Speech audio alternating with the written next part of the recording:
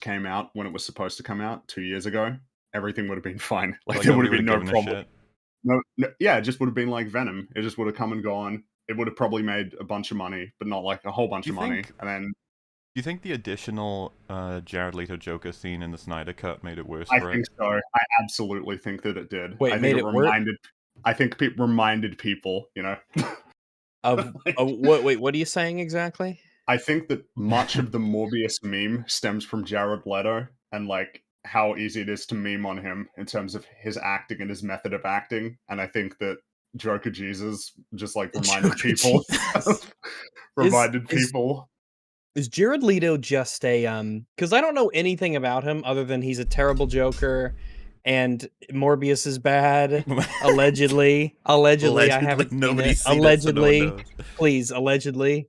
But has he done anything bad? Is he like a terrible person? I have no idea. Or is he I've just seen him- unfortunate? I'd seen him in plenty of movies up to Morbid Time, and like he's been just fine. I don't think I've ever seen him in a movie where I've gone like, man, that movie was made by Jared Leto, as in like he carried it. But you know, Suicide Squad. Maybe it's just yeah, like the whole Squad. method acting thing, right? no, like I think he's that got is it. He's probably the only actor that's been this railed in terms of process of method acting. Well, he's on rails. I guess it's he's doing I guess- rails. I guess it's a matter of if you're method acting, there's almost an expectation that you have to be like really good as like a trade-off, you I know, think for so, that yeah. process. Maybe so he if you're needs not to really method good- act as a good actor. Do you Well, I see mean, what he go was another doing on layer. Morbius, where he would have crutches and use them to go to the Yep. bathroom? Yep. Yep. Why would he need to do that? Apparently he held up production by doing this. Like, what the How fuck are much? you doing? Wait, wait. How many times do you have to take a shit to where you hold up production of a movie just because you used crutches to go to the bathroom? Hey man, long filming hours. I don't know what to tell you. Like it's Or bathroom's really far How away. long are Jared Leto's poops? Is what I He want to said to know. put it really far away so that he could immerse himself in the struggle of crutches, I guess. No. Of crutch pooping. He identifies as disabled now. We'll see, but He's pooped so many times in No, crutches. it's because like I think in Morbius the whole idea. This is what I mean. Nobody's watched the movie, but I'm pretty Yeah, I don't know sure- what the plot of it is, except pretty it's sure got the Jared idea is Leto that, in like, it. he's got some crazy illness that's like super debilitating, and he walks on crutches, and then Is he becomes, Morbitis. he becomes Morb, and that's when he loses the, Is when he loses Morbius the his crutches. character's name or the creature's name? I think his name is Morbius. No, No, his name is yeah, Michael Morbius. Morbius is his last Michael Morbius. Morb. Michael Morbius. Michael Morbius. What would you had alternatives? Surely like Jordan Morbius or Well, Well, you got Mike- to alliterate. alliteration, yeah, You that's a gotta common comic alliterate, book thing. yeah, oh yeah, it's a big Marvel thing. Manny Morbius. That really is a Marvel thing, isn't it? Like, there's not many. I guess Clark Kent, like the first superhero. Thing. Lois Lane, Lois Lane, Peter Well, it's just 'cause- Parker, That's not Well, well. Batman. So, Batman, like could well- you please tell me where the alliteration is in Batman, right? The A's.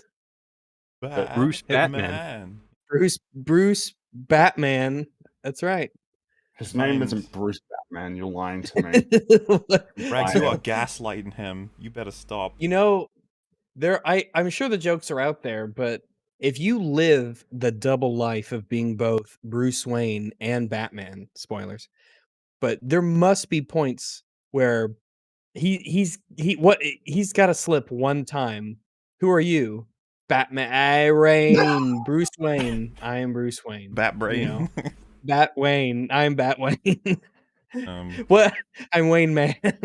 dude, Bat Okay, brain. I What feel if like the whole this, I city feel went? like this would probably not happen because I have a hard time believing when he shows up in full costume, somebody would look at him and say, "Who are you?" when he clearly looks like Batman. So I'm They'd sure he's say, probably I only think- asked, Vengeance. "Who are you?" I am going to Yeah, stop who you are right you when there he's because actually in the Bruce Wayne outfit now?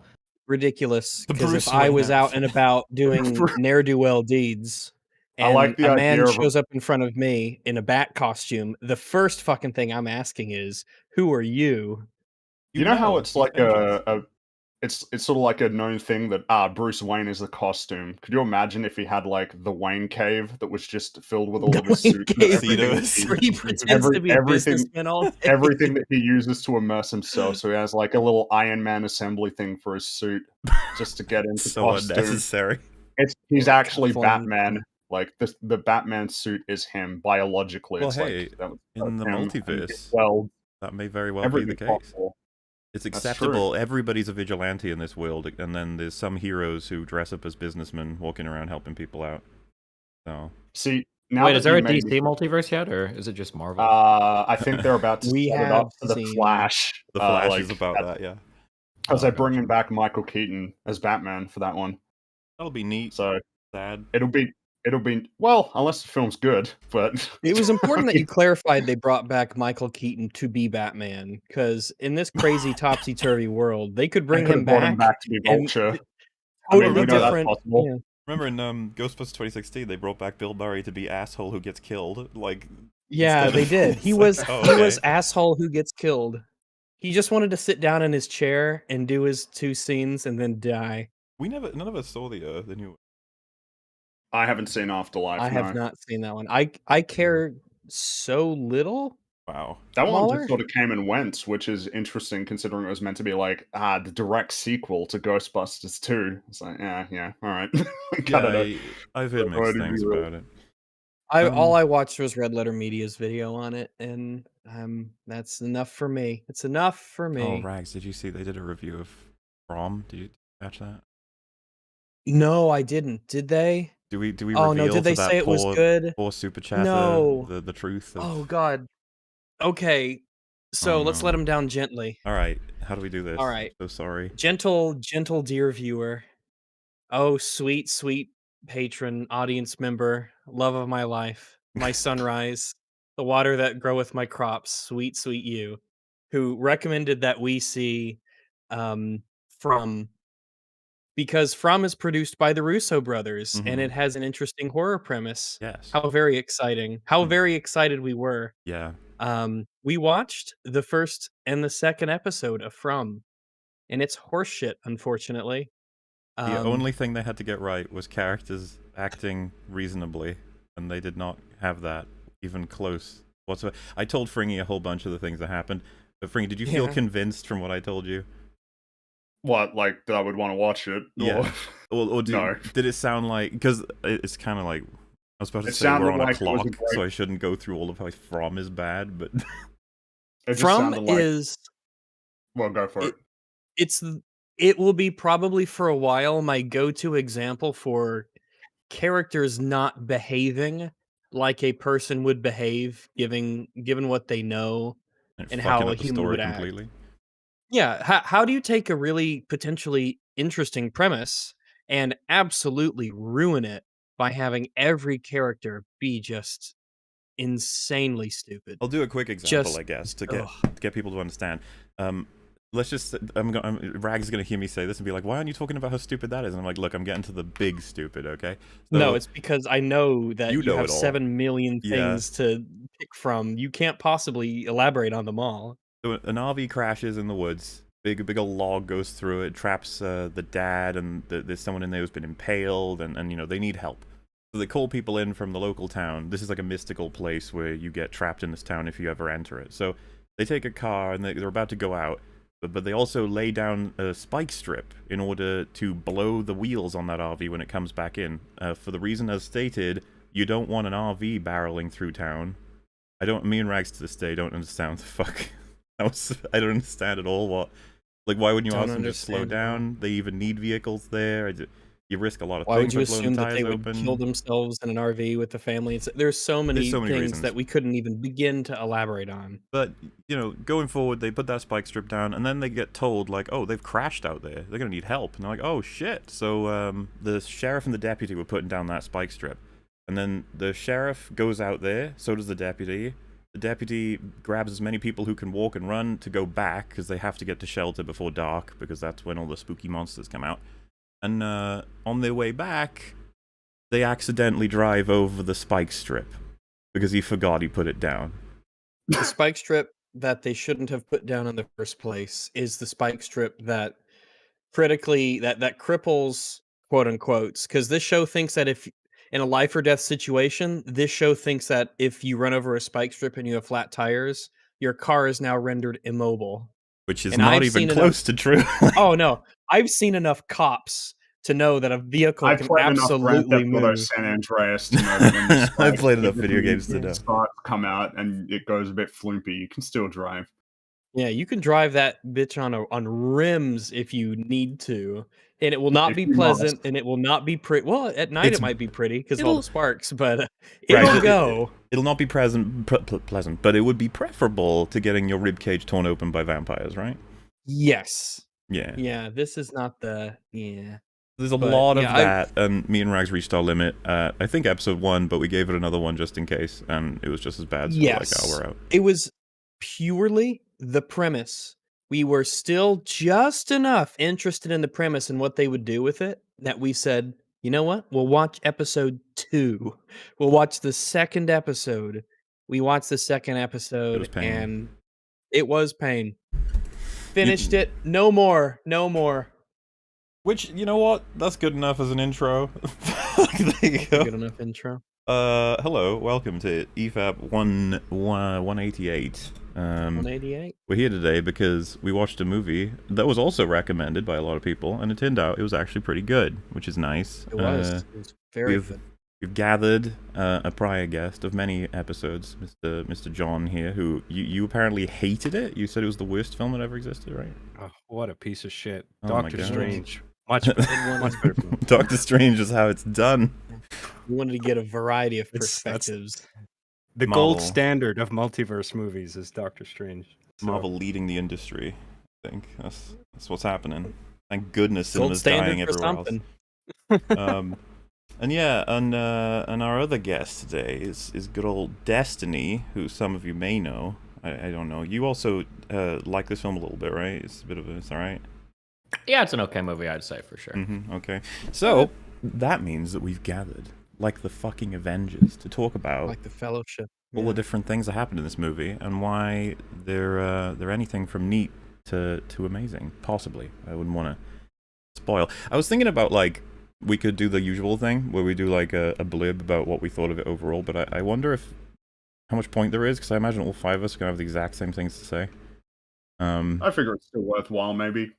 Sure. Why don't we go? I was about to say with the guest first, but then I was thinking like, what if he has no clue what I even mean by it, and so maybe we should go with. By what? One Give of your us first. impressions on a movie? Yeah, you know, sometimes people can just The crack bar is real low hours for on end. guests here, huh? I don't know. Like You, impression. the people we Let me look drag at, in let me on look this. at that word real quick. Impressions. Jeez.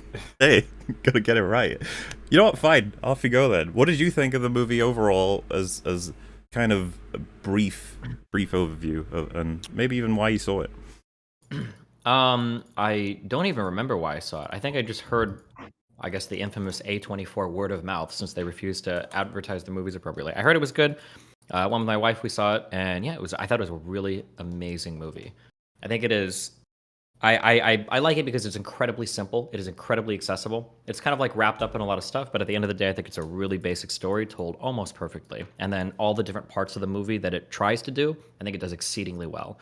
The humor, the music, the genre bending, and everything. Wow, beautiful. There we go. All right, Fringy, do you want to go next? Yeah, sure. Everything Everywhere All at Once is great. It's kind of similar to what was just said. It is a pretty straightforward story in terms of it's got like a really well-defined small scale core and basically focusing on a few characters and essentially like plights and feelings that are pretty universal and in a sense, I guess you could say mundane or normal, but then sort of couched within the context of this really insane, wacky like story that's leveraging the multiverse to say something meaningful about the human experience. I think it's like probably one of the strongest examples of blending comedy and drama. Fantastic character writing. Yeah, lots of great humor. I really enjoyed it. Sweet. John, what have you got to say? It's funny because I saw this and Doctor Strange on the same day, right? I decided to make a day of it at the theater. That's funny. Really? And I had higher Which one did you see expectations. first? I saw Everything Everywhere first, Oh, but I was expecting more from Multiverse of Madness because I hadn't even heard of Everything Everywhere All at Once. I saw the poster, and then I looked up a little bit about it, and I saw it was a martial arts thing. I'm like, I'll probably dig this. Went in, blown away. I could not believe how good it was. And like multiple times in the theater, I'm like, I cannot believe what I'm watching. Like, this is one of the funniest fucking things I've ever seen. But like, in addition to being funny, also like Destiny was saying, simple yet profound at the same time, and what it has to say is so relentlessly positive and true. And it's like my new favorite movie to throw on if I'm like sad. You know, it used to be Office Space was my go-to movie for throwing on, and I think there's some overlap with that premise in some way. Like a guy who wants to do nothing and then finds out that that's really unfulfilling.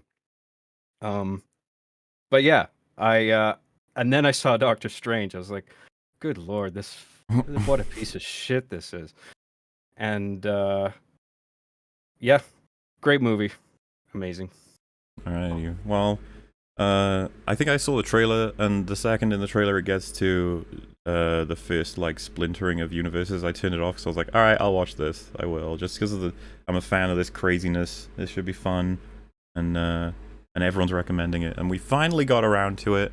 Man, did not expect to enjoy it so thoroughly. And I think even when, because me, Rags, and Franny watched it together the first time, and even in the first 10 minutes, the movie, by comparison to a lot of films you'll watch these days, just feels so fucking alive.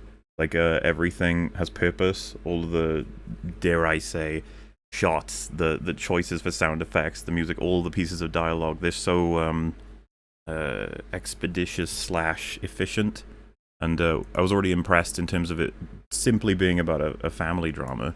Is what I could have been convinced we were actually getting in full.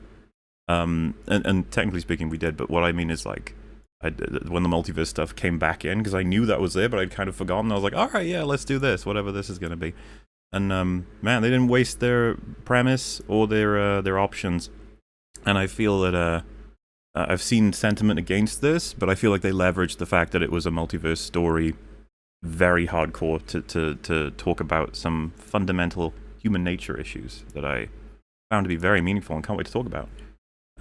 Yes, very good. Rags, what do you think? oh my goodness. Pretty much. I'm just going to be echoing the things that people before me have said. I have nothing but praise for this film. I was thoroughly absorbed into this cast of characters in the first 10 minutes. It is excellently acted. It is a great mixture of different tones. It made me laugh. It made me cry. It made me do all the things that a film ideally should do. It told a story, it had a message, it was artistic all the way through. It just drips with personality and character. It is it's an excellent experience. I would recommend it thoroughly, and I only hope that this movie's greatness will help encourage for similar things to be made. Um, and as we talk about the movie and what happens and all the different layers, because this is a movie that anyone could watch, I think, and enjoy. But the more observant and the more, I guess, what's the word? The more film savvy you are, the more you will pick up. There's a lot of good subtextual stuff happening here, and I'm just thoroughly impressed with this movie. Sweet. Well, with no time to waste, we're probably just gonna get right into the movie. Why not? I know that there's already several people in chat who are like, "Wow, you actually loved this?" It's like, fine, let's get some arguments done, shall we? So, the film opens with we're looking at a mirror and their the family main characters, all three of them, doing some karaoke. It's the kind of thing where I've talked about before, especially when we covered Arcane. But like the opening shot is for movies is oftentimes going to be some kind of major point, and it'll come back once you finish the film to be a lot more meaningful potentially. But the cool thing I think to draw from this when you first go through is just the common sentiment about stories, about fiction, which is that there's that saying where it's like a window into another world, when I think it's more common, or at least more accurate to say it's like a mirror. And the way it works with this is the mirror is knocked down as she enters her room, and then we move into the mirror to watch the film. Like, I just think that's a neat flourish for setting up the fact that It's a great like choice of camera, camera movement. Yeah, and it's just framing. the beginning of loads of direction in this film that is, I think, impressive. Inspired? Oh yeah. It doesn't give you that, aren't we artsy? Look at what I can do. It doesn't ever give that vibe. Everything seems like it's kind of deliberate and purposeful. I was about to say, I think that's something that will become sort of more apparent as you go through the film. Is like, yeah, you thought about like pretty much every facet of this, didn't you? Oh, I think so, yeah. But that alone, as a start, you're already like, huh, okay. Because that's just, it grabs my attention more when you do stuff like that, because I'm just like, oh, sweet. And yeah, we just start with our main character doing some taxes, but I really like the shot they've got, because when her husband, Wayman, shows up, he stands in just the right place, so there's a mirror in the background that can show his face. But you can't see his face in like the main frame. No, and he takes the form she's looking at and just slaps it down. He has like a big old smile, and she's just like, I think she says, stop playing, we don't have the time. Which again, the first line of any story to me is often very important. I feel like the whole film is going to be making a counter argument to that idea. It's not a grandiose opening for a movie. It's very, very down to earth. It's very mundane. It's not like it opens with some crazy action sequence or some wild grab you with the spectacle. It's very just relatable, people talking, storytelling through the environment, how people behave, how they talk. Very, very, very relatable. When And we that's talk kind of about what like grabs you in its place. a house that feels lived in, it doesn't feel like Yeah. a set. This is one of the strongest examples. Yeah, Yeah, this totally. doesn't feel like a set. None of When these places feel like sets. When you guys do this, are you allowed to reference other movies, or do you try not to do Oh, that? go for it, yeah. Verboten, forbidden. So when I engage with media, one of the things that I enjoy engaging with media for is seeing like what is something that this medium does exceedingly well that doesn't translate to other mediums. So like a really good example is like anime. If you watch anime, it has like a certain look that doesn't really translate to like live action well, because it's just like a different type of thing. I think when it comes to film, you can show so much. And I give really big props to anything. You can tell the beginning of this. It almost reminds me of Uncut Gems. It's so tempting, I guess, when you're making a film that like the first like 30 seconds are, here's a narrator, huge shot to give you an idea of where you are. They introduce the characters. They introduce what's going on. I hate that. I hate films. Not all the time, but like when you have a narrator or when you're doing narration, it's so much worse than if you can just give us a bunch of shots to give us an example of like what kind of world we're in and who the people are. So I think back to the not to get too far ahead of this, but like the beginning of this movie and this part of then going forward reminds me a lot of the beginning of Uncut Gems, where there's no narration. You're not really, they don't really hold your hand through it, but you can get a really good idea of the world that they live in and everything going on around them in a way that's really unique to the medium of film. Like it's really hard to get this across in text or something else. Yeah, no, I think it's Leveraging true. it as a visual medium to convey stuff that would otherwise you'd have to convey through prose or through like narration in like an audible form.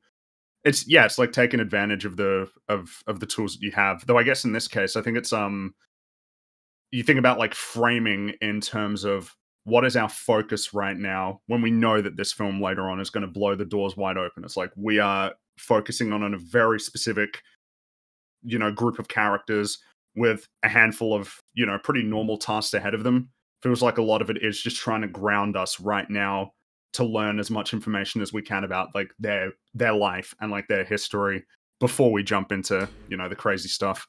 Yeah, and what I think is neat is that every sentence is going to tell you a lot, where I think in a more feeble script they don't take advantage of understanding that's what it means. Like one of the first things Wayman says to her is, "I know better than to ask to help you," which is interesting. It's not the most normal thing you'd expect a husband to say to a wife. But that's the thing. This opening is going to establish the issues in all of the main character, being Evelyn's relationships, be it with her husband, her father, or her daughter. and they're going to have to do it real quickly because we've got a whole crazy story they want to tell. But they need to get this stuff foundationally set so that we can understand why other things are going to be much more meaningful as they happen. But yeah, and in the background... The family being encapsulated in the mirror, like that's the first shot, right? And they're singing karaoke together, and that kind of like, that's everything. That will end up being everything to them, right? It's just like that family togetherness, and then that does that jump cut, I suppose, where they're gone from the reflection. Like, it's just not necessarily obvious what that means yet if like you're watching it for the first time, but on subsequent viewings, it's just like, oh, that's what they were doing. Like, oh, Is that how you say that? Great. Subsequent? I think so. I think I'm using that right. There's subsequent. Like something that follows something else. There's way too many bongers here for me to correct any pronunciation because you guys say half your shit incorrectly. You say that as if there's more than one. What the fuck are you talking? Or is that way too many already? It's already too many. Oh my god, I'm fucking outraged. Anyway, sorry for that segui. Yes. So he almost hands her a form, and she grabs it very casually, and he looks panicked when she does. And it's just like, he's still pretty happy disposition, though, 'cause it's interesting to find out what that form's about. But, yeah, he really wants to talk to her about it. We're going to be spending time, obviously, just... She's in a mountain of taxes, basically, which is going to be an important, I guess, foundational argument for why life can be pretty painful. But it's gonna be like a constant motif, I suppose I should say. But she immediately just like rolls out all the things she's got to do before her dad wakes up, which is like, we need to get the ceiling painted in the lower floor. We need to get food ready for all three of us, and we got to get everything ready for seeing the IRS agent and stuff like that. And she's asking him for help when he's desperately just trying to show her this form. And he tells her that they've set up a fun surprise for the dad tonight, which is going to be regarding a party and stuff. It's all just very normal stuff, but the thing you notice straight away, and I thought it was interesting, and it'll be interesting to compare with Doctor Strange, actually, that's going to come up a couple times, they switch languages in the middle of sentences to sometimes say as many as 1, 2, 3, or 4 words. They'll go into they'll be speaking like Mandarin or Cantonese, and then they'll move into English temporarily, and they'll move back. Now, Yeah, sometimes it's just a couple words. It really is because this was one of my complaints about Doctor Who. Strange. Sorry, why did I even say that? This is what fuck Doctor Who. Doctor Strange. It's one of my biggest problems with Doctor Strange, Multiverse of Madness. See, you can't even say the name. But how they would go from one language to another in a way that just didn't feel like that's actually how it would happen. It felt too jarring and unnatural. But this film, and I'm sure we'll talk about the similarities and differences between this and Doctor Strange. It's hard not to. We were already making comparisons when we were watching it, but the way that our characters, our bilingual characters, speak to one another, there's just this natural flow of sometimes a word in another language slips out, or they will. It's hard to explain, but it feels very natural. Well, the way I would argue Everything that they say to each other is in Doctor Strange, she'll complete English, and then she'll just do a sentence fully in, like, Spanish or whatever, and the character in universe has no reason to do it for any reason other than to prompt the fact that Doctor Strange does not know Spanish, which is, like, a comparison to his alter self. It's just like, okay, that felt just annoying and rude. In this, they keep slipping just into different parts of it with specific words or portions of sentences. It feels almost accidental. Yeah, because it's hard to force that. That's something that they would have had to get right probably on a couple of takes. You have to learn, like, your character needs to switch to English in the middle of your sentence in a way that makes the structure maintain if you were to translate. That's difficult. Yes. And yeah, to me it feels like a much more natural representation of how being aware of multiple languages, like, because Metal does it every once in a while. He's a guy who pops on the stream every once in a while. He can get English confused as well as possibly wonder what the correct word is because he's not aware of a particular translation, so he'll just resort to his primary language's version, which I think is what happens with these guys, is that they speak English to all of their customers constantly, but then they speak different languages to each other because that's their the one they're more ones. familiar with, the ones that they know best. Yeah. And we'll talk more about that very soon. Here's like an interesting piece of criticism. Have you guys seen John Wick? Yes. Yeah. The first one? Any of them, I think. John Wick Yes. does something that I super love, and I want to see more people do this in film, but it never happens, is a creative display of subtitles. I don't know if you remember in John Wick, when they stick Yeah. they do that Like really a comic book. kind of, yeah, like the colored words, the rolling them over the screen slowly. Maybe it's not appropriate in all cases, but this film, as we'll see as we go through, is like a very, I don't want to say artsy film, but they do a lot with what's on the screen. I wonder if there would have been a more entertaining way to display the subtitles, or maybe they just thought, like, screw it, we'll just put the subtitles here. We don't want it to distract from everything else going on the screen. But I do remember when I watched the first John Wick, it was the first time in my life, aside from shows doing like texting kind of on screen, it was the first time I'd seen subtitles like elevated to some kind of artistic form. And I was like, oh, that's actually really cool. It would be interesting to see something more like that. But yeah. I think one of the reasons why they probably went with a more typical subtitle display is because, especially the first 25 or so minutes, but it's probably about 20 minutes of this. It's a totally normal movie. It's just people running a laundromat. It's very mundane. It's very down to earth. There's nothing artistic, quote unquote, about it in that sense. It's very just matter of fact. And this is just a slice of life. This is these people's lives with each other. And maybe just the fact that the subtitles are so plain is, I don't know, maybe that's just appropriate the way it is.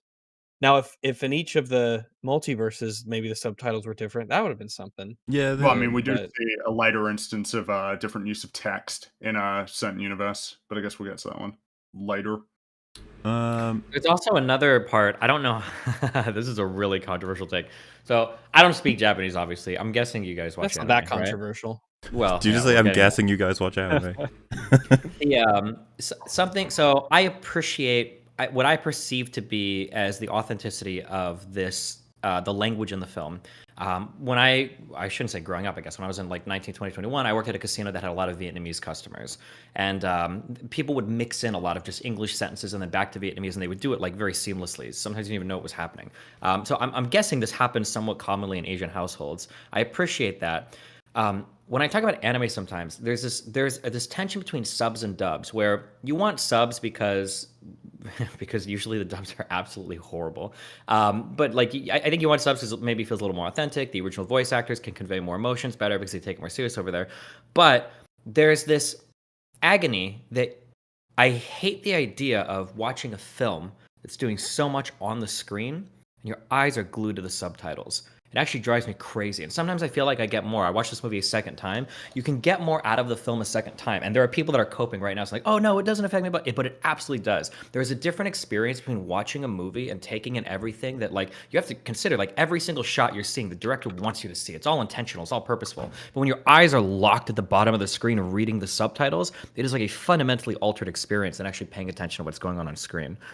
Would So- you I say that your prefer- eyes are locked on the subtitles when you watch it, for the first time? Like, locked on them? Maybe not locked, but there's a different feeling between like just looking at what's going on versus like reading the subtitles, looking back, reading the subtitles, looking back, reading the subtitles, looking back. Like I think the attention that you have is a little bit different for the film. Like I felt like I saw a lot more the second time I watched it because I didn't really have to pay as much attention to the subtitles. I know what's going on, I know what they're talking about, and then the shots are so dense sometimes. And like even one of the things we just skipped was like a picture of like like her as like a little baby with her father and stuff. There's like so much stuff you miss when you're even if you read quickly when you're glancing at subtitles. Well, I so think.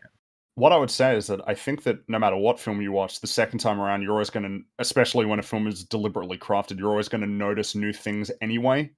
So, like, I guess I'm not sure how much the subtitles are going to detract from your experience the first time around, so much that, like, the second time around, you're not going to get as much as you would with a could film ever that has no know. subtitles. Here's a question. Have you ever actually been immersed enough in like a foreign language film that you forget you're reading the subtitles? As in, you're like engaging with it on that level that you scan down and back up so quickly that it's like being consumed? Because it's happened every once in a while for brutally me. reminded I- reminded every time I have to read subtitles, especially because it ruins like the it's funny because in some ways we listen to we want the subtitles so it's more authentic, but it also kind of ruins the flow of the conversation as well because you're getting like huge blocks of text every time that's not being delivered as the people are speaking and everything too. It changes it a little bit. I'm not saying it's bad, just like something I have in mind sometimes when I watch things. I guess it depends on how the subtitles are displayed. Some stories will not just bombard you with the entire line; they will stagger them. I think Spirited Away did, because I watched Spirited Away with the sub, Subs, yeah. And like I don't feel like I missed out on anything by doing that. At least not so much, like, especially when the trade-off with a lot of anime is going to be like, do you really want to listen to the dub over like the original Well, lines the way it was intended? You know, it'll always be dependent on, because like I know the response to this is like it's just what, you know, if the dub is bad, that's the problem. If the dub is good, then it's fine. Which to a degree is okay, but like getting the original, because when you read the text and you listen to the way that they're delivering the line, even if you don't understand the language, you pick up the emotion. Which is seriously like why I have not been a fan of watching dubs for a really, really, really long time. And I would argue it is mainly because I can't trust them. I feel like I can trust subs more. They have a more reliable result. And I really don't mind watching a great movie more than once. Especially if it means I can, because I always end up picking up more stuff if it's a movie I think that was pretty hard handcrafted. Even in the subtitles, I would have read them all the first time around. But once I get a greater understanding of the context of the whole story, I can read them all again and know more so what I can pick into them. I don't blame anybody for picking either, but I just err on the side of caution with how a dub can destroy a story more so than subs typically do, with both of them at their worst.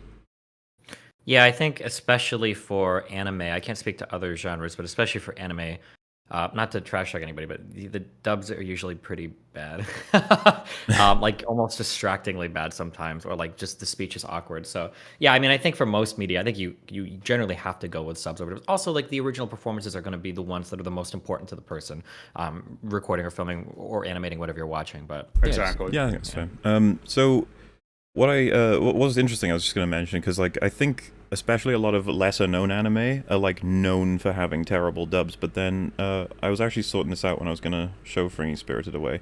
I was like, I wonder what the word is on Studio Ghibli dubs, and like apparently they are known for having incredibly good dubs to the point where the community themselves are like, they recommend either they're both good, the sub and the dub, which is interesting because the dubs will often have like famous American actors and stuff, which can be more engaging for people who don't watch many foreign language films.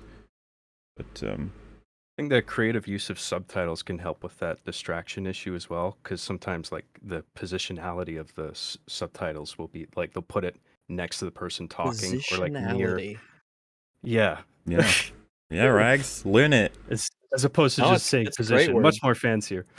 But next to the person talking or like near the focal point of the image, so you know it's not always locked to the bottom, or you have to switch back and forth. Like I did find that with this movie, because like this movie moves, like the shots are dense. Not only that, but it moves at quite a fast pace as well. And it's very fluid movement a lot of the time. They'll scan around, so the world isn't treated as though it's always cut up into pieces. It's one big living world. But yeah, the subtitle point as well, that you often find, I think in a lot of movies, especially modern ones, whenever they're texting on phones, it'll often be that the text looks like the way it would on the phone, and it scans up next to the phone. It even traces with the phone, if you know what I mean. Yeah. I know there's a thing for that a lot of the time these days, because that's not quite subtitles. It's rather just trying to show you in bigger text rather than showing you the phone, because it can be awkward. But Yeah, it's text. This is what the text would look like. It's yeah. And that's actually, I would probably argue that can create a bit of discordance with this film if you're first time around, the fact that they're switching languages, even though you've got like a guide with the subtitles. And if you turn on like the English subtitles too, it'll mostly have you covered. But I could see people even getting confused with that. But I appreciated only having to glance at the subtitles occasionally whenever they would switch languages. You know, yeah. when they're speaking had a English problem, again. but I guess that's just person to person. Yeah, I really enjoyed. It was fine for me, but reading and then hearing familiar words and yeah. There's a line where he tries to calm her down. She's panicking about all the different things that are going to go wrong, and he says, "Your father's going to see a happy family and a successful business." And she says, "That's not what he's going to see." And then he says, "But it's what we see, right?" And it's just like, damn. Because she doesn't say yes. And it just sort of has this wide shot of just, clearly she's not happy. But yeah, her dad wakes up, and so it just pushes everything forward. And I think they get a buzzer for customers, as in like, they live right above their laundromat as their business. And so if a customer has a problem, they have to buzz them and they come down the stairs to see them. And so she's got to deal with that, and the dad's awake, and the dad needs food. Like, it's very frantic. We're literally like 3 minutes into the film, and it's already just, there's so much shit happening. And I think that, like, YMS has said the same thing. I think this really is a film you need to see twice if you want to gather everything it's doing, because it's a lot of information for the first time around. Which I think is actually really typical of A24 films, right? Hereditary was the same, Midsummer was the same, The Lighthouse. Like, you can watch basically every. Hopefully, this doesn't turn into an A24 circle jerk, because I know that's like a thing on the internet right now. But I mean, damn, it's a cool studio. But like, for almost all of their films, if you go back and you watch it a second time, you'll hear things you're like, oh, holy shit. I guess like minor spoiler for like Hereditary, but like when the mom, I think, is talking about like her family, or she'll be like, oh, like this happened to my uncle or whatever, and you're like, oh fuck, she was in the thing or whatever, right? Like, I think you pick up a lot on that. That seems to be the case with a lot of A24 films. Yeah. To be fair, I haven't seen Midsummer. I've seen Hereditary. What did you think of that? Do we want to go through all the frames? No, I'm just kidding. I thought it was a solid film. Yeah. That film, fucking that one. Do you remember the bit where he wakes up in the house? That shit freaked me out when I spotted the in the corner. Yeah. Yeah. That was good shit. I enjoy stuff like that in my horror. But anyway, so she leaves the room to go deal with the customer, and we see that her husband's looking at a petition for dissolution of marriage, which is like, oh shit. And it really cuts strange because of how positive he's been throughout this whole scene. Very upbeat, very friendly. And it's just like, damn, he's trying to hand her a thing for divorce. Like, all right. Which it'll make more sense the more we go. And yeah, so they've sorted out her and her husband, and then we get introduced to her daughter, who's staring into a washing machine, or dryer, I think. I guess it's both. Just losing her. Just staring away, which I think when you first watch it, you're just like, that could mean anything, but when you've seen the film, you're like, oh. Yeah. Oh man, I took a friend to see this film the second time. I felt like such a loser watching the second time, because there are parts of the film in the beginning that are really sad, but they're not supposed to be yet, because the other person understands, not to get ahead of it, but like, yeah, in watching it a second time, like, oh no. Yeah. Well, and I love that it's like, this will make more sense to people listening when we get further through the film, but she is distracted from staring into the void of the dryer by a girl kissing her, like, and dragging her out of it, which is so very important to a lot of the things this film tries to say. All right, what happens next? Again with the dialogue, because the reason I'm getting staggered here is because of copyright. I'd like to just fucking play the movie and talk over it, but I can't do that. Otherwise the stream will get banned. So the dialogue again is all very, very specific. She just comments. This is the thing. You need to get information out to your viewers, but how do you do it in a way that's not just clunky as fuck, like a certain other movie? I'm not going to say its name too many times, okay?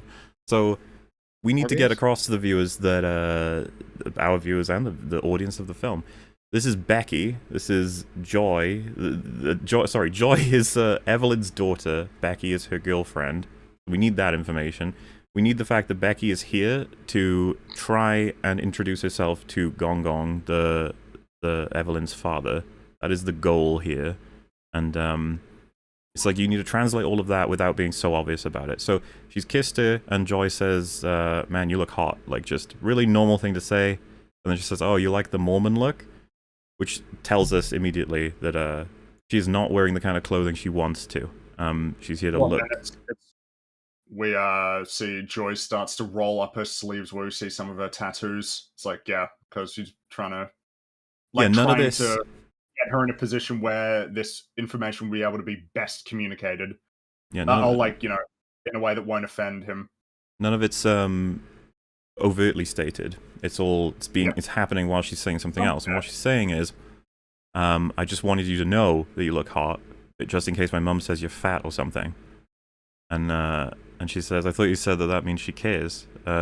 Which again, the dialogue is telling us something completely different while we're getting a bunch of visuals to tell us something else. Like, not contradictory information, just information. It's coming at you real fast. That line. Well, it sounds like what's being told when I hear things like that are, you have a couple that it's pretty clear that her mom has given Becky shit in the past, and when they've gotten into these conflicts, Joy is probably trying to smooth things over with Becky, like, oh, no, when my mom says it, like, it's because she loves you, okay, I promise, right? When the reality is that her mom is probably not 100% on board with Becky, because your traditional first-generation Asian immigrant parent has a daughter who is gay, plus the mom has a dad that she's trying to like deal with, right? That's what I hear when you say things like that. So you can see that like as she's trying to make her presentable, like hide your tattoos, I need you to look as proper as possible, like listen, but at the same time she's like, oh no, it's not that my mom doesn't like it, like she loves you a lot, or whatever. Like that's kind of like what's being conveyed, I think, with that line of dialogue. Well, I just think so much stuff at once, and it's kind of awesome that even if it was Joy convincing her that it's not because she cares in any way, shape, or form, it seems like Becky's a little bit more upbeat, regardless between these two. That line of when she says, "You look fat," that's I mean, she cares about you. That is what the mom will say to the daughter later. Hey, What? stop right there, bitch. He broke the rule. I didn't break it first. He broke the rule. Okay. You broke the rule, right? Are you The writing rules were points? meant to be Make sure you have broken. that on a board. Okay. I didn't break that one. Honestly, congrats, I'll by be the a way. maverick. What? So when you have a thought like that, put it in a notepad and then bring it up later. Because we're not allowed to do that, right? Gosh. Say, That Yeah, will just go, cause tension that it might be something that you'll call back to later. Big old rather flag than on it. Jumping ahead. Once again, I am the lightning rod of hate. I'm being victimized by others around me.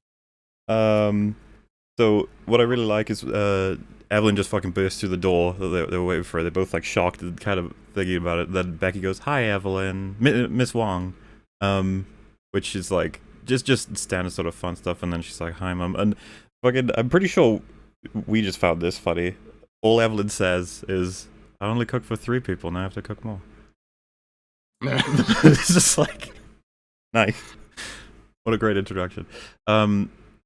Yeah, and I think it's like she's just very matter of fact, and I think like all she has time for in life is work. Like the scene could have been easily like Becky giving flowers to the mom is like, "Oh look, I love you," and the mom's response would be, "Great, I don't even have a vase for these. I have to go to the store now." Like that would be her response, you know? Yeah. Everything is like something that has to be solved. There's no time to stop and appreciate everything. It's just the constant grind of life, you know? Mm-hmm. Yeah, and it's like it's eroded her social cues like completely. She's not even detecting what would be wrong here, I don't think, because she's got some, like I said, problems to solve. There's loads of them. Yeah, and they head upstairs, and you've got Evelyn even says like Joy and Becky are here, and then Waymond is like surprised that she's surprised by that, because he's like, well, yeah, we asked Joy to translate for the IRS agent, and she said she would bring Becky so Becky can look after Gong Gong while we're gone. And it just looks like Evelyn completely forgot about that. Obviously, because she's dealing with all kinds of stuff. Which, all of that really does make sense. And then Evelyn starts spending the scene trying to find a way around that. It's just good to note as well, as soon as Joy and Becky enter the room, Waymond hugs Becky. Like it's just this completely different sort of... Tells us a lot about something that you'll notice about Waymond and his disposition, compared to Evelyn. Yeah. Feels pretty indicative of something that's a pretty significant sort of moment later on. But let's not going to jump ahead this time. Yeah, and then she says, which is fine. He can so the Evelyn presents like an opportunity of you stay with Gong Gong because my translation's good enough, and Becky doesn't even have to be here. Like she can go. And it's just like this, again, this implication of like Evelyn's trying to solve Becky's presence here when the whole point of Becky being here from Evelyn's point of, Joy's point of view, is that we're trying to have her become more accepted within this family dynamic, as well as Gong Gong finally understanding who she is, who she represents, all this stuff. But at the same time, she's mixing up he's and she's because of the complication that she says in Chinese, just one word. And so it's just one on top of several references that Evelyn's English is not fantastic, or at least it causes a problem. Well, I don't know if I feel like that's just the mom doesn't want to accept it. I don't think that's actually, I think her English is good enough. I don't think there's actually a problem there with the translation. I think the mom is just like, she almost like doesn't even want to think about it because the relationship is so non-traditional. Or I guess that's the kind of takeaway there that I had. And then she's kind of like giving like, well, in Chinese, it's the same thing, blah, blah, blah, blah, blah. It's like, I don't know about that one. I'd be more willing to agree with you if not for the fact there's loads of references throughout the film of her poor English, basically. Is there? Maybe. Well, you jumped ahead now, so I guess we'll see what we get there. Wow. Yeah. Well, that's fair, though. I'm not doing nothing. Because I would, in a hypothetical world where future things like that come up, I wonder more, is it really the language that's the problem, or is it her attention?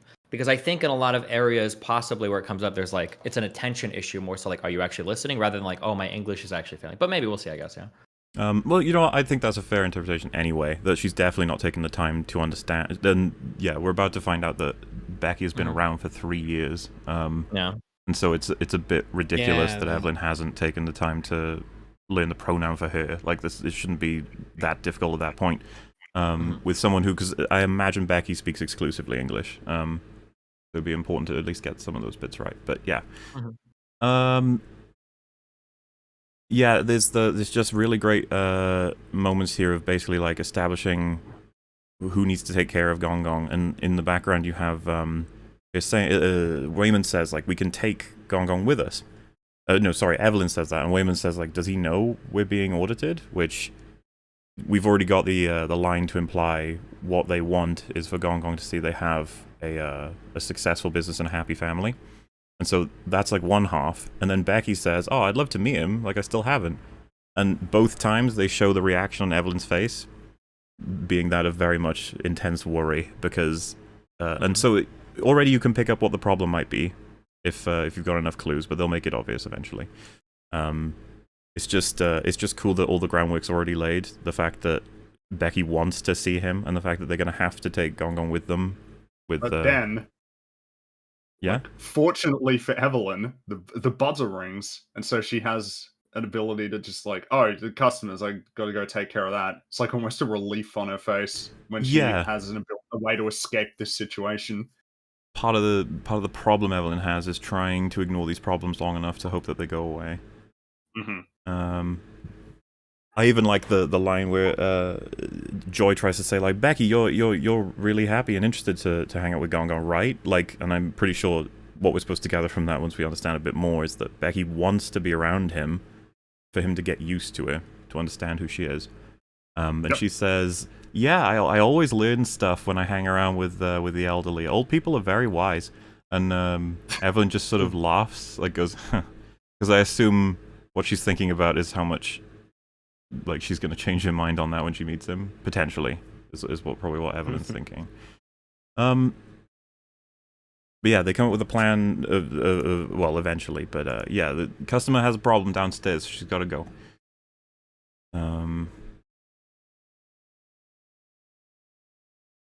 Feels pretty indicative of, I guess, like the nature of their life, that when descending this, I don't think we see the staircases before that moment. Like, descending the staircase is just cluttered. There's so much stuff. Yes, and she's there's like a cue to for Becky telling Joy like do the thing, and it's clear that they just want her introduced to Gong Gong, and so the rest of this scene now is Evelyn just trying to absorb herself in her work while Joy is desperately trying to get her to acknowledge that Becky and Gong Gong need to meet.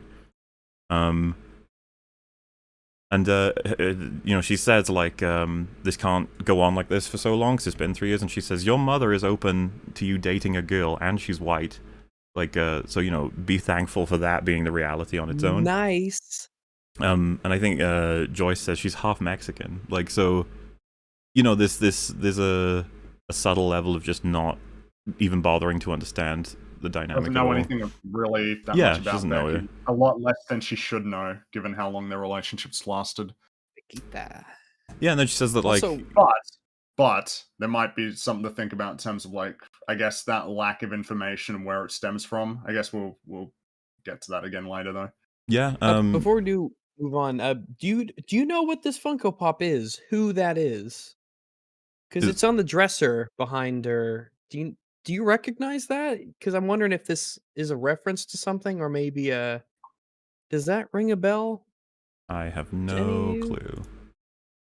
Anyone in chat where they all have the same faces, but like you. What's the problem with Funko Pops? You can't fucking tell. The big black eyes. Generic. Yeah, I don't know. Though it is probably deliberate for all we understand with how this movie goes. But yeah, she says like telling Gong Gong at this point could kill him, or would kill him actually, and Joy's like, no, it won't, it's ridiculous. Then you get so a lot of the characters that start coming in as like tertiary people who are just involved in the laundromat end up turning back up in the movie later. So it's just fun to see them at this point. The first one is the lady where she just sees her, just goes, "Oh wow, big nose." It's just like, Sounds like another rule break to me, Mauler, but okay. hey, Yeah, we never. that's You're bringing more up of her a big nose before we got there. more of a be aware thing, okay? Uh-huh. It's not anything else. Jeez, Okay. racism. So you start to like I think there's a line. I'll probably jump ahead just a tiny bit here because there's a line later as well. But she says, "I'm giving them my ticket." She doesn't know what it is. She's on the phone. She says they don't read minds. And a little bit later on, like a minute, when there's improper change, the guy she's talking to says, "I thought you guys were good with math." And it's just like, or math, I can't remember what he says. But point being, there's these bits that get added up, and even Evelyn comments on it more overtly when she gets to the IRS. There's tensions of multiple kinds. Yeah, the main thing I think we're supposed to take away is the fact that it's 3 years of this, and she hasn't done anything about Becky, because I assume she thinks it's hopefully a phase. Yeah, maybe. But again, It'll sort itself out. Maybe they'll break up. Maybe it's not something I even have to worry about. I have more pressing concerns. as like the conversation ever gets closer to actually getting to the point, someone just moves into frame asking for help with something to do with the laundromat, or just distractions everywhere, of course. Then yeah, there's a guy whose money's been eaten by the machine, so she calls down Wayman to help out. And you just gradually, as the scene goes on, Joy is just getting progressively more and more depressed in the background because she can't get through. Until they head I think up. this is the scene, but I think there's only one swear word in this whole movie. Really? And it's in that one. Maybe there's more. The only one I'm remembering is when Joy is venting to her girlfriend, and it's like it's an appropriate use of like cursing, right? Because they would swear when talking to each other.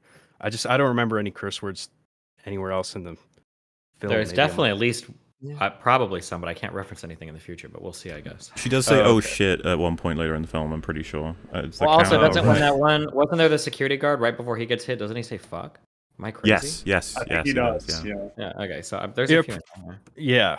Wow, I John. thought there was a fucking single curse lying word to film peaceful us. use Debunk of swearing live. overall. That's my point.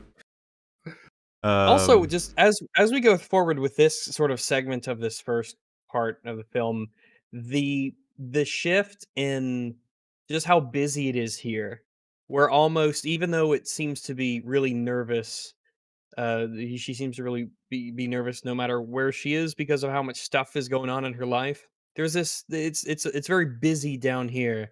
People are always, talking to her. She's constantly doing this. As she's walking, she notices, was it like a shoe or something in the dryer, and she takes that out and she gets upset at a customer for putting like a shoe in the machine, and she just gets bugged where almost you get the impression that maybe being upstairs, even if it's dealing with taxes and stuff, at least it's almost like a refuge in a way to get away from all these people bugging her. Yeah. I think that the soundtrack is helping out a lot at that point as well. It raises a sense of tension for an audience member. I think that Oh, true. If- There was a I don't remember his name. There was a really shitty guy that does movie reviews online that said the soundtrack for this movie wasn't that good. Hey. What a horrible, I feel like that's analysis, but- thinly veiled. I I like remember hearing that. I was veiled so upset. Jeez, but yeah, We at Well, I EFAP mean, have I- no opinion. on the soundtrack. No, actually, I don't know. well, I don't know. This- I've seen a guy recently talk about The Lion King, and he made some incredibly good points about the soundtrack in that. So it couldn't have been that guy, I assume. I Different guy. I love the 2019 Lion King. No. Like you guys told me all the time. You tell me every time you- before we go live how much you really enjoy it. Did and I you say, really like how much they spliced together? Yeah, that's art. That's art. That is art. That's all creativity. of the lines Yeah. from where Mufasa, it's sometimes his voice was just really bassy all of a sudden, just inexplicably. But Yeah. then there's other times where he's like, Simba. It's kind of Simba. a really That's the interesting artistic. choice. It It's says Jon a lot about Favreau's the, artistic vision. it says a lot about the nature of like the film industry when even Mufasa, his voice is just scattershot because he's just been doing it for so long. It's the Jon artistic Favreau is combination really of the old and the visionary. new, Yeah, bringing them together. pretty brilliant. Yeah, Yeah, I don't know. It really is. This, It really is. this new guest we got thrown a lot of shade. I'm just hoping that Is Discord safe? Like, can we prevent anyone from just jumping in at any point? I hope so, because it would be really awkward. If... No, yeah, of course. You have to drag people in here. What the fuck? intentionally. End your What camera, you happened? screwed up my screen. Oh no, we had this all. Anyway. Oh, they No, can't see us YMS more. broke in. Ah! I'm sorry. I'm Everything's sorry. ruined. I forgot how to do this. I'm sorry. How do I do this? There you go. Now We did it. Hooray. I'm- I thought it was. Never mind. Anyway, you're really lucky that my webcam didn't turn on because I don't have any clothes on. Right now. I knew you were gonna say that. I'm not like completely nude. Yeah. Oh my god, that was funny. Okay. I am. Hi. Hello. Hey, Steven. Hey, what's up, Adam? Hello. So I wanted to ask you really quick. I'm only going to be in here for like 1 minute, and then I'll leave you back to your chronological breakdown. So this is like your favorite movie now, right? Maybe my feelings will settle. Maybe. It's a new crush. I think now. you said it was. Yeah, I mean, it feels like it right now. Yeah, for sure. Did you have a favorite movie before this? I really, I don't know why, but there was a movie called Pan's Labyrinth that I super loved. I thought that was like almost a perfect. Oh, I love film. that movie. I love that movie so much. But I probably would have said it was that. If you push me really hard, maybe I could have picked another one. But As long as you don't pick Interstellar. Okay, oh, that's what's wrong with a good pick. Everything's wrong with Oh, cool. Interstellar. And Go. Not one yet. other thing. One day. one other thing. So you say that subtitles distract you a lot, but do you watch that many subtitled films? Because it could just be like that you haven't gotten used to it. Like, I don't know. Okay, hold on. I'm gonna be okay. I did really well in school, and I read really fucking fast. So I know a lot of people in chat are like, "Oh, he can't read fast." I've got like 3 chats where I scored at any time in my fucking life, and in high school I was a 99th percentile reader. So it's not a matter of being able to read fast or not. It's that I don't know how to explain it. But when you're sitting there watching a movie, like in a perfect world, if you're like a director, if you're editing stuff, you're trying to draw people's eyes to certain parts of the screen, even if you can read subtitles quickly, which I can read very fast, there's still a different feeling. And I felt this. I'll feel this anytime I watch a movie a second time. There's a far different feeling between kind of like sitting there and just kind of watching and understanding what's being shown on the screen versus even like quickly like moving your eyes down to read subtitles and then back up. It's just a different type of experience. Some people are, I think that like dubs are better. I don't ever watch dubbed media, okay? Because 99% of the time dubs are fucking atrocious. I always watch subtitled media. But I just, that's something that I mean, like if you're a real fan, you'd learn the language, right? But like, yeah, you can miss a lot, especially when you're getting shots that are so dense with storytelling when you're having to constantly glance down and read the subtitles is all I was saying. I feel like Go for most films, even without subtitles, like Mhm. there's a lot that I miss on my first watch in terms of how dense a lot of great films are. For sure. Sometimes a scene visually can be just so packed with information, especially things that you can pick up better on your For second sure. watch. Like the Transformers movies, yeah. Yeah, I'm sorry. prime I examples. But yeah, no, I know what you mean. Yeah, Especially I on these, honestly like, find even with here's something that I've noticed is like even with English movies or movies in the English language, I watch them with subtitles because there's been so many times where like I've seen a movie like a billion times, but it just needed me having the text on the screen to like really absorb a line. Like sometimes I'll watch it for the first time with subtitles because I didn't used to do that, and I'll just be like, oh wow, that line's really important. Maybe it was like really quiet in the background. Like maybe it was something that was like intentional in the script, but just not like. I would fight you hardcore on that. I think it's a really bad habit that people get into. But for some shitty mixed movies, watching English movies with subtitles, when I see people do that, it makes me crazy. Watching English movies, I think that watch every movie with subtitles. I think that people have gotten in this area. Now, I will agree with you partially because especially, and I have to wonder. I'm 33 now. Sometimes I don't know. Wait, I'm breaking up? No. Say that one more time. Breaking up is this family, and subtitles are tearing it apart. I don't know if it's just me getting old sometimes, but there definitely are. Nolan is super guilty of this. Movies that are mixed really poorly sometimes, or like you actually can't hear the audio noise. So I am a little bit empathetic towards people that are like, "Fuck it, just throw on the subtitles." Or if you're watching a movie at night and you have to be quiet or something, I can understand. But I think there is a scary thing where I've noticed because my chat watches a lot of movies sometimes, where people become like addicted or obsessed with having English subtitles, even if the film is like understandable. And it's like 85% of what's going on with an actor is conveyed through like facial expressions and stuff. And if you're just reading the text, How are you, Adam? How are you? I feel like you're missing so much of the movie. Can we- If it's in you, English, you're so Can we read the actually subtitles. wait? Can we actually be It clear on depends how long far does it away take you you? are from the screen. How long does it take you right? to read a sentence, Like, though? Seriously, because it's like a split second. How much of the screen is your peripherals? Also, like, because there's a difference between watching a film in a theater, like close to the front, where you have to actually like change where your eyeballs are and like change your focus of like where you're looking on the screen, versus Oh like yeah, that's bad. if Don't ever do everything's that. if everything's like further away from you, you don't have to look away from the screen to see the subtitle. Like you don't have to look away from the focus of the shot. You can pretty much absorb everything all at once. Yeah, Adam has know. found Ah, a good come reason on. for watching You films. You ever play video games with subtitles on? Yeah, all the because I time. like to listen to them in the Everyone. Japanese audio. Well, it's just when you're playing video games, you ever feel like you're distracted from like the gameplay when you have to like check the subtitles, or if you need to, like if characters are speaking a different language? No, but it's like a different thing. Like if I'm playing like League of Legends or StarCraft, like I'm used to things existing in my peripheral vision, because this is like when you're playing a competitive game, the only purpose of that is to gather information. Like it's a very much a functional thing. I need to know if somebody is on the mini map, I need to know something like that. But for art, it's not. I'm not just there. Like my function isn't so that somebody can quiz me in 2 minutes and like who moved towards. I want to be able to like take in like the artistic merits of everything that I'm seeing. I guess I feel I it's think a video little games are art. Video but- game. Wow, I figured you might have Also, been a slip of the tongue there. I Yeah. understand. I think I understand what Destiny's saying in terms of there's a very, especially in a competitive kind of sense, where there is like stuff that's kind of on the line in the moment. The utility of the subtitles exists in a way that it doesn't exist in when you're watching a film, particularly when you're Sure, but watching it casually. surely that depends on the type of game you're playing, right? Like, Yeah, would of you course. be- Yeah, would you be taken I don't out of have subtitles But, like, on all my games. I'm but lost on some I because do. I've consumed so many fucking movies in my life, and a lot with subtitles. I've never felt the difference, and I've done both Me so either. much. I've never felt like, oh, I'm putting Mhm. subtitles on, so I'm going to absorb less of the movie now. You know how like when you know those like tests that they'll do where they'll present you with a sentence where certain letters are omitted from the words, but like your mind will just fill them in anyway. Mhm. I feel like a lot of the time that just happens with subtitles. Like if it's a really normal sentence that doesn't call, if it's just like "What are you doing?" or something. Like I don't need to read the whole thing. Once I see it, it's like all right, I registered. okay. I know what's happening. At in the a scene. glance, yeah. If I was to cross a bridge, okay, maybe I'm projecting from my own mind. At one point, watching movies with my audience, I got into the habit of watching every single movie with subtitles because it's so easy. Sometimes movies are mixed, etc. So I started to watch every single movie with subtitles.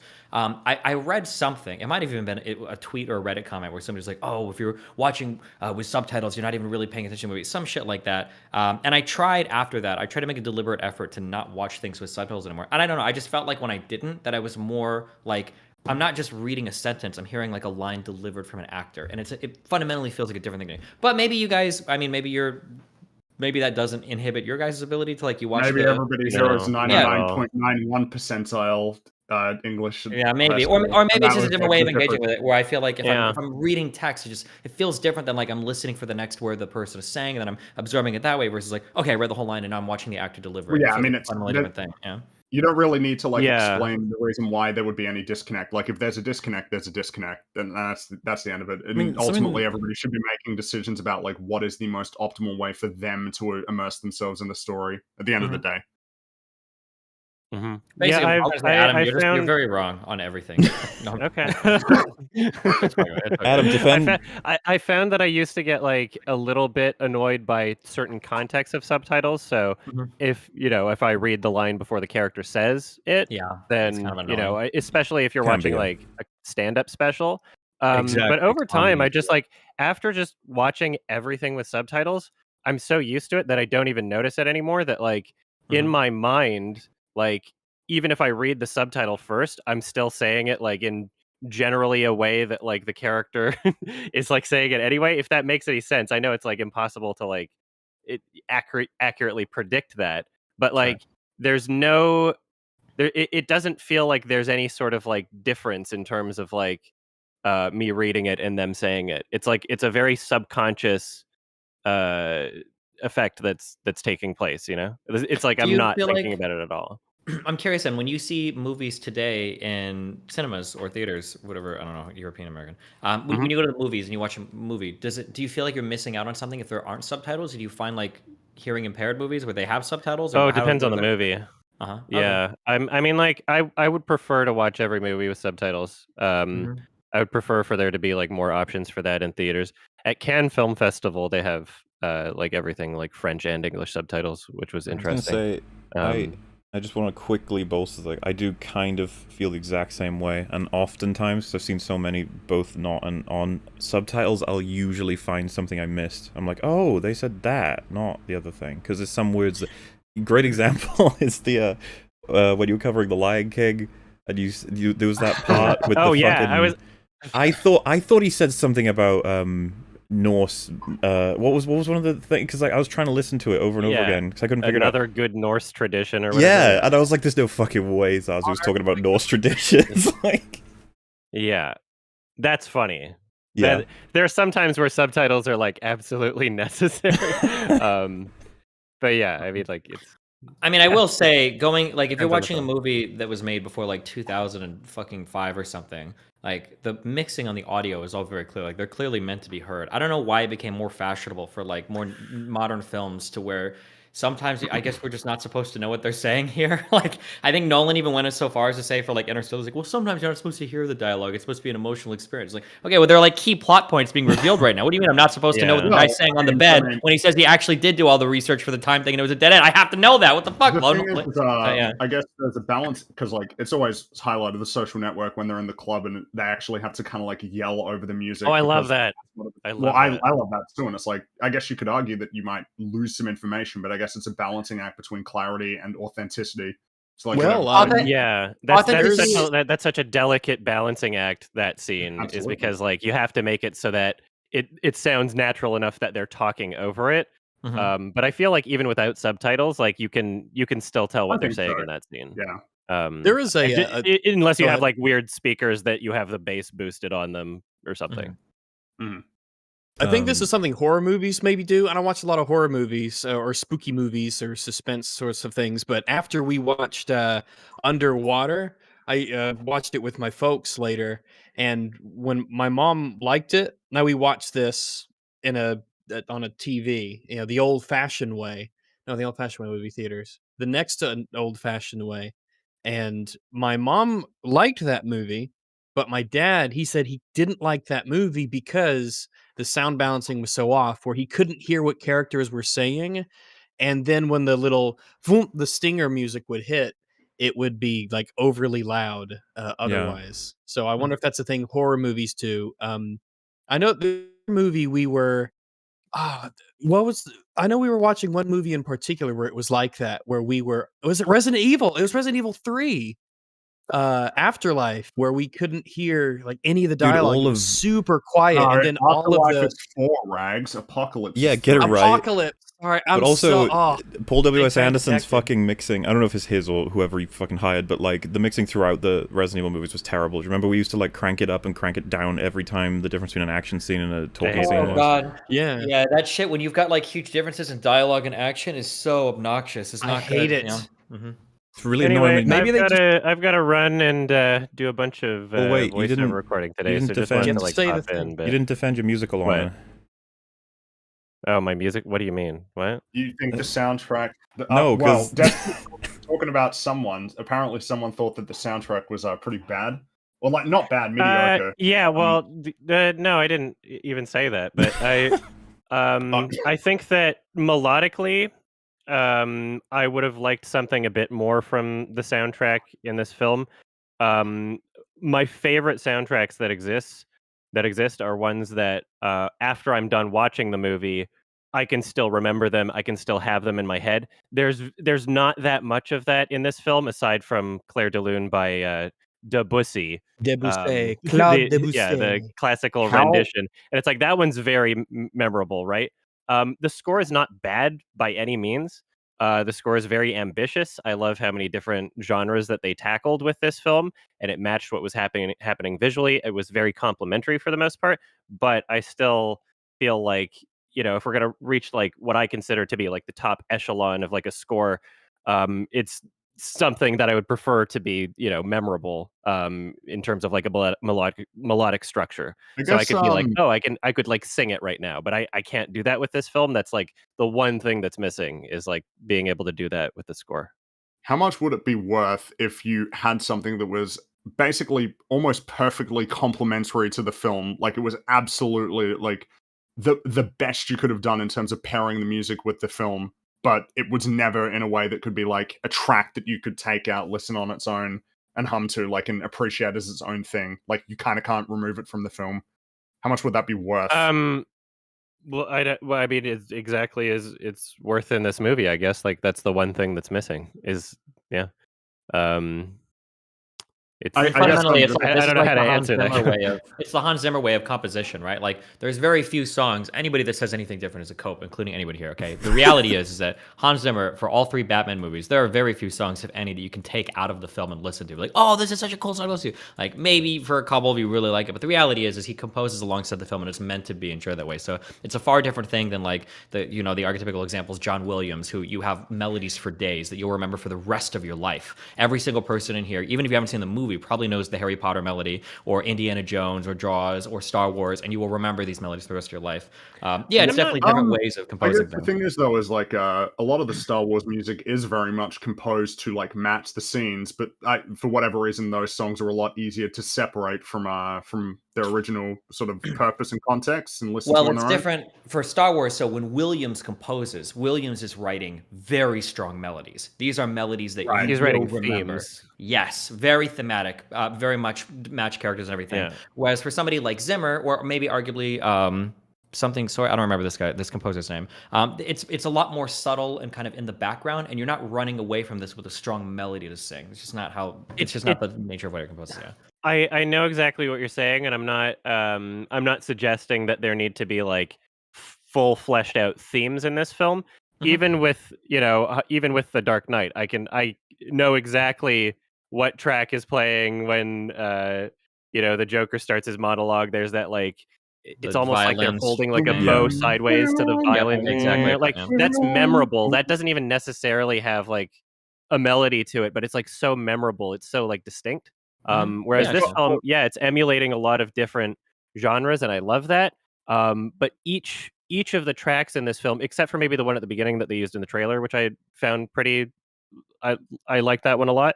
But every other track, aside from the classical rendition, it's missing a certain flavor, a certain something that would just help it really pop out more for me. And it's not even a bad score. I'm just like, this is where I'm talking about what's preventing it from being like literally, I guess, a perfect movie for me. So it's not really a huge criticism. Fair It's enough. okay. I I think we all still like you. Well, I'm gonna run and I've gotta record a bunch of voiceover.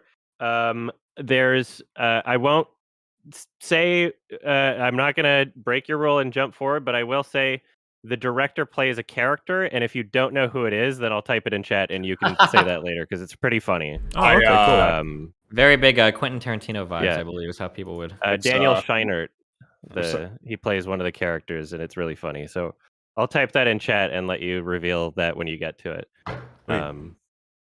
Cool. All Have a right, good one. well, yeah, thank you for popping in, dude. We'll catch you around. Later, man. Peace out. Bye. Bye. Do you think since Adam was here for 15 minutes, he's going to give you guys a number score for the entire episode now? Hopefully he gives us a 6, something like that, maybe above. I'm thinking we've earned it. Though our soundtrack isn't very good, so I don't know. All right then, let's just get I'm back on. from the loo. Oh, back did on- YMS County out? He just left. All right. He Well- said, "Make sure Rags knows that I said goodbye." Oh, okay. That's awfully nice of him. Yeah. I hope that he just does well doing whatever he's doing. Of course. Did So we resolve the subtitle issue? Look at that. He even typed it out for you. Said Yeah. by What Rags. a Chad. that's Yeah. real nice. What a Mm. Chad. Consider it. So Evelyn needs to go get the right clothes for the lady, and turns out Wayman put him upstairs. He said they're happier there, and he put little googly eyes on. And she's like, "Fucking enough of your stupid googly eyes." And while she's like basically ranting, she rants a bit. We'll go with that in a second. Just the camera is just slowly tightening in on Joy, just gradually losing like her passion for trying to get across what she wants regarding Becky. But if you listen to what Evelyn says, she's the googly eyes prompted to basically say like, it's so fucking bizarre. Like, I try to solve all these problems that we're having in the simplest and quickest ways, while Wayman's like fucking around basically. And she says like, do you know our auditor? He put a lien on this place. Like I think for 2 years or something it's been on now. And she says his reaction to that was to give her cookies. Like what the fuck? And she just talks about how she doesn't know how he would possibly survive without her at this point. And while she's explaining all that, he in the background on the cameras starts doing some crazy ninja shit. He's jumping around the whole laundromat, and the cameras are like screwing up as well. I think it says establishing connection. So go ahead. When I first saw this, I of course we learn about this later on. But when I saw this at first, I was saying this was a sad moment for me. I was like, "Oh, look at how hard he actually tries to do things," and it just dumb luck meant. Well, yeah, dumb luck meant just Evelyn didn't see how hard he was working, and then she looked back at the screen and then saw him goofing around at the very, very end and thought that was him. And I was like, "Oh, that's really sad. That's unfortunate." Just really loves his job. He's really into the job. Well, because we're just meeting him, right? So we don't really know much about him too much yet. So like, if that was a thing about him where he does that sort of thing, and she just unfortunately misses those kinds of, that effort that he puts in, and she only catches the very end when he's talking to customers like this, then I was like, oh, that's sad. That's unfortunate. What a marital tragedy that is. I mean, turns out it was something else. But I was going to say that's an interpretation, but I think the music kind of gets you probably closer to what it is, which is this is not normal. What's happening here? Right. Oh, it's not normal now. And he pockets something into his little fanny pack. And then he rushes back to the guy at the machine. It's just like, But yeah. All right, just before we move on though, is this our podcast? Are we pro or anti fanny pack? Because that's a divisive accessory. I think after this movie, I'm pro fanny pack. I mean, yeah, it does seem like it has multiple purposes or uses, I should say. Right, because I'm very on the fence. I don't know how I feel about fanny packs. What do you need to carry with you as a guy? I don't know. He needs a place to put all of his coins because he won't put them in his wallet. Because I've got my wallet, my phone, and my keys, and then sometimes like a thing for headphones. Destiny, you're American. You can settle this conversation. So, do you put your coins in your wallet or do you put them in your pocket? Okay, we don't use coins here. I haven't used coins in like 20 years. Okay, that's some weird. Where are you from? Australia. Australia. Do you guys? Yeah. Okay. I don't know why. If it's like in Australia, in Europe, you guys have like $1 and $2 coins. Yeah, in Europe they've got like a million different fucking coins too. We do. I don't know. Yeah, I think even in Canada they have like toonies. They call it for like their $2 coin. I don't know why. Yeah, in America we don't do that shit. Okay, coins suck here. Hypothetically, if you had coins, would you put them in your wallet, like in a little part in your wallet, or do you put them in your pocket? I'd throw them at children. That was not presented. They would go if I really had to carry coins around. They would go in my pocket. I feel like I would destroy my wallet over time if I stuffed it full of coins. I would end up getting fucked up. Stuffed your wallet full of what is with Americans? Is that what you would do? Would you take out your wallet and it's just it looks like it has fucking cancer? What in the world? That's what it would look like. You would take your wallet out. We're supposed to have nice folded bills. It's supposed to look good and have cards. But in your wallet, you take it and it's like all the leather is deformed. There's quarters falling out of it. Like, I don't understand how you would do that. Okay, so first of all, your wallet's made of fucking paper mache. Like, what the hell is going on? Secondly, why are you stuffing it so full that it bursts? That's not what you're supposed to do. Oh, wait. So do you have like 3 coins with you? What are these, to flip if you have a bet coming across something? 3 coins? 3 coins in your wallet. I have coins in my wallet if there's any spare change that I get from transactions that require me to use money and that have like 95 cents. What transactions like drug purchases are you required to use cash? Well, so the thing is, you sometimes go to these like little convenience stores where they'll be like, "Oh, we got a $10 minimum on like the EFAP machine." It's like, oh, Fringy, right, we call those inconvenience stores. Yeah, bro. Even in America, homeless people have card swipers on their phones now. Okay, like I've never been to a place that needs you to use cash for like 10 years. But I mean, the homeless people around here have Patreon accounts. Look, the whole point of this is that it's not a matter of whether or not you're gonna need to use cash money. It's if, in the very rare moment that you do, hey, you got a little part in your wallet, you can put the coins in, as opposed to having them in your pocket. I will say, Frank, what you're wrong about is that in Australia and Europe, we don't have plate-sized coins. Like, we can put several into our wallet without it actually giving it a cancerous How big effect. are your They're coins, pretty Fringy? small. I Are mean, they the $2 emu coin shields is- or something? So one Why of them you does. got- I don't- One of them does have an emu on it, and it does have like. Was that part of the it's sort treaty? like- They had to be Well, on your so- money. So we got 5 cent, Part of the 10 peace cent, treaty. 20 cent, 50 cent, $1, $2. 5 is like a little Jesus. dinky. It's tiny.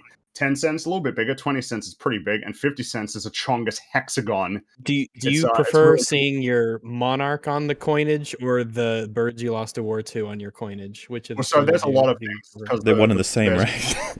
There's a platypus on our 20-cent coin. It's really cool. Oh, that's and then that's pretty great. I think the $1 coin has a kangaroo on it because that's the one you're probably going to see. Ooh. I'm actually now forgetting what they look like because I haven't had to use coins for like probably over a year Wow. at this point.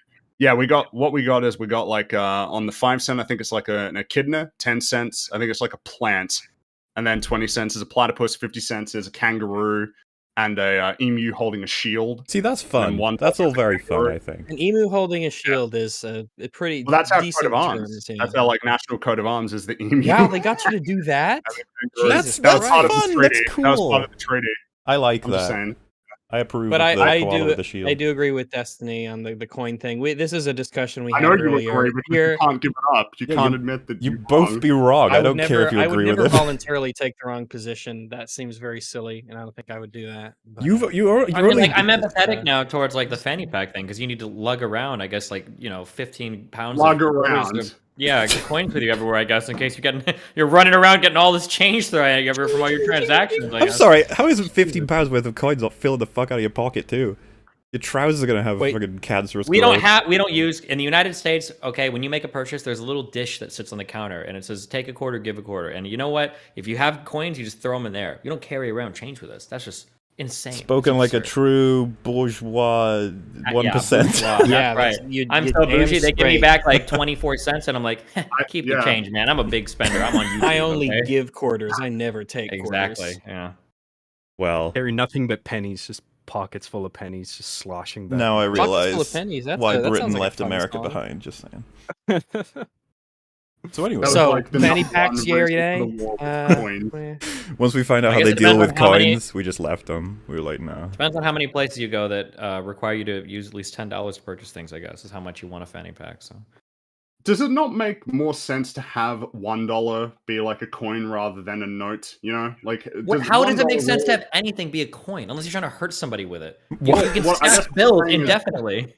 Well, I guess what I mean is you think of the natural progression of currency when, things used to be like when rent was $1 like a year, and then it gradually escalates with Still is in inflation. Arkansas, but Does it make sense, for it to be like a note instead of a coin? Does it deserve to be in that category? it's probably cheaper to manufacture to make the money. It's probably cheaper to make it out of I guess the to me, weird there's cotton, whatever it is that they make it out of. there's a level of like notes are like, now we're in the big boy category. $5, yeah, like we're in the notes category now. Well, and $1 Real feels money. Here's a not question, big enough. because I can lock you in. All right, you need to carry 5 coins with you for a whole week. Are you putting them in your pocket or your wallet? Put them in my pocket. I don't want to fuck my wallet up. Why would 5 coins fuck you? What wallet Because do you it's have? gonna be. I have a nice. I got a thick ass. It's Have you not got about a that- wallet. Leather wallet right here. It holds my cards. It's got a little magnet thing. It's a nice leather wallet. It's a good. Wait, does it $70 wallet. have a place for coins in it? No, it Well, doesn't. then there because you why would I go. put That doesn't coins in a apply. That's wallet? just your fault for buying a shit wallet. Why would I buy a wallet that has a purse inside of it? I don't understand why you would do that. All in a purse. It's What, just a how- little- can you guys even fit your wallets in your pockets? Are you like carrying these around slung over your shoulder or what? Jesus. We got, satchels somehow across our the culture's pond. figured it out. Somehow Like somebody miraculous. asked me, like, do you have a $5 bill? And it's like, let me check. I need to go sit down for a moment and take my wallet out and go through it. Like, Jesus. Unbelievable. Okay. I don't They know are why you strange find it people, so Destiny, but we keep them around. We humor them. It's all right. And but however, all of that being said, I think that there is something that we can all kind of unite on in that this is very, very good news. Babu Frick here in The Mandalorian season 3. So I feel like everything Finally, a character can everything's star okay in the now. Mandalorian show. That'll be great. finally. Yeah, Imagine that's right. posting something related to TV or film and thinking we would give a fuck if it wasn't about Morbius. Yeah, Nice you try. should have said Babu Frick will appear in Morbius too. Not only will he appear, but he's the main antagonist Yeah. or protagonist. Rather. It depends on your point of He's view. Morbius's Bob mentor. Morbius. Will be Morbius. Bob v. Morbius. Babu Frick. Frickius. And then you have it on the poster. It's them staring each other down like the Civil War poster. Yeah. One side you got Morbius morbid out, and then on the other side you got Babu Frick. And it'll Fly be it in. Morbius, comma TOO. It sounds like Morbius I would watch too. That's the fucking Dumb and Dumber subtitle, isn't it? Dumber 2. I'm pretty sure that's what it is. Anyway, all right. So yeah, she doesn't get through to her, and Evelyn just comes back down with the laundry, and so she just walks. Joy walks off to Becky and says, "I'm gonna fucking kill myself," because she just can't get through to Evelyn. And then she tries to explain to Becky that, hey, look, if we introduce you and that fucking kills Gong Gong, okay, but if we don't introduce you, he's just gonna die later anyway. Which a bit rough, but yeah. And she doesn't realize she's saying that right in front of Evelyn, who's listening. Becky can see her, but she can't. Joy. And they have this like really. It just bobs back and forth really quickly. It's us absorbing that she said that, then realizing that Evelyn heard her say that. Then we pan over and realize Waymond was listening, and he says, "That's not very nice, honey." It just like has a little smile. And then we pan over and realize Gong Gong has actually woken up and he's come downstairs. It's like this.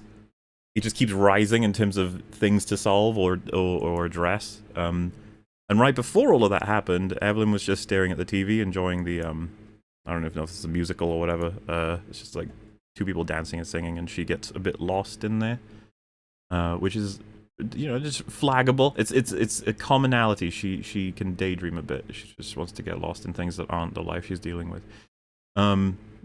Question though, is this movie one they specifically made for this film, or did they just recreate it? I later assume on? it's completely made up. I They haven't shot it seen... for this movie because they do a gag later. I don't want to. Yeah, that's. But Yeah, he rule did. breaker. Every one of us has done it, except for No, I still haven't done it. You think I have? you. I haven't spoiled anything by doing that. I'm fine with you guys making future references in terms of like this may come up later sort of thing. Like Fringy already said, you can say, interesting. Ooh, look at that. Highlighting a thing. I mean, everyone should know at this point, we're only highlighting stuff that's going to be meaningful. That's really clamping down on my artistic vision, but well, you're not Zack Snyder, buddy. You're not going to make miracles. no one's okay? Zack Snyder. No, Only he's Zack definitely Snyder is. could be Zack Snyder. He's brilliant. So yeah, they just try and get Gong Gong back upstairs to give him his food. But before they can do that, it seems that there's an opportunity here to perhaps introduce Becky finally, because she's there, he's there, it's all gonna work out, right? And so she walks up to him and says, you know, Gong Gong, how is your aeroplane? And he says, your Chinese is getting worse every time we talk. And she says, yes, yes. And he just goes, yes? Like, it's... And I think it's worthwhile at this point pointing out, that might be confusing for someone who's, I guess, like me, and doesn't know the differences between Cantonese and Mandarin. So it would be like, why... She was fluently talking with Evelyn earlier, but she can't talk to Gong Gong? And it's like, yeah, so...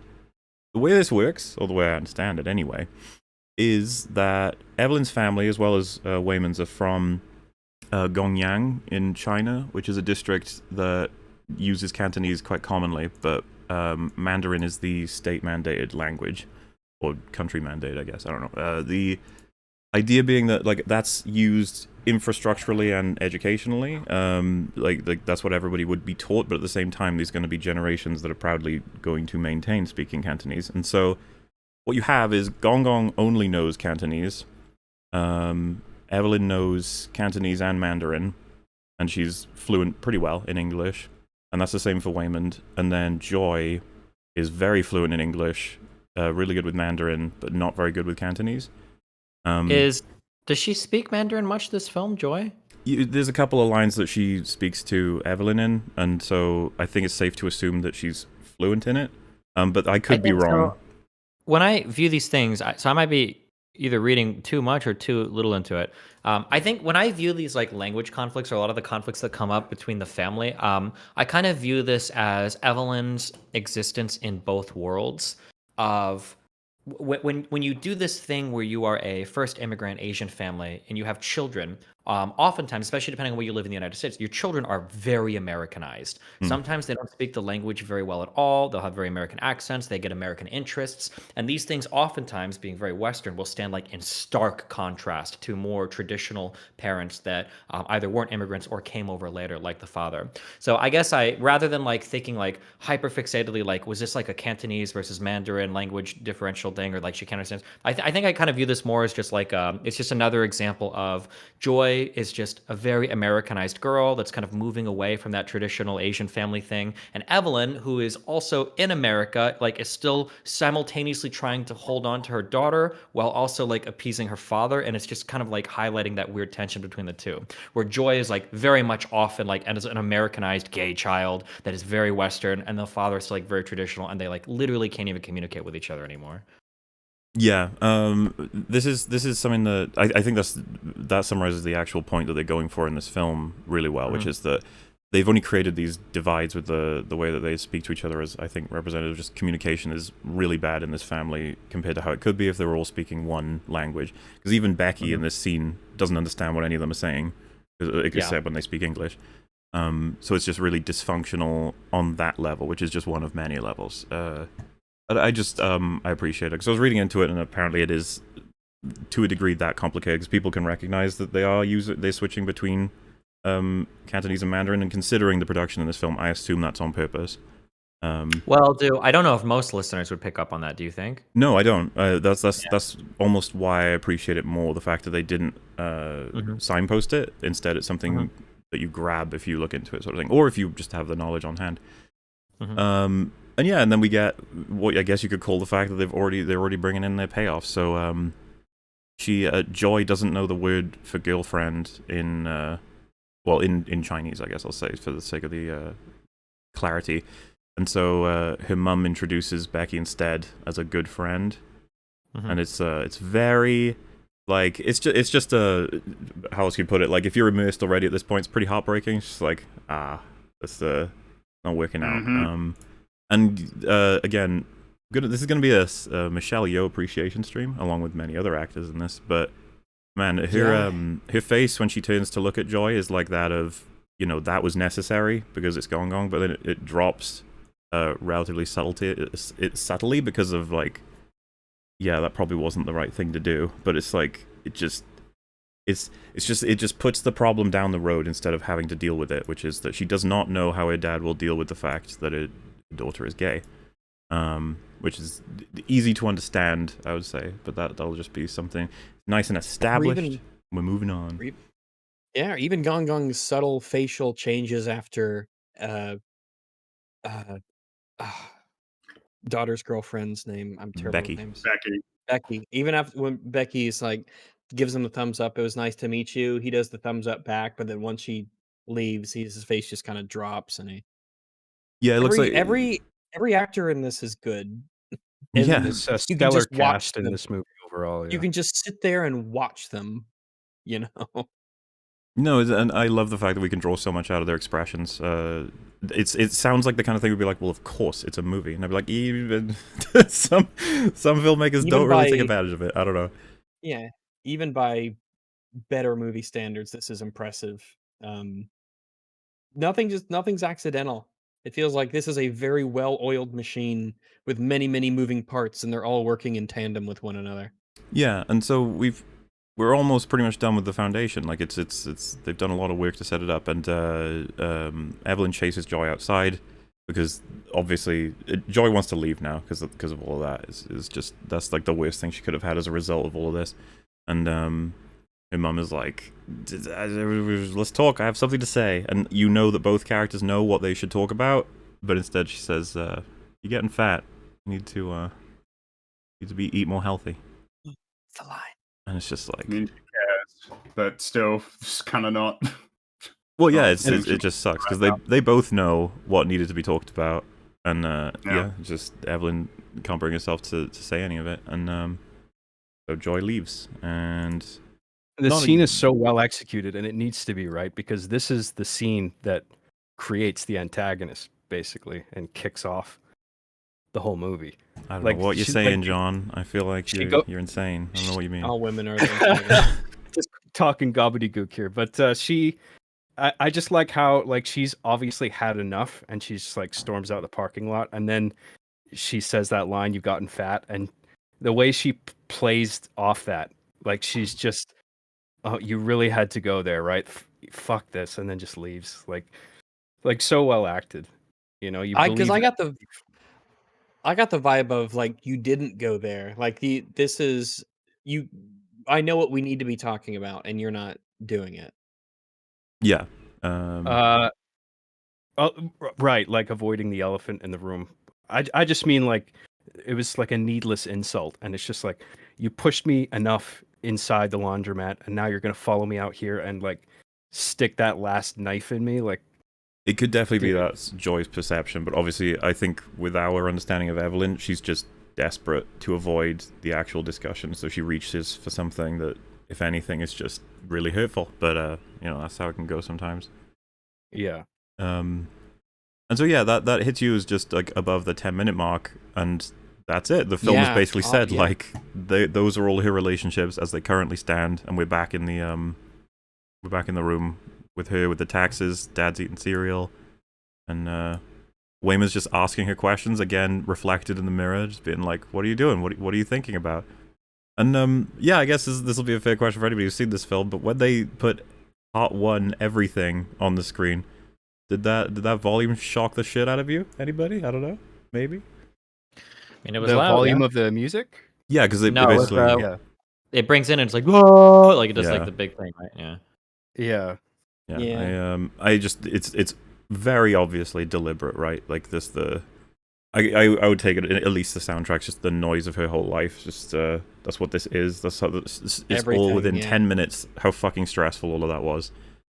And for a 10-minute opener, this film is dense. They are not Yes. wasting time. Everything has a purpose. You're learning so much that the information per second that you're just soaking up is very, very high. In 10 minutes, they get you super invested in everybody involved. Everyone feels like they're real people. This is a very, in multiple ways, it's relatable. It's very mundane at the same time. It's very down to earth.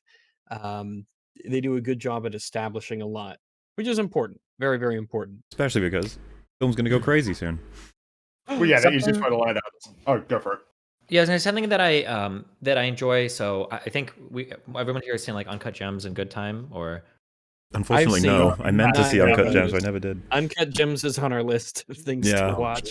Whoa. It is a long, long list. I love Uncut Gems. It's great. You can see the Resident So- Evil movies though. Yeah, we've so seen them. There is a so if you ever want to reference those, Nice. we're That's the your important thing. guys for that. Yeah. something that's really interesting. It's like a big difference between middle class families versus like working class families in the United States is that for middle class families, there's a lot of time during the day to like think and feel and have conversations about your emotions, and like you have like a lot of space between events when you're a middle class family, at least in the United States. When you are at the bottom end of working class, you don't ever really have time to do any of that. Like every single thing you're doing in life is a grind, and you don't have time to stop and appreciate things or have meaningful conversations with family members or resolve like complicated interpersonal conflict. You can't really do that.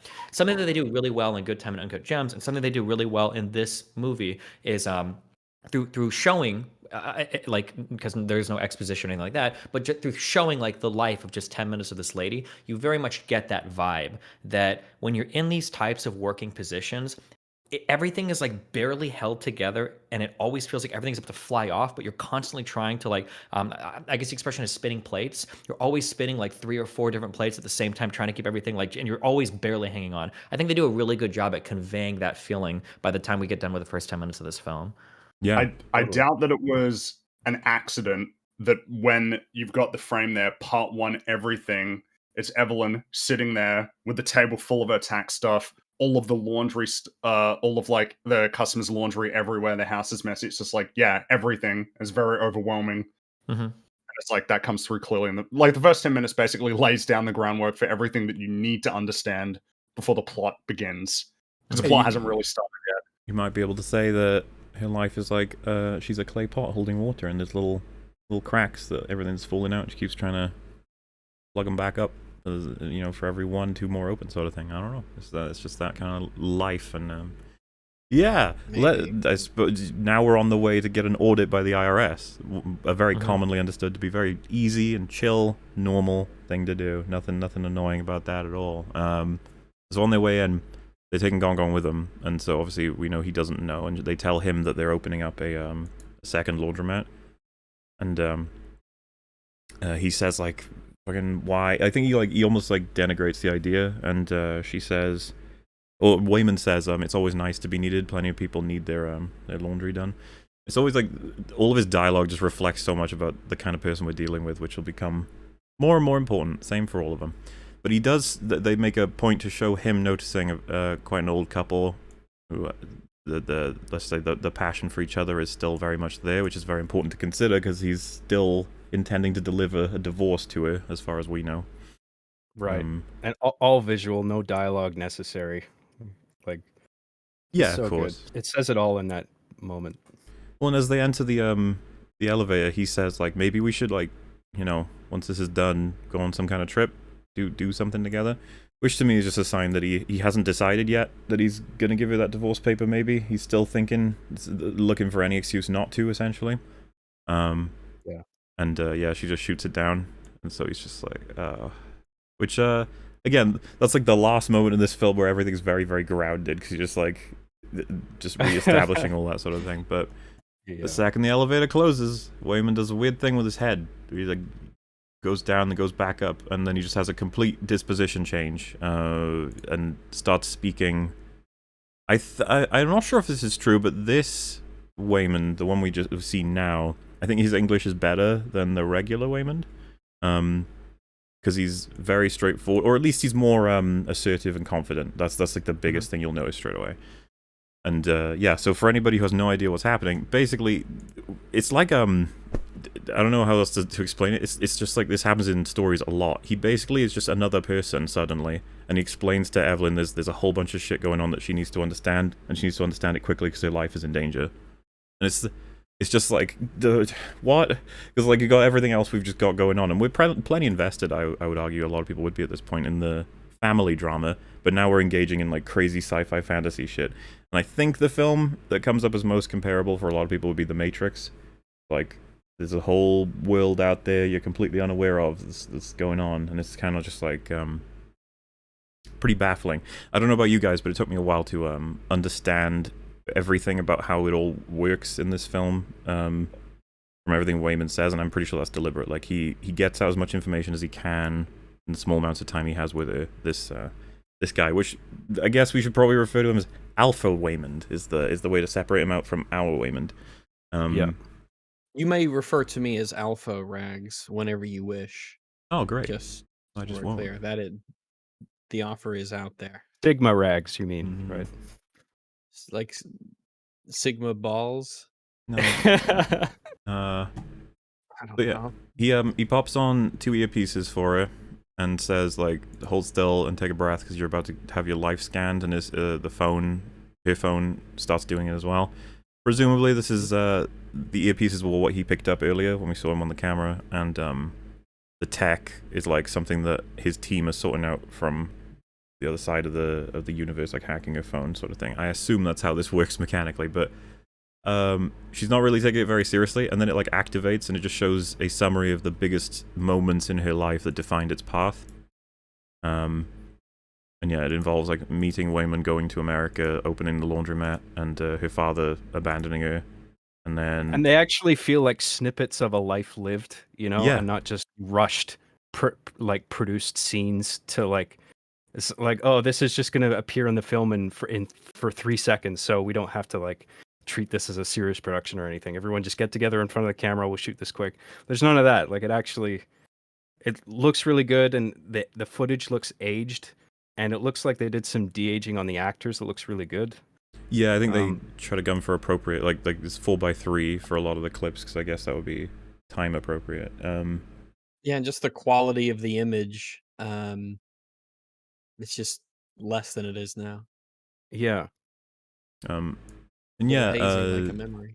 we get clips of Joy doing like, you know, I can do whatever, I can say whatever the fuck I want to you, or something like that, and it's just like, there's all these, the biggest important parts of her life just regarding all the interactions with her family, and she's just blown the fuck away. And then Wayman hands her on the back of a sheet he was holding to use as instructions for her, the instructions to swap her shoes, think about being in the closet that she walks by, and then press the button on her thing when she thinks about that. But what he's unwittingly done, that you can tell if you're just paying close enough attention, he's handed her the divorce document as well. She's written that on the back of, which Yes. very naturally could have just easily happened because of the fact that he doesn't, like, Alpha Wayman doesn't give a fuck about what he's giving her the instructions on, because there are bigger things to worry about. Something to write on. Simple as that. Yes. This is more important. Yeah, and you know, they do it really quick, and there's so much shit going on, and lots of flourishes for how it's directed, and then he just says like, I'm not gonna remember anything in a moment from now, you know, good luck, and then just goes back to normal, and it's regular Wayman, and he's like, wow, what a fast elevator. Fast elevator, yeah.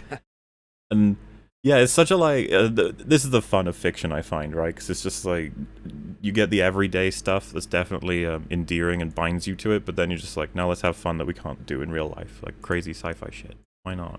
And yeah, This movie manages to feel like an indie movie, like a low-budget indie movie, and a huge Marvel thing at the same time. Like They with a definitely, very strategic. budget Yeah, Marvel movie. I feel. they made really strong use of their budget. I don't know what else to say about that. Like, Yeah. And yeah, like you said, I think that's by design. Like they wanted that feeling. It works so well. oh yeah, especially And- the first time they go quote-unquote cinematic, they're definitely showing off almost.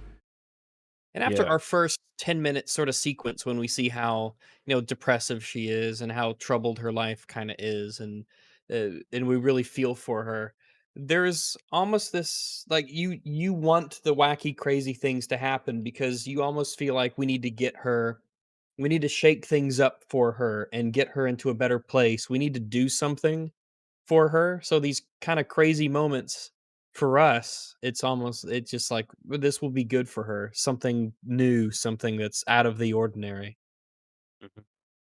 And then we get introduced to Jamie Lee Curtis's Deirdre. And the line we introduced with is, she says, Mrs. Wang, are you with us? Which I guess I appreciate. Throughout the whole film, she just pronounces her name wrong, which is a nice touch, I guess. Because, like, I think you would intuitively read the name and say Wang when they all pronounce it as Wong, like, because that would be how it's accented, I guess. I like that, because Deirdre is quite a character, the more we get She's through it. great, Because yeah. at first I assumed from this that she was going to be quite one-dimensional, just the asshole IRS agent, which she kind of is for at least a little bit, but we'll go over it. That is one dimension, yeah. So, yeah, she basically Hilariously explains... miserable and frumpy. Yeah. Oh, so, well, funnily enough, actually, I think I have the image for this. They, I was checking out discussions on this film, and apparently, the director, or maybe even costume designer, they were looking for, like, an authentic look for, an IRS agent, and apparently they searched for it online. That was the way that they got their ideas for the look. And apparently, like, someone on whatever discussion threads for this did the same thing, and they came up with this lady, and it's like, man, that actually looks quite like possibly where they got the inspiration from. Oh, Holy shit, definitely. yeah. Oh, look, if I let me try. Let me go to IRS agent and just Google it and see if I can just scroll down and find it. That would be interesting. But yeah, wow, that's really It's interesting. What does an IRS agent look like? I'll Google it. and yeah, what's really neat, I think, is that Jamie Lee Curtis is pretty damn good as well. She commits pretty hardcore to this role, even though it's Absolutely. arguably pretty embarrassing. But I really, I've always appreciated her in movies when she pops up. But it was just nice to see her here as well. So she goes over the problem here, and that is that their finances are all fucked because she's been trying to get loads of tax write-offs, Evelyn, by claiming lots of things like her being a singer, a novelist, a chef, a teacher, a singing coach, and a Watsu technician, which is like aquatic therapy, which I think is hilarious that that's how far it's gone. And so obviously the IRS are just like, this is bullshit at this point. And earlier when the guy was asking for his accurate change, because she gave him change for his 20 getting stuck in the machine, she actually says to him, like, we'll give you interest next time, because we're not doing so good right now. So she's been trying to charge a little extra, if you will, from customers while also trying to get tax write-offs, meaning they're in serious trouble, debt-wise. Unfortunate, of course, but yeah, it's I like think something that's also kind of cute here with all the reference to the other careers. It's very subtle, but in a way it kind of foreshadows a lot of the rest of the movie too, right? Yeah. Because like right now it's a joke that it's Yeah. an obvious fraudulent thing that like, okay, yeah, you're a singer, you're a blah blah blah blah blah, but maybe that'll be relevant later on. Yeah, she starts getting so frustrated with the whole conversation that she starts to wander, and then she thinks about looking at the instructions and starts actually doing it, which sends her into the closet in a different, like, so the visual, this is what I was talking about that they use in the trailer, like it splits her like glass style into two different universes at once, which is just probably as straightforward as you can get as a visual for helping people understand what's probably happened here, which is that her consciousness is now spread across two different worlds at once. One where she decided to go to the janitor's closet, and the other where she didn't. And in the janitor closet universe, she's able to talk to Alpha Waymond, who's currently there. And he gets to explain a little bit more, but at the same time, this is like the first time we've done this, so her mind isn't exactly dealing with it very well.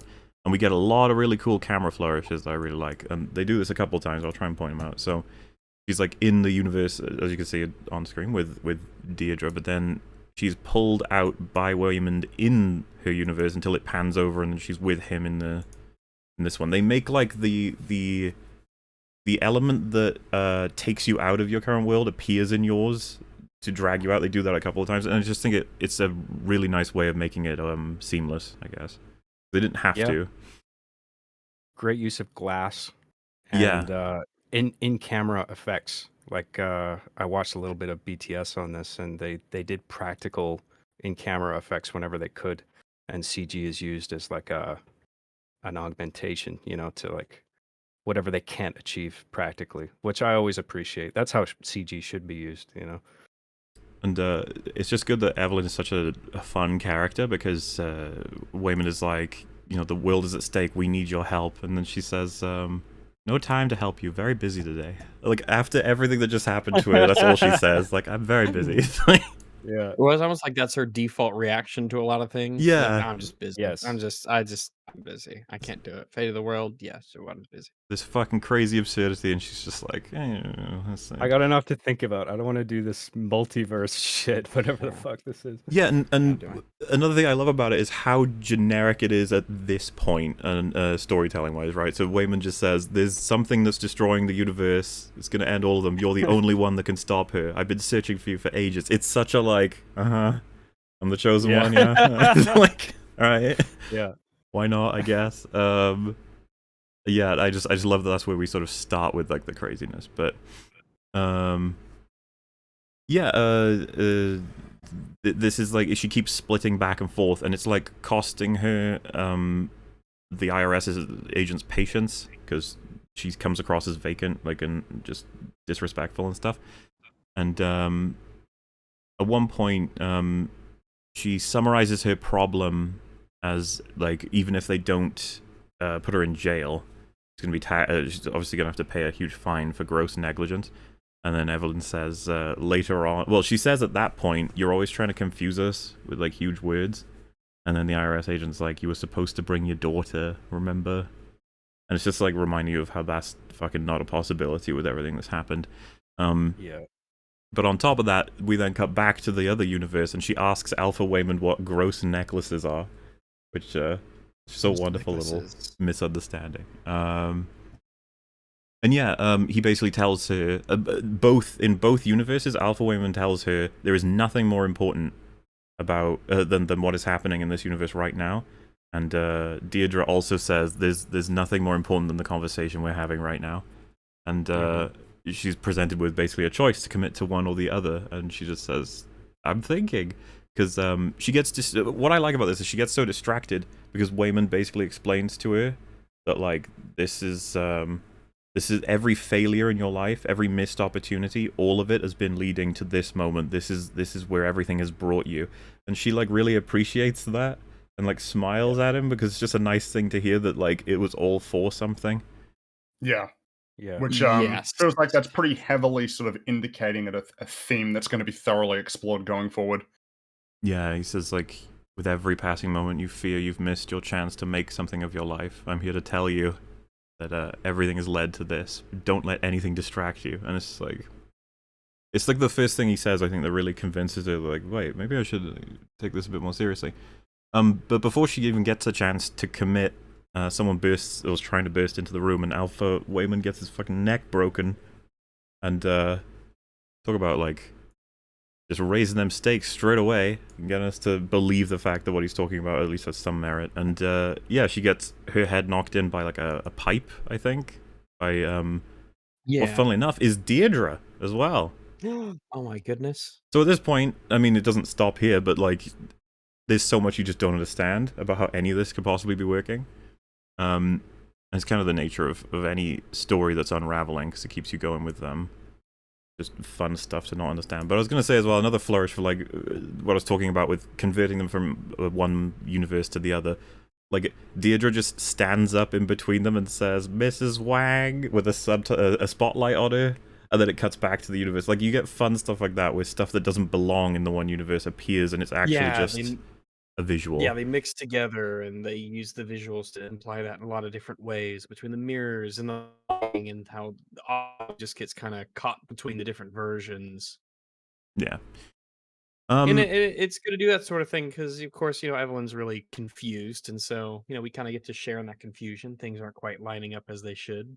So, yeah, make us along for it. feel as the protagonist does. It's helpful to do that. We mhm. share the journey. And so yeah, she's like screams when she's hit by the pipe, and she goes back to the normal world, and everything's pretty normal. Just chilling. So Deidre asks her to sit down and says, "All right, Everyone's looking at her. Yeah. you got until 6 p.m.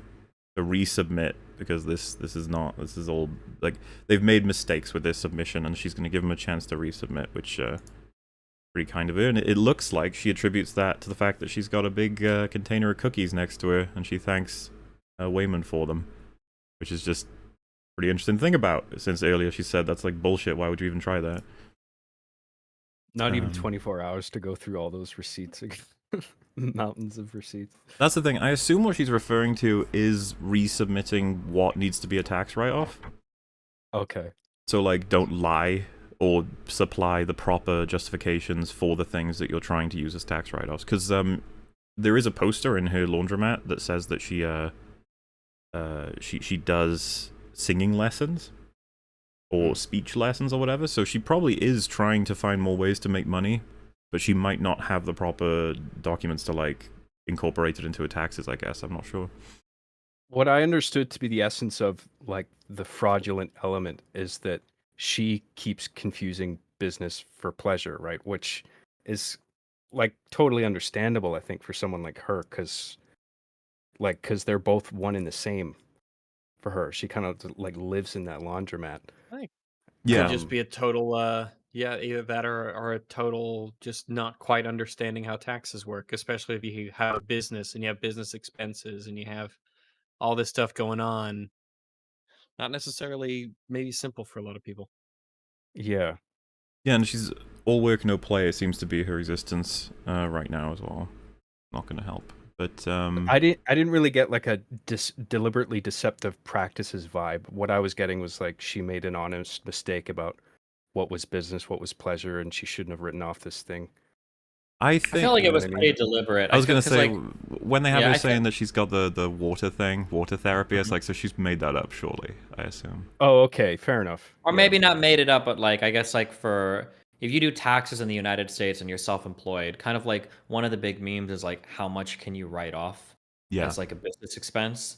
So like Yeah. if I, like if I fly to go visit my mom and dad, maybe I like do some emails and then I'll tell the IRS like, well, that was a business trip. I was working. It's like one of those things where like maybe it's not like 100% fraudulent, but you're pushing as hard as you can into it, which I think is pretty disavows consistent. all tax fraud. Yeah, of course, obviously, never tax fraud advocation for here. But I think it kind of fits with the theme of her character of like basically trying to push everything off as much as she can, Yeah, and even get if as it's like a much as little you bit of can. lying, yeah, like this is my daughter Joy's friend Becky. You're like, hey IRS, like I do, this is all my businesses. Like it's just kind of like kicking the can down the road indefinitely without actually. It's not about confronting being things really. malicious. I'm Yeah. sure Right. about that. Yeah, I don't think Evelyn is like a mastermind of trying to get as much money as she. Because this is the thing. I think she's genuinely trying to make it work at the laundromat. And Yeah, it's of just course. failing. Yeah, for sure. That's a great point. Makes sense.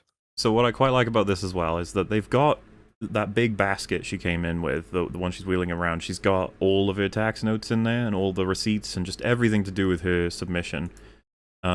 She's walked off now with Gong Gong because she's just stressed out and panicking as a result of all this universe splitting shit.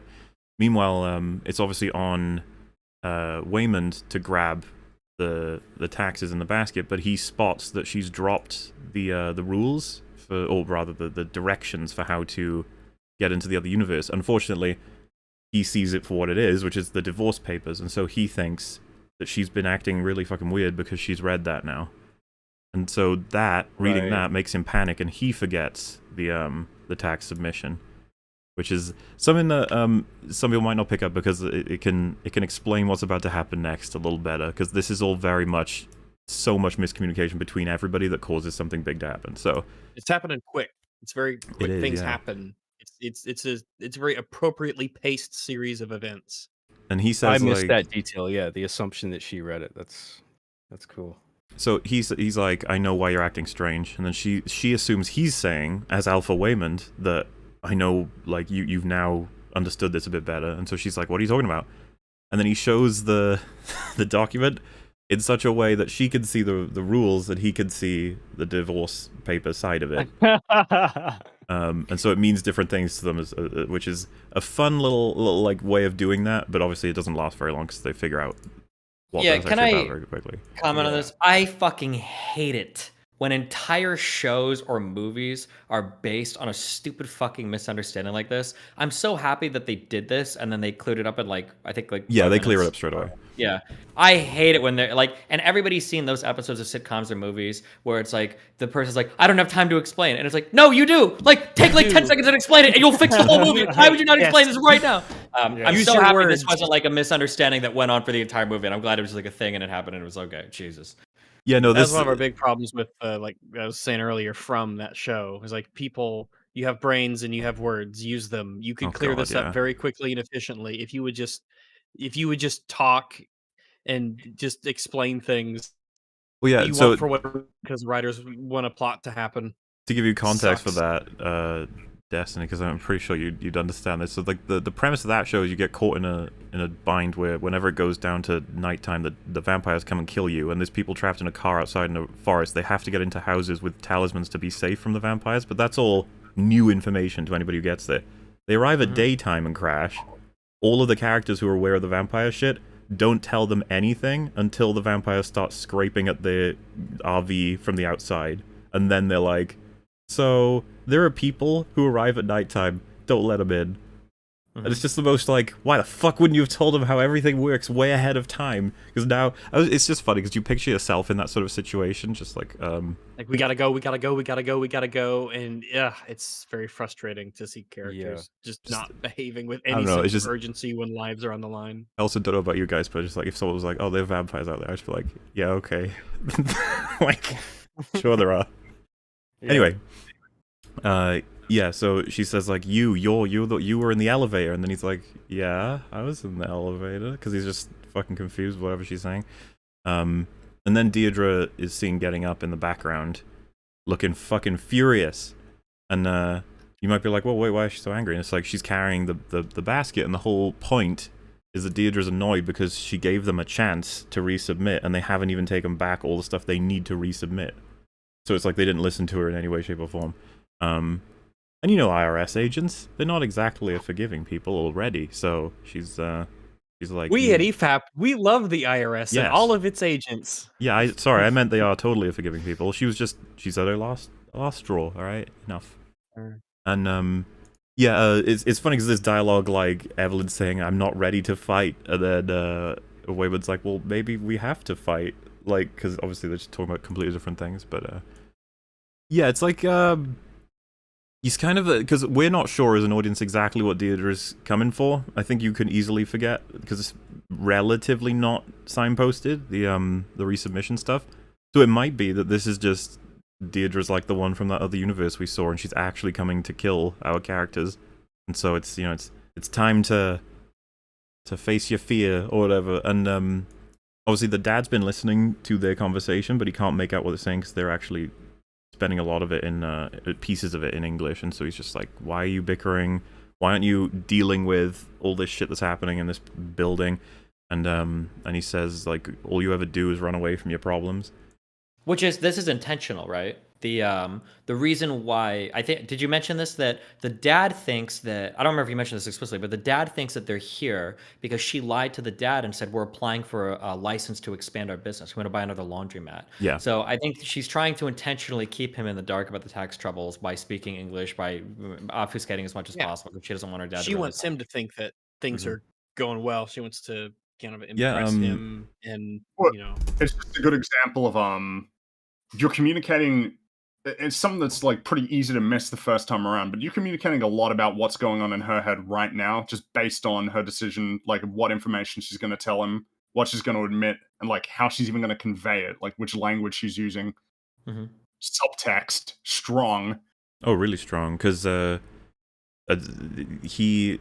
Well, we'll get to it in just a sec. I gotta show the payoff first, which is fucking great. So, you have an IRS agent, Jamie Lee Curtis, walking up to her to tell her she's done something wrong. She just pushes past Wayman and fucking punches her. It's just like...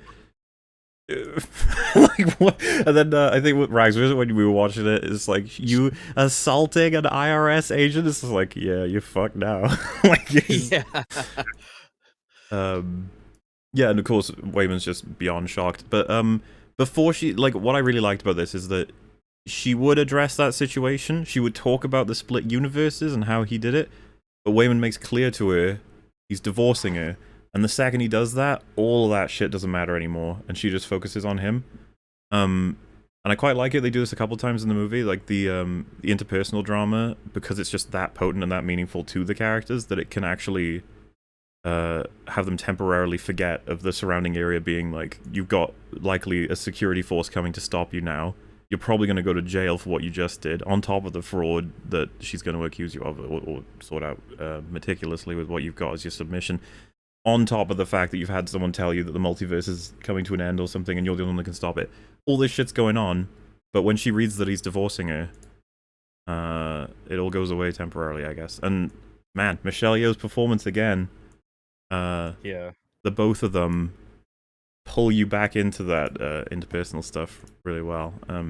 Again, I wish I could just play it, but YouTube don't let me do that. Before this, when she's still talking with Jamie Lee Curtis, and she's like jumping between that and the scene with Wayland in the closet, like she comes back to the exchange with Jamie Lee Curtis with a genuine sense of terror, like you can see, like, she's so scared in her eyes, like, what the fuck is going on? Like, I can't handle this. Like, I feel a lesser actor would have just been like played it with just kind of a cheesy bewilderment, instead of just like actual dread, like she did.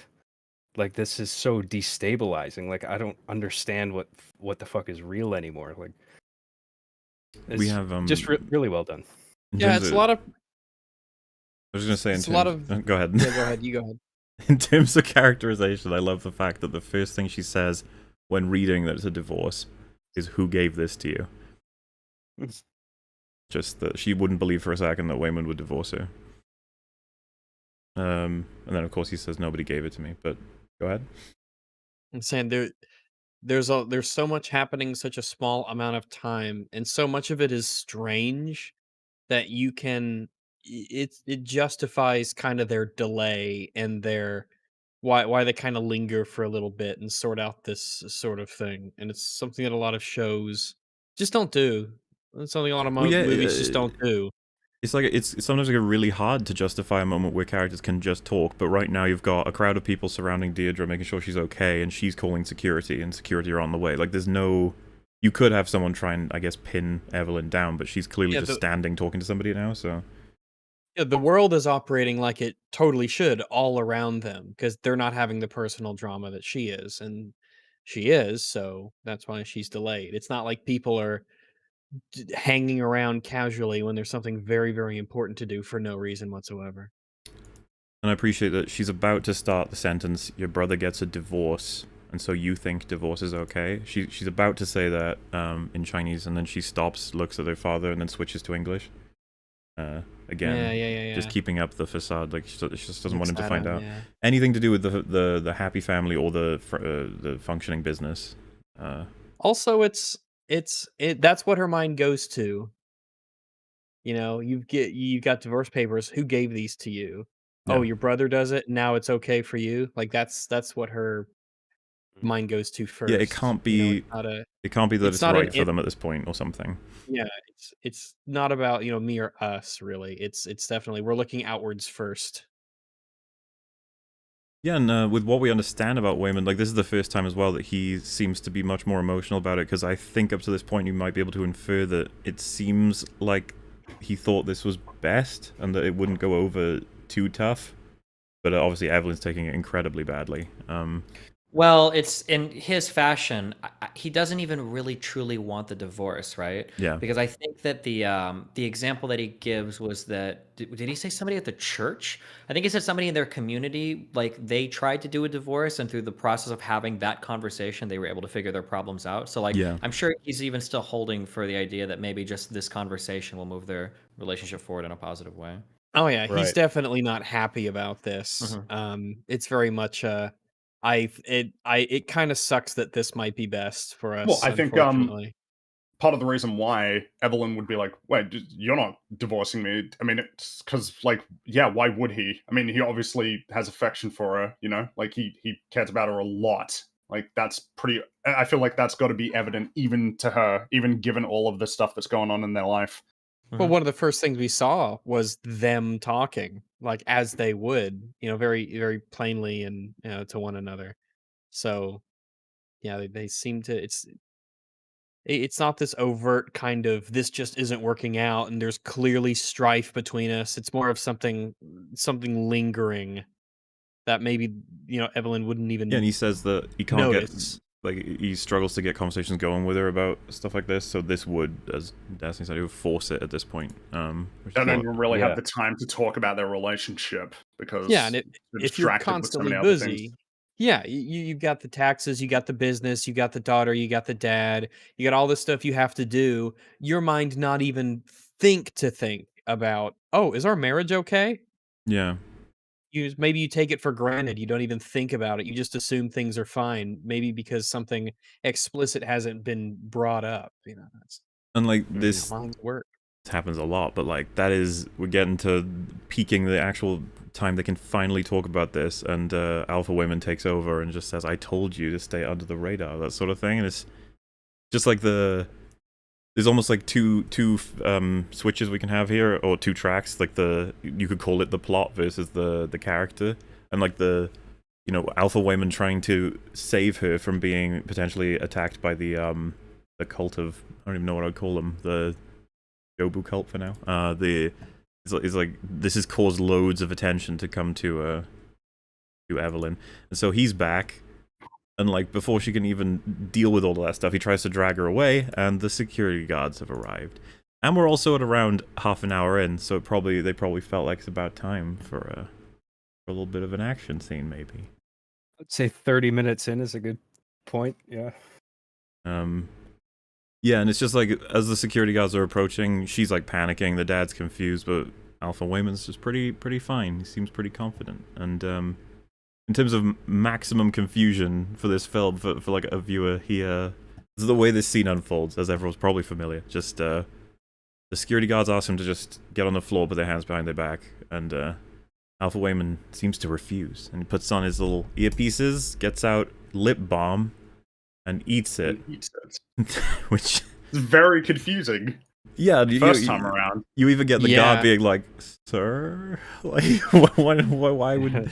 And yeah, as a viewer, this is one of those things where it's just like, how are you going to contextualize that? What the fuck could that possibly mean? That will make sense later, but they'll do it. By the way, if you're a regular chapstick user, don't use red chapstick because it will make your lips more red over time. Really? Use clear chapstick. Yeah. It's so I have to great use because chapstick a lot. Yeah. I it's have not dry lips. it's not always what you reveal, but the order that you reveal it in, and the exposition that explains those things, like biting the chapstick, that comes after. But like, you have this one here before that exposition dump, where she's like, "What the fuck is he doing?" And then you follow that up with this crazy fight scene, and the obvious point is to just make the audience go, "What? Yeah. What is happening?" And then you find out, and it's like, "Oh, okay." And it actually makes a surprising amount of sense.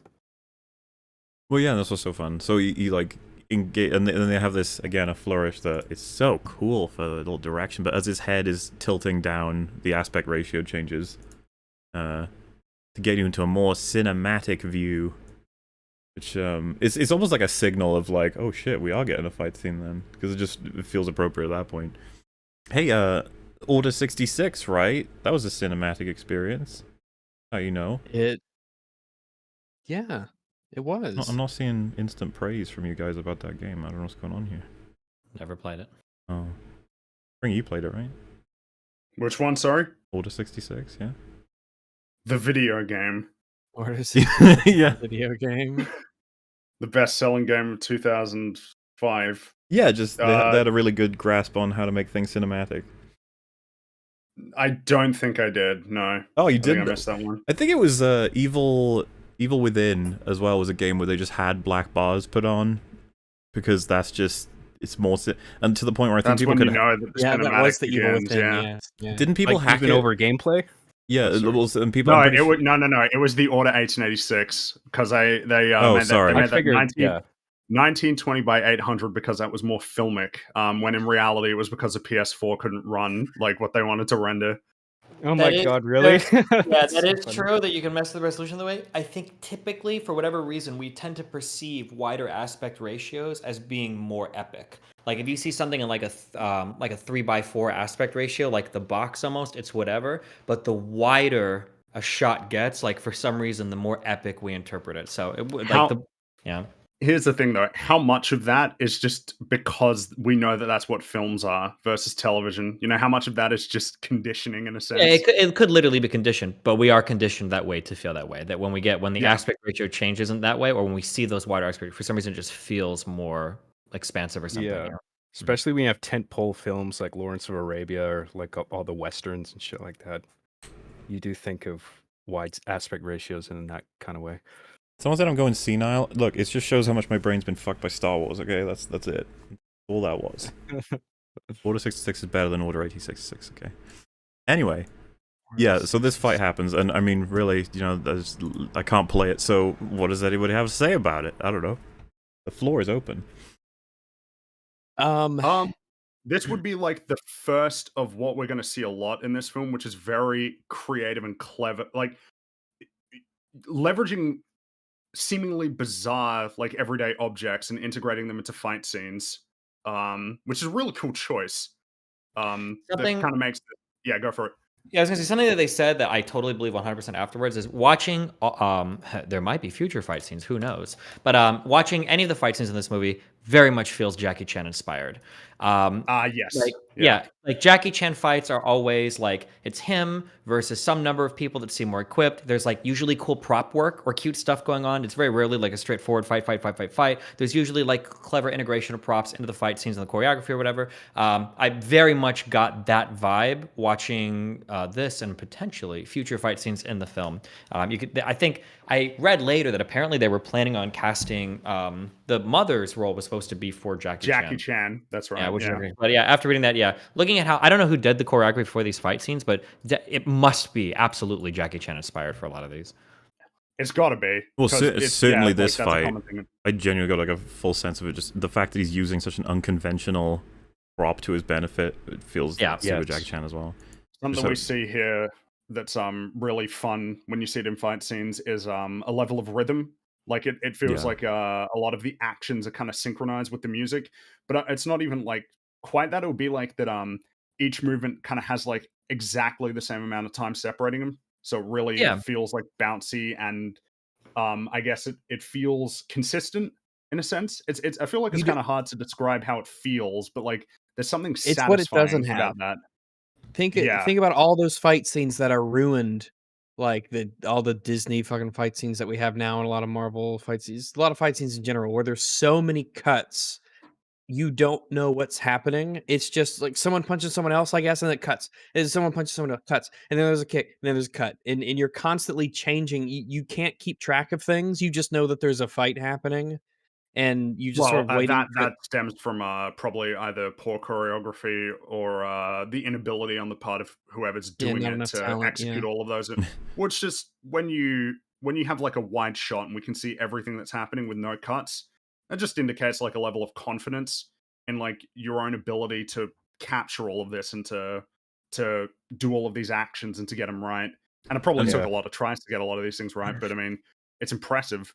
I'm not going to in the end, it say worked. they're perfect fight scenes or anything, because I'm not even that great at fucking judging choreography perfectly, but it's stuff like, there are just some scenes that we can all be like, oh, well, didn't make sense, oh, that was fucked, why would they do that, why didn't they use this, that sort of stuff. But one thing I really like about this fight is that he opens it by throwing the fanny pack into, like, the main security guard guy, hits him in the face, and then later he throws it again at him, and he ducks to avoid it this time, but it hits the guy behind him, who then hits the girl behind him in the head, and it's just, like, really satisfying. And and a lot of it matches the music. It's a super high energetic fight scene with loads of satisfying and fun Yeah. choreography in it. And you can follow what's happening. He does a thing, and then there is the result of him doing that thing. And your brain doesn't need any help to just link the cause and effect of this fight together. And it's just so easy to follow, and it's so nice to see a fight scene where you could just go along with what's happening and your brain doesn't get confused and give up. And I like that it's a prop, not just grabbed randomly from the environment and improvised with. Like, it's tied to his awkward husband/father persona, you know? Yeah, the He's fanny using pack. that He's as a making a weapon fanny as pack his threatening. alpha yeah. Yeah, we And get like, oh, well, go ahead. The impacts are no joke. I mean, the like some of the way they fall sometimes, like, it looks like there's some real neck breaker, you know, Yeah, impacts on the floor, people landing on their shoulders. Like, they must have guys trained to It's- fall like that. I think so, yeah, because the way that it's a little it's unrealistic how some of them react Oh, yeah. to some of the hits. I'm pretty It's sure definitely stunt guys are stylized trained. in a It's I think heightened stunt for guys are sure, trained to yeah. fall like in a certain way to not injure themselves too Oh, yeah. badly, and also to make it look cool.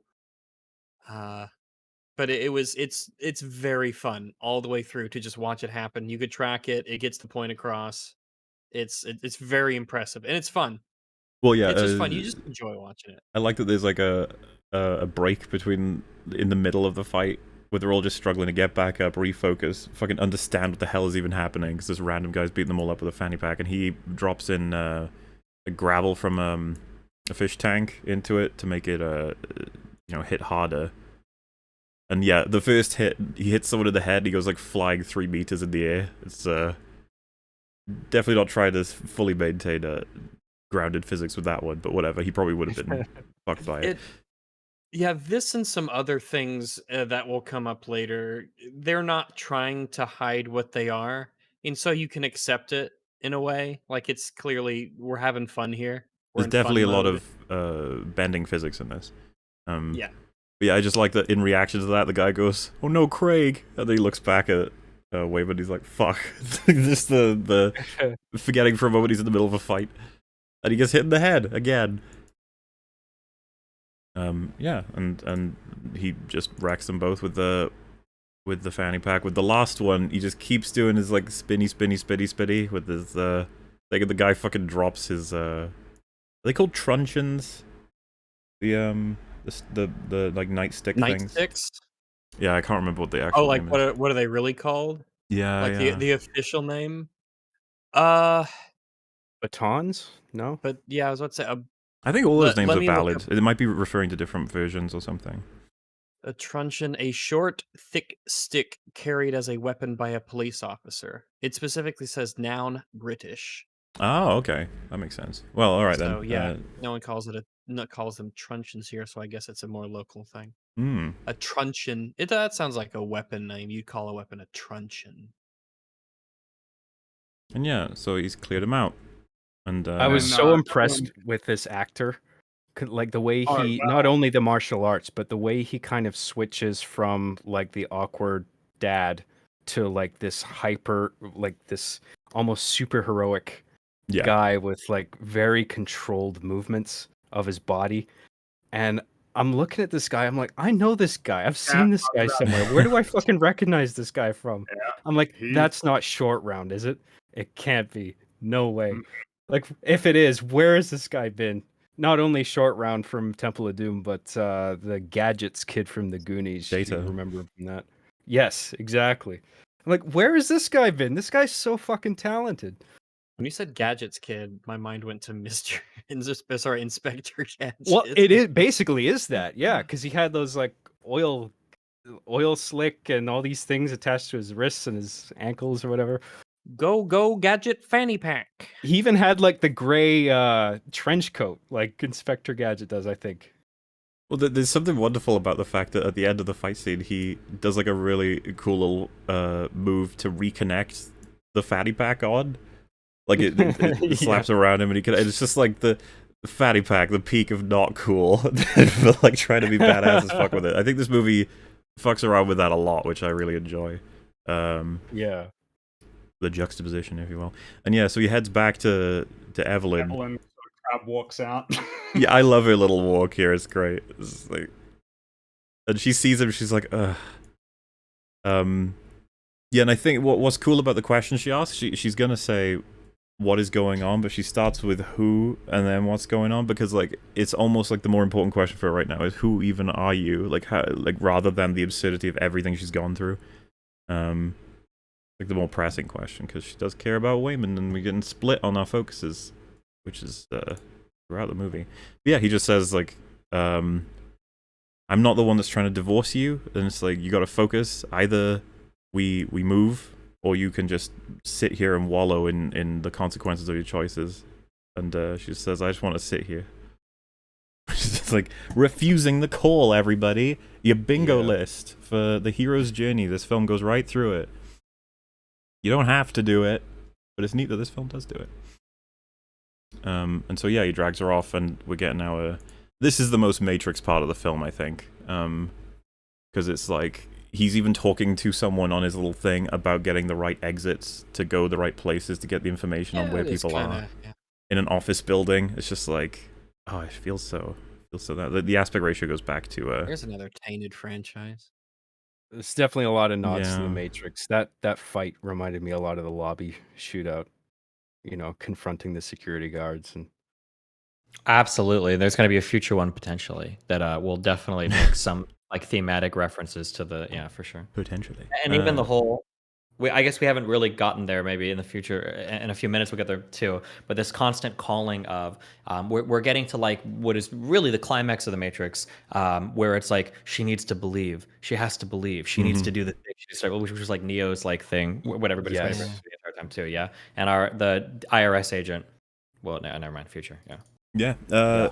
And so Totally. in again like presenting a more standard approach with the story, I think is what this scene is. It's like we go back to the world where she was killed, along with Alpha Wayman at first in the alternate universe, and it's like what we would have to assume are the villains have got like little black circles on their foreheads, and they're like, "Welcome, you're about to experience the glory of Jobu Tupaki," and it's like it feels so much like a villain introduction scene, like Vader walking in A New Hope sort of thing. It's like, so here's our bad guy who's Evelyn's gonna have to deal with, sort of thing. Dude, it felt like the scale of like Thanos being introduced, but with like a low budget feeling at the same time. You know what I mean? Where it's Yeah, just it's like, like, oh, oh, this is it's 8 people in an IRS office. Like, Yeah. they built it up so well. Yeah, and she's just like already showing off she's incredibly powerful. She can like switch everything about her at will, fucking around with all kinds of different things. And yeah, and she walks up to the Evelyn of this universe, who isn't actually quite dead yet. And I think she like taps with her head, and then she spams through a whole bunch of universes. And then they show a visual, I think, of like a fruit exploding. And there's just blood coming out of her head and stuff. Which, as a visual, not going to make a lot of sense in any way, shape, or form right now. But it will once we find out what's going on. The one thing I haven't actually really got any explanation for is she ends up in like a baby outfit. I don't know if that's just a matter of the fact that she was pushing it through so many of the multiverse that it fucked with the clothes, or if it's meant to mean something else. But I'm not sure about that one. Yeah, it's like a glitch almost, where she's wearing an outfit from a vision. Yeah. I don't know. Like, and yeah, something that Deirdre says when introducing her is, just like the rest of your miserable lives, this is nothing more than a statistical inevitability as in relation to meeting Jobu, and that she's seen all, she knows all, and she knows what makes you tick, what fragile branches your self-worth rests. Just like you get an idea of what this weird culty people follow, or maybe what they're thinking. But Jobu says it's not her. And if you remember, Wayman says that the one that we're following is special in some way. So just building up them references. This is the cult of Don Beveridge. Oh no! Do you think? I mean, Yeah. is that what he's up to? So yeah, then we get one of the cooler pieces of directing for traveling through the multiverse, I think, anyway. Really up to you guys, whatever you pick is your favorite. But Jobu, the bad guy, realizes that she's got to be close by multiversally. And so when she says that, again, the aspect ratio starts to come back in, and she tilts her head back and forth like she's switching channels. And the visuals change based on that as well. And then she ends up in the universe we're familiar with. And they really don't waste time with this. They reveal that Jobu Tupaki is occupying the body of Joy, Evelyn's daughter. Dun, dun, dun. Oh my goodness. And see, the fact I that we know get her. that in like the first half hour, it's just like, yeah, there's a lot, they're going to be doing a lot more with this story than you might have assumed. Because you'd think maybe a payoff like that might be saved for later. But there's no need with what we're going to be doing in total. Yes, in a lesser film, we would chalk it down to just not knowing how to write a story dramatically, but not the case here. But yeah, so then we get a lot of, this is probably the most expositional the film gets, because it's really just trying to explain a bit more about how everything works after having all that fun. Wayman says every small decision that's made splinters your universe off into another one at the same time, like with the decisions. And Evelyn is the one who invented the technology to travel the multiverse in the Alpha universe. That's where he's from. Which is where he's from. Yeah, and they were just trying to pioneer it and work with it and just connect and talk with other universes until one of their jumpers, a girl, was pushed too far, and her like mind essentially spread across the entire multiverse as a result of the pushing of it, and now she intends to destroy all of the multiverse and kill everybody in it.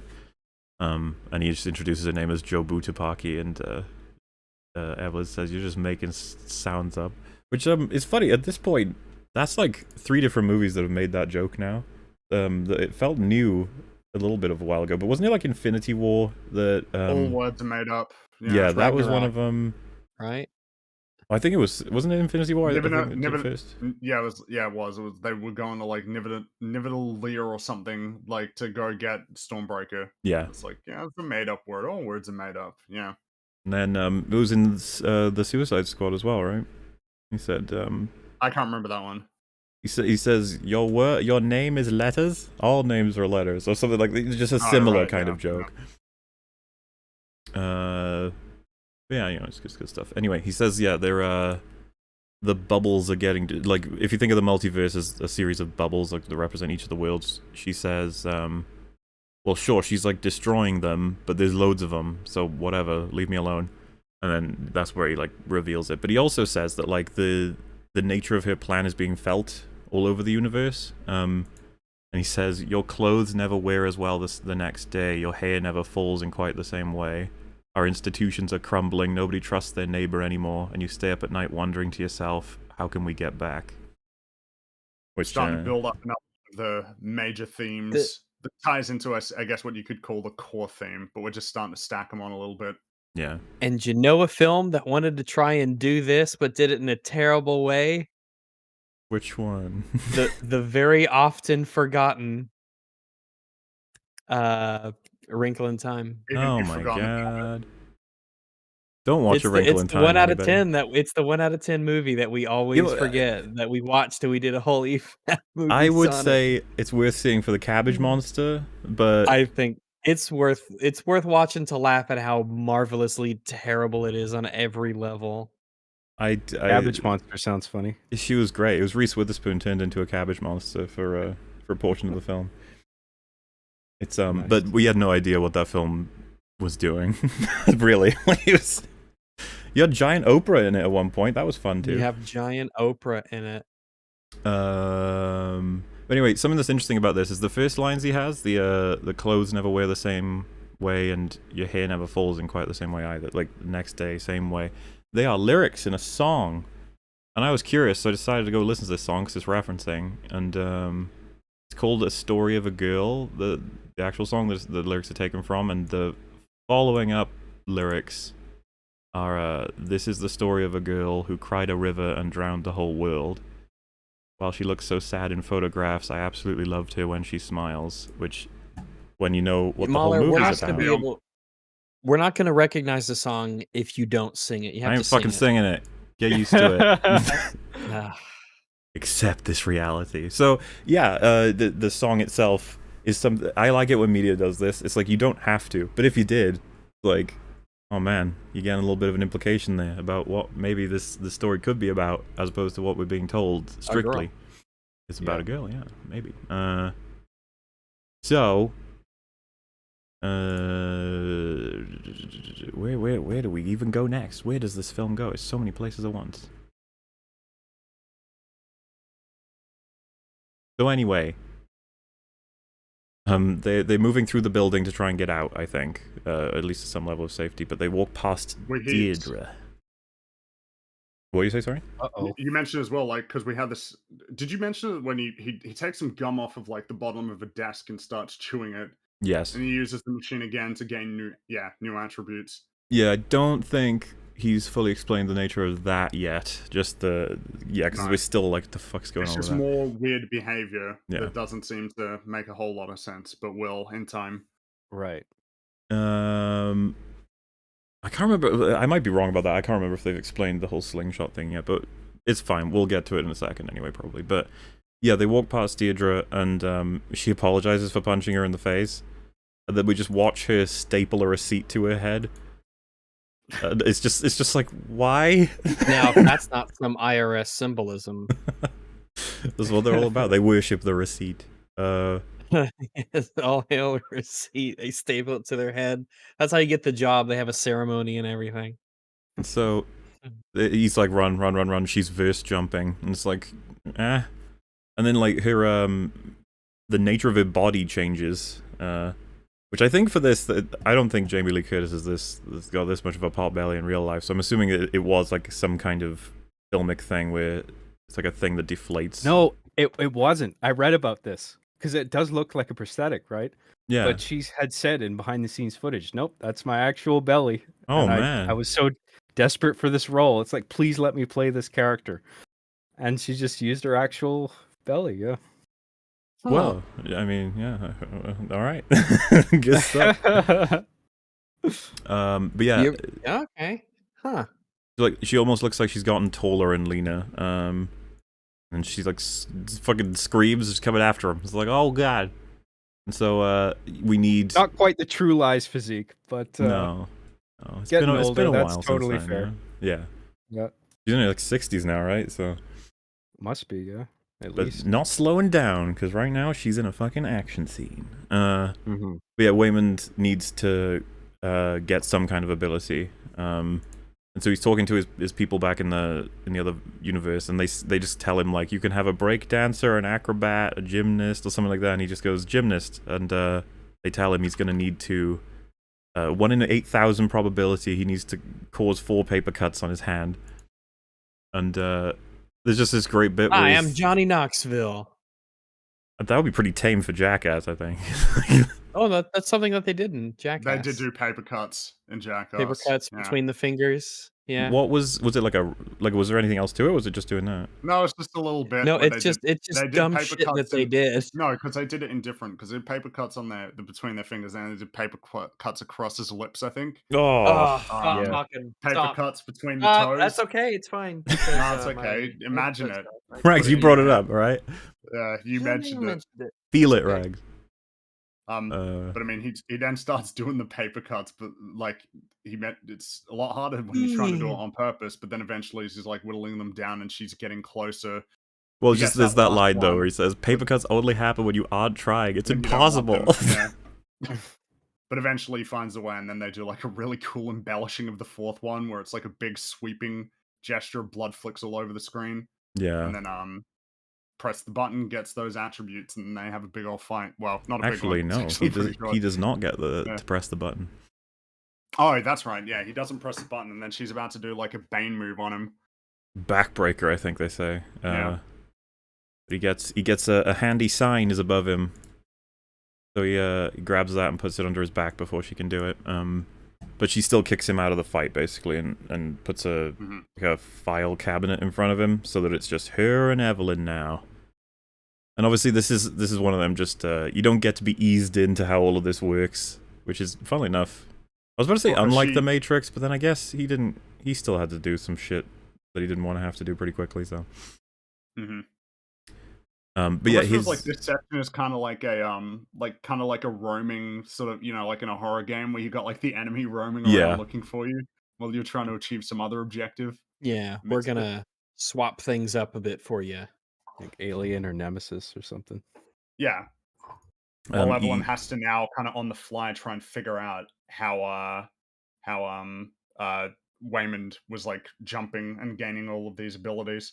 Yeah, he tells her to pick up the earpieces and then tries to explain to her that basically you need to do something that is so incongruent with what you would do normally that it pushes you into an adjacent universe enough that it like elastic bands you back into yours to like autocorrect, and that will shoot you into your desired universe temporarily to sort of phase in with you from that world, and you can draw abilities, skills, and knowledge from them, I think is how he says it.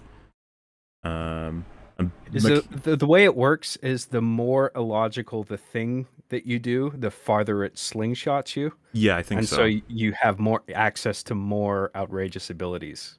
The more Which kind of makes ridiculous sense the movie. thematically if you think about like what the multiple universes are, right? Like how do you make a really big change in your life? You have to do something that is like statistically almost impossible to actually do it, right? It's kind of like a idea A plan on radical that thing. change. Yeah. like a Yes. radical change Yeah, and it's to all about the choice, normal right? Like routine. you would never choose to fucking give yourself 4 paper cuts on your hand, and so it takes you into just a completely different pathway. I never can choose. believe- mean, I can someone believe did, Johnny you know? Knoxville is from a different universe. Well, see, for him, it would be not doing that would slingshot him, probably. Yeah. Oh my But god! I guess it's kind of interesting to think about that as a concept. You need to do something that's so out of the ordinary for you that it'll slingshot you into a universe where you did that. It's like, Well, It's kind of, well, the way that they show it visually is like pulling the catapult back to that universe where you did do that's relatively adjacent, but it pulls you back into your universe because that's where you belong, but it can't control the force of you being pulled in, so it overcompensates and shoots you temporarily into one that's like opposite. Do you understand what I'm saying? Yeah, but I guess what I'm saying is I kind of find it like that's something worth thinking about in terms of how that ties into like the broader point of the story. It's so out of the ordinary that you wouldn't do it, but you did somewhere out there in the multiverse. Right. I Like, think even maybe- even going more broad to look at like the actual like the real themes of like what's going on. I think or like the very human themes rather than like looking at the multiverse stuff. It's more just like if Evelyn's whole life is taking the path of least resistance, right? Even though it's a grind, even though everything's different, she's avoiding conflict, she's avoiding, right? If you wanted to be a singer, if you wanted to do it, if you want to make those changes in your life to access any other world where you'd be a better person, you have to do something a bit out of the ordinary. You have to do something that you wouldn't otherwise do in order to make the jump to be a different person. And up till this point, her whole life has been doing whatever's right in front of her without like fighting too much, you know? Yeah. So she's told that they even show this actually. So the most likely way she can do this is if she professes her love to Deirdre. But they've actually got a list where it's like she could rip out all of her hair, jump out the window, break her nose, lick her elbows, sneeze 200 times, repair father relationship, air flares, write a novel, bite tongue off, poke eye out. Kind of funny that repair father relation is like lower than jumping out of a window in terms of improbability. These little I've never looked at this freeze frame, so there's a number associated with each of these actions. So is that like the level of improbability? Yeah, I think that would happen. What they're saying here is the most reliable is profess love to Deirdre, which is also relatively easy to do compared to a lot of these. Reliable in regard to their intended outcome, like the abilities that they want to snag from another universe, right? How well will it be able to slingshot you across those different places? It's kind of a fun little mechanic to have for this story because it means that there's a level of like, you have to try and think about what is available to me at this moment that I can use.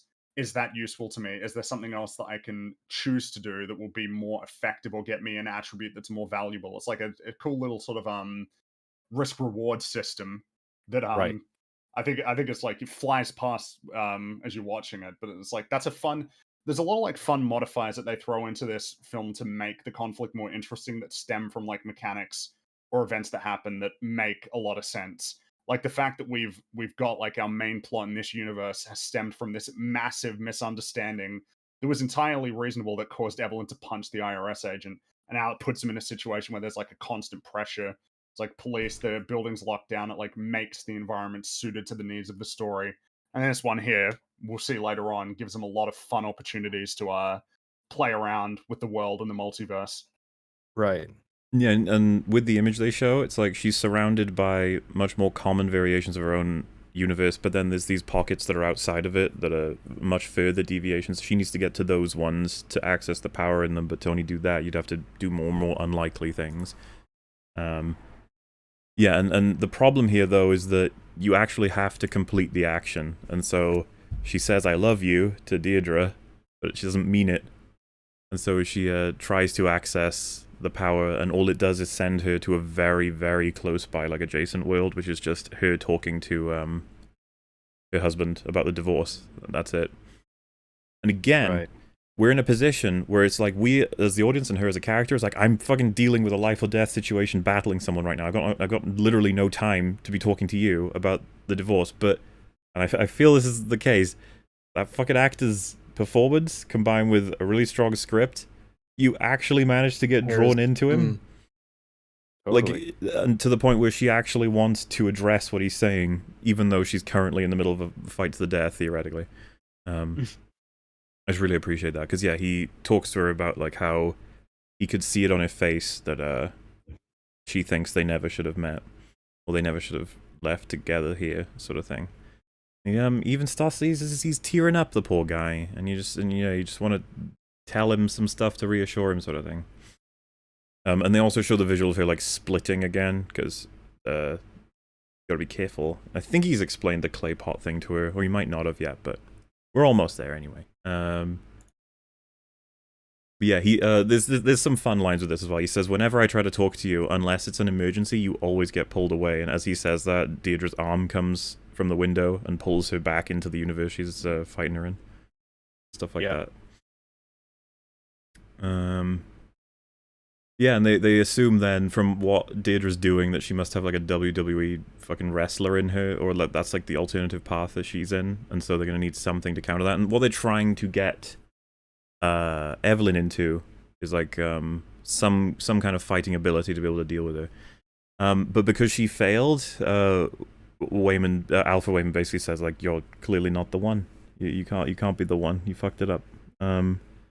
Which is depressing, but you know, whatever. That's just the reality. And so he leaves because he's got to search for like the correct Evelyn out of, you know, theoretically the whole multiverse with. So it's another thing the Matrix did, right?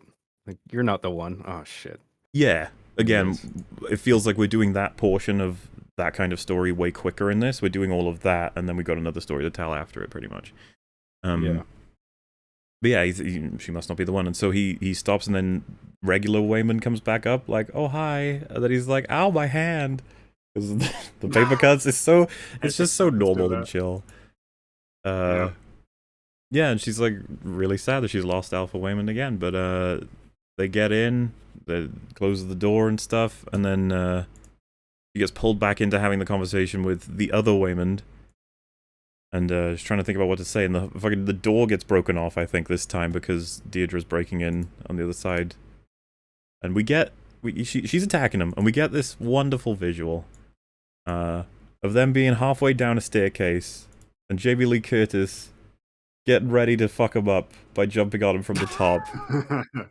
Legit, like, when the camera cuts to this... Not the kind of imagery that you ever really would have expected to see, ever, at any point in life. I think... This is again one of those moments of the film where they know how fucking absurd they are, and they're confident you'll just be enjoying it anyway. Well, it's a really effective way of kind of defining that this is a tiny instance in time where like she is milliseconds away from getting her nose broken, basically, and there's all this shit happening in another universe where she eventually gets her powers. I don't want to jump too far ahead, but you know what I mean, like yeah. This is used very effectively as a framing device. Like, this is all taking place in like fractions of a second. But she says, "I love you," and this time it was meaningful. The imagery that I think is like probably most strongly identified with this movie, her like flying through all of these different universes. It's like this right, slingshotted. And it's a really cool, like an interesting sort of little montage. It's only like 10 seconds long. Yeah, it looks great. And it's basically, as John just said, this is all experienced in like a split second. She goes to the other universe, and it even plays like a different life path to help justify, I guess, how she could have ended up here. And it cracks back to when she first is hanging out with Wayman, and when he offers her to go to America with him. And when we first saw this, she agrees, and the father abandons her. But in this version, it splits, and you can already tell from his expression in both splits what happened, what choice was made. And like, seriously, from this moment, it's already done. This has taken advantage more so of the multiverse than Doctor Strange does. Like, it's already over. Yeah, we haven't really talked about it too much. It will come up more, though. It's an interesting coincidence how these two movies kind of came out at the same time, and they explore these kinds of concepts loosely similarly. And this really nails it, while Multiverse of Madness bungles it at in every way, both from the character and from a just basic logic perspective. Whereas nothing works in Doctor Strange, this tries really hard to create a very emotional connection to, you know, multiverse implications and its involvement in the plot. It's the anti Doctor Strange. Couldn't believe how lazy and unimaginative that was written. You know, the Doctor Strange movie. I was expecting much more from that, because like, it's a multiverse movie. Like, oh, this movie's gonna have some fun. You know what I mean? Like, what do you mean? You the feeling I had going in. That's Mr. Fantastic was in it. There you go. Oh yeah, right. You have... And Memory Lane, that fucking the laziest possible way to like introduce flashbacks. Like, are you fucking kidding me? What's interesting too is that the portrayal of the multiverse in this movie, it is something as simple and everyday as a breakup, or I never went with the man that I loved, or something of that nature, right? It's not some galaxy spanning end of the cosmos. What weapon did you choose to kill the multiversal god? It's not that. It's really grounded stuff.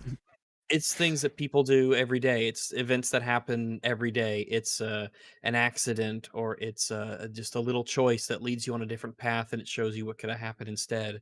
And so it gives you this immediate connection uh, to the multiverse, in the sense of, yeah, I can relate to all these other versions of you, and they do it so quickly because it's just very relatable, very down to earth. The stakes are just so comprehensible. Yeah. Yeah, I'd say so. So when she doesn't go with him, she remains in Gongyang, and then she's walking down an alleyway at one point, and she gets mugged. Only this legend saves her. Who is this? Who knows? And she gets inspired by her and studies with her the art of martial arts. And you get this little montage that I was just like, are we doing Kill Bill? Is this Kill Bill? Or it just feels like it is to me. Yeah. Especially with, she feels absurd as a teacher as well. But yeah, Well, go ahead. that genre and era, like I think the footage is oversaturated. The footage is a bit Yeah, dated. a They do little those bit 70s grainy, snap zooms yeah. where on a telephoto Yeah. lens, where they go from ultra wide to like super close, and it's like wobbles a little bit. Like I think Kill Bill kind of emulated that, and this is also emulating that. But I wouldn't say this is necessarily trying to be like Kill Bill. You know what I mean? I was thinking of oh fuck, Is it is his homage name or Pai no? Mei, the teacher in that? Yeah, Pai Mei. Yeah, She reminds me of him because like she's clearly like wearing a big white wig. long white hair. Yeah, Oh, like, totally. The Yeah. outfit. I think it. Yeah, it's definitely a reference. Um, That's at least what my mind went to, is Kill Bill, and Yes. another movie that's very well stylized, which means it's easy to kind of, uh, to emulate it in this. It's great. and so it fast forward to then to she gets a movie career because of her training. And then they do something really cool, which is to intersperse different things like flashing around with the paparazzi and stuff, and all the different things she did. And I'm imagining this is the reality. They've got real Michelle Yeoh like red carpet footage in there.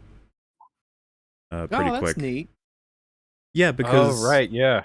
in a meta sense, you can definitely look at it in the way that Evelyn, one of her non-taken paths, could have been what Michelle Yeoh has as a life. Yes. And it's cool because it plays on our understanding and familiarity with Michelle Yeoh being a kung fu star, and like that's what she is in this universe, and she's relying on that. She's drawing the skills of that universe to help her in the one that we're seeing in this film. Just like, man, I wasn't prepared for this level of meta. That's real neat. Yeah, it's a movie called Crazy Rich Asian she was in. That's the red carpet she was on, so I'm pretty sure that's just legit footage that they took to involve in the movie. You wonder about Probably. licensing for that. Like, Yeah, I was about to say, the rights to that footage. Are you able to? That's interesting. Well, I guess so, right? I guess I got it. Yeah. I Good on imagine, them yeah, for you would letting go them to use it. ABC or whoever specifically recorded that. I red imagine carpet footage. there's things that cost a lot of money. That's got to be on the lower end, right? Like, can I have access Probably. to red carpet footage? Yeah. Well, maybe they had their own people there, their own journalists that got their own as part of their company. I don't know. Maybe they had this all planned well ahead of time, they knew. But yeah, she beats Deirdre pretty easily when she gets her powers up and running. And it's just a moment of like, she's beginning to believe, but the equivalent for this movie. Yeah. It's like when he fights Agent Smith and like he realizes like it's all just code and he can fucking do anything. Yeah. So yeah, she's kind of blown away by this. And she says, I saw my life without you. I wish you could have seen it. It was beautiful. I should have listened to my father and not gone with you all those years ago. And it's just like, fucking hell. That's sad. Yes, there's a So lot when for... you consider how little he understands about anything that's going on. And what's so great about that, right? It's a heartbreaking line. And then it cuts to Waymond, and he reacts to it with a really well, like genuine hurt, right? You can see it on his face. And he turns around in the same shot and he faces her again, and he's like in Alphaverse mode, and it's just like he has such not only bodily control but like control over his emotions, where he can switch from something like from a heartbroken reaction like that to like He just goes, oh, Chad, yes. It's like, yes. Yes. Divorce I've completely now. forgotten about that, and now I am in like Superman mode again, and here we go. Yeah, he carries Like, himself this- really well for that. Yeah, he's so good. And it's interesting to note she has a tear out of her eye when she's thinking about all of that. It's a tough interpretation to have, but there is a really good chance there that she's genuinely forgetting what it means, what she's actually saying when she says that to him, and she's instead actually commenting on like, I really wish Wayman could see this, like what it is, what I was in this other world. I don't think she intends to say like, what a mistake you were. I think she's like just to- like I don't think so. Deliberately No, I make don't him think feel so. bad, right? Yeah. because like yeah, so it's just blown away by the potential that she never knew she had, sort of thing. Right. The other thing I really liked about it as well is when she first knocks Deirdre into the wall, the first thing Wayman says is, why? How did you do that? Like, the first thing he wanted to actually say was, why would you do that? As in, why would you hurt her like that? Yeah, Because that's where his priorities that's where his priorities are, as we'll see going forward.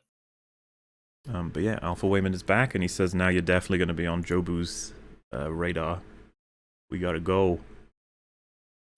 And they hide in like a little boardroom, and that's when he starts to explain a little more detail what the central and like who Jobu is. Yeah, and it's the boardroom that has a bunch of bagels. Yep. So yeah, because he highlights that they should eat.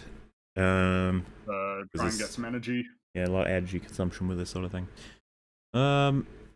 But she starts getting distracted by the other world. Paparazzi stuff is bringing her back in, and he explains that like the more jumping, well, whenever you jump, it's like you're deliberately cutting a piece of like thing out of your stability in your mind, and that when you get used to this and more talented at it, you can seal it back up. But sometimes they'll remain open a little longer than you would have preferred, and the more you do it, the more your clay pot will get leaks. Is how he explains it. And then she says, what if I want to be in the other universe? What if I just want to be there? And he, like, goes nuts. He fucking slaps her and says, shut it down. And he says, like, goes on to explain, basically, that if that clay pot shatters, you'll die, or worse. And she's like, what could possibly be worse than death? He doesn't answer the question. How interesting. Yeah. Yeah, that's when I think this is where he explains like fully how all of the mechanics work, or at least the last piece of it for us to get it on board. But I think we've mostly covered it by now anyway. I like when he eats the bagel and he focuses on the fact that it has cream cheese on it. Yeah, Like just cream cheese. And you obviously juxtapose that with the idea of putting everything on it, right? Like sometimes it's good to orient yourself towards like a singularity on some level. yeah, and I he don't know if I'm says, explaining that well. well, no, and he appreciates it so much because of the fact that they don't have cheese in his world anymore. Oh, right. Because Jobu, the fight with Jobu was wiped out, all kinds of stuff like that. I think he says we lost all the cattle or something. But yeah, so she asks for an explanation. He says, so Jobu has lost any sense of morality and any belief in objective truth. All they know is she's looking for Evelyn, and she's incredibly dangerous. And unfortunately, Evelyn gets distracted again by the flashing lights of, I think it's like the emergency lights in the area, because the place is locked down. They flash into flashing of the photography shit from her other universe. And she spends a little chunk of time there, enjoying it. And she actually spots in her universe that Waymond is there, in the celebrity one. And he's looking great. Like, very well put together, very successful. Which is, like, really interesting to her, I guess. Because she just assumed, what we could have picked up from the other parts of the movie so far, that he's a bit of, like, an anchor, or a, dare I say, like a weight. And so, obviously, if she were unburdened by him, she could be successful, which is what she first concluded, but he's successful without her. So it's like, there's more to think about there, but they don't get to think about it for very long. Because she They both are, yeah. yeah, she gets gets handcuffed. And it's like, wait, what? And it's because she was daydreaming a little too much there, and unfortunately the police have now caught up to him, or at least the security guards, and they've put handcuffs on both of them. And this is just this great moment where she's phased back in, she's pretty confused, and Alpha Wayman is like, Evelyn, quick, pee, it's a great jumping pad. And then they tase him, and I'm just like amused by the idea that they're listening to this guy say that after he's beaten the fuck out of all of them several times.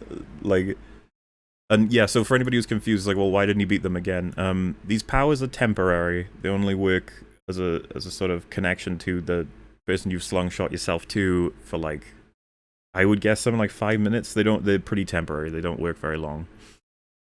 So that's not the first time they mentioned jumping pads, is it? Like, it's probably addressed in the exposition scene with Waymond, right, where he's explaining the Alphaverse. He explains the jumping pad concept. Yeah, we've already gone over it as well. Like a jumping pad is just reference to what action you can take that's so improbable it can send you to another place, sort of thing. Right. So yeah, he's now out of it, and the police have got him, but there's someone coming up in the elevator, and the guard is like, we don't need any backup, we got him. But they keep coming. And it's Jobu Tupake, who's finally arrived. And she's dressed pretty uniquely, I would say.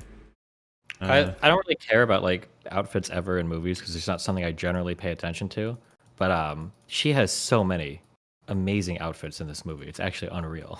It must have been a lot of fun for costume to do, like 30 or 40 different costumes. At least, yeah, like like a lot of work too. Not just like an outfit, but like the whole shebang. Like the shoes, the outfit, the accessories, and they're like all of them are ridiculous. Like, yeah. And sometimes for costumes that are only on screen for like 30 or 40 seconds. Yeah, it's like that's a lot of work. But I mean, you even see that in like the quick flashes of these different universes. It's like, yeah, you had to shoot that. It's like each one of these is on screen for what, like a split second. It's like a whole bunch of work that would have had to go into each of these, or like the flashes in the different universes when Evelyn was earlier on, and then later on. Like, yeah, you know. It's like not only a new costume across the different renditions of chaos by that particular character, but just like every time they jump to a new universe or a new kind of like genre of film, whenever they jump to an old like kung fu thing, or like that's all set design and production design and unique costumes and stuff. Like, I really appreciate the effort. I presume this would have been intentional, or it may not have been, but just the fact that the costumes, their absurdity starts to almost become a little like less absurd and surprising as it goes on. It just becomes something you get pretty accustomed to pretty quickly. Yeah. Which is kind of like interesting in terms of, again, how it ties into something that becomes, I guess, much more clear as a point. Like, yeah, and they're not just thrown in to be wacky. It's like, once you understand what kind of character Jobu Tupaki is, it'll make a lot of sense that this whole scene will give you a great idea of what kind of character she is anyway. It's funny as well, when she first arrives, Evelyn just goes, Joy? Why'd you look so stupid? It's just like, that's the only thing she has to say about this whole situation at this point. And that's what's really fun about Evelyn. I think that she very consistently will like change her priorities because that's just what she has concerns regarding. Like, think of everything she's just been through. But she sees Joy in a weird outfit, so she just wants to comment on that while she's being arrested for who knows at this point. These are like the grounding elements in her life that matter to her, even in the face of a situation where she has to have some understanding that the stakes are really significant. We're talking about like, the multiverse essentially, but even in coaxed in that situation, it's still the things that in her life and the people that she cares about that are grounding her. I mean, we saw it earlier when she accidentally jumped into that conversation with Wayman when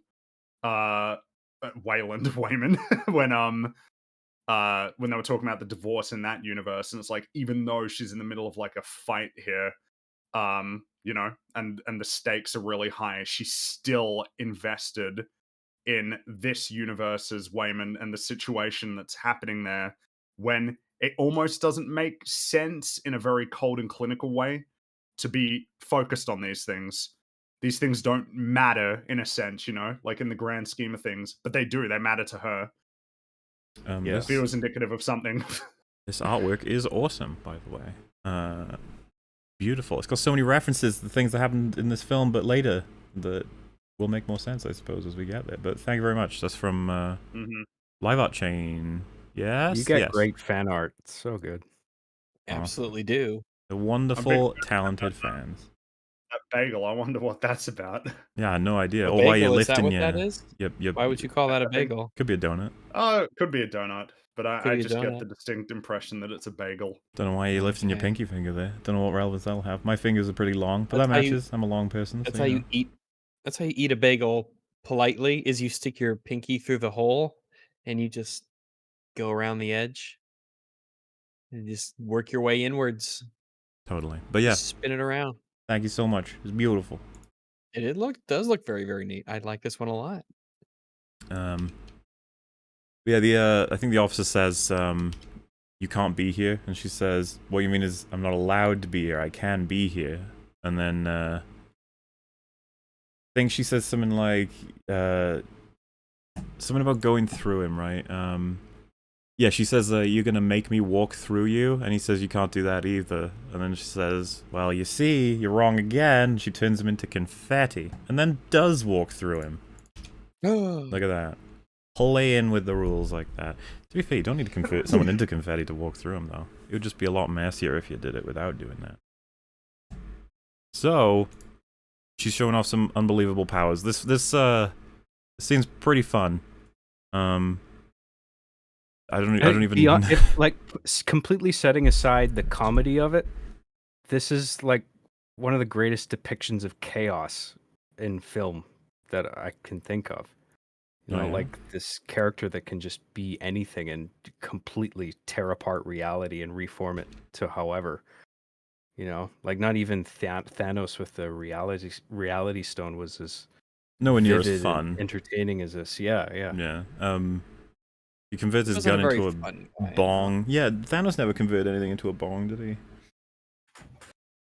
The biggest flaw in the film, I would say. But yeah, a lot of things happen. It's kind of, I don't even know how to explain this to you as someone who just doesn't know anything about this film. A lot of weird things happen. She has a dance with one of the security guards / cops, and then the other one, out of desperation, tries to shoot at her, and he ends up...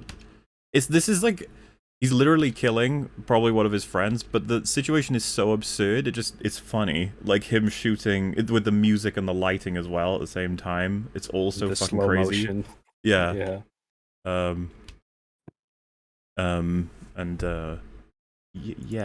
She then jumps into the guy, like up, and then turns them into like a wrestling match where she's just converted him into being... I don't even know what this move was called. I'm sorry, Metal's not here, so he can't tell us. He fucking gets his neck broken, which again, it's really rough, but it's all so absurd at this point that we don't even know what like we're supposed to exactly make of all of this. Yeah. It's a great villain intro. Oh yeah. You know, it's like this Well, I think it's staggering another- amount of power that this character's in possession of. I think we jump between... There are some instances where it's not the case, and then sometimes where it is, where it's very much about us having the same perspective as Evelyn while watching all of this happen. You know, like we're just as confused as she is. But then it'll all start to make sense eventually once we start getting more explanations for how things work. Oh, people saying pile driver is what she did to him. Damn. Yeah, she even takes a bullet and blood splatters everywhere, but then she just says, "Don't worry, it's ketchup," or whatever. And it's like, oh, and the guard then, realizing his gun doesn't work, tries to hit her with his baton, and then something else happens, which was, you know, it actually reminded me of Saints Row the Third. You guys ever play that? Yeah. I know what you're talking about. No, I never played that one. I believe in that game there is... It's like, isn't it like a 10-year-old game, Saints Row 3? Am I crazy? It is. Yeah, it's old as It's fuck. 11 years old, I think. Yeah.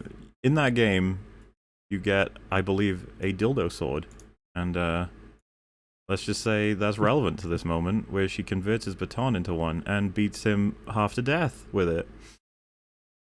God, I That wish was that in were San me. Andreas as well. You could get a dildo melee weapon. But yeah.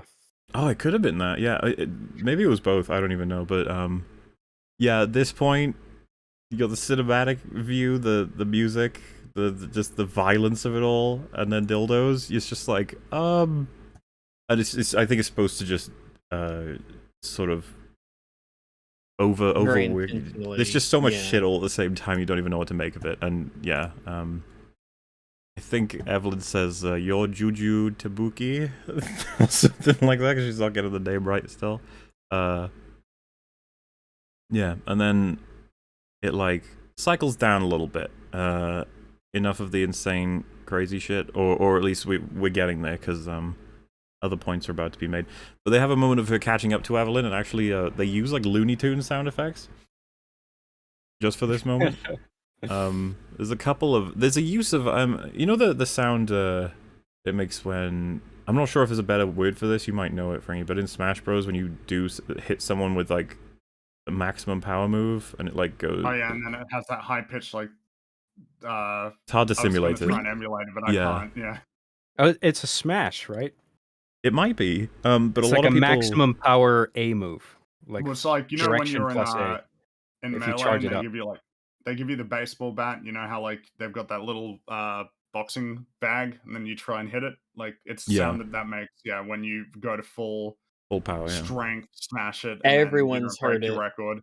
Well, yeah, Yeah. and Everybody's from what heard I it, can see yeah. from different discussions, it's like everyone's saying it's referencing Smash Bros. I was like, is Smash Bros where it originates, or is that referencing something It's itself? it. Because No way. I wouldn't have thought it would have that's originated from originate. Smash Bros, but I don't know. I've got no clue. I just know it so well. I don't know the origins of it. Yeah.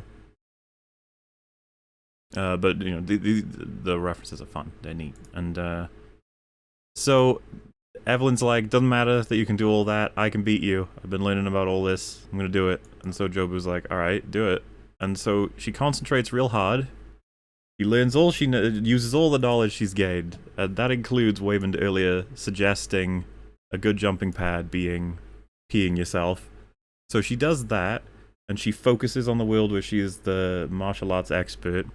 Unfortunately, she gets a little confused because she's with the paparazzi on the red carpet, flashing lights. Gets a little confused. She sees a poster for a guy holding hot dogs.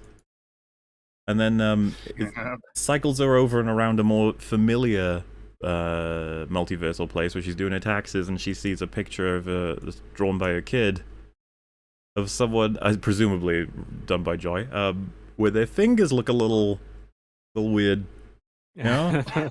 And all that information gets tangled up, and she does manage to travel to a different multiversal place and draw, let's say, a skill from it. And I think this is the part of the movie that really, it can make or break it for a lot of people. At least that's what I've discovered.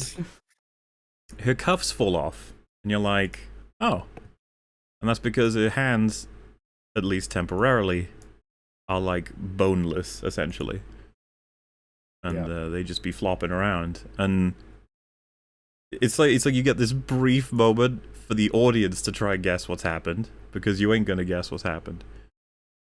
And they establish that she's drawn from a world where everyone's hands are hot dogs. Well, their fingers are hot dogs. And like I said, what really sells this gag is when we jump back a million years ago, when there's a bunch of apes having a fight, and the hot dog hand apes win and triumph over the more like human hand apes. Yeah, they felt the need to provide us a basic justification that in the evolutionary chain of humanity there was a deviation that had hot dog fingers, and they battled, and the hot dog fingers won. I think the fact the shitty ape costumes sell this, and I think that's intentional. It's just the big part is when he's screaming to the heavens while flailing his hot dog fingers. I love the shot of it tightening up on the classic human hand and its defeat. Just drenched in blood. It's a good I gag. couldn't believe what I was watching at this point. You know, like there's a few plateaus for me where I got that feeling, and this was one of them where it's just like, because it's obviously doing like a 2001 thing here. Yeah. And like, just this is so ridiculous. Like, I've never seen a movie do this something like this, like to have the balls to make a joke like this. And once this happened, it's just like, all right, I don't know what's coming after, Feel like but like everything's I'm on on the board. table. Like I was totally sold at this point, you know. That's the thing. I think you can have multiple reactions to this. Some people would feel this is too absurd. They're lost now. They're not following it. While I think we were. I was so fucking ready for whatever else they wanted to try. I was like, if you're gonna commit to stuff like this will be great. Some people are like, yeah. how did you not get it? It was a 2001 reference. How do you think anybody's gonna point that out and it would be interesting information to anybody? It's like the most obvious thing ever. This is like everyone knows this scene from 2001. Some people who haven't even seen the film. Like one of the most famous movie scenes. Anyone who's seen the movie, yeah, because the shot is so similar, right? Oh yeah, it's parodying it, but like it's Yes. obviously I was just going over it mechanically. It's fucking hilarious. Some people are saying as well, wouldn't the universe be completely different if it changed all the way back there? And wait, hang on. Someone said, "Wow, really breaking artistic boundaries. If you don't agree, that's just because you're not smart enough to understand the significance." Like nobody said that. You don't. If you don't enjoy it, that's fine. To me, Yeah, Well- it's totally all right. I will say I've seen because I saw the guy who posted the same comment a few times about Oh. yeah, it's like oh, here we go. Yeah, there it is. Thank God he's here to describe the movie. I'm blind, so I couldn't watch it. That's a very Okay. profound, insightful observation. I could understand. Away, the boundaries are falling down. You've awoken me to the knowledge that like talking about a movie is just making observations about what's happening in the scene. Yeah, and like nothing more. a lot of the more substantive sort of comparisons and analysis will be in the second half of the film. The first half is telling you Well, what is being shown and given to you It's as a lot of information. what it's a lot of what storytelling is. At least in the case of good storytelling, when you like build up your I guess you're stacking your blocks, you know, you're sort Yeah. of building the tapestry so that then you can start to have your really meaningful payoffs. Payoffs usually don't come in the beginning. That's like all the setups. The setups are super important because without the setups, payoffs are just kind of the idea that you have. It's not really much of anything. Well, to go for a classic, if we were trying to talk about how well done like Shaun of the Dead is, and then I go, so Shaun mentions there's a gun above the bar, or Ed does, and then Shaun's like, well, it's deactivated, isn't it? Like someone could be like, why are you just repeating the dialogue? And I'd be like, well, because you need to know, and we need to establish that's a thing, so then when we get to it, it's not just out of nowhere, and that's appreciating how they've written it. So yeah, I think we've talked about a couple of the pieces to compare and to praise at this point, but it's just going to become way more common the further along we get, because that's just how it works. Yeah. As for like, I don't know, thinking this is a bit much. Like I said, this is like I don't think you have to be intelligent or something to appreciate this. It's just it may work for you, it may not. The whole sausage fingers thing. I think it was pretty bold of them to try, and what's neat about it, I think, is that they commit pretty hardcore. They don't. They do, yeah. It's not just a one-time gag. They Allegedly. work with Yeah, it. I think they do a really good job at like anytime they introduce a joke, it's pretty relevant throughout the entire movie, and they manage to build like sincerely off of everything, which I think is pretty admirable because they always seem like all of these are going to be like one-off gags, and they end up becoming more meaningful. Yeah, and they're already laying the Yeah. groundwork. We've got she pushes Deirdre off her in this world, and then you catch her saying, why you're always so warm, but then suddenly so cold, like pretty casually. And it's like that could just be a throwaway line, or it could be something that's a little bit more important. Who knows as we move forward for the sausage world. But one of the things we see is that, I guess, are we supposed to interpret this as the equivalent of sex in the sausage world, where you put your fingers in each other's mouths and then it sprays out mustard and ketchup? I guess think it that's makes the idea. sense. I'm not sure why the hot dogs would spray out mustard and ketchup, but I don't know either. who knows? Maybe think that was like an evolutionary advantage during Well, the it's just- prehistoric times. The monkeys that could spray mustard at their foes while they were being hunted were the ones who survived. It's so stupid, right? And that's kind of the point. Like, if you're doing a movie It's their about culture. encapsulating the multiverse, like you have to kind of visualize the absolute absurdity on either end of that. And you know that includes a universe where everyone has hot dogs for fingers, and there's another universe that this movie incorporates that I won't touch on yet, but it's just like, because we're not there yet, but it's just like equally, if not more, stupid. And it's just like that's what you do if you're doing like a multiverse story. If you want to like demonstrate the stupidity that comes along with that, you illustrate universes like this. That's what I think. Like I said, it's really testing the bounds of a lot of audience members who just it'll be too far for them. But I think they handle it really well, all things considered. Well, the fact that they will reincorporate that later into something meaningful. That world, anyway. Which you just wouldn't really expect from a lot of other things. No, It's just I a think one-off little gag. I think in a movie that was less thoughtful, that would just be a one-off joke. That would be it. It's just like, haha, isn't that funny and absurd? Anyway, moving on. Like, that you wouldn't try and leverage it to do something meaningful later on. You guys going to analyze paint drying next? I wait in anticipation after the engaging analysis of nightstick etymology. Hey, I didn't know that truncheon was British only, and I'm so sorry that took up 0.01%. I think you're gonna be fine. Anyway, we got so after that, and I think it really primes you, right, in terms of the juxtaposition of the tone in this film. We go from that, and now we're going into Jobu explaining her motivation and her plans, which are not exactly funny. And the movie has to try and balance that pretty well. So what she explains to her, I think, at first, I can't remember if this is where she first talks about the bagel, actually. I think it is, right? It's referenced earlier, yes. but I think the this is first. when we finally see it. There's a lot of visual hints in even the first act. Yeah. Yeah, so You see like the little marble church thing, but the drapes are still down, or the veil. yeah, and she's like, let me help you out, because she's got sausage fingers, and she does this little like hand game where you put your fingers together and you open up on the other side. But instead of what you may have expected, we see mystical room. What could it mean? Yeah, and so she says, I made a bagel and I put everything on it. Do you guys know the silly hand references, or? Well, I don't know what they're called. I remember that from school. Yeah. Yeah. People putting their hands together. Vagina. I did not do that. I remember it was like it was a pussy joke when I grew up in school, because like you would stretch the what do you call it, the flaps of skin between the fingers. You would like Labia? put your fingers together and stretch it out, and it would look like a vagina, I guess. Yeah, I think they call them the things between your fingers. I think are labia. The webbing. Yeah, That's what I meant, that's like what the they word. were referring to, not what they really. Right. I'm learning about this strange vaginal gesticulation. We're talking about the that anatomy of children the do. fingers, Rags. I mean, I know it's just like what it's supposed to potentially represent. I'm It learning wasn't that. about It this wasn't that just my now. school. It was just a fun little hand game. There was fucking me and John went to different schools. It was definitely yeah. Like it wasn't just a fun hand gesture, because I remember it too.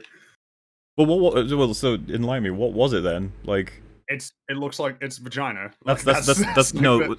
Is that why it was? So because you mentioned, did you say it originated in China? Destiny. No, I literally thought I heard someone say that. I was like, you got to explain Like how it's relevant. Vagina. Ah, now everything makes sense. I thought China vagina. I thought John brought that in randomly. I didn't realize. No, it was I don't prompted. remember Alright. any kind of game element to that. I just remember people did that because it looked See, like we're a all- vagina. That's Yeah, it. you See, put we're your all- hand we're all together, confused you do here. everything, and you look at it. It's supposed to be like, oh my god, that's what a vagina looks like. That's like the whole point. Yeah. All right. That is what they look like. Yeah. So I guess it's well. What about the other one that they do at the end? The other hand gesture. You know that They one. do another one later. I think that's just like another game they play. I don't think it's supposed to look like a vagina. Yeah, I was gonna say That's- that one's definitely a game, right? There's no fucking vagina imagery with that one that I'm unaware of. Hopefully. So anyway, she says she puts everything on the bagel, including every report card, breeds of dog, every personal ad on Craigslist, or Craigslist for Americans, and she. There's a couple that flash on. There was one that I saw. I'll try and get the image on screen for everybody, but it says, "Ladies, hello, bathtub, male for women, man for woman," I guess. Because I've never been on Craigslist, so I'm assuming that's what it means. It says, "Hello, beautiful. Who are you? Come to my door open. Come to party my door open. Many riches in me. Beautiful water. Splish splash to my bath. I am very serious man, looking for love. Sing to you." That's what it says. Jesus Christ, I'm halfway there already. Just I, reading that. I really hope they're real ones that they took from Craigslist rather than made up. That would I make wouldn't it put it infinitely past funnier. them. I wouldn't put it past them. I'd be surprised if they weren't real. One of them is Cash for Tickle. Yeah, there it is. All right. Something for Do not contact me with unsolicited services or offers. There you go. Nice and official. Yeah, she says, unfortunately the bagel collapsed in on itself. Because you see, when you put everything on a bagel, it becomes this. And like a big, scary, kind of black hole sort of situation. And she says, the truth. And then Evelyn says, what do you mean? What's truth? She says, nothing matters. Which, yeah, you're around about the hour mark into this film where become clear that that is the villain's point of view. Or rather antagonist, I suppose. Oh, I mean, it's pretty explicit. I don't know if there's anything else to... Yeah, well, yes, that's basically it. We've jumped right into the whole nihilism part stemming from all of this. Yeah. Like the absurdity of so much that there's like no meaning derived from anything.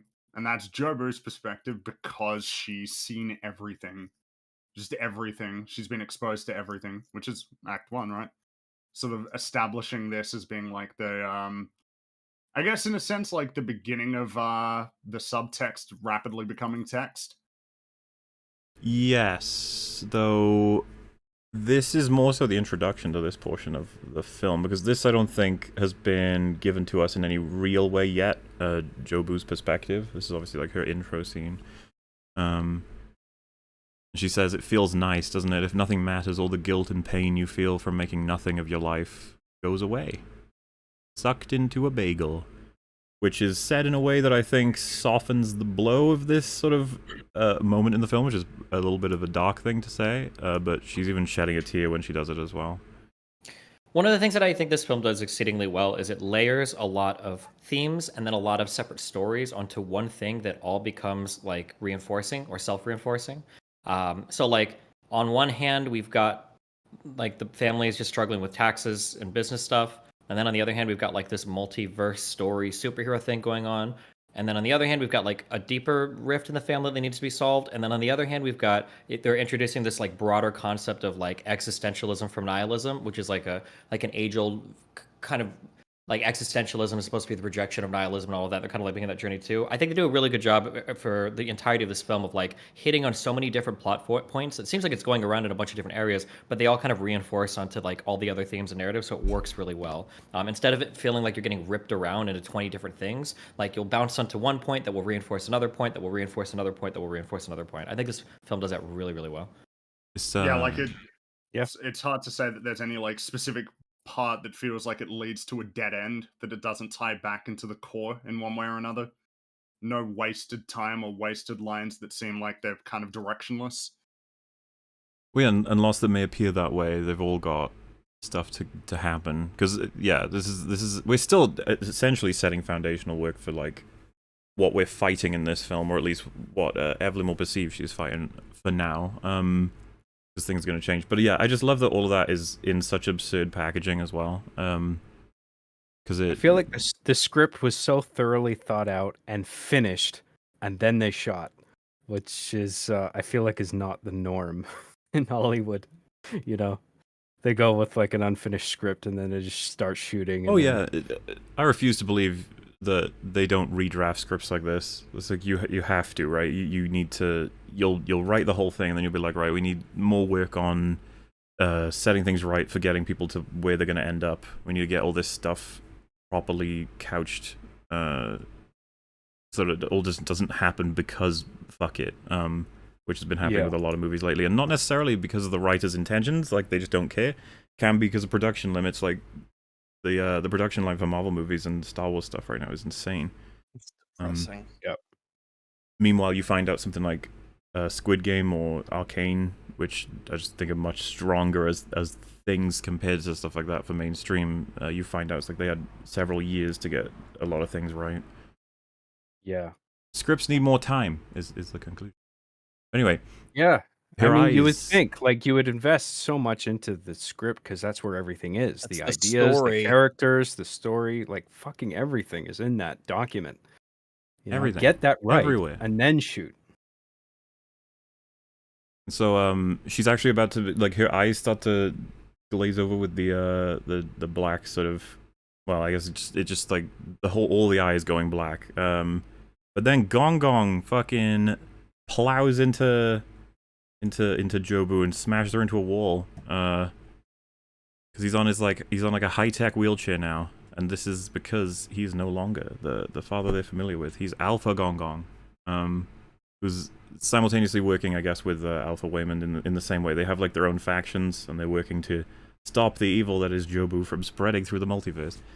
Still very much like, we're in the portion of the film that's very much on the, I hesitate to say surface level. What I mean is text, basically. Like, we're getting closer, and we're piecing sort of to getting to the super Blatant meaningful plot, character stuff. I Yeah, guess. but we're back to, because this is the kind of thing that a lot of people get turned off by in like low budget sci-fi, should I say, where it's just like, oh no, and then weird pronoun is coming to weird pronoun to do weird pronoun, as in like the Alakazam is gonna blah blah blah blah blah blah. When you don't have anything underlying it, it's just like, yeah, this is happening. But the film keeps like inching toward the more meaningful underlying stuff, and once you get to a certain part in this film, it's like the crazy surface level text plot stuff starts to fall away in favor of what it all actually represents. But for now, I really love this wheelchair takeout, where like the grandpa in the wheelchair, he takes out was it Topu, and Jobu. like the right, and the footage is obviously like sped up. Like it looks kind of weird yeah, and awkward, but I appreciate that about it. Like they didn't try to smooth it out or anything with CG. You know, it just looks like sped up footage, and I thought that was so funny when I saw that in theater. Like I laughed out loud. It's like, I'm glad they kept that in. You know. Yeah, he basically says that they need to get the fuck out of this universe. Jobu's gonna kill him, and Waymond says, "No, this is the girl we're looking for. Evelyn, she can stop him." Her, sorry. And then Gong Gong says they're gonna have to kill her too, essentially, because he's opened up her mind to too much. And the implication being that there's like a yeah, there's a split in the decision here between these two. One of them wants to encourage her to get to that point because he believes that she can handle the power and thus provide a good sort of Counter counterforce. to her. Yeah. While Gong Gong thinks that all that would happen is she would just become another one of the same problem. Which is kind of, if you think about it, again, this is like the layers of the story. This is like the same thing almost that the two characters in the real world believe as well, right? Like, you would imagine that the dad is trying to make everybody happy and bring everybody together, and the grandpa's like excessively like cutting out his daughter, cutting out his daughter's daughter, like won't accept anything, right? It's a reference to the actual characters in the actual Yes. world too. And it's also a reference to that this is from inside. It's about your perspective on that kind of revelation. It's about how you process it. It is something that comes from within. It's not like some superpower that you're bestowed with. It's your personal ability to, to have a good attitude, essentially. Yeah, because if we go with what Jobu says, that when you put everything on a bagel, it becomes clear that nothing matters. You can draw from that. She's describing the process of what happened to her, because we already know that they said she spread everywhere. And so, just because that process happens to you doesn't mean that you necessarily conclude what Jobu has. So yeah, it's functioning on several layers at once, I think, which is part of what's so impressive about the script. Mm-hmm. Yeah, and so she doesn't believe she's the one. She's having one of them moments, and he's like, "No, I'm pretty sure you're the one because you're the worst, Evelyn." And she's like, "How could I be the worst? What about the hot dog one?" And he says, he says he's seen thousands of her, but never an Evelyn who's had so many goals she never finished and so many dreams she just didn't follow. She's literally living her worst version of herself, and the reason why that's important to her potential is because that means she's literally every multiverse around her splits off into a better life, is what his argument is. So No matter where she So she that's has the most tools at her disposal, basically, with the Yeah. jump verse thing. But I think on a more meaningful level, it's supposed to just be you have so much unrealized potential because your life has you've never managed to get to the places you've always wanted to go. Well, yeah, because every universe just represents possibilities that were very much within reach of you. I mean, to varying degrees, because there are ones that are a lot closer and ones that are further away. But essentially, anything is possible, much more so for you because you haven't really done a whole lot. It's kind of a interesting way of tethering theme to the, clearer external conflict. And it's I love what this movie turns into plot devices. You know, like not only the thing where like you are the quote unquote worst Evelyn because you've done nothing with your life, therefore you have the maximum amount of potential energy that you can potentially harness to accomplish anything you want. And there's like a truism in that you can apply to your own life, I think, right? But then obviously the thing with like taking things that people might have thought a lot of doing but they never would, like just like the eating the chapstick thing. Like, you know, you extract the whole piece of chapstick and it kind of looks like candy, but you would never fucking bite into it because it obviously would taste gross. But like there's a part of your brain that would think like, what if I just bit into that? Like, no, that's totally stupid. But this turns it into a plot device where a character does that and then they accomplish this thing where they get a bunch of powers and they can use that. Like, it's a very clever script, like you guys are saying.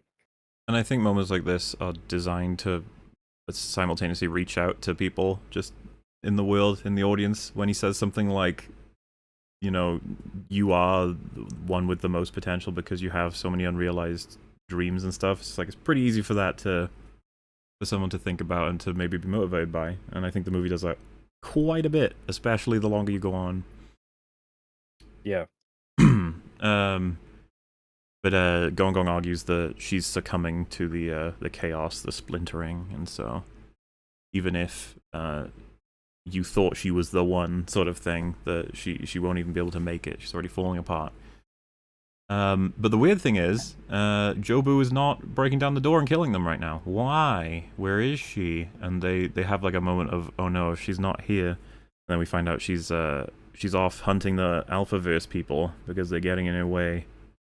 Which I think is a really good idea writing-wise, because first of all, it probably is something that she would do, because she doesn't want them to get in her way with Evelyn, right, on the text level.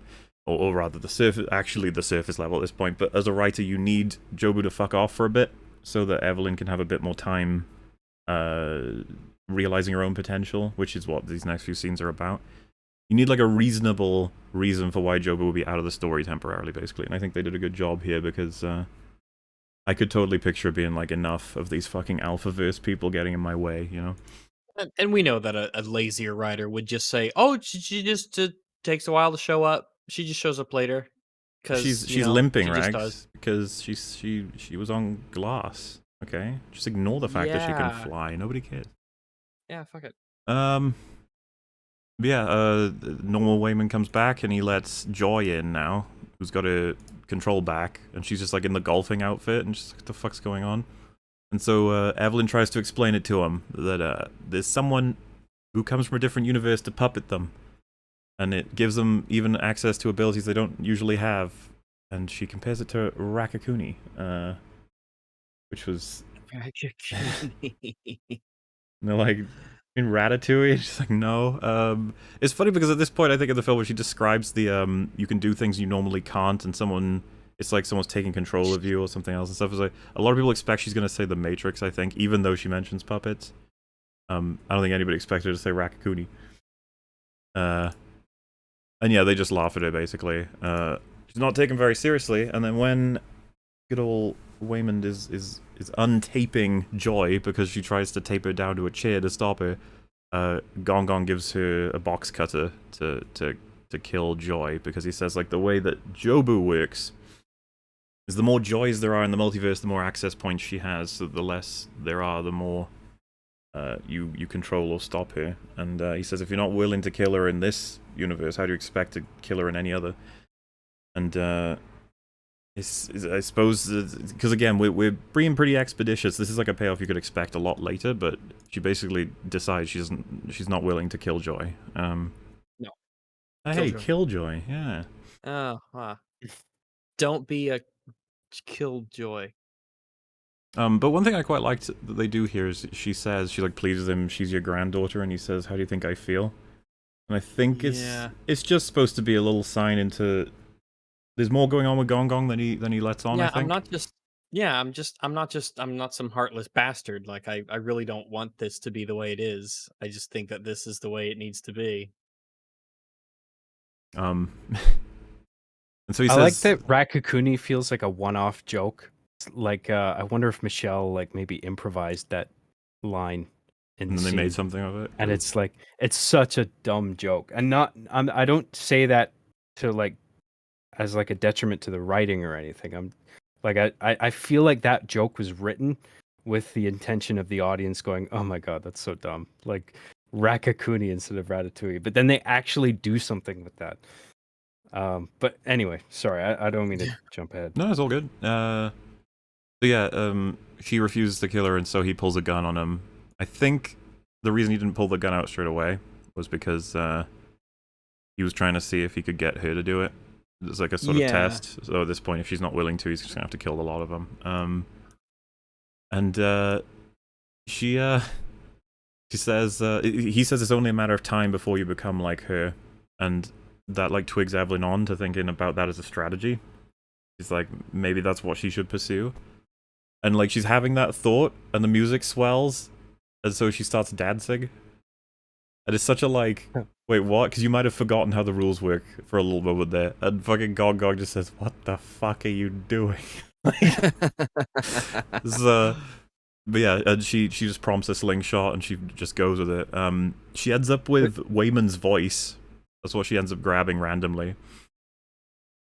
Is she getting instruction from her headset, presumably, at that point? Think where it's like, do this, and then she dances. You know what I mean?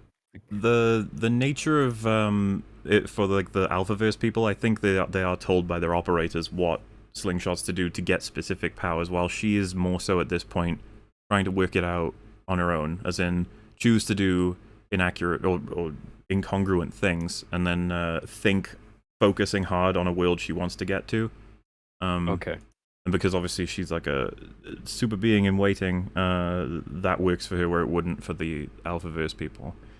But it's not reliable, as you could see. She ends up having a bird voice for a little bit. And she then, her third try, she manages to cycle into like a maid in an alternate life for the IRS building. And she finds out there's a secret door in this room that she can use. And so she pops her family in there while she tries to explain the situation. And it's it's all getting a little bit more and more complicated, like in getting all these variables thrown in, and so it's getting so much more chaotic. And basically, Gong Gong's decided that he needs to bring in his Alpha Force to kill her, because obviously Jobu's out of the story right now, but they're the enemies to worry about. The 18. They want to kill her so that she doesn't become a second enemy for them to have to deal with splintering her head and stuff. And so, yeah, before they can get to her, because they all activate, I think he says, like, any agents within the area converge on this location, because we've got to kill her. And so they all start arriving, all different kinds of people. One of them is the security guard who got hit in the face, like, twice with the fanny pack. He's, like, outside giving an interview with the police, and then they all just start walking in. Yeah, she gets a moment to talk to Joy, and she says, I know you have these feelings that make you so sad that you just want to give up, but it's not your fault, it's her. And then it's like really, it's getting somewhere, it's working somewhere, and then she describes her as Juju Chewbacca. Juju Chewbacca. Just like kills the moment for her daughter. Yeah.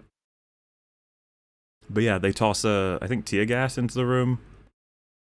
And so she uses, I'm afraid I'm really not going to be familiar with whatever this is.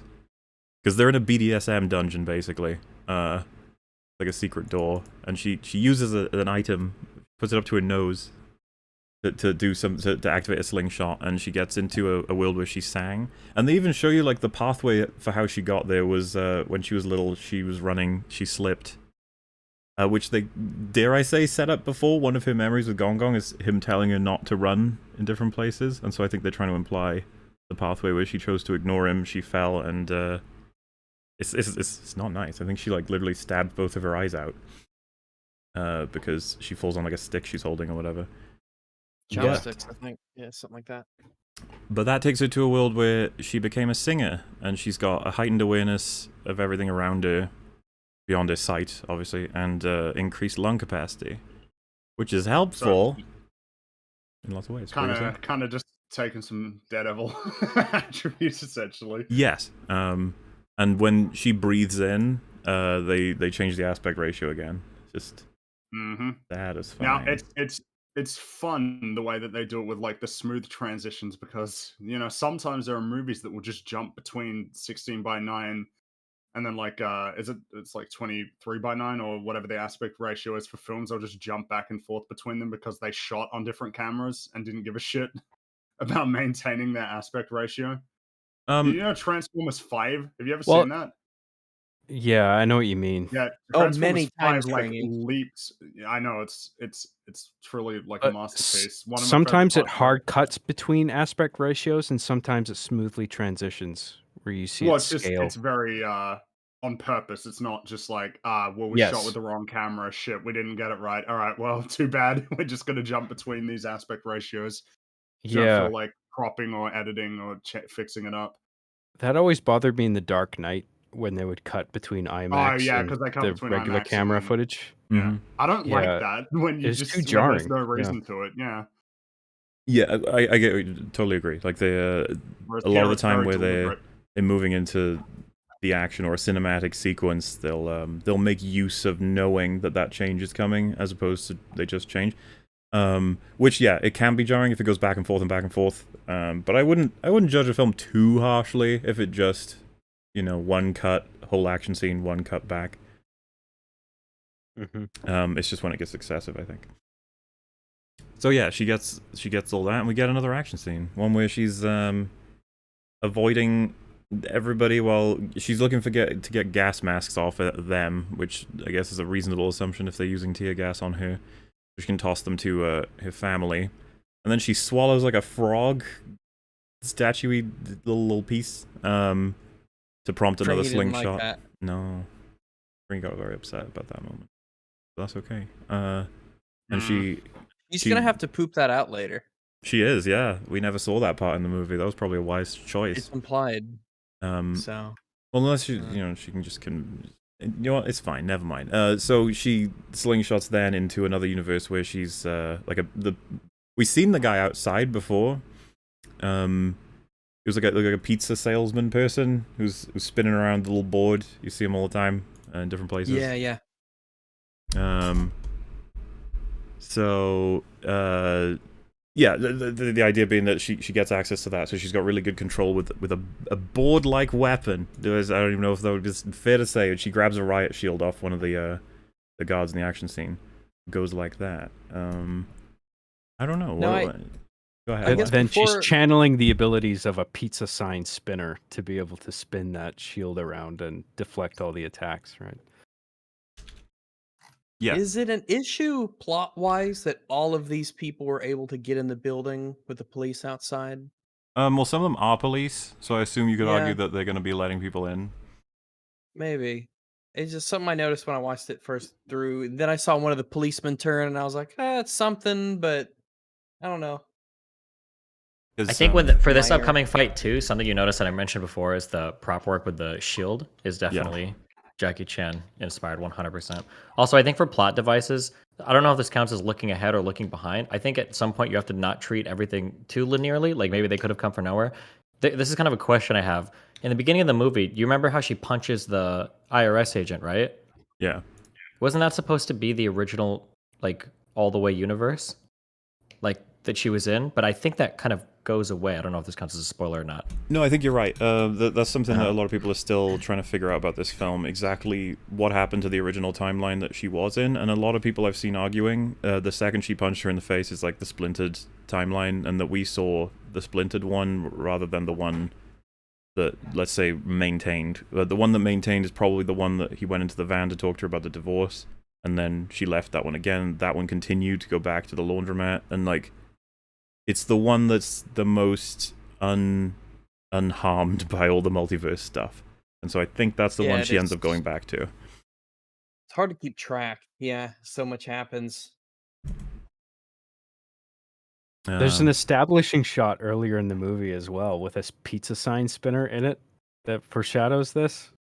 yeah, like I just said, thought that was so it was cool. shown before, so it's just like a fun... Yeah. in fact, It's a little thing, but it's probably what Yep. she used as reference. I think they drive past it at the beginning, so she would have picked it up as a visual.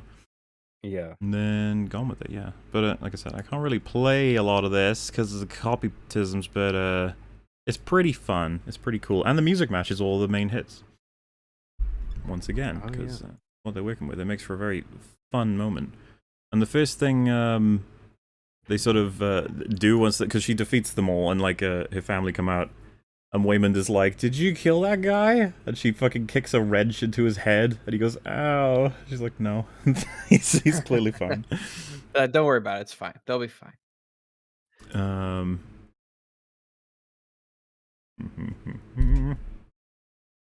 Give me 1 second. You know what? Yeah, if there's anything else anyone wants to talk about this scene, because I just gotta. No, it's so much this fight, if you compare it to the first one, it still has that exciting aspect of it. And of course the characters are different, the location's different, and it's darker in terms of the lighting, the music is different. There's a lot of variety in the action sequences in this. Even when when they go out later and there's another fight that happens here in the building, it all feels different. All of the fights feel very different, even though some of them are like it's the same characters fighting each other.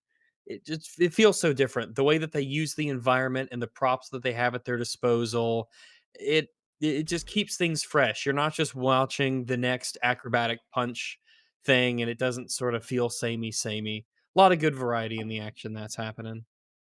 Yeah. Um, Yeah, because I would go as far as saying it's not just Jackie Chan stuff. We'll get there. Like certainly a strong influence, and for lack of a better term, it's just that there's they include some other stuff once we. In fact, it's like the following scenes, I think.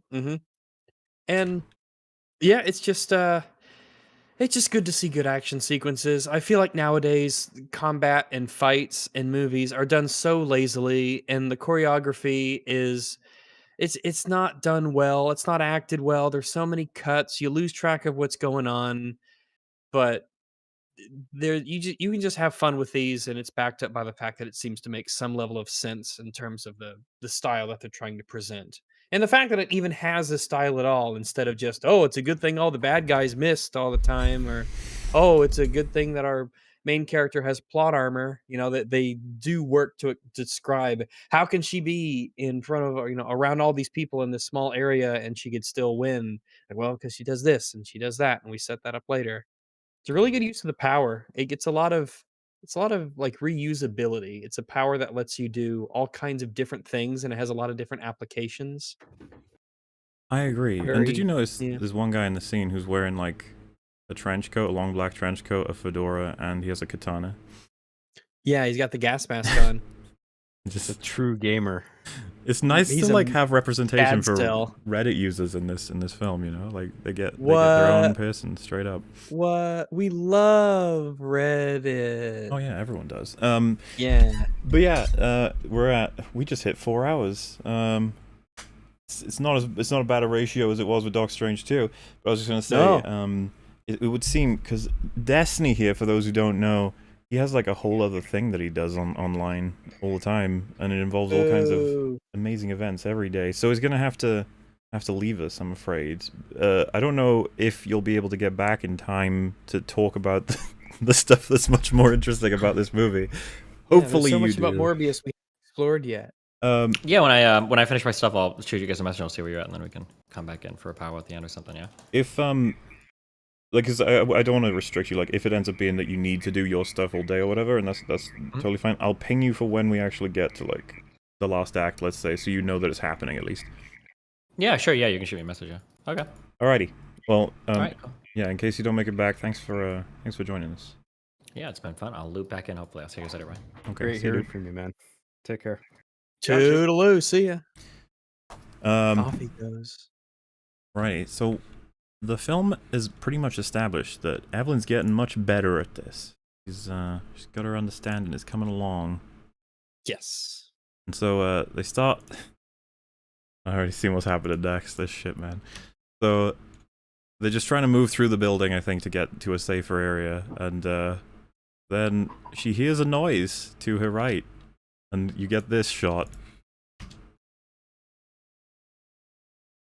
which damn. You know what? I probably should have turned the volume on for that. It would have been more satisfying. But hey, this is yet another one of those things of like, it'll test your ability to sort of run with this movie or to be like, nah, this is too ridiculous. We didn't have much trouble with this. So she's attacked by the lady from the beginning, if you guys remember it. And she has a dog on a leash that she's using like a ball and chain. What is even the weapon that is that? Like a mace on a chain? It's a flail. Is it? Okay. Yeah. Well, that's essentially what she's doing. It is. Sorry, what was the word? You said flail. Flail. Oh, okay. It is fucking nuts. Yeah. We need chat. It's not a flail, Rags. You wouldn't have lied to me, would you? I mean, I'm. It's similar. It's definitely similar to a flail. So I want you to realize what you're asking me to compare a real weapon to. Oh, I said a ball on a chain has got a name, right? It's like a flail, yeah. Morningstar. Well, I was thinking mace, but I guess there's a difference between that and like something with a lot more slack to it, where the ball is on the ground and you kind of fling it. So that's like a flail there, right? It's like a morning star, not to be confused with an evening star. So a morning star, it's like the flail. It's got the chain on it, and it's got the ball with the spiky bits generally. Mm-hmm. Then the evening star, I think it's just the shaft with the long mace head. Oh, okay. I didn't know that. And I think in the flail is generally like it's the ball chain with the spiky bit on it. Right. Okay. The flails have like as many as multiple balls on chains as well. Yes, I suppose they could. But this is as absurd as we're describing it. She literally fucking is twirling him around, the little doggo. It hurt to see one of my people used in this kind of a way, but it is just a movie, it's not real. So Did you know that dog, Rags? He's a great actor. I did not know that dog personally, but you don't need to. You We're all dogs don't all just hang out. No, we don't all just hang out. Wow, man. Do you just hang out with all people? Yeah, What if I went to you and I mean, he kind of does. If I see a human in a movie, which happens a lot, I'm not like, hey John, you know that you know them, right? You hang out. You know that human, don't you? You know on that the earth human. somewhere. Yeah, you know that human person. So she grabs some soda out of the fridge and drinks all of it. It's like 2 liters or some shit. So she can slingshot herself. She gets access to a fucking hell, this part where she just kicks the dog to start up the twill. It's so absurd. Yeah, she gets access to like a chef world where she's cooking up a storm, but it gives her, I guess, familiarity with cutlery, which is enough to get her through this particular moment. But I think That's why no one ever robs the hibachi grills. I will probably play the sound for this one because it's funny. But all right, chat, here we go. Okay, God, VLC work, please.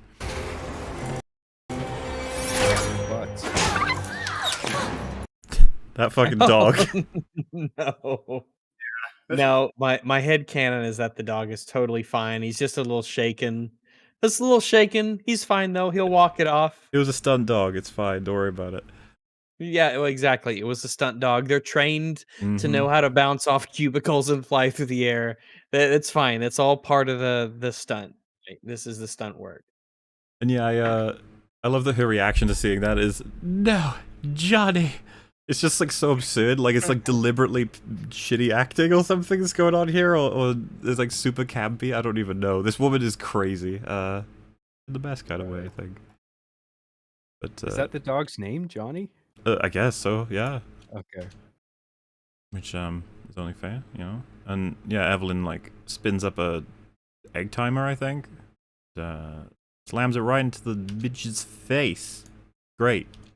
Boom. Those are egg timers. So that means that even though there are many, many, many, many, many things that you would want to time in a kitchen, eggs, they really I guess they took over in terms of naming. They decided of all the things to time, eggs for whatever reason, they got to be the name for the timer. And I wonder how that came to be. Because a lot of people cook a lot of eggs, right? Yeah, people cook all kinds of stuff. That's what I'm saying. But they chose like eggs got to be the thing. You know, it's not like a bake timer or a I guess because you need to cake be timer pretty or a close to steak the mark with timer, eggs. chicken time. Yeah, I suppose so. Yeah, it needs to be minute adjustments because you know a minute. If you put chicken in the oven and if you're off by a minute, it doesn't really matter. But an egg, yeah, being a minute over, that'll get you that your I'll egg get you will in not trouble be town. as you like it. Yeah, better to be over though than under. So, what's funny is she goes back to the chef world a little bit and realizes that she fucking literally fired an egg at a customer, and the guy is like, if you don't get better, I'm gonna give you shifts to, I think Chad is the other chef there, but you'll notice something when they cut close to him. What's going on? What's going on in the back there? What's that? Very interesting. So yeah, but then she's like they think they're in the clear, but then another lad from the I think the Alpha Squad whatever shows up to fight her with like poles, and so I think at this point she's literally just using her skill with cutlery to defend herself. Chad. Is, you know, good enough. What about Chad?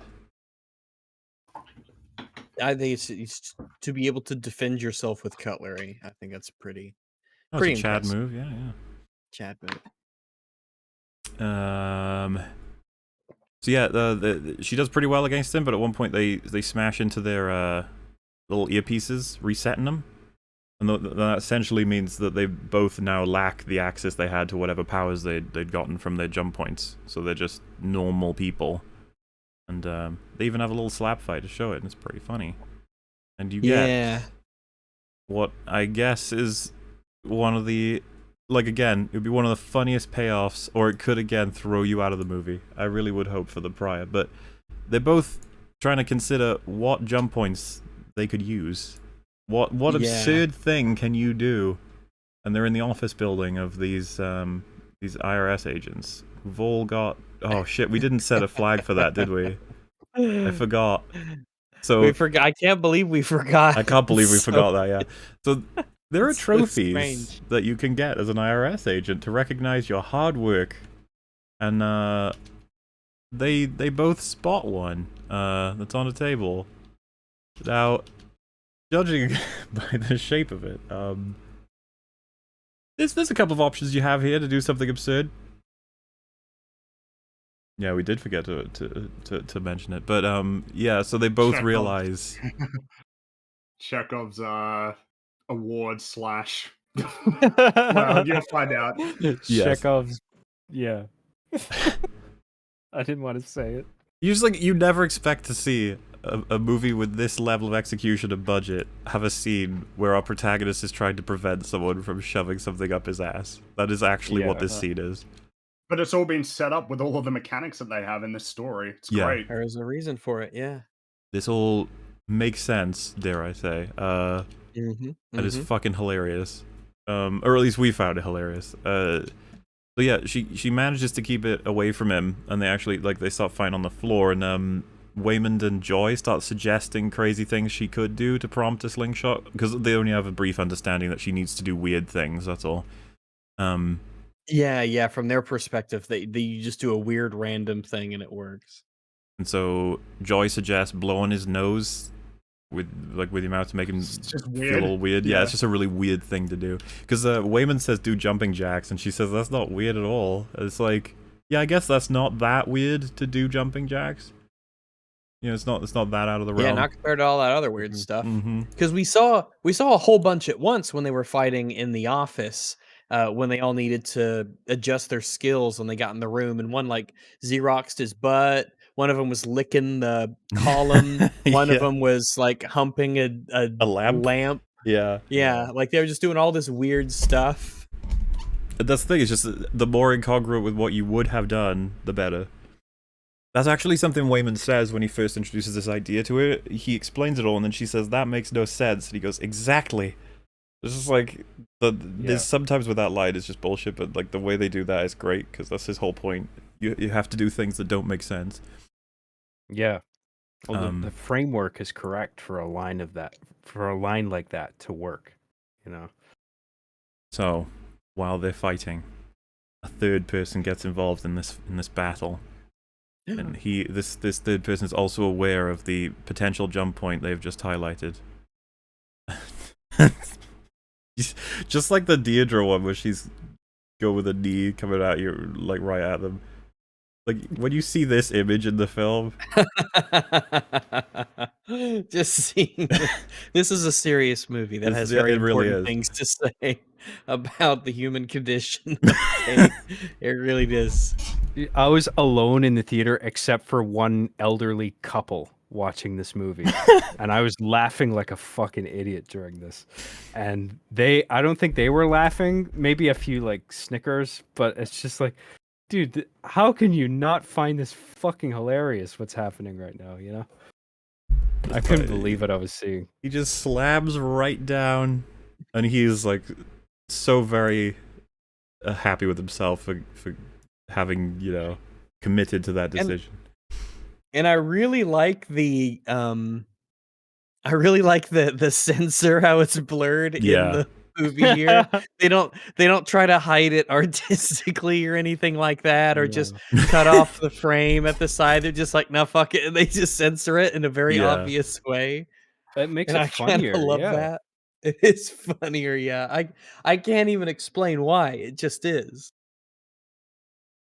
I was so impressed by how aligned my laughter was with the intent of the film, you know? Because usually when I'm laughing at films nowadays, it's like all for the wrong reasons because the execution is terrible. Well, yeah, I was even surprised that there would be moments where they've got their absurd, crazy bullshit, and they've used the world established of the crazy bullshit to do something a little bit more serious. Like that happens a bit later, a couple of times with some of the universes we're familiar with, and it was working for me. It wasn't like I can't take this for what you're trying to say with what you mean through it because it's so absurd. It was actually getting through, but it's the thing. It's a really tough balance that they try and maintain in this film of this. Yes.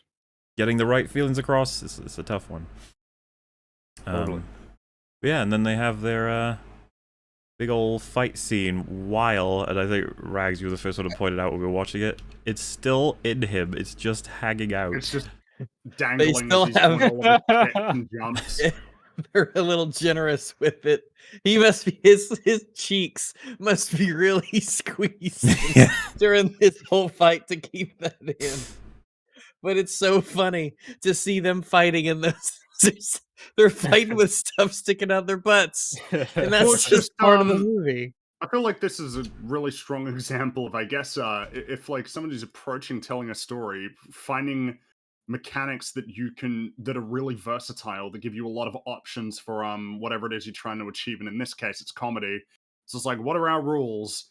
If you want to gain attributes from another universe, you need to do things that are so out of the ordinary that it'll slingshot you into those universes and you can acquire those attributes. It's like, out of the ordinary. What does that mean? It's like, it depends on how imaginative you are, but in this case...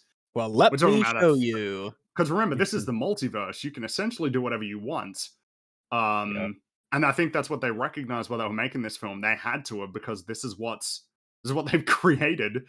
is like, yeah, let's have them shove trophies up their bums, and that'll catapult them into universes where they've got like crazy skills.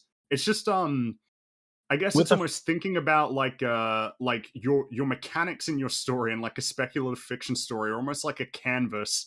And it's like the more breadth you can afford those rules, the more you can fit onto that canvas.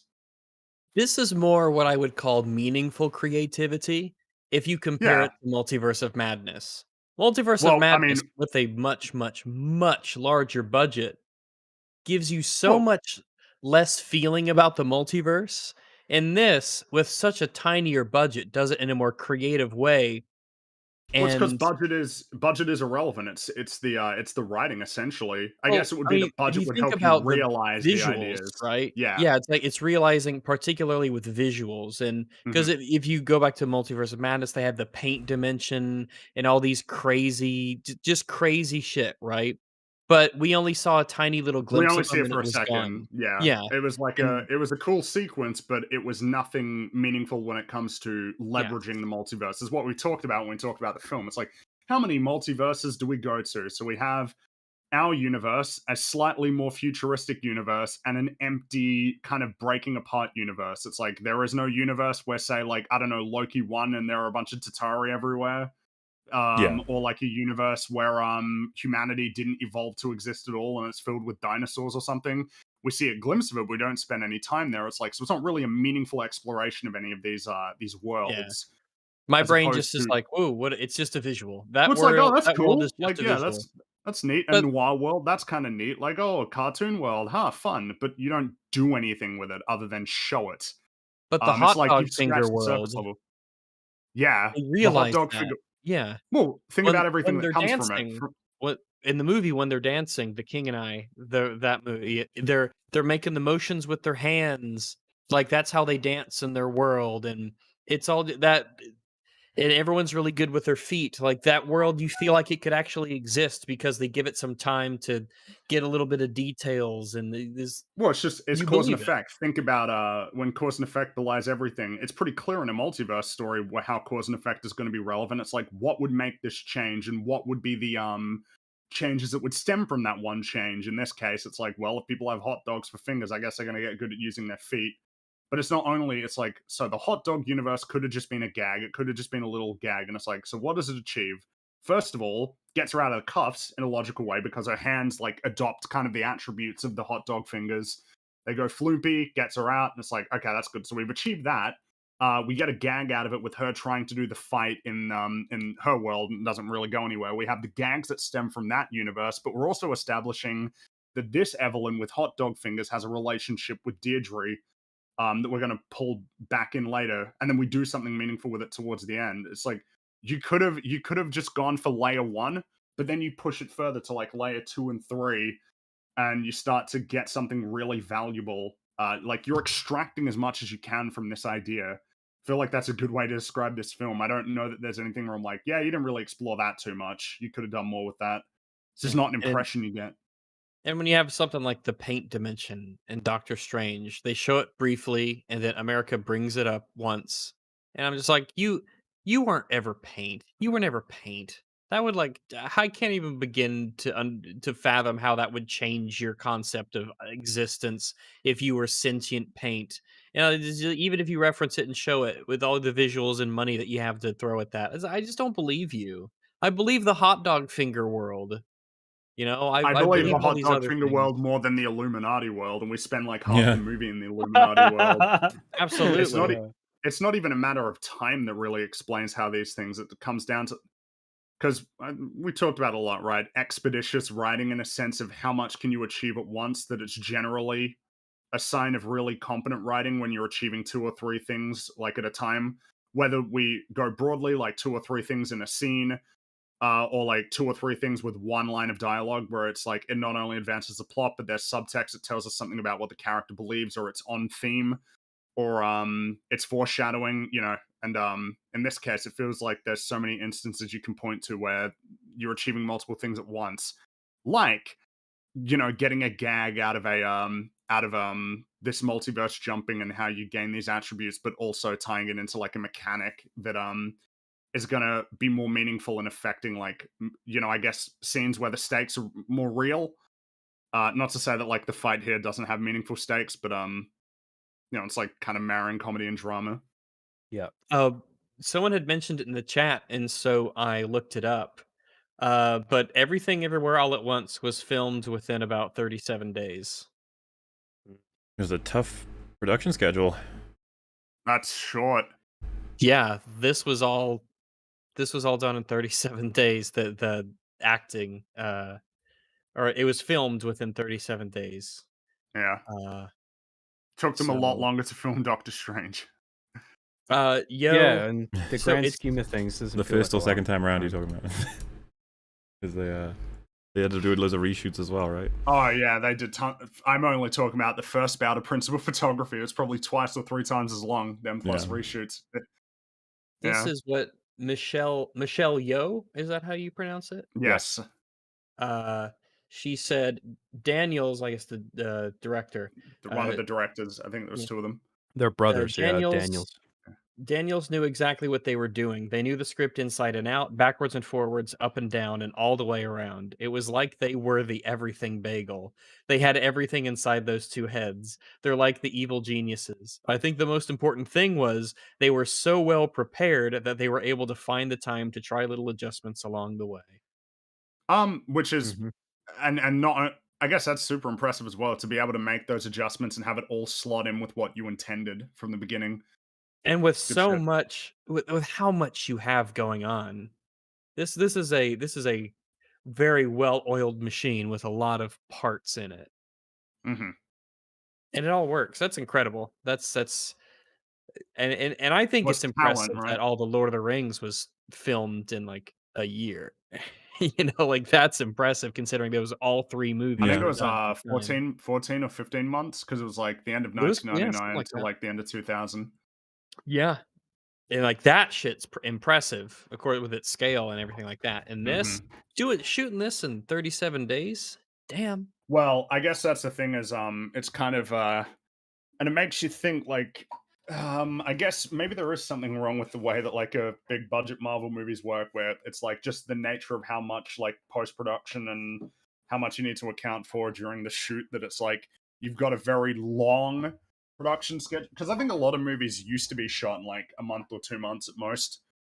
Now it's like common for it to be 4 or 5 months sometimes, like, but then again, Lord of the Rings managed to keep it all, and Lord of the Rings has way more variables than the standard Marvel movie, Yeah. at least Traveling to all narratively. the sets and getting Well, yeah, it's just the because, scale is so the Lord of the Rings is an actual cohesive story. Like, the Marvel universe now at sure this point is was like a story. couple of, well, it's just because people will be like, well, they're planning something. It's like nothing really, in the same way that the Fellowship of the Ring lays the groundwork for the payoffs of Return of the King, you know? Yeah, and the Apparently, sets, the the directors also aren't brothers. I said that, but it's not true. I They're think just there's one of them is Daniels, one's and then the other American, one is one's Chinese. Yeah, so yeah. one of the many stupid things that I've said in the podcast that I've done.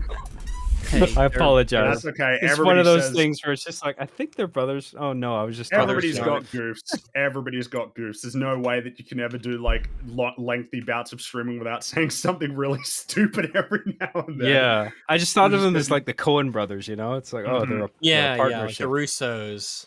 Yeah. Or wait, they're not brothers. I was about to say Well, Miller and their and, first names are both Daniel. I think that's what they call themselves, ah, Daniels, as like a group. Daniels, So yeah. that's oh, why I thought they were that's a brothers. fun little meme. Double Yeah. D's, yeah. It's Um, like So there's got to be another. I feel like that joke. You were just like grasping, like, where's the name that can come in and help me out here, for like some sort of comparison, and it just wasn't there. It's like Smith Unfortunate. and Weston or Bartles and James. Imagine if there were a duo of directors called Smith and Wesson. Or like, I don't know, Bear and Stearns. That would be real awkward. Yeah, we're Bear and Stearns. It's like, Yeah. oh, I thought they don't exist anymore. That is a really obscure reference. I don't even know why I brought it up. How many people here even know anything about Bear Stearns? My name's Goldman. His I don't name's know. Sachs. My name's Nice. Morgan. He's Stanley. We have Imagine that. we have some local lawyers here called Rainwater, Holt, and Sexton. So there's a trio there. What are you gonna call your law firm? Rainwater, Sexton, and That's got to Holt. be really No. That's unfortunate if that's like gotta be. you had partners. It's like, what do you want to call your investment bank? Well, my name's Morgan and his name is Stanley, so it's like Stanley Morgan. It's like, is that okay? Can we get away with that? Yeah, that's fine. Just hey, I mean, this is what you come to EFAP for. Really shit references to investment banks. Well, there's the brand Johnson and Johnson. There is. Why didn't they just call it Johnson? The Johnsons, yeah, Johnson's brand, because one of them would feel left out. The less confident one would have That you're a felt bit left out. about Like it was. who got the, you know how like people fight who's got the first name, who's the first one, you know, in the like Starsky and Hutch, it's like and Hutch. You wonder if they're like, well, I'm the first Hutch and Johnson, you know, Starsky. I'm Johnson one, 'Cause that's you're the not- and Johnson. Because I assume that they will, because not all the time they'll work forwards and backwards, because some things just sound better than others and they roll off the I think tongue they, better. yeah, But I think so. generally, you'd want to, if it's all things being equal, you'd alphabetize it, right? Or at least I don't know. Is I that think that I think that there's multiple factors that come into play. Number one would be a level. I think number one is which one just sounds better, like which one like Stanley Morgan. But then again, the problem is I don't know if that's because of Yeah. but I guess 'Cause it's like Stanley Trey Parker and Morgan, that sounds like it could be an actual name, Stanley Morgan. it well, but and so does Morgan Stanley. Yeah, I guess. Well, here's one. Like it's always Trey Parker and Matt Stone. It's always that's generally how they refer to each other. It's like Trey Parker and Matt Stone. It's like, is that Matt Stone and Trey Parker? It's like, I guess that one sounds pretty much the same. So, like, how do we distinguish it further? It's like Trey comes after Matt, but then it's like, I imagine the reason why it goes that way is because Trey does most of the writing and Matt's more involved on like the producer side, I believe. So maybe it's like you arrange it in the order of like who is the I guess the biggest creative contributor. Maybe. You know, like well, I think guess the there's thing also is, a superficial thing where the name with the most syllables goes last. Matt Stone and Trey maybe Parker Matt is what Stone I've is always shorter than heard. Trey Parker. Oh, Yeah. you always hear Matt Stone and I always say Trey Parker and Matt Stone. This is what I mean. It Hmm. doesn't feel like it doesn't even. I guess it's yeah, I'm not sure how you would do it. I'm sure that there's an art to coming up with names where you combine two names together. Lilo Yeah. and Stitch. Yeah, Stitch and Lilo doesn't like it just doesn't sound. Ratchet and Clank, it's like Clank and Ratchet. I don't know. But then again, the problem is like Well, do you there is, wonder like, if Clank and Ratchet. Yeah. Do you wonder Daxter if and that's Jack. because of the fact that we've heard it the other way I know, so long? yeah, I know. That's what I Yeah. mean. I guess the thing is though, is that you think about those, it's like, well, the reason why it's called Ratchet and Clank is because Ratchet is like the main character, playable character. Like not I was Daxter about and to say Jack. Ratchet and Daxter. Ratchet, Daxter, make it happen. Well, it's I guess it's kind of interesting because I feel like Jack and Daxter are like they're both the protagonists, but it kind of makes a lot more sense to call that series Jack rather than Jack and Daxter because you're mainly Jack. Like at least with Clank, he's doing stuff with his like his jetpacks and thrusters and all of the abilities that he'll add on. Whereas like I don't know, like Daxter doesn't really help that much. He's just kind of there chilling out. Those games are awesome. Jack and Daxter. What like, about the anime? That's so cool. I love those games. What about Banjo and Kazooie? Which one is which? Because I'm just not. Kazooie, I'm not familiar. Banjo is the bear. Kazooie is she's the bird. Okay, and what's the one that you did the video on? Ukulele. Ukulele. Yeah. Well, Is Yuka Yuka is the chameleon, and Lele is the bat. Okay, the bat. All right. Is I there think an it- I think an it- instance of a character where they flip It's it around? backwards? Yeah, where Um, the guy on the back, whatever, if it's whether it's a purple bat or a red bird. I don't think there's when- ever been one where it's not the guy that's doing the running and jumping. Usually the guy in the back or on the shoulder is the sidekick. I guess the problem is now I'm struggling to think of any other examples of video games where you have dual protagonists like that. Wait, just because I clicked on it because I googled Banjo Kazooie just to make sure, but apparently as of March of 2021, Greg Mayles or Mayles, lead designer and director for Banjo Kazooie, confirmed the relationship in a conference of the cartoon couple's conjugal coupling in Clanker's Cavern. Apparently, Banjo and Kazooie are married and they fuck. They did a sex. That's with each other. canon. Someone- I guess lead someone designer and director canon. Jerry and Tom, it's like, yeah, that's just cursed. That's just Jerry and cursed. Tom. And as far as I'm concerned, the real protagonist of the series is Tom anyway. We all agree on that, right? Like, Jerry's a prick. Or do we not agree on that? I don't know. It's Well, I guess Jerry- Tom's trying to Jerry eat him, is- right? Well, the thing is that Jerry. So I've talked about this before. Chuck Jones laid out pretty clearly his rules for like Wile E. Coyote and the Roadrunner, and one of the big ones is that like the Roadrunner never actively sabotages the Coyote. He never like goes out of his way to fuck with him. He only ever minds his own business, and Wile E. Coyote screws himself over with contraptions or greed or or like selfishness. And so what that means is that for as much as you feel bad for Wile E. Coyote, you never root against the Roadrunner. For the most part, because sometimes he messes with him. Whereas Jerry is actively antagonistic towards Tom. There'll often be times when Tom is minding his own business, Jerry comes along, like tries to fuck with him, and then Tom gets pissed off and tries to attack him. And then then he'll get his ass suffers. kicked. yeah. Well, it's the reason why Itchy and Scratchy, it's always Itchy who's like needlessly cruel to Yeah. Scratchy. Yes, Just definitely. malicious. Yeah. I guess You feel bad for Tom in a lot of the episodes. I feel bad for him all Yeah. the time. He's Yeah. the protagonist as far as I'm concerned. Tom almost always Especially 'cause- aggresses. I'm pretty sure you're wrong, dude.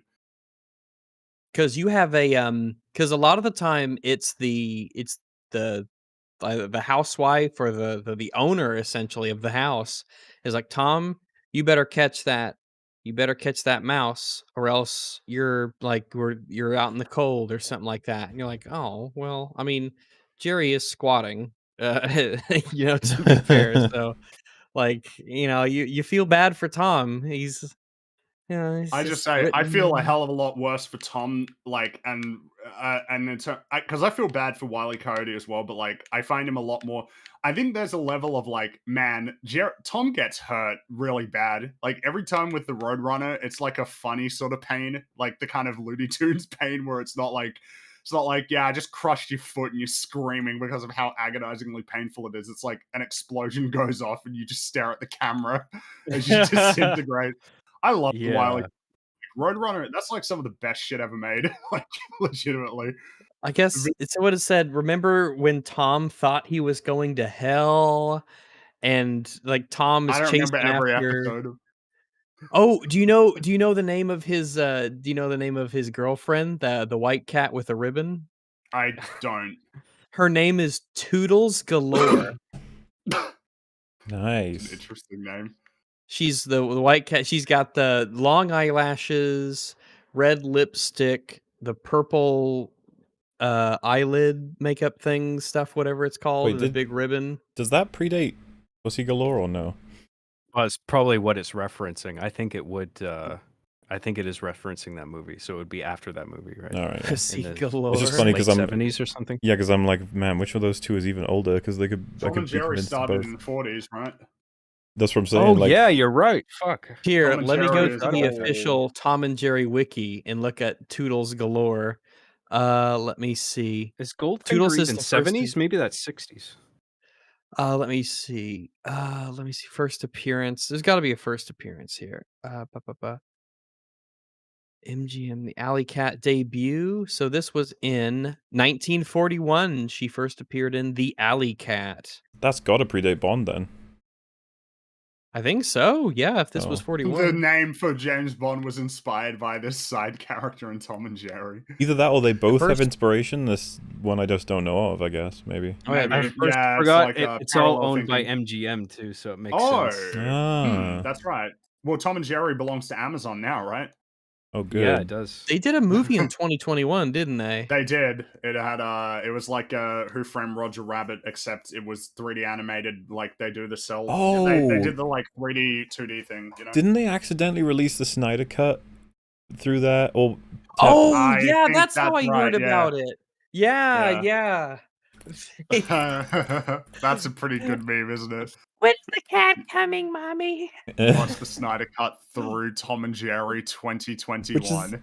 Dude, that's so funny because the beginning of that film is Superman getting impaled and screaming. It's just like, why am I watching this?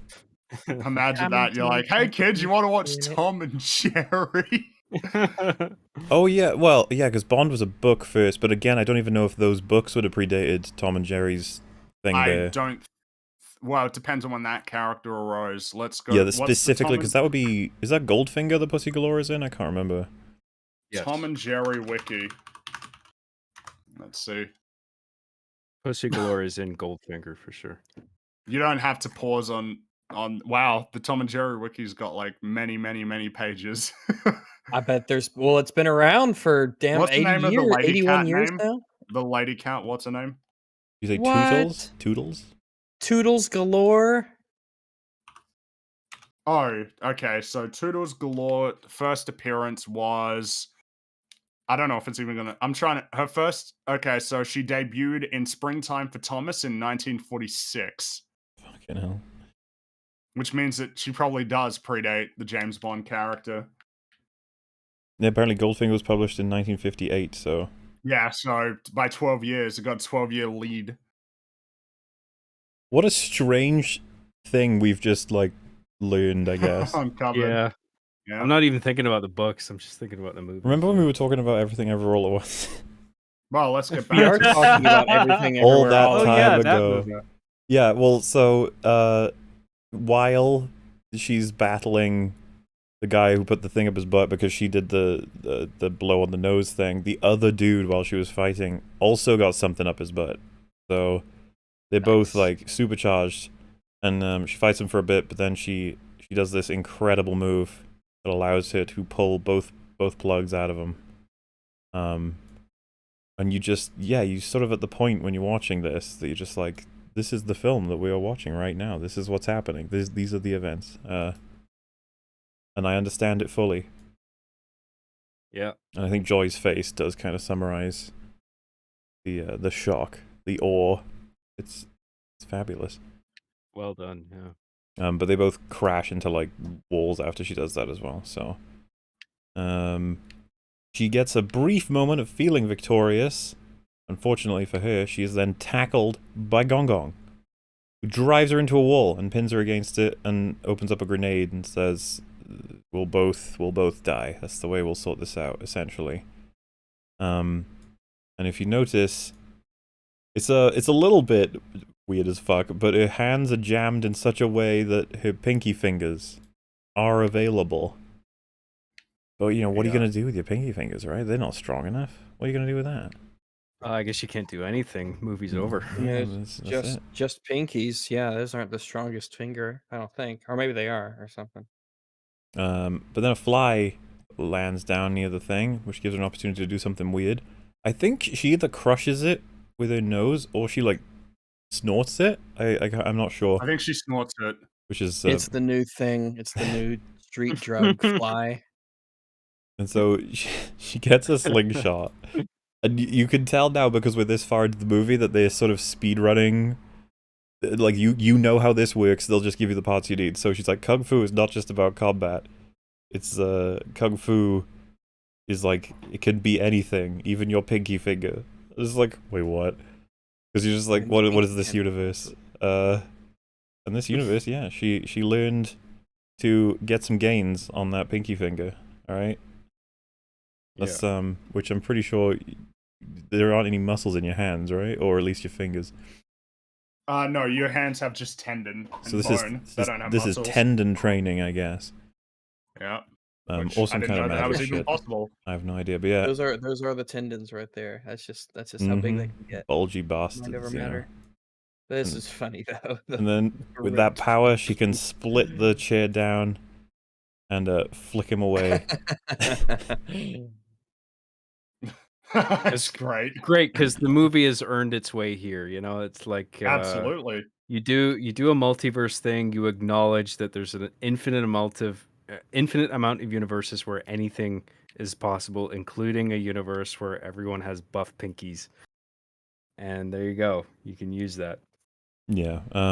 So Katana Man and the Jogger and SWAT guy, I think, are all here. She just boops him with a incredibly powerful finger. I mean, SWAT guy's probably dead, but he's not. But he probably is. Yeah. it's kind of like a weird physics thing of the force of that goes into his face and it sends him up like 10 meters in the air. So, he's probably very dead, but that's okay. Because you know what? She's doing self-defense, right? Yeah, he's fine. He'll be fine. So after all of that, considering all the antics she's just been through, she's kind of having trouble. And Waymond comes in. It turns out it's Alpha Waymond, and he's like, "You have been very impressive. You're doing great." And she's like, really, happy and pleased that that's the point that he thinks of her sort of stuff. Because yeah, it just feels like we've come really far, and it's an hour and 20 minutes. I think I remember at this point looking at the timeline, being like, "Holy shit, there's another whole hour left, like movie." When it's at this point that I think you start to realize that this film has a lot more that it still needs to say. Yeah, because we're almost like through I guess a large portion of what would have been its own movie, where if it wanted to just go this direction, like she's done a big amount of learning and training, and she's ready to take on the villain, that sort of thing. But yeah, unfortunately, Alpha Waymond says, "I'm not going to be able to see what you're capable of in full because he's dying. Jobu done got him in the Alphaverse, and this is actually him coming in to say goodbye." Which yeah, it ticks the box of like, I'm pretty sure death of the mentor is like one of the common hero's journey arc things. I think what you mean to say is fridged. He's been fridged. Dun dun dun. The mentor's Reference. Which, you know, Callback. the great reference, right? That's Don't you hate it when that happens? I was like, were you on that EFAP, John? I think you were, right? Yes, I was. Overly sarcastic productions video. Yeah. Apparently, I saw fun. someone talking about it on the Discord. Apparently, they really like Doctor Strange. It's like, oh, they did. I guess so. Oh no. Yeah, I've I've argued with some people on Twitter about that too, because I posted like, what a piece of shit this movie was, and I broke my rule, which is like, if I shit on something, I provide some supporting evidence. Like, this is why it sucked. But I didn't feel the need at the moment to like justify why that movie was so fucking terrible, because I feel like it's so self-evident. But Yeah. I don't know. So yeah, Alpha Waymond is dead, and if he's dead, which he is killed by her in the other universe, there's nothing stopping Jobu now from turning up, and she literally does. And so it's like, well, wait. So have you touched on like her reaction when she realizes like Alpha Waymond's dead and it's Waymond's like normal Waymond's back? I guess so. Yeah. There's a couple things I realize I'm accidentally skipping over. So feel free if anybody realizes I'm missing stuff. Yeah, It's just shift, it's like that tonal shift once again. It's just it happens, and it's. Well, I guess what I like about it is it's highlighting something that will eventually be resolved, but it's kind of been happening this whole movie, which is that by circumstance, Waymond's been getting pushed out of the like the conflict, but Evelyn's kind of okay with it because she doesn't really perceive him as being helpful in this situation. There's nothing he can offer, to help her solve this problem. Seems indicative of an attitude that she has towards him that we've seen throughout the movie, of like his approach to things is just not compatible with her. She thinks it's stupid, doesn't help, it's a waste of time. But I don't think she's quite completed that arc here, because as soon as definitely not. Yeah, right, okay, yeah, sorry about that. Well, it's just it's like it's happened again, but in the clearest, because now Alpha Waymond's gone, so now it's just him, and she just pushes him off of him. Exactly, right. She sees like the original version. She's like, "Oh my god, you can't help me!" Like, yeah, this guy again. Yeah, Alpha Waymond was a fighter, and he taught her how to do all kinds of things. And now he's gone, and I'm just left with who he is. Yeah, the useless guy. Well, as far as she's concerned. Yeah. Yes. Because the film still got loads of things to do yet. So, Jobu's kind of like amused by Evelyn's confidence. She's like, I can take you on. I've learned all kinds of stuff now. And then she's like, all right then, do it. And she starts to just splinter apart into all of the universes we've seen. just cracking up, and pressure gets to her, it's too much, and she vomits. Because that's probably all the drank she had earlier, I imagine. But it's more so indicative of the fact that her brain is fucking Her brain broken. is melting. Yeah. It was too much, okay? She went to too many universes all at once. That was something that was happening in the middle of her fight with the two butt plug guys. Was she was like, every time she took a hit, she would end up in a different universe, and she had to refocus to get back. Like, just the idea is that it's just not working out. Her brain can't take it. The clay pot, it's smashing. And yeah, she actually gets a flatline because couldn't handle it. And the implication, I think, is this is what happens when any Evelyn, or really anybody, does this too much. And I think that's what happened to the first Evelyn we saw, whose head like exploded in the beginning, or near the beginning. It's Jobu can like expose you to the multiverse, or you could do it yourself, and I think that's what she was doing. But yeah, she's like, oh well, we were so close. And they even do a little meme here of convincing you that maybe that's the end of the movie. It would be a little bit of a depressing ending, I guess. Yeah. It's quite sad as well, because Jobu walks off, and Waymond is just like desperately fucking losing his shit, because he doesn't understand a thing about what's going on, and Evelyn's just dead in front of him. Like, there's no way to, you know, not address that. That's rough. But yeah, end of the movie. A short one, hour and a half. A bit like, wait, what? But it's yeah, they're just having a bit of fun, because we actually she moves into the Starlet universe, the celebrity universe, where this film was actually the one they were watching. And it is kind of cool, because if you look at the when she heads in on the red carpet, there's posters for the film Everything Everywhere All at Once. So it's like they're going in their universe. What she's doing in the film is a film in their universe, you know what I mean? But I guess their version of it ends there, or at least that one. But yeah, that's really weird. How is she here? What does that mean? And then she starts like bumping into other universes, like the chef one, or the pizza salesman-y one. Yeah, it's Rakakuni. We see him. Yeah. And it's like, whoa, this is terrifying. What could it all mean? She even nearly gets hit by a car. Damn. Oh yeah, and she like falls over in the Singer universe. You know, it's funny when you get the artifact fuck up in VLC, it's actually helpful for copyright. It's like, oh yeah, do it, distort. Yeah, the Rakakuni one. It's such a fun, because like in Ratatouille, it's a funny imagery. Yeah. If he was found out by like whoever else, it's the one thing you wouldn't expect from this very wholesome and chill, fun little thing is that Rakakuni's like, she's seen too much, you have to kill it. It's like, wait, what? And he makes the guy pick up like I think it's like a spatula. something. I forget what he picks up. He picks up a here. Let me look here. We are about to find out, I'm sure. It is. Oh, it's just like a little. Yeah, it's essentially a spatula. Yeah, That's not sharp. It's a weird that's the tool that he'd use, but then it goes into the hot dog finger land where she's got a relationship with Deirdre. hot dog. Yeah. I just And they do about the Rakakuni thing. It's so fucking absurd, and yet so just fun. Because like there's a whole puppet shit going on there. Apparently, I think it took like 3 people to organize and operate that thing. And you must have, when they pitched it, they must have been like, this is gonna be weird. They were like, yep, this is gonna be weird. Yeah. Let me explain to you the puppet I need. This isn't a sex thing, I promise.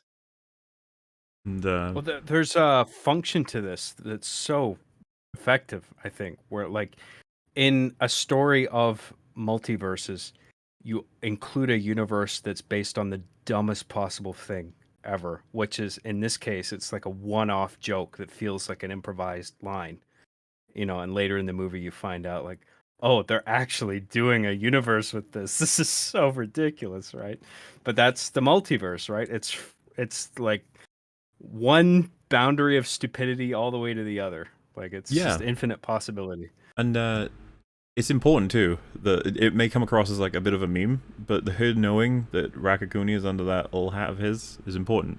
Soon enough. The imagery here as well is that they're started up their little sausage dance in this world, and she pushes her off to get her away from it, which is. I think that as the audience, you'll be laughing at the absolute absurdity. You'll be like, "This is fucking nuts and insane. What the hell's going on?" But like stuff is happening here that is there's meaningful. like a story and characters, and people are reacting to events, and it's like it's something. There's substance behind it. It's not just hey, funny visuals. There's something for Yeah. your brain to actually latch on to. And you get like they hang on a shot of Deirdre sausage version, Yeah. just like crying basically because it's just not working. Everything she tries doesn't work. That's what I mean. This is like a complex emotional situation in terms of an audience member. It's like, am I supposed to strictly laugh, or am I supposed to laugh while simultaneously understanding this is meaningful for these people in this world? Yeah, I think it's definitely very deliberately playing with that. Yeah. Like the audience's reaction to that. Like, what am I supposed to be doing right now? Laughing, feeling bad? But yeah, in the celebrity universe, she says like any ridiculous thing I think of, any whatever I believe it's out there, it exists, and I can get there. And her head is going back four, and then she ends up in a much more neutral, normal tax world where she's dealing with the taxes. And it would seem the implication there is that's what she wanted. She was trying to get back here. Something that's more normal. Yeah, because she's like calming down a bit, and then the idea being, oh well, so I guess textually he's like, hey, make sure you send off the paperwork, the taxes, and don't forget to give him the cookies. She likes the cookies. So it's, the implication being, of course, this is like a timeline where none of the insane shit happened. They went home, they redid all of their receipts, and they're ready for submission now. And she's just got to hand them in. But she's taking control of this universe for a moment. But go ahead. Well, it's just here's where we get part 2 everywhere with the exact same framing of part 1. Everything. It's like that is so deliberate. That like everywhere in the exact same situation that you were before, where you're sorting out your taxes, and like you're getting ready for your New Year, like Chinese New Year celebrations. And there's Wayman. It's like, what are we going to be getting at in part 2? When it comes to theme. Yeah. Yeah, and I'd want to highlight this visual as well, where she's choosing where to put this receipt down particularly, and it splits into 2. And I think it's supposed to represent the fact that she now has an understanding of all of this. This could be considered the equivalent of when Neo stops the bullets. He's got a full understanding of his power. And I know there's another time you might consider more applicable to that, but that's kind of the point of this movie. Her getting to the point of understanding her power is not the end of the road for her at all. It's much more... I know what you're referring to. I know what you mean, yeah. But she's... Yeah, so she's pretty happy now, because she's like, I've got the ability to take on Jobu properly. So begins part 2. And so... and then she gets alerted then by the notification of like customers downstairs.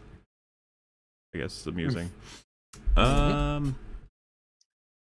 So this is when the New Year's party has started, right? This is Yeah. what kind of frames the second act, or the second chapter, in the way this movie kind of frames it. Yeah, which they mentioned a couple times that it was going to be happening, and that it's just kind of like everything's carrying on while we're dealing with all the insanity. And so, it looks like, if you imagine this from Joy's perspective, who doesn't have anything to do with this multiverse shit, and Becky, after the fight in the morning, they have now come back, and they're hoping, obviously, to try again to get Becky and Gong Gong to properly meet. Meanwhile, our Evelyn is just like, it's Jobu, and I must defeat you. Get out of my daughter, I think is what she says. Which is like... And then she has no idea what the fuck's going on. But she does something which gives the audience a good old clue, because Jobu probably is curious enough to be looking for Evelyn, but she's not, like, it's not the same as being, I guess, fully active everywhere, because I don't even know what that looks like, as in, she has to cycle through things she can hear and detect across the multiverse. And the way we saw her do that before was tilting her head. And then when Evelyn's talking to her, she's like, sounds baffled, joy. She doesn't know what's going on. And then we see the tilt, and it's like, ah, she's here. Right. I love this the visual tension that's been established here, right? Because we know that she is inhabited by this chaos demon, and we've seen what she can do, like turning people into confetti and just tearing reality to shreds. And now that we see that this demon has inhabited this person in her, what the movie regards as the default universe, right? And it's playing with that tension of like, this character could tear this reality to shreds if she wanted to. This But is where she's we just started like a movie. toying with it. Yeah. I love that. There's just, I can't remember exactly where in the movie it is, but like there's a scene where Joy is possessed by Tobu. She like limbos under some police tape. It's just like really quick shot, but it's just like playing with the imagery of the police tape. It's like as soon as you see that somewhere, it's like a really grave situation, right? But she's like just treating it with she's trivializing it by kind of dancing is under it trivial as if to it's like a her. limbo game. Yeah. It's just kind of embodies that character so well. And this confrontation in the laundromat works. It's just like, oh my God, is she going to do something that's just going to tear all of this entire reality to pieces? Kind of like, Yeah, because we don't actually know, as the audience yet, exactly what she wants to do to Evelyn. What is going on? What is the reason for all of this? yes. Because Evelyn believes they're supposed to fight. And, if you follow Jobu's actions throughout all this film so far, they don't necessarily seem that way. It doesn't seem that's what she wants. Mm-hmm. And yeah, I do love that they pass through the doorway and it moves into I picture this as more inspired by like Crouching Tiger, Hidden Dragon. This world, especially with the sword that she ends up with, looks kind of like the Sword of Destiny in that film, except without the patterning, I guess. But yeah, she says everything is just a random rearrangement of particles in a vibrating superposition. While cycling through loads of different props, and it's like there for one frame, but she holds an Oscar at one point. And I was like, really? That's I hope awesome. so, movie. I hope so. That's funny. We'll see. Dude, if this doesn't get at least a nomination for editing, I'm gonna be very disappointed. It deserves something. Something. Yeah, it needs something for sure.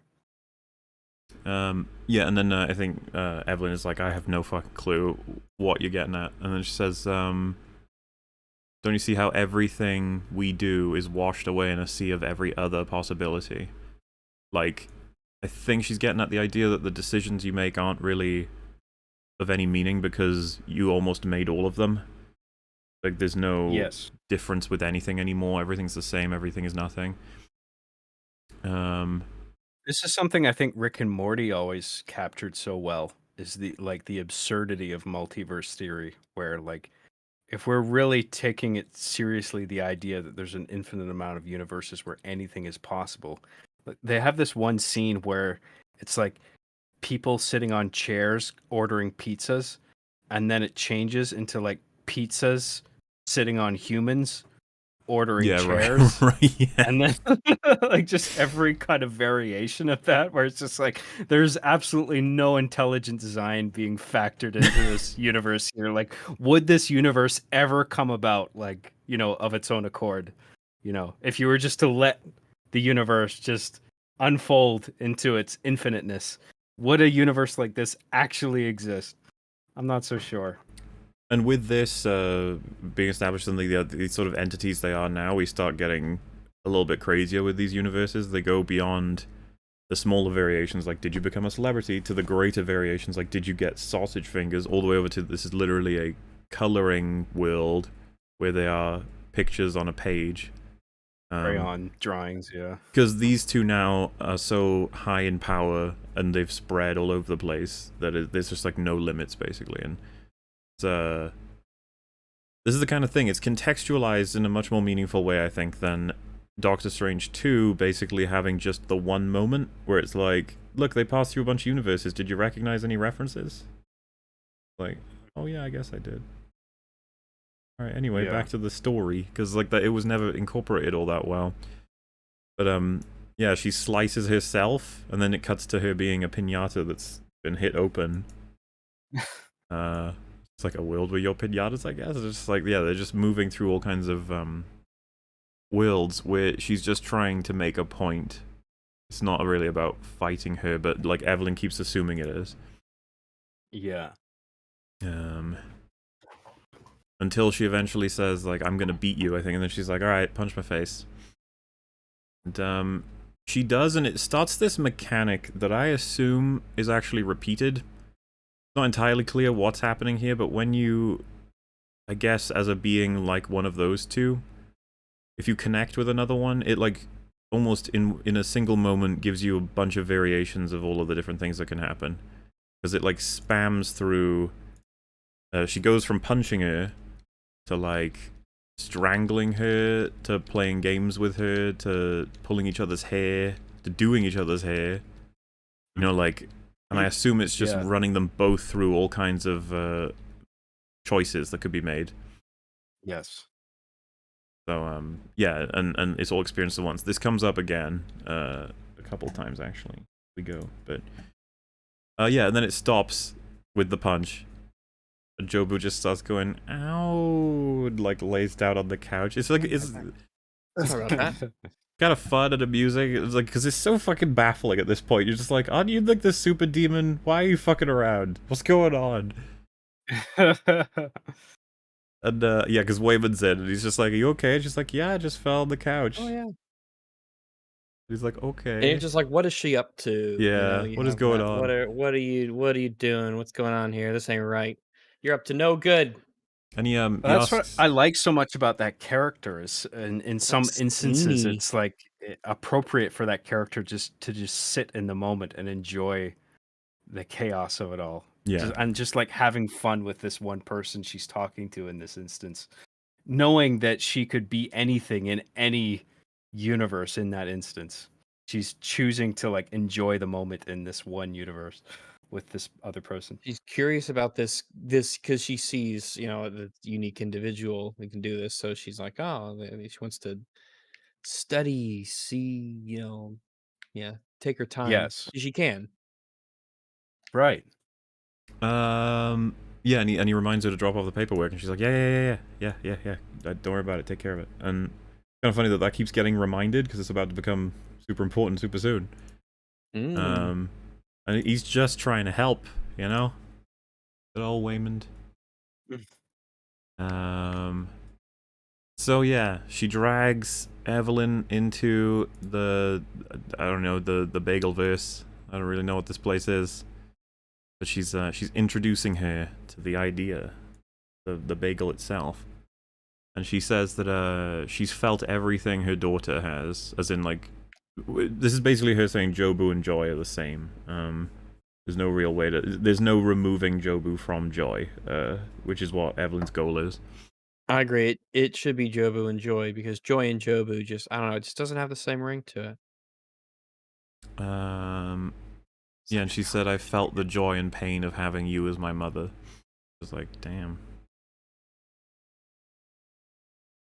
And they have like a flashback to the to Gong Gong being told that Becky is a best friend. But like, it's a strange kind of flashback because it's apparently one that's shared, as though it's being played by Jobu as a reminder. And then Evelyn is like, well, he's a different generation, and she said you don't have to hide behind him anymore. That what is right is a tiny box invented by people who are afraid, which I think, in this context, is probably actually referring to Gong Gong directly. That he would have decided that, like the assumption is that he thinks that, I guess, being gay is wrong, and he's created the box of what is right as a result of fear of what he doesn't understand, I guess. Okay, yeah. But of course, that same logic she's using can be extended to just everything. like doing what is right is just a tiny box for people who are afraid of the reality of what she's now preaching. Yeah. And there's the thing, got to give the film its due. This portion is basically the best argument they will allow Jobu to make, the writers now, in favor of nihilism. He goes through a lot of realities, and if you stop the film after she makes all those claims, I feel like you'd be missing a super important component. But I guess we got to go through this in that way. Well, it's really interesting to think about, like, what is a small box drawn around a particular set of behaviors mean in a multiverse where literally anything is possible. So like the whole movie plays with this idea of form and void, right? Like you lose form, what are you left with? Well, it doesn't mean anything. It's just like everything infinitely in all directions for an infinite amount of time. It's how do you find meaning in that, and can you live without meaning? That is the point of the circle, like the bagel is a symbol. It just keeps going. Like you follow it around, it'll just keep going. It's like going in a circle, right? Yes. It's a loop. It doesn't go anywhere. It doesn't lead anywhere. It doesn't have an end. And this circle is used very cleverly in this movie overall as like a common motif, whether it's the bagels or like drawing the circle around the receipt or the washing machine or all these different symbols, right? Everything going around, yeah. Yeah. Forever. But yeah, and so textually, right, because this is where the film starts to really not care as much, I think, for the surface level mechanics, but I still think that we'll point them out for as long as I think they are still there and still working. Jobu's brought her to this special area to show her bagel that she created by putting everything onto it, and it collapsed into this thing. And by being exposed to it, it'll do something to you. It'll introduce you to an idea. Meanwhile, like I guess you could say subtextually, it's more so she's giving her what nihilism is, explaining it almost. And it starts convincing Evelyn, basically. She says, all this time I wasn't looking to kill you. I was looking for someone who could see what I see and feel what I feel. Basically that she's the only super being of this level, so she was looking for someone else who was capable of it, and that's why she was just wiping through all the Evelyns until she could find one that could make it. Yeah. Which I think really nicely, sorry, Rags, it like cleverly ties back to the more grounded story here of like a daughter on the brink of nihilism who just wants her mother to understand what it is she's going through, right? And like relative to like all the infinite possibilities of the multiverse, it's just so like contained, that grounded story that's kind of framing everything. Because it is used as like a narrative framework, right? Like this entire movie is framed by the one day of like the taxes coming to a boiling point at the laundromat and the Chinese New Year's party later that night. It's all framed within that one day, but you have all this sheer chaos kind of framed within that. Sorry, right? I didn't mean to interrupt you, man. Go ahead. I just wondered why would she need to kill the Evelyns? Well, she's not trying to kill them. She opens up their mind to the multiverse, and then they die. And she's like, "Oh, you're not a valid sort of variation. You can't handle it." And yeah, it seems that the theory is correct. The one that was capable of being able to sustain the multiverse is the one with the least realized potential, I think, is what Wayman kind of explains. Which, is as good of a justification as I think you're going to get when you get to these kinds of mechanics that are so abstract. Like, it's hard to derive rules in something so crazy and fictitious as, like, becoming a godlike being spread across the multiverse. What is it that mechanically would allow you to be able to become that? It's like, I don't know. It's really up to you at that point as the writer. Yeah. Yeah, so she's Evelyn is rung during the party by Deirdre. Wait, is it Deirdre or Deirdre? I think it's Deirdre. I was about to say, well, I've heard people say Deirdre before, right? That's like a way to pronounce that. Well, I thought Deirdre's a name. That's what I would have thought. Oh, well, are they not? Well, I know it's the name, but like, yeah, I don't know how you pronounce it. I don't know. I guess Mama D. Well, okay. Yeah. I So don't know. Deirdre calls her to say that she should have. Why the fuck hasn't she given in his stuff? And she just says, "Shut up." And then she goes, "What did you say?" Says, "You don't matter. Nothing matters." And it's almost like, I think there could be some people out there in the audience being like, "Yeah, fuck the IRS lady." But of course, this is actually more of a like second act low point. In actuality, it's like she's actually being convinced that why the fuck should I care to solve all these fucking problems? It's whatever. It's all the same. It's all everything. Nothing means anything. It's like, Nihilism. no. Embrace. If nothing means Second act anything, low point. why orient yourself towards anything in any direction? Yeah. Hey, we're gonna get there. Which Don't worry. one response, one of the responses that you can have to this information. Oh yeah, well this film goes over a whole bunch of them, but we gotta get its full assessment of nihilism out first, which is you get like a reflection of it in each universe. In the Starlet Celebrity universe, she says that do you really want to like experiment the idea of us actually getting together? Do you know what would happen? We would end up living above a failing laundromat doing taxes for like forever, basically. Like telling him there would be no point in them hooking up because that would be their fate, sort of thing. Just taxes forever. I wouldn't worry about that one. And then she starts giving a little speech after it does intercut with how she's basically broken up with Sausage Fingers world. They're like, nah, we're not doing this, we're done. And her eyes go fully black in the Bagel universe. It's like it's all coming down. Oh dearie. Oh dear. And she says, another year pretending that we know what we're doing when really we're just going around in circles doing laundry and taxes. Just like, oh man. He's also drunk at this point. And he just, it ain't going well. And then she puts the mic down and signs the divorce papers. Which again, I think, what we were talking about, 5 hours ago, I think it's true that I could see that the divorce papers were more so his way of opening up the conversation about it, see what would go next, not necessarily just ending the conversation with her signing immediately and it being done with. Because he's clearly not happy that that's happening. But fuck it, right? Nothing means anything. So, in a sense, like, this is all the villain's coming close to really winning here, and then, or I don't even know how you'd categorize it exactly.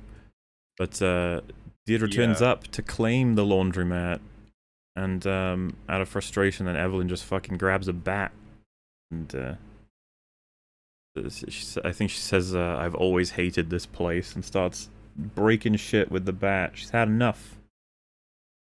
And I think it goes through a couple universes. One where look at this. Look at this is horrible.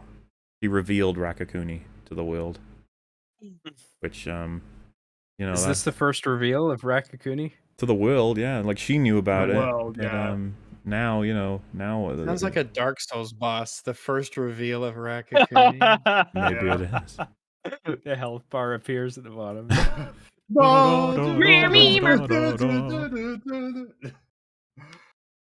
I think she screams in the Singer universe, and it ends with one that's probably the harshest in terms of just like, damn, she stabs Waymond with a shard of glass in like the main one that we've been with in main universe sort of thing. Because yeah, she's basically like fully committed to nihilism. A great visual metaphor too for like, oh, you actually signed the papers. Like, oh my god, you might as well have stabbed me in the heart, right? Well, luckily she doesn't stab him in anything lethal, but she does stab him. Okay, yeah. Yeah, and then I think Joy says, not a single moment will go by without every other universe screaming for your attention, never fully there, just a lifetime of fractured moments, contradictions, confusion, with only a few specks of time where anything makes sense. Just, very depressing part, because it's just like, everything sucks. And they arrest her, obviously, for attacking the place. And once she's in cuffs, she just falls to the ground and turns into a rock. which you may think I'm, I don't know, saying something non-literal, but I mean, it kind of looks that way. Just goes boom. This rock scene was another plateau for me, where it's just like, I cannot believe what I'm watching right now. But Yeah. it's Did you working you so say well, plateau? you know. Do you mean peak or do you actually mean plateau? Well, Because they're kind of on like a plateau. So what? Yeah, I don't mean it literally in that sense. I just mean like, you know, like this has reached an other level of unbelievableness where it's like I would not ever yeah, expect to watch this in a movie, you know? Or like I can't believe the movie is doing this right now. Where like you're entertaining the idea of them just being on this cliff edge for like what, like 3 minutes solid of just like no dialogue or anything, just ambient sound and just like subtitled dialogue over top the rocks because the rocks are like talking to each other. And it's almost like Arby and the Chief in a little bit, where I'm reading the subtitles and they're like lacking in grammar and punctuation a little bit, where like they're saying ha ha ha ha. I'm just like, I cannot believe I'm fucking watching this right now in the It's a theater. fun way to present this. Yeah, totally. Yeah, and I think that they even bait for a little bit. Like, they show us the rocks for a while, and then a subtitle turns up, as if for a moment there you might think, are we just going to see them as rocks for a while? And it's like, no, they're actually going to talk. For those who are Yeah. like, how do rocks That's a talk? nice shot too. Please. They do But in this it's- universe. Amazingly, it's just they're it's gods. thematically appropriate. It feels appropriate to me because like you're juxtaposing all this crazy multiverse, martial arts, chaos, action, whatever, and then all of a sudden they are two rocks just sitting for minutes straight, and they are just complete potential energy, and it's like they're completely inert. They have no form but just to be there, sitting rigid, not doing anything. And that's the point. And we're just sitting there watching that for minutes on end. And then action follows after that, obviously. But I just appreciated that one moment where it's just like these are two completely inert objects, but they have like personality ejected into them through this like subtitle device that they're using here. You know, the white subtitles are Joy, I think. The black subtitles are Evelyn. Yeah.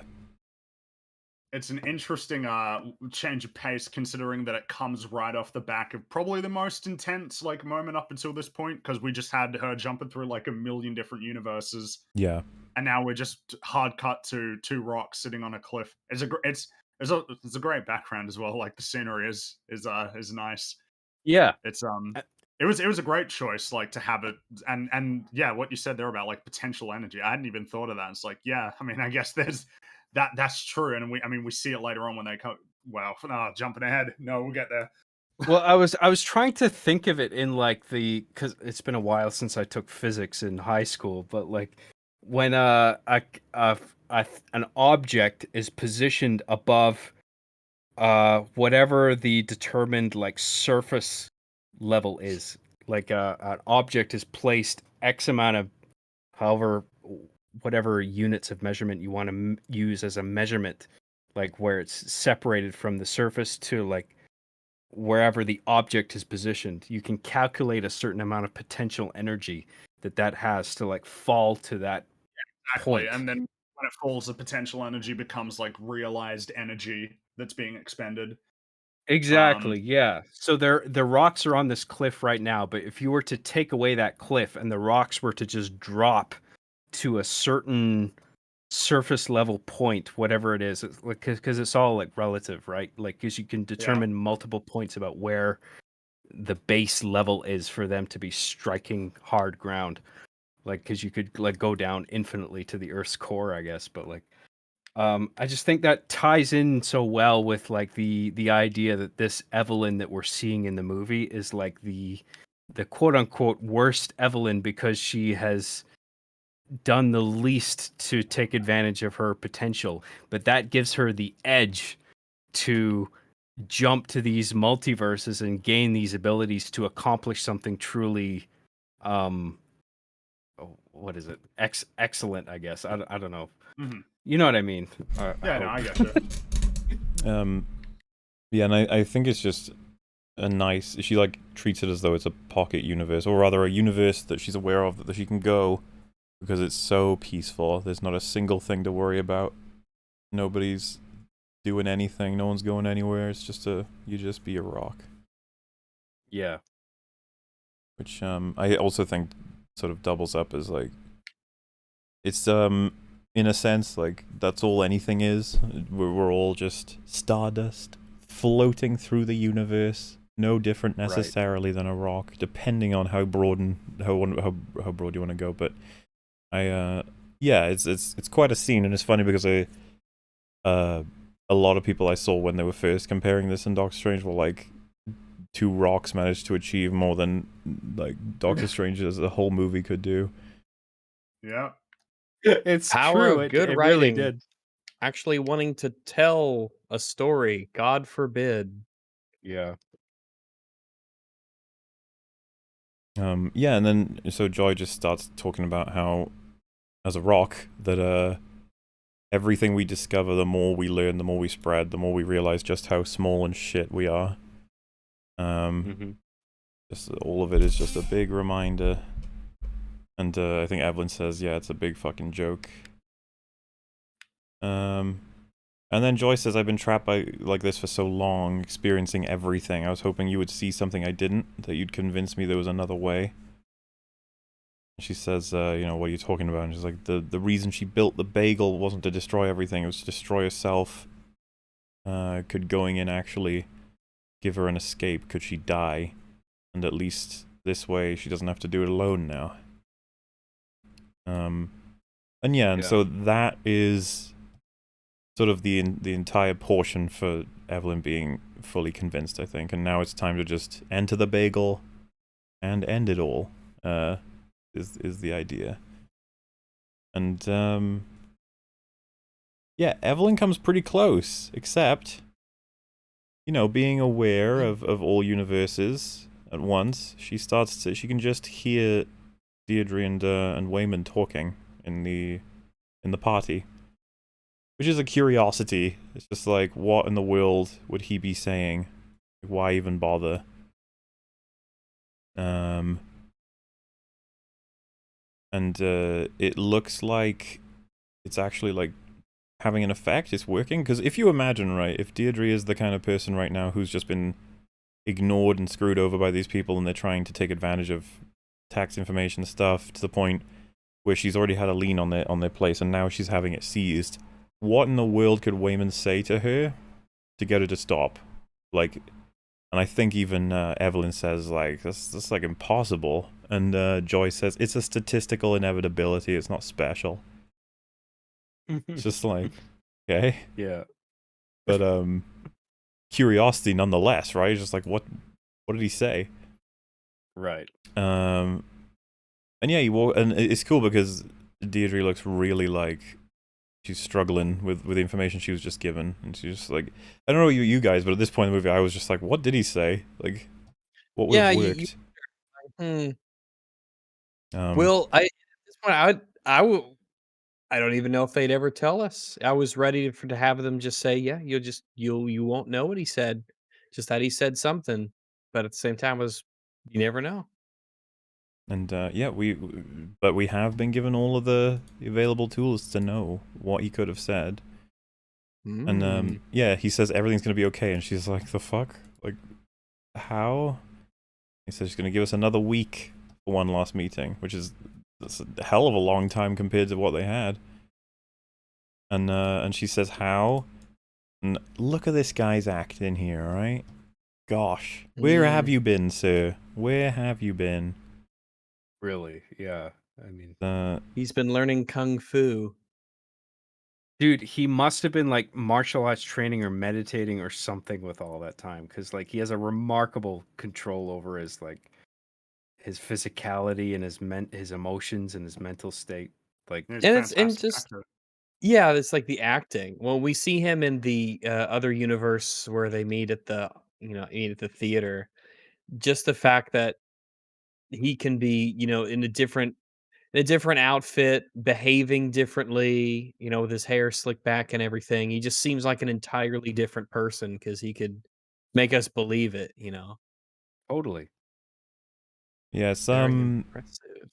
this thing you can do, like really good actors can, where they can get their tears flaring up. They can make the eyes really believable in terms of, because it can just be a screen. Look at him. You can detect so much about what he's feeling. Because yeah, he doesn't even want to tell Evelyn what he said to get them more time.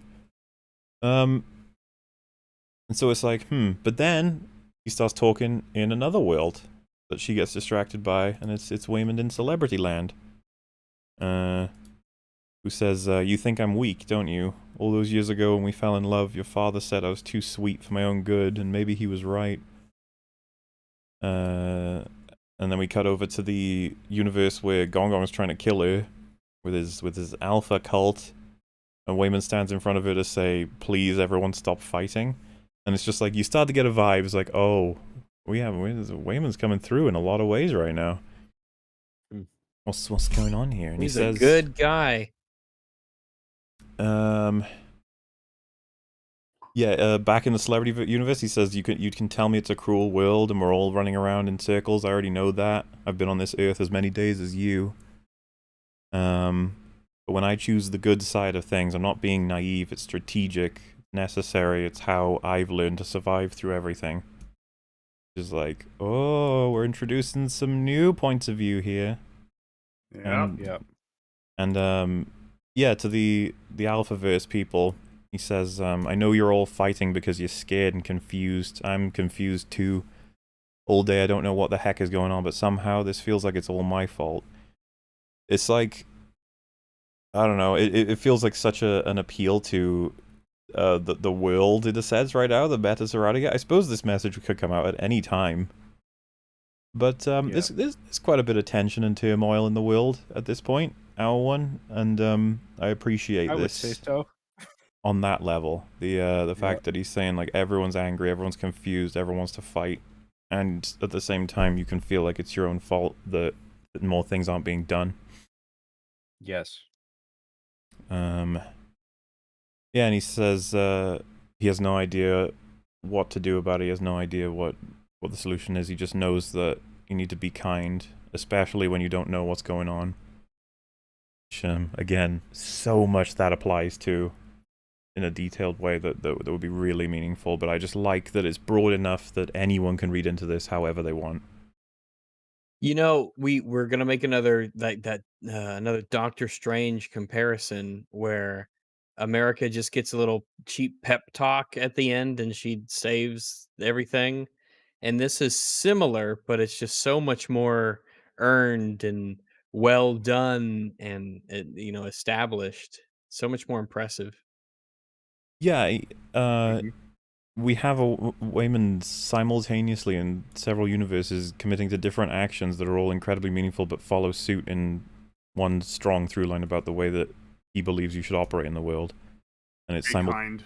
and it simultaneously is in opposition to the thing Evelyn just concluded. So like we ain't done yet. And yeah, he says, you see yourself as a fighter, I see myself as one too. This is how I fight. Meaning by being kind. And if you think about everything we've been going over in this film, it matches up. He doesn't just, like, do kind things because of what Evelyn thought, which was that he's kind of an idiot and doesn't know how to solve problems. It's because he believes that's how you solve problems. That is his philosophy and his approach. And the fact that it's an approach that seems to be consistent across several different universes has to mean something. Yeah, it's very important to who he is. Of all the choices he makes in his different universes, that's one of the ones that stays constant, or at least more so than other ones. And part of the reason why it's so poignant is because this perspective hasn't been able to be expressed up until this point in the film. It's only been like conflict, sort of open, direct conflict, and then nihilism. And then you don't just have a much more positive outlook, which is be nice to people, try to be kind and considerate.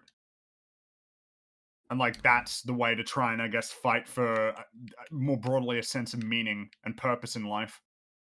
Yeah.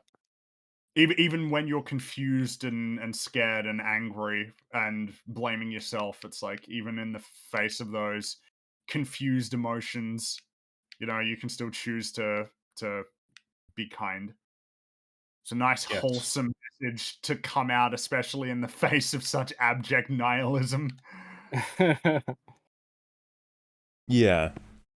It's and you know what's interesting to me as well is that it's not even the film. I think is like that's not enough. We got to go further than that because she even says it's too late. Which is so it's like it's got to be more, even more than what we already have. But because he says you can still turn around, or you can still do something about this. But then Job was the one that says you can still turn around and avoid all of this. And I think what she's kind of going with there is like, look, there's obviously a pathway there you can take, but it's full of stuff and things and trials and all kinds of pressures and stuff. It's like you can avoid all of it. It's a very interesting way to put it, as opposed to escape it. Like just don't deal with any of it. You don't have to, so don't. Mm-hmm. But then Evelyn touches his hand. And then we get a big montage of all of these happy moments in these mundane settings with him. Because he's such a nice guy. Yeah, because their life has meaning to them. It may be in a bad place right now, but it was never because of him. Don't lose, and I guess it's like don't lose sight of the good things, like all of these happy memories. Well, I think this is the completion of one of the many sort of arcs that we had set up, is that she had erroneously concluded that it was him that took her down a bad path. Mm-hmm. Like being with him, it couldn't have anything less to do with him. It's much more complicated than that, and I think this is her realizing that finally.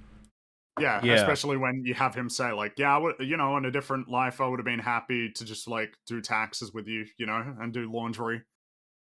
It's kind of like trying to step away from, I think, what is probably something that can be easy to slip into when you think of other possibilities in life as the externals, the things that you can get and accrue, money, fame. Whereas in this case, even in that world, he's just like, yeah, I mean, even me sitting here wearing a suit, like, it's not really, it's about experiences more so than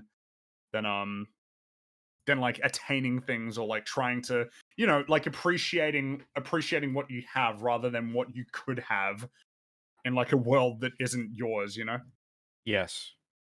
That was the line in the movie that it really amazed me, and I was like, oh wow, this movie is actually about something, like it's about something meaningful. Right, because it's like telling you like count your blessings and to find like whatever your predicament is in life, there is something to find to appreciate, and that if you were able to live out whatever your fantasy life was, you might very well be yearning for aspects of the life you thought to be insignificant. You know what I mean? Like the color change on their faces, like to imply that multiversal nature. Yeah, because that's the effect they go with, just to imply that she's cycling through a whole bunch of universes with him in it, I think, is what we're getting from that, and that he's a really nice person in all of them. Yeah, and particularly from kind of this-ish point forwards, you have a lot of these very meaningful emotional moments, and they make the fanny pack kung fu and the dildo fight seem really far away. Yes. Like it's almost a different movie. Like you finished that movie, that movie's done, and you're watching an entirely different movie. Just get into the real fucking meaningful stuff instead of we're having a little bit of fun here stuff. Yeah.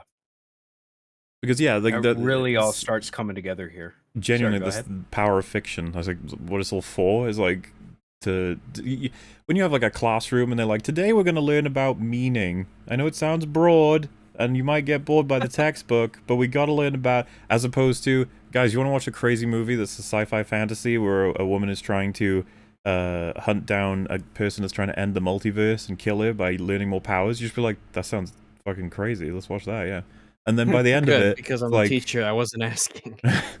And by the end of it, they will have understood, theoretically, more than they may have from the textbook, because it's all about that delivery, you know. And that's Yes. what storytelling. That's like the power of storytelling. Is it's a vehicle for lessons and a method of posing questions in a way that can be just, I guess, just leverages empathy, leverages our understanding of like the human experience and that other people have these experiences too. It's just a Yeah. good vehicle for conveying these messages, like through characters. I think it's a lot better at instilling those ideas than just being told about it. Exactly, dude. For like human beings, I think there's no more effective delivery method than Than narrative. story, narrative. Yeah, Yeah, exactly. That's how people absorb wisdom. I think so. Well, it makes sense. It's a foundational part of like human culture. Human It's one of the culture. earliest things we would have been doing. Yes. Yeah, it's really just And being able to process Well, I mean, hypotheticals. you can see it here, right? We tell stories about ourselves, and we have Evelyn had a story about herself here, like multiple stories about herself that kind of conflict what she wants versus what she thinks she has versus what she has. These are all like different stories in her head of who she is. Right.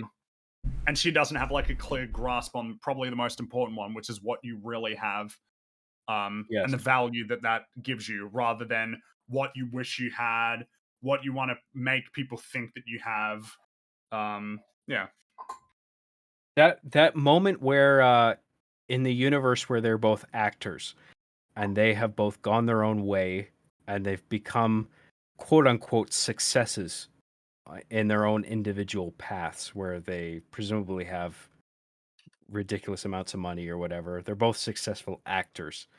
But then they come together in this instance and that the guy Wayman says I could imagine a universe, I'm paraphrasing, but it's like I could imagine a universe where I would just do taxes and whatever the other thing is with oh, him. don't worry. Just- Yeah, so that line's right here. He says, "Even though you've broken my heart once again, I wanted to say it in another life." That was the moment. That was the moment for me that won me over. I was just like, okay. Oh, this dude, movie's that's fucking great. There's a couple of quotes in this that I love. That one might be the best one. There's a couple of other contenders. Yes. But yeah, it's so human to be like, I would really have liked just doing laundry and taxes with you. It's like, Right. aww. Like that to them in that universe is everything. To them is just imagining in a universe where they are just living together, keyword, in the most boring existence possible. But they're together, so it doesn't matter how boring it is, right?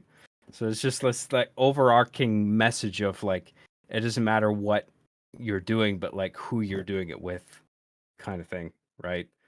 It's just like what matters is the people in your life and the joy that they bring you, just their presence, and that blew me away in particular. Just that one line, I was just like, "Oh, this sold me. This is fucking great." Because it's not just positive. It's true. I believe it's true. It's not just the movie blowing smoke up my ass because like, oh, this is just a fake thing that's just trying to make you feel good for a couple hours. Like, no, I feel like this is fundamentally true what this movie is trying to tell me right now. And I love it for that. You know? It's like I get it. Yes. You're right. Like you have to count your blessings and realize like it's more than just what you've accumulated in life. It's in terms of like material wealth or belongings or whatever. It's just like who are the people that you've met? How have they kind of magnified your life, and how do they complement your life in a meaningful way? And just I mean, this all climaxes in a scene we haven't even got to yet. So I'll shut up now. Go ahead, Mahler. Sorry. Well, it's all good. Saul mentioned, like, wouldn't the message be better conveyed if she wasn't struggling so much? What's so bad about an alternate universe where the laundromat is successful instead of almost broke? I think that's important as an element here, is that she believes a lot of the material circumstances of, like, determine that the pathway is worthless. Like, it's that makes it all. There's nothing of value here, when it's clear there's something of great value here. A lot of things, actually.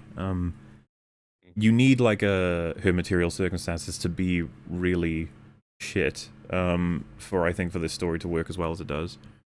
Because Yeah. if everything is going well and she's really down, I feel like it's it doesn't make the point as clear. Because it's supposed to be that the character believes it's those realities that are making life not worth living, almost. And it's even bled into her blaming these people who are with her, as opposed to realizing there's something more complicated going on.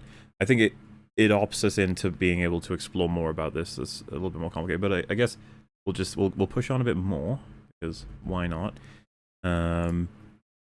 She, like, I think embraces him in a couple of universes, appreciating the value he brings, and I just like that it ends with a shot of he's got like a strong balled up fist ready to fight at the beginning of the scene, and then at the end of it just relents and becomes a chilled out hand.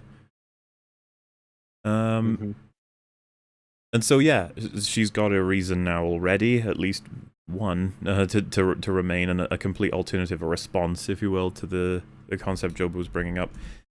And now that that's over, Jobu comes back in, and she's like, "Oh, so cute." And she says, "Let me make this easy. It all eventually goes away. Nothing lasts. You know, just why not just die?" And Yes. man, is there ever going to be a better line than Age of Ultron to summarize the response to that one? Can't believe it's that movie that gets to have this line, but it does. Wow, and it was said by a character brought back from the fucking dead because they needed more TV shows. Retroactively, yeah. That's such a fucking joke. Yeah. In that instance, I was expecting a line of dialogue that was a little more overwritten. You know what I mean? But it like has that restraint to just keep it as brief as it needs to be. It's just like sometimes it all goes away, and that's it. That's all you need. You don't need to write it in any more detail than that. You've encapsulated it already. I appreciated that. Yeah. The line I'm referencing, though, for anybody who doesn't remember, is in Age of Ultron, which is a garbage movie for the most part. Maybe we'll cover it someday. But there's obviously all the Ultron bots are getting wiped out, and there's only like one left, and Vision goes to get it. And I think the Ultron bot prompts him by saying, like, he says they're doomed. Yeah. To which Vision says yes, and then he says, "But a thing isn't beautiful because it lasts." Which is, I think, the most succinct response you can get to the idea that everything dies. It would be like, yeah, but that's not why we value it, is it? Exactly. The Ultron nature of these things. The Ultron puppets are all avatars of Ultron, essentially, right? Yeah. Yeah. Like, so you're talking to Ultron, basically. And yeah, there were moments in that I actually liked. I like the whole idea of like There's moments, puppets on strings. You know? Oh, and dude, he's that the movie had potential, man. It had potential. Yes. It certainly had potential. But yeah, it's just a great line, because there's a lot of content that deals with this topic that Everything Everywhere All at Once is going with as well. A bit of a fundamental one. It's almost like a starting point, and then you start looking into other things. Got to get this one out of the way, you know? Like the whole, what is the point in living, and what is the meaning of life, sort of thing. It's like, yep, we get those, and then we'll move on to the more specific ones, but when this is executed really well, which I think it is in this movie and other bits of content that I quite like, it becomes quite a favorite oftentimes. So yeah, she activates the bagel, and it even sucks in some of her followers straight away, and it's pretty grim, actually. Like, they're screaming as like they're getting ripped into it, and I don't know if that's like on purpose to try and show another layer of why it's something you shouldn't do. Or I was getting South Park vibes off it, you know? Like, just like the guy who's like getting sucked into the bagel and he's just like getting torn up. Yeah, exactly. This frame right here. He's just like, ah! I could definitely picture the standard South Park. Yeah. It's like when global warming attacks that one guy in that episode. Parodying the Day After Tomorrow. Yeah. Someone said that's someone said that's also a line from Troy. The because it lost the one. Brad Pitt Troy. I assume that's what they're referencing. Or like the original story of Troy. Oh, I don't know. Yeah, I'd be interested to know though. But yeah, so This is what I feel is like the full-on. I don't know if I'd call this the third act at this point, I guess, because it would have started earlier. Yeah, it's hard to but tell where the third act really to, kind of Indeed. starts, I think. to get at what I'm I would say it is. I think this Yeah. movie has a very conventional structure, but if you were to analyze it in like the way it kind of on a surface level divides itself up, where like you have part 1 everything, part 2 everywhere, part 3 all at once, it's a very uneven structure. Yeah, But underneath that, askew. I think there's a very conventional 3-act structure. The reason why I would pick here as the beginning of the third act is just because it feels like it fits in with my understanding of a lot of stories where second act low point and then whatever thing that happens at the second act low point to bring the hero back in is you like I can't believe this is where my brain's going, so here we go. Team America, when he gets completely despondent and told to get the fuck out and doesn't want to do it anymore, and he gets encouraged to come back, talks to Spotswood and gets his tools and knowledge, and then has the mission to head to the place to save everybody. That feels like the break for me of going from second act to third act. And to me, at this point in the film, we've got everything we need to conduct the solution, basically, to get everybody what they need to have. And all the factions are about to like clash hardcore. We've got the Alphaverse crew are going to, they want Jobu dead. And they see now that if Jobu enters the bagel, that might kill her, and she wants to do that. So they need to ensure she gets to the bagel. She needs to ensure she gets to the bagel. So both factions belonging to those like cults, if you will, are all going to be aimed against Evelyn. And we've had Waymond bring Evelyn back from the brink and arms her with the idea of don't fight them to fight, be kind. And so that's like our stakes. And it's as simple as there's a series of stairs that Jobu is going to be walking up, and you got to stop her. Yep. And so I mean, you have all of this absurd fucking surface, all this crazy tech and almost magic, and all these mechanics going on. But you know what's going on underneath? It's like, please, daughter, don't include the action you're gonna do right now. And it's as simple as that, I guess. Is what I'm getting at. Right. Which is really cool. Well, I guess it's this is the point when the symbolism becomes like super duper strong and overpowers like I guess the more like I guess the straightforward mechanics of how everything is working. Like this is the part when it starts to transition into like this is like the point of the movie essentially. Like these are the themes and the symbolism and imagery all like coalescing. I would argue we're about to machine gun payoffs. Like this is where the whole film has been building up to. Also, which is why it was necessary to lay down all that groundwork for as long as it took. Apparently the quote is, and I don't know if this is from the original or from the movie, but because it does sound familiar, but the gods envy us because we're mortal, because every moment might be our last. Everything is more beautiful because we're doomed. Which does sound like like that line could inspire the one in Age of Ultron, actually, like a different version of it. Yeah. It's a good line, I like that. So yeah, she starts heading off, and Evelyn goes to attack them to prevent them from doing it, but Waymond is like, please, enough, like, no fighting. And but so she listens this time. Yeah, she does, and she looks for a moment like, well, what the fuck am I gonna do then? Like, we're gonna lose. And Deirdre gets a weapon ready to hit her with. He goes to swing, and we cut back to the curiosity of Evelyn in the old in the party universe, the laundromat universe. Why did Deirdre give them an extra week? What did Waymond say to her? And she asks her about it, and Deirdre says he told me about your situation, being that he's served you divorce papers. And then she says, when I got served divorce papers, I drove my husband's car through a neighbor's house. And she did mention an ex earlier. Well, it's just, but it wasn't on our mind. This feels to me pretty potent in terms of, you know how it's often said, like, you don't know what's going on in someone else's head, like, you have no idea what they're dealing with in their life.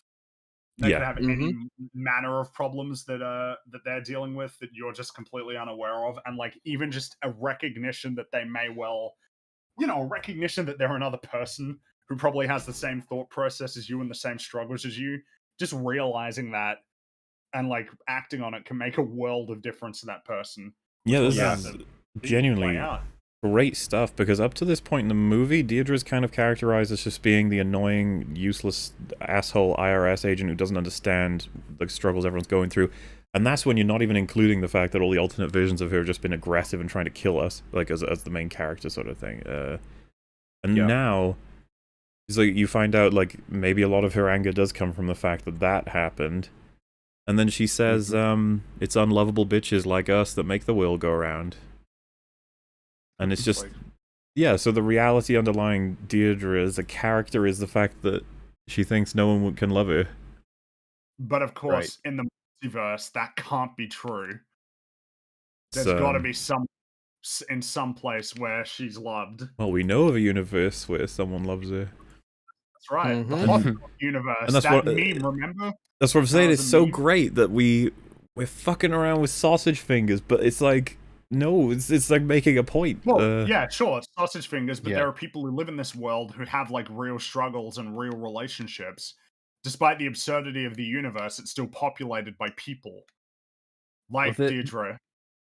This is where this movie really amazed me, is where you have this extreme juxtaposition between the ridiculousness of hot dog fingers universe and like using that to actually make a legit point about existence, you know. This scene is probably, it's one of the strongest examples like I've ever seen of marrying comedy and drama. Right. And I think most directors would shy away from this because they know when it comes to awards season, if their movie is perceived as being too funny, then they You will won't be get omitted nominated. from earning certain awards, which is fucking bullshit, right? Yep, as So, far like, as I'm concerned. The idea that comedy doesn't play a role in award deserving films is fucking ridiculous, right? Yeah. Because Not it's sure. so intrinsic to existence. I mean, like, people have a sense of humor as like partly as a defense mechanism, right? To kind of fend off the nihilism. grim I mean, reality of the world, ironically, yeah. yeah. You And guys it's are just, yeah, you're right. Like humor is not. Wait, what? you guys are convinced me not to see it 'cause it sounds real schmaltzy. Like, well, I guess it is.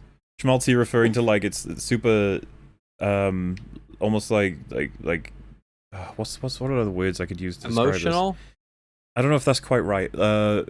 Almost like children's type of emotional, where it's just like we all make it through in the end. We all do happy blah blah. I was be like, I mean, it is to a degree. It's trying to be very very real about some of the realities we should approach life with. It's a lot of this is advice, recommendations, and insight. Yeah. I wouldn't want to, rule out. Well, someone said juvenile. See, I'd be like, I don't think that's No. fair at all. No. Right. Definitely not juvenile. It's not. Well, comedy and juvenility are thought of as synonymous a lot of the time when that's really not the I think it's case. the same attitude that makes people think cartoons are for kids. Right. You Yes. know, whereas it's like, no, holy shit, like these are universal. Like comedy is universal. Yes. But I mean, as for like this film, I think that what it's trying to say is simple, but it's like, as in like the point at its core is pretty simple, but it's like that would be omitting so much of the texture of it, and like the fact that it is in a sense honest, as we'll start to see, like as we like it's shortly after this scene where we start to get like some real honesty on this subject, even within the context of a much more positive and upbeat, uplifting message, which is what the film has. Yeah. So Like I said, Yes. the film is quite optimistic. to clarify, right, like what they're showing is the hot dog fingers universe, but that these two, we keep seeing that their relationship, whatever it was, is getting fucked up by Evelyn constantly temporarily traveling to this world and being freaked out by everything and moving away from her, when apparently these two are in like a full relationship in this world. So Yep. like it's damaged as a result, and she's repairing it right now by listening to her play the piano with her feet because she can't with her sausage fingers. It's like, and what I find pretty interesting here as well is the song she's playing is the song that plays when she first attacks her and she gains the kung fu moves to stop her. You remember it? I missed Oh. that. That's interesting. I didn't know that. That's cool. And what's happening in that scene? It's her professing her love for Deirdre. So Right. Oh. there's a Wow. connection. Yeah. Yeah, Adam. Well, it's as he said, right? He was hoping, I guess, that there would be more of an original soundtrack, themes that spread throughout, as opposed to sort of choices that match for. Like, he was hoping for songs that were built for the film specifically, as opposed to ones that have been chosen to be put in for a meaning that goes beyond it or something, right? Yeah. Because we were talking about like the difference between something like Star Wars or like the Suicide Squad. The Suicide Squad, which does the same as Suicide Squad in terms of including loads of songs, but I feel like that's actually good to bring those up. Those are two ways of doing it. Yeah. One a little bit better than the other. Claire de Lune. Is that the song name? How beautiful. Cloud Debussy. And yeah, and so we cut back, and she has stopped her with her foot. It feels weird, but it's obviously just a familiarity she will have drawn from being aware of that universe. And she says that you're not unlovable. And Deirdre's like, "What the fuck are you talking about?" And she's like, "There's always something to love, even in a stupid universe where we have hot dogs for fingers. We get very good with our feet." Yeah. Which is just, again, it's just like, good stuff. Wisdom of the ancients. And to solve the truism of there's always something to love, even in a situation that's so absurd.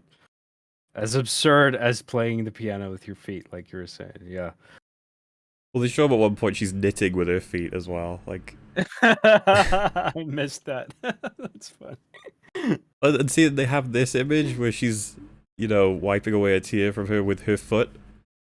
Yeah. Like, my Like, God, we doesn't are make sense. on a tightrope of drama and comedy. It's just like you're refusing to commit to one or the other. You're having both. The Yes. fact that the foot clearly is not, it's just rising up like that. Yeah. It's its own joke. This embraces drama and comedy at the same time so gracefully, like more gracefully than I've ever seen in a film. And that's what I appreciate about this movie, I think, more than anything. It's just like how well it walks that tightrope between comedy and drama and saying something actually meaningful. So do you think this beats out Jojo Rabbit in that regard? I would happily say they draw. It's I like the Jojo Rabbit. A lot of it is about that specifically. Like the idea of clashing tones or experiences and emotions at once. This film, I think, is in some ways about that, but it's just about a lot of other things too. And I don't feel like either one. It's really hard to say, right? Because there are going to be people who see this and they're going to say this was ruined by the childish jokes, like everything is trying to get across. Fuck no. But yeah, there's just that element of like, isn't that a part of life though? The sort of messing around, playing. Like I said, the first line in this film is "Stop playing. We don't have the time." I cannot stand the pretentiousness that seeks to exclude comedy from greatness. Like as soon as you have like funny material in your thing, whatever it is, it's like not considered as like award material. Or Yeah, anything this is a kind of lower profound. form of art. Exactly. Yes, you nailed it. It's a lower form of art because it incorporates humor, and it's incorrect fundamentally. I think that's just such a gross way of looking at it. Yeah, I'd rather listen to a stand-up comedian before any fucking free verse poet. Yes. But yeah, she hugs her, gives her a big ol' hug, and the crazy bagel cult worshiper person that she is says, "I feel nothing," and she tries to repeat that, but she doesn't quite get to the word nothing, and so instead she says, "I feel," Oh my god! which gives you a little clue as to how we're gonna defeat Mr. Big Ol' Nihilistic Perspective. Yeah, You see it, Mahler. That's how we're gonna win this. not by fighting what we hate, but by saving what we love. Yeah. Yay! Laser fires and blows Yay. up everybody. Yeah, so that's just sort of like, I guess, the experiment. That's how it happened. She managed to do it. They all aim their guns at her to stop her. Literally fucking everybody, because they want to. And what's neat is they actually have a little thing of Deirdre's trying to stop them. She's like, "Don't do it," because she's been converted now. She's been radicalized in the other direction. And we get what's possibly the most overt and recognizable Matrix reference, I would imagine. Yeah. I think Where that's, she turns right, to the she turns to what's her face, Joy, and says, "I know kung fu." show me. Show me. But yeah, she stops all the bullets. And she and in the other universe, she's picking up the baseball bat and spots the googly eyes on him. Gives her an idea: turn all the bullets into googly eyes. And then she fires on them on everybody's forehead while attaching one to her own. Are they Yeah. are they googly eyes or Google eyes?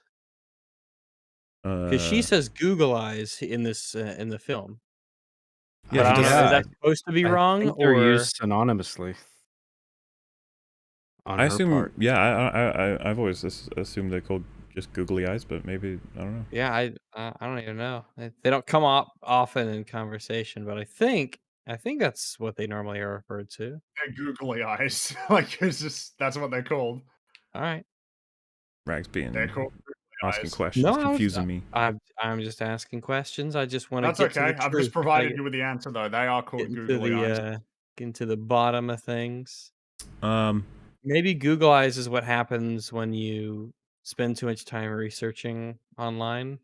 Well, You get Michelle Yeoh's Google eyes. character says the word Google. Like, no more Google eyes. Like, that's the word Yeah. she was, uses. Yeah. maybe that's because it's just more evidence that she does get some of the words confused, because she even mentions Google Translate, I think, at one point. Mm-hmm. So maybe she's just mixing up Google Right. and googly. Yeah. Maybe she should have said googly translate. Use googly translate, like she gets googly eyes and the company Google mixed up in reverse. If you don't know something, give it a go to googly and ask. So, hopping in one of them on everyone's heads, think it's safe to assume we're gunning for opening up your mind's eye, wouldn't you say? We're getting a whole new viewpoint Yeah. for all these characters now. Symbolism, as they say. And Gong Gong just says so stupid. Which, see, that's what I mean. The film is very aware of taking portions of it to be stupid, because I don't think it would even shy away from that. I'd be like, yeah, some of this is really stupid. Yeah. Well, I think when you're trying to visualize something like chaos in film, you have to incorporate stupid on some level. And I think a lot of filmmakers would shy against that because, like I said before, they would be afraid that would exclude them from like some kind of, prestige or like earning awards or whatever. It's like, no, it should be funny to some degree. It should be even hilarious to some degree. And that's what this movie pulled off more than any kind of film I can think of that deals with this similar kind of subject matter, right? It's willing to go to that really funny territory where I'm just like doubling over laughing in the theater. Like, I cannot believe I'm watching. And it's not like it comes out of nowhere. It's we've seen him a couple times on different items in the laundromat, because Waymond likes to put them on things because he finds them fun. From the very first scene, in the room. If you look, you will notice them. They will be on the bags and everything. Like on the Exactly. thermostat, there are Google eyes everywhere. Yeah.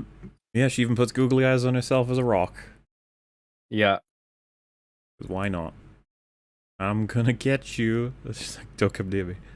'Cause, yeah, Now That you was put that was googly yet eyes another on this rock. plateau for me, like the rocks alone was one thing. And it's like, you put googly eyes on the rocks? Like, are you Yeah. fucking kidding Now me? I'm in business. God, I was laughing so hard. Now that The in Rock has theater. googly eyes on it, it is officially a character. Yeah, she's As soon as it has eyes, yeah. she says, "I'm learning to fight like you," to Wayman. Because this is the thing, man. The Reddit user is coming right at her. He's full charge, full power, full force, you could say. And gotta deal with him. So yeah, she basically cycles through all of these people, providing them via her crazy powers experiences, and they're assorted from stuff like falling in love to like smelling perfume. She fixes up a guy's like nervous system because it's all fucked up because like she gives him like chiropractic or something. There's a guy she gives BDSM some fun times. That's what he's looking for. Nice. And I guess I gotta save the universe. and that, by the way, is what YMS was talking about fucking 6 hours ago, where he mentioned the director plays somebody. That is the character. So that's pretty cool. Now we know why this movie was made. Yeah, that's true. It wasn't to tell a story. It was just to get his King Kong. But like, you know, what do you think is being said with all of the crazy nihilistic people trying to prevent her from stopping like them all from being able to essentially end their existence, and she's converting them all by giving them experiences. Yep. You know, how else do you put this? It's like as Free was mentioning, it's just like this is getting to the point where there's no more like oh, mechanically the multiverse-y, sci-fi blah blah blah. It's just like, well, no, just describing what she's doing. You've now like linked both the subtext and the text at the same time. They're pretty much explicit. And it's earned. You've earned this. Yeah. By doing a lot of work ahead of time to support this material. I love that this is like an anti-fight scene, basically. Yeah. Like It's a love scene.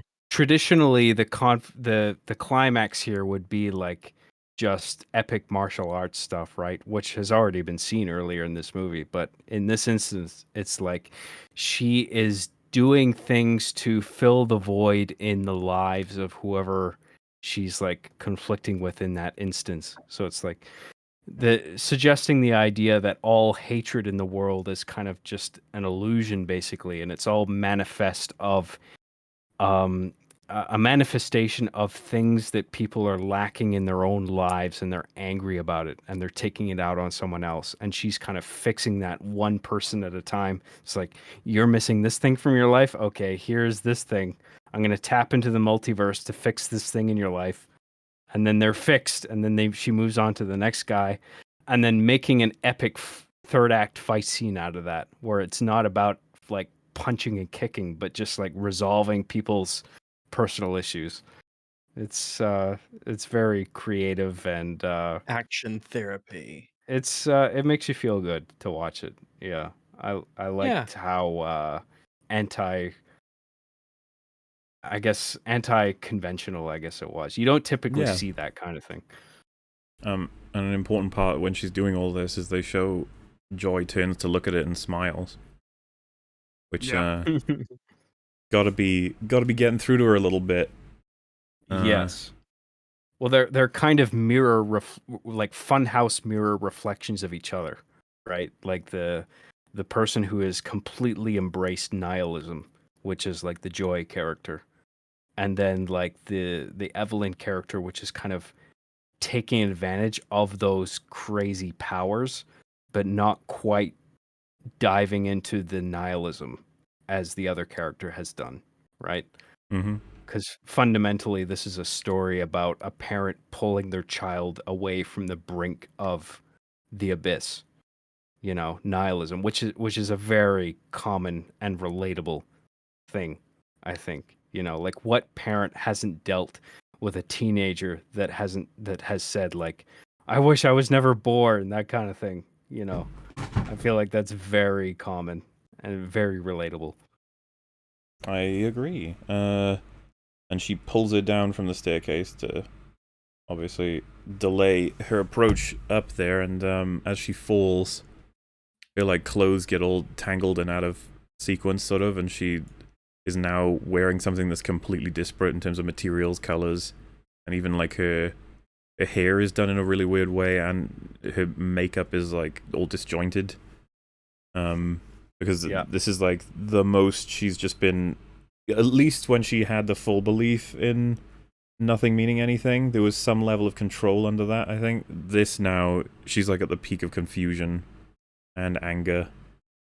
She's not entirely certain on what exactly is fucking the next step, because her mum was on board, but now she's not, and a lot of these other people who were on board with this aren't anymore. They're not. Yeah. Mm-hmm. Yeah. Because like Jobu thought she had the right answer, but it's like maybe not, and what does that mean? Yeah, and we cut to the universe where Rakakuni was taken away by the I forget who it was, like animal control, I think. Animal control, yeah. And she says, like, let's go get him. And she climbs on top of his head, controlling his head to make him run after Rakakuni, while in the universe where they're having the fight, her control over him manages to deliver more bullet experiences to all of the different foot soldiers. And so, yeah, as is often with big fight scenes at the end, it like respects the same act structure in a sense, in a minimized way. There is usually a low point in a fight sequence, and we reach it just after this. The dad gets her. He's got like a mech suit as thanks to his like modified wheelchair. Yeah, I like the little exoskeleton thing he's got. Though, sorry, I actually He's missed got like microwaves taped to his body or something, doesn't he? Oh, like, it's such a like B-movie outfit. It's so cool. Like, yeah. So absurd. But one thing I went past by accident there was just that the Rakakuni guy says, like, without Rakakuni I didn't even know how to boil an egg. Like, I'm useless alone. And then she says, well, good thing we aren't alone. Like, which I think is another fundamental point this film's making. Don't be doing all this shit alone when it comes to life itself. Try and There's a lot of people out there. experience, expand, grab them up, friends, family, all kinds of folk. Experience the world with them. But yeah, he's Gong Gong's like outside of Jobu. He's just the only one left now, in terms of getting away. And at the same time, they show us that, likely because of her fucking destroying her own laundromat, he says in the other universe that you are not my daughter anymore, because he's like presumably disappointed, and it's not entirely like, I guess, unexpected probably from her POV. But I want to say he's just mainly fun throughout the movie, right, James Hong? But the way he delivers the "you are not my daughter" line, it's just like, man, keep an eye on the acting for that one. I'll show it on here as well. He's even doing a lip quiver, which is not, you know, it's not the easiest thing to fake when you. But that's what you can do when you're lip, yeah. when you're a seasoned actor. He's everyone is just doing a really great job in this movie. Oh yeah, I couldn't even begin to point to the weakest link. Everyone just does such a great job. You just forget you're watching actors. You know, they just totally you totally buy into everything, every character, every person. Yes.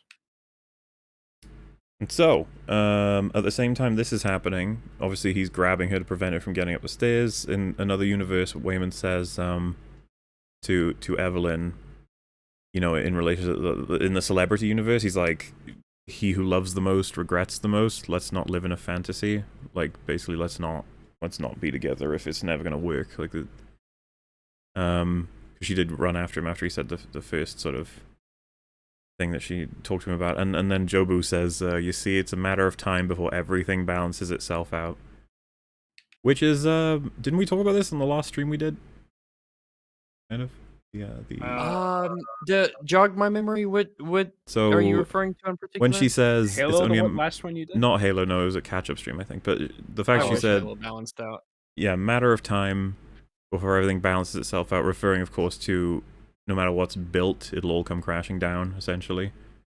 And the thrashing against like the universe is heading towards entropy or something like that, or I think so. I think that's what's being implied here is like that's a component of support for a nihilistic worldview because she keeps repeating that not everything lasts forever. And yeah, I mean, if that's even a thing that matters, I just it's your attitude and perspective. well, yeah, that's what this film's gonna do, right? Like, that's Yeah. part of its response. But so that said, and then he back in the universe where he's got like the printer microwave suit on says, let her go, and she says, I'm not willing to do to my daughter what you did to me, and how on earth would you let me go so easily? And it's like, oh shit, that's being brought up because that did happen. There's something Remember that established, thing? and it's like, That ooh, alternate universe, yeah, that world. quite a sting there. I let you go so that I could live my dream of having a robotic battle exoskeleton made out of 90s printers. Hell yeah. The directors are very aware of all the different character conflicts and brings them up at like the appropriate time. It's so well done in that Yeah. way. And she says, you may see in her all of your greatest fears squeezed into one person. I spent most of her childhood praying she wouldn't end up like me, but she turned out to be stubborn, aimless, and a mess, just like her mother. This is going back to the laundromat. Yeah. And she says, but now I see it's okay that she's a mess, because she, like me, the universe gave her someone kind, patient, and forgiving to make up for all she lacks. And she says these different things in the language appropriate to the person she's talking to, like English to Joy, Mandarin to when she says the kind, patient person, directed obviously at Waymond, and then back to her father when she introduces Joy's girlfriend. Which, yeah, that's what Joy wanted. And his reaction is unclear at first, but Joy leaves anyway. Because it's almost like I think this moment for Joy is just like yeah, okay, fine, you did the thing, you did what I wanted, but that doesn't change anything. Like, in terms of making things more meaningful. But he does let her go in the crazy universe,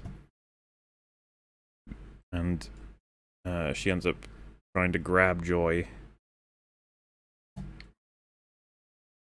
So begins the final boss fight, if you will.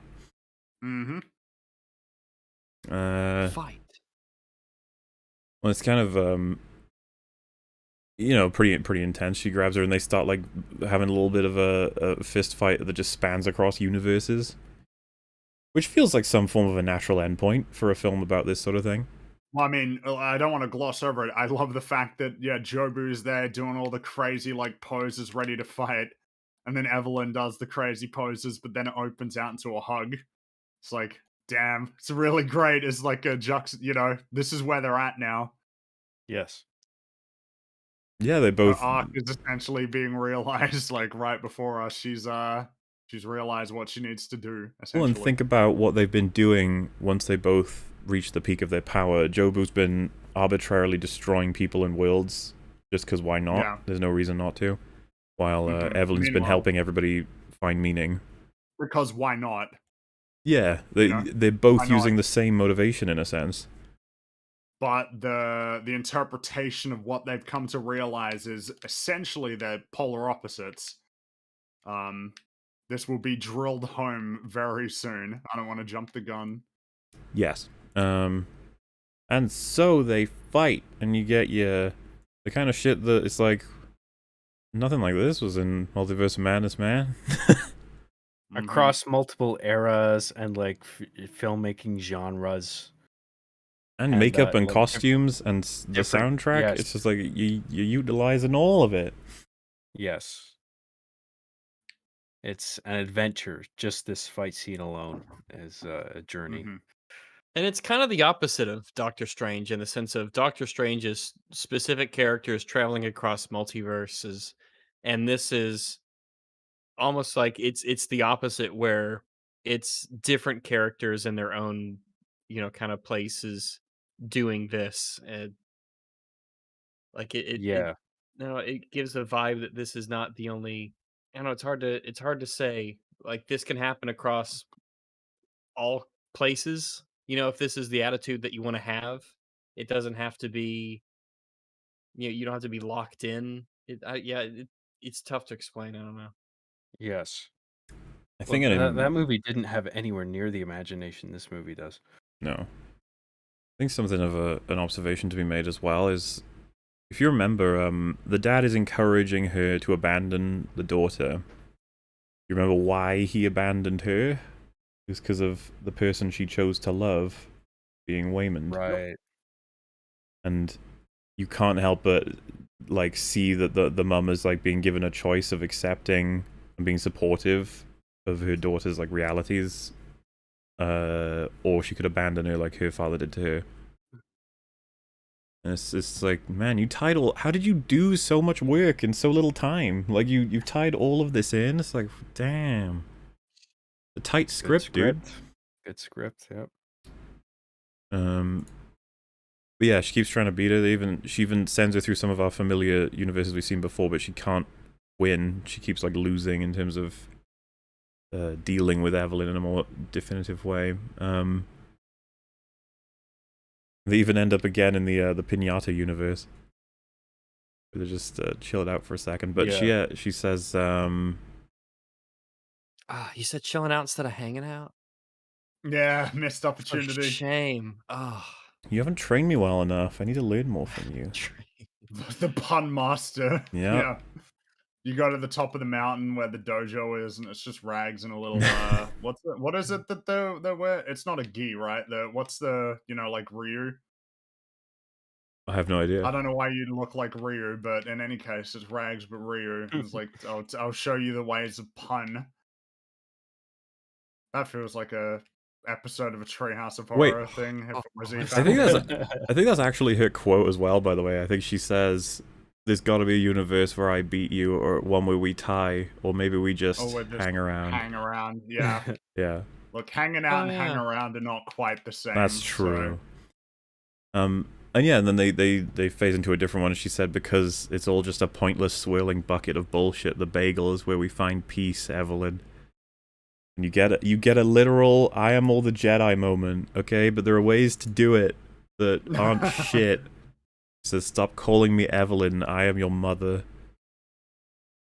Is good because it's like reestablishing the dynamic between them. Isn't that Jobu is some entity beyond understanding at this point? They share the same power level. So the only difference now is really back to normal. And it's like, yeah, I'm your mum. Just the fuck up. And you get this incredibly meaningful moment of they're both worrying about being sucked in, but both Waymond and Gong Gong are both pulling them back, which working as a big old family now. Yeah, if everyone does that thing that Waylon said, yeah, you could produce good results. It's kind of a team effort. Helps. Yeah, we've got everybody on board. We're all in this together. Yes. Yeah. It's thematically important that it's not just the mother. Like the mother is being pulled by Waymond. The Waymond is being pulled by the grandfather. I think that's the order. But like they're all working with each other to pull all of them away from the abyss. Yeah, it's an encouragement that don't just think someone else will take care of it. Someone else will do the good thing. Then you need to do it too. Right. Even if you don't know if you're working with someone, you kind of are. They all play a role in counteracting the meaninglessness that can take over sometimes. And what I found interesting as well is when we're at this point, her crazy costume's been like sucked off, and now she's wearing a normal costume. Normal outfit that she's wearing when they're in the laundromat. Like, we've basically gotten rid of the major portion of how she feels, and now she's just desperate, which is to lead us into probably the most important scene, where she just says stop, and they have their big discussion out in the parking lot, which is probably what should have happened this whole time. I think that's what this whole film was leading to. Is like they need to have an actual discussion. Yeah. This Ideally, punk- what would have happened in the first act in the parking Yeah. lot? Yeah. So what I mean, you go through this insane nonsense, crazy adventure. Like not And not then- for the movie, but like for them as characters. Like this Yeah. should have happened earlier, and now we're finally having this discussion. Yeah. And that's what I'm saying. Like we like climaxed in the insane portion of the text of fighting across the whole multiverse, having robot grandpa suit try to stop you with all these different assorted members getting the experience. It's like what is all this crazy variable? And it's like we've now come all the way down back to the point of two people talking just about something. It's like a mother and a daughter having a very important moment. Yes. Yeah, and she says, I don't want to hurt anymore, and whenever I'm with you, it hurts both of us, so let's just go our separate ways. Let me go. And for a moment there, she says, okay. But then I she was stops wondering her. what the film was going to do at this point. I was wondering, like, are you going to I try didn't to know. give a Like, what message they were here? gonna Is do. like is this other message of sometimes you have to let go, no matter sometimes that's just how it has to be, or you got to keep trying no matter what, or what are we They- going to do they- here? What's going to They happen? would have a couple of options. I think we get, he's falling into the bagel in the hyper sort of sci-fi universe, and she almost chooses to come back out of it, but it's as a result of the conversation they end up having in the most grounded of the universes, I think. Which Evelyn says, "You are getting fat. You never call me, even though we have a family plan and it's free. You only visit when you need something. You got a tattoo, and I don't care if it represents the family. You know I hate them. The tattoos. Of all the places I could be, why would I be here with you? You're right. It doesn't make any sense." And even Waymond is like, stop. And then it's like, no. She's about to make a point. And she says, maybe I could go somewhere to find some new discovery that would make us all feel like even smaller pieces of shit. Something that explains why you still went looking for me through all of this noise and why I still want to be here with you.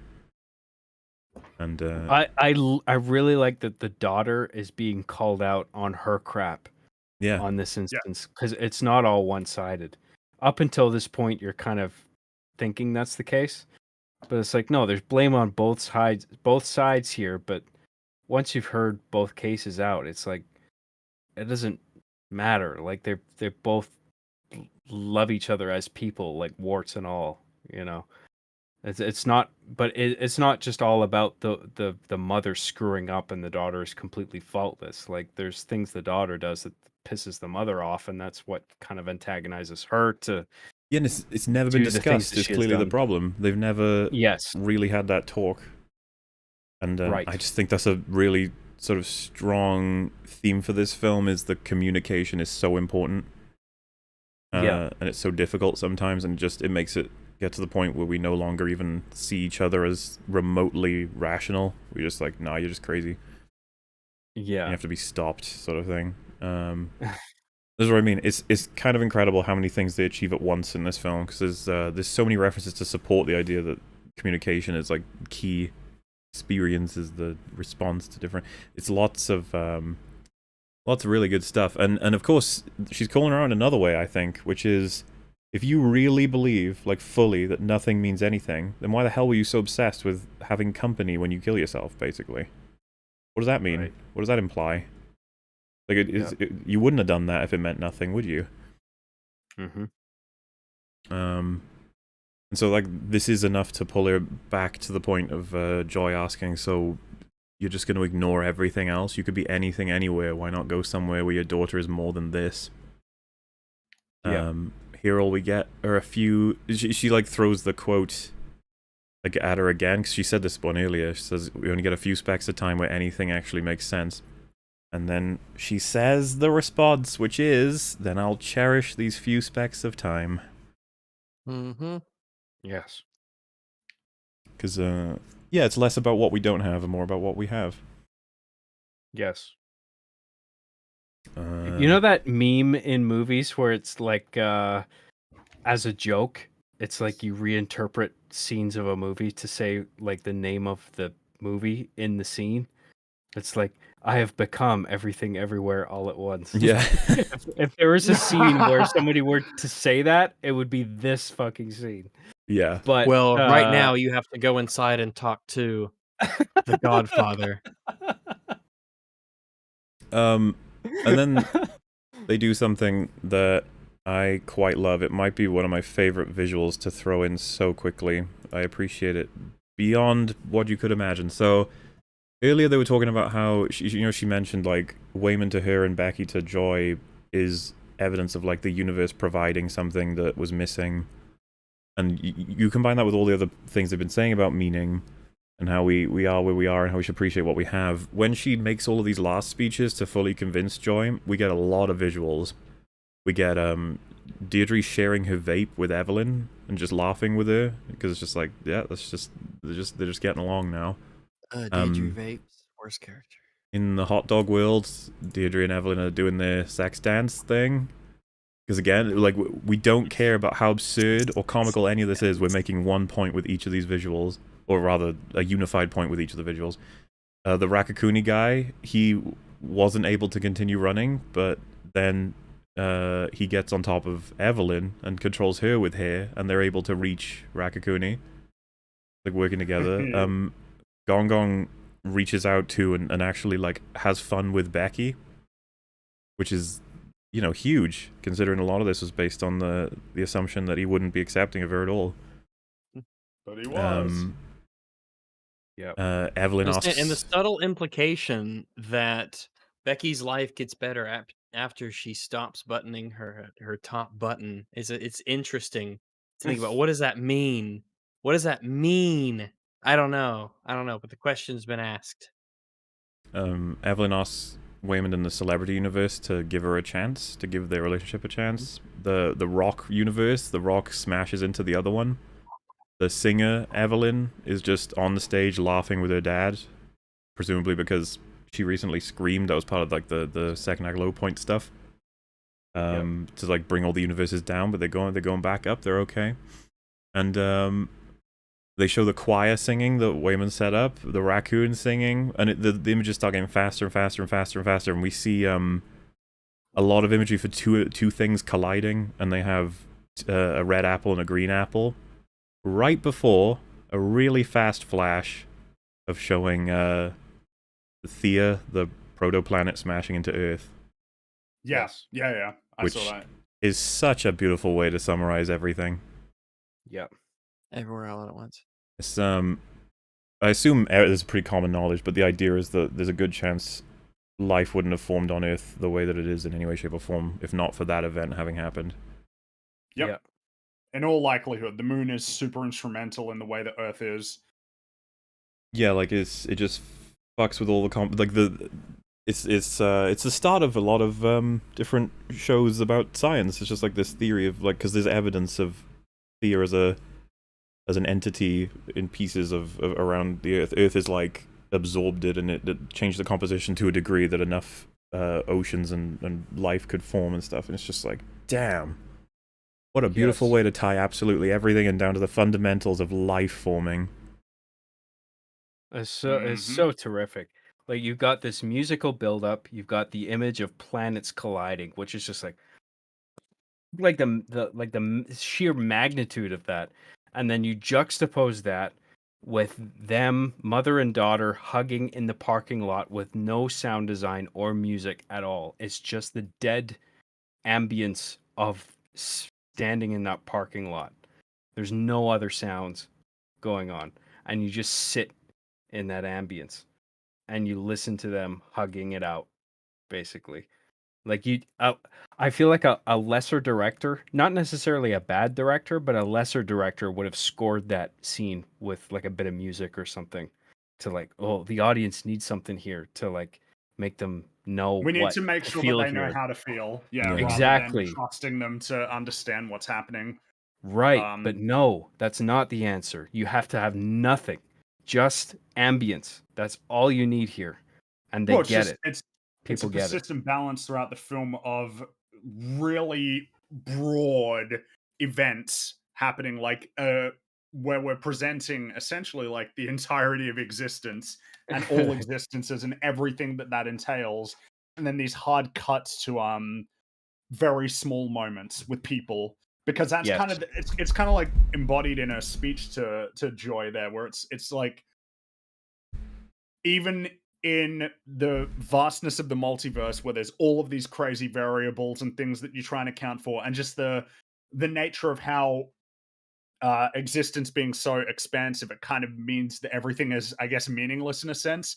Nevertheless, like, people still are bound to each other. Like, people still have things that they value. It's kind of like hard to like not be a human being, essentially, even when you're confronted with the vastness of reality and the cosmos. Right. It's why I think it's such a good idea to juxtapose those crazy events and the vastness of existence in the universe with very small, quiet human moments. It Yes. just sort of emphasizes that even in the mess of everything, all it is to us all the time is like those human moments. That's like the important part. That's what helps us make sense of everything. That's what we care about, even when we're confronted with the vastness of reality. Yes. And in that instance, it becomes clear to them, the characters, that is everything. It's Mhm. everything everywhere all at once, like for those characters in that scene, where it's just like they're there together, hugging. Nothing else is going on. There's no music. It's just them in Wow. that environment, just sitting with each other, hugging, and that's everything to them. And it's like you get a sense of, oh, this is the movie. I get it. Well, that's what I was about to say. That's if there was any way to boil this movie down into a core, it would be that the antagonistic perspective is nothing matters, and Yes. the protagonist perspective is nothing matters. Like, it's kind of it's the same perspective, I guess, if you were to take away all of the substance behind it. But it's essentially, Yes. one side is nothing matters, so fuck this, whereas the other side is nothing matters, so let's like get as much value out of life as possible. We can do whatever Yes. we want because nothing matters. It's a much more optimistic framing of Yeah. it's so easy to sink into the negative, basically nihilistic one, rather than, I guess, lean into it's existentialism, right? Where nothing matters, so make of life what you will. Which I Yes. think is basically the point that the film is espousing, is kind of existentialism. Not even Well, kind of. I feel like I'm downplaying it. That's basically the perspective. I know what you mean.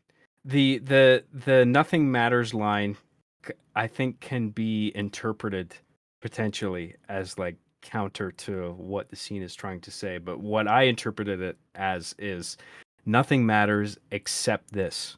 So like the inference is the except this part, where it's like Well, I think nothing it's matters except this moment that we're sharing here together right now.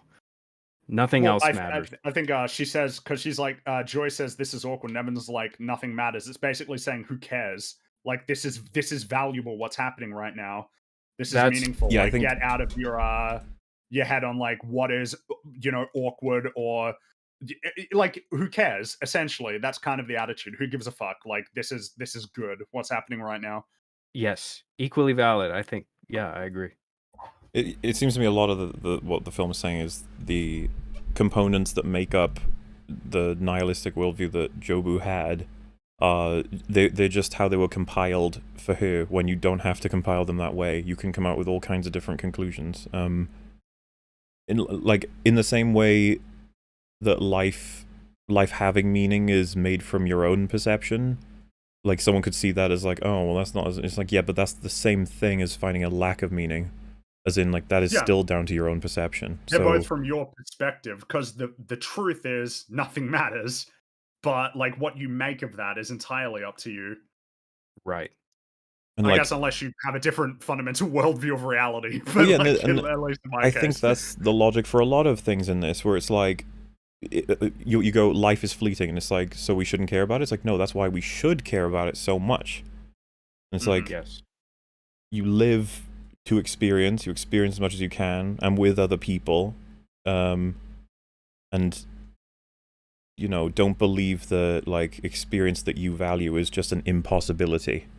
Like, you keep fighting, you keep living, you keep looking, you'll find something. Because I think to a degree this film has an aspect of like fighting is living, and making sure that you fight, but expand the definition of fight to include being kind, assisting people, supporting people, because almost every action you take is against just sitting down and accepting, like, you know, disillusion and falling to pieces. Or entropy, you know? Yeah.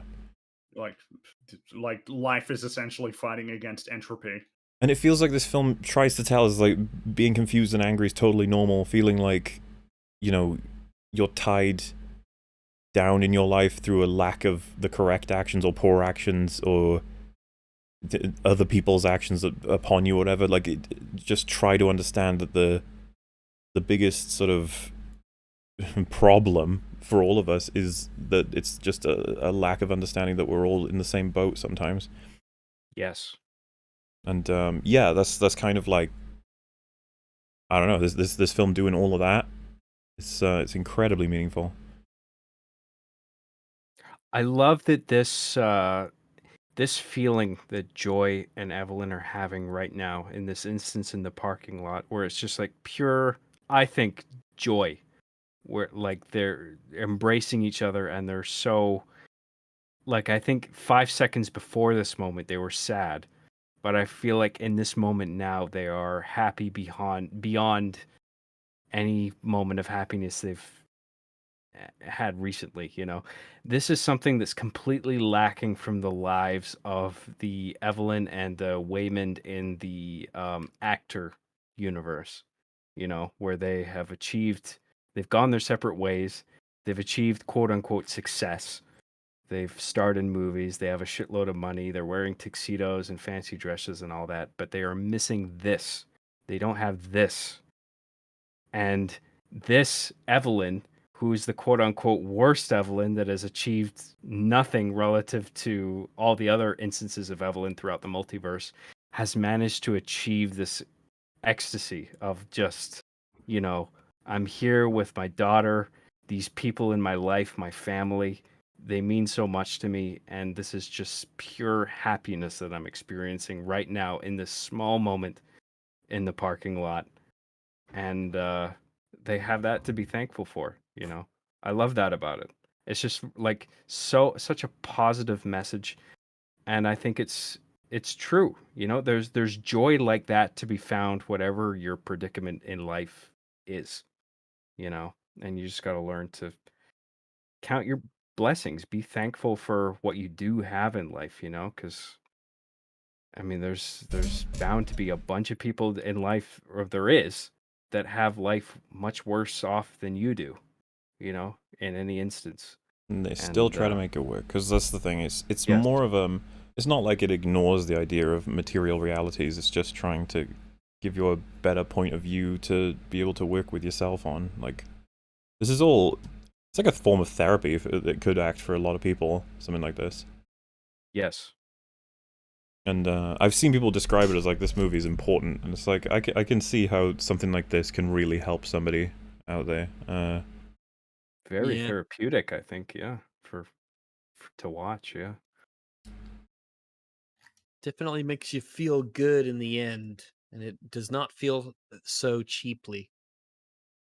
That idea of everything, quote unquote, being embodied in your family and the people that are around you, and whether it's like bad or good that you're going through on that particular day, you're experiencing it in the proximity of people that you love, you know. And it's like an adventure you're going on with them. Like, that's the joy in life. That's the secret. If you can be lucky enough to attain that, and they perceive themselves as unlucky because they think of themselves as like, oh, I'm stuck in this dead end laundromat doing fucking taxes and getting audited by the IRS, but they have everything there under their nose and they don't see it. You know, that's what I love so much about this. Yeah, we cut over to, we're back where we were, square one again, doing the taxes on the table, and it says all at once. Because now it's like, with everything we've come to learn, where does it take us next? About all this different stuff. And first and foremost, when they get to the IRS place, you see that she's like, I think she says like, grow your hair out to Becky, which again, just in line with the whole like she's saying that stuff because she cares, not because she's being a bitch or anything. They've got their cookies as well, ready for Deirdre, and as they're going in, she gives Waymond a big old passionate kiss, which I think reflects what he saw when he was first here with those other two, that he made him feel like there's a lot more potential there, and you know, in his pack. Can love bloom at the Internal Revenue Service office? It can indeed. Yeah, this film's definitely arguing so. Yeah, and then they're there, and Deirdre says, "So things are better. You listened, but you didn't listen. You didn't account for some kind of section C," and she starts trailing off, and we hear a whole bunch of sounds and distortions, presumably from Evelyn listening to other universes. And it starts to fade a little bit, and then she says, "Evelyn, are you listening?" And she says, "Yes," and it ends. Well, she says, could you say that again, right? Oh, like, right, yeah, sorry. Sorry. Yeah. Feels pretty emblematic of something that is kind of being reinforced consistently in this film, which is to focus on where you are right now and your situation. Because at this point, I think you can look at this last part and be like, wait, so did any of that happen? Like, did any of what we just saw before with the crazy multiverse stuff happen when we have essentially kind of like this is what happens in the real world? Like, what we would consider being these crazy multiverses are just you mentally drifting off and thinking about what if I had done this, what about this world, like what if I was doing that. But now she's paying attention to the world that she's in, you know. It's like, oh, sorry, like she puts that out of mind and focuses in on where she is right now, as opposed to allowing herself to just drift off into all of these different alternatives that aren't her life, rather than fully being immersed in her life right now. Yeah, and I think they went very deliberately without, instead of having it be, your taxes are great, you're all great, everything's great, woohoo. This is literally, things are better, but there are problems. Progress. We got to deal with them. Progress. And yeah, and I think that with everything, easy. with everything that was established in the film, is like, you might think that it's like happily ever after, but the film is like, well, life has its challenges and you got to deal with them. You can't ignore them. And that's okay. I like that it's like a newfound perception on life within the same framework as before, where you've still got these problems, like being audited. But I appreciate that the problems didn't go away. She's still got problems. Yeah. But this time around, she's looking at the members of her family, and she's getting lost in the infinite complexity of each of them individually. You know, it's just like, oh, there's my daughter. She's got her own life and all these different things. There's my father. He's got his own story, and he's living it out, and that's his story. And then she looks at her husband, thinks the same thing. But she's without going into the multiverse thing of it, she's kind of entranced by the complexity of all the lives of her family and appreciating their presence. But then also like looking at the insurance agent and going, "Oh, sorry, what did you say?" Like, so I tuned out of this universe for a small moment, but I didn't jump out of this universe. I was staying within this universe, but just appreciating the near infinite complexity of my family members. But now I'm like focused on you. Like, what was that again? I appreciated the scale and yet the minutia of that at the same time. And I think that's kind of the magic quality that a final scene of a movie should try and capture, you know. Yeah. I see. It's like, it's just everything is everything that was said of this movie was true about motivation and stuff, but it doesn't make the taxes go away. That is a problem to be dealt with, and don't, like, because it was the springboard for the whole story in a sense. A lot of it happens it revolves around the taxes. The taxes are consistently, they're brought in. It's such a great sort of, it's just everyone knows taxes to be fucking lame. Everyone hates taxes. They're annoying. Yep. And so yeah, just the film is just like, fucking take it head on. You can do it. You'll be okay. and hence why I would go as far as saying I hope this film never gets a sequel, because it's done. It's made all of its points. Yeah, wait for it. It'll come. Everything Everywhere All at Once too. Nothing, Electric nowhere, never. Boogaloo. Oh god, that's like the opposite movie where everything's really like sad. You gotta like as well at the end where they stretch out the title, and the only letter that doesn't is the O. Yeah. Oh. Nice. But yeah, that's the end of the movie then. That's the credits. We did it. Mm-hmm.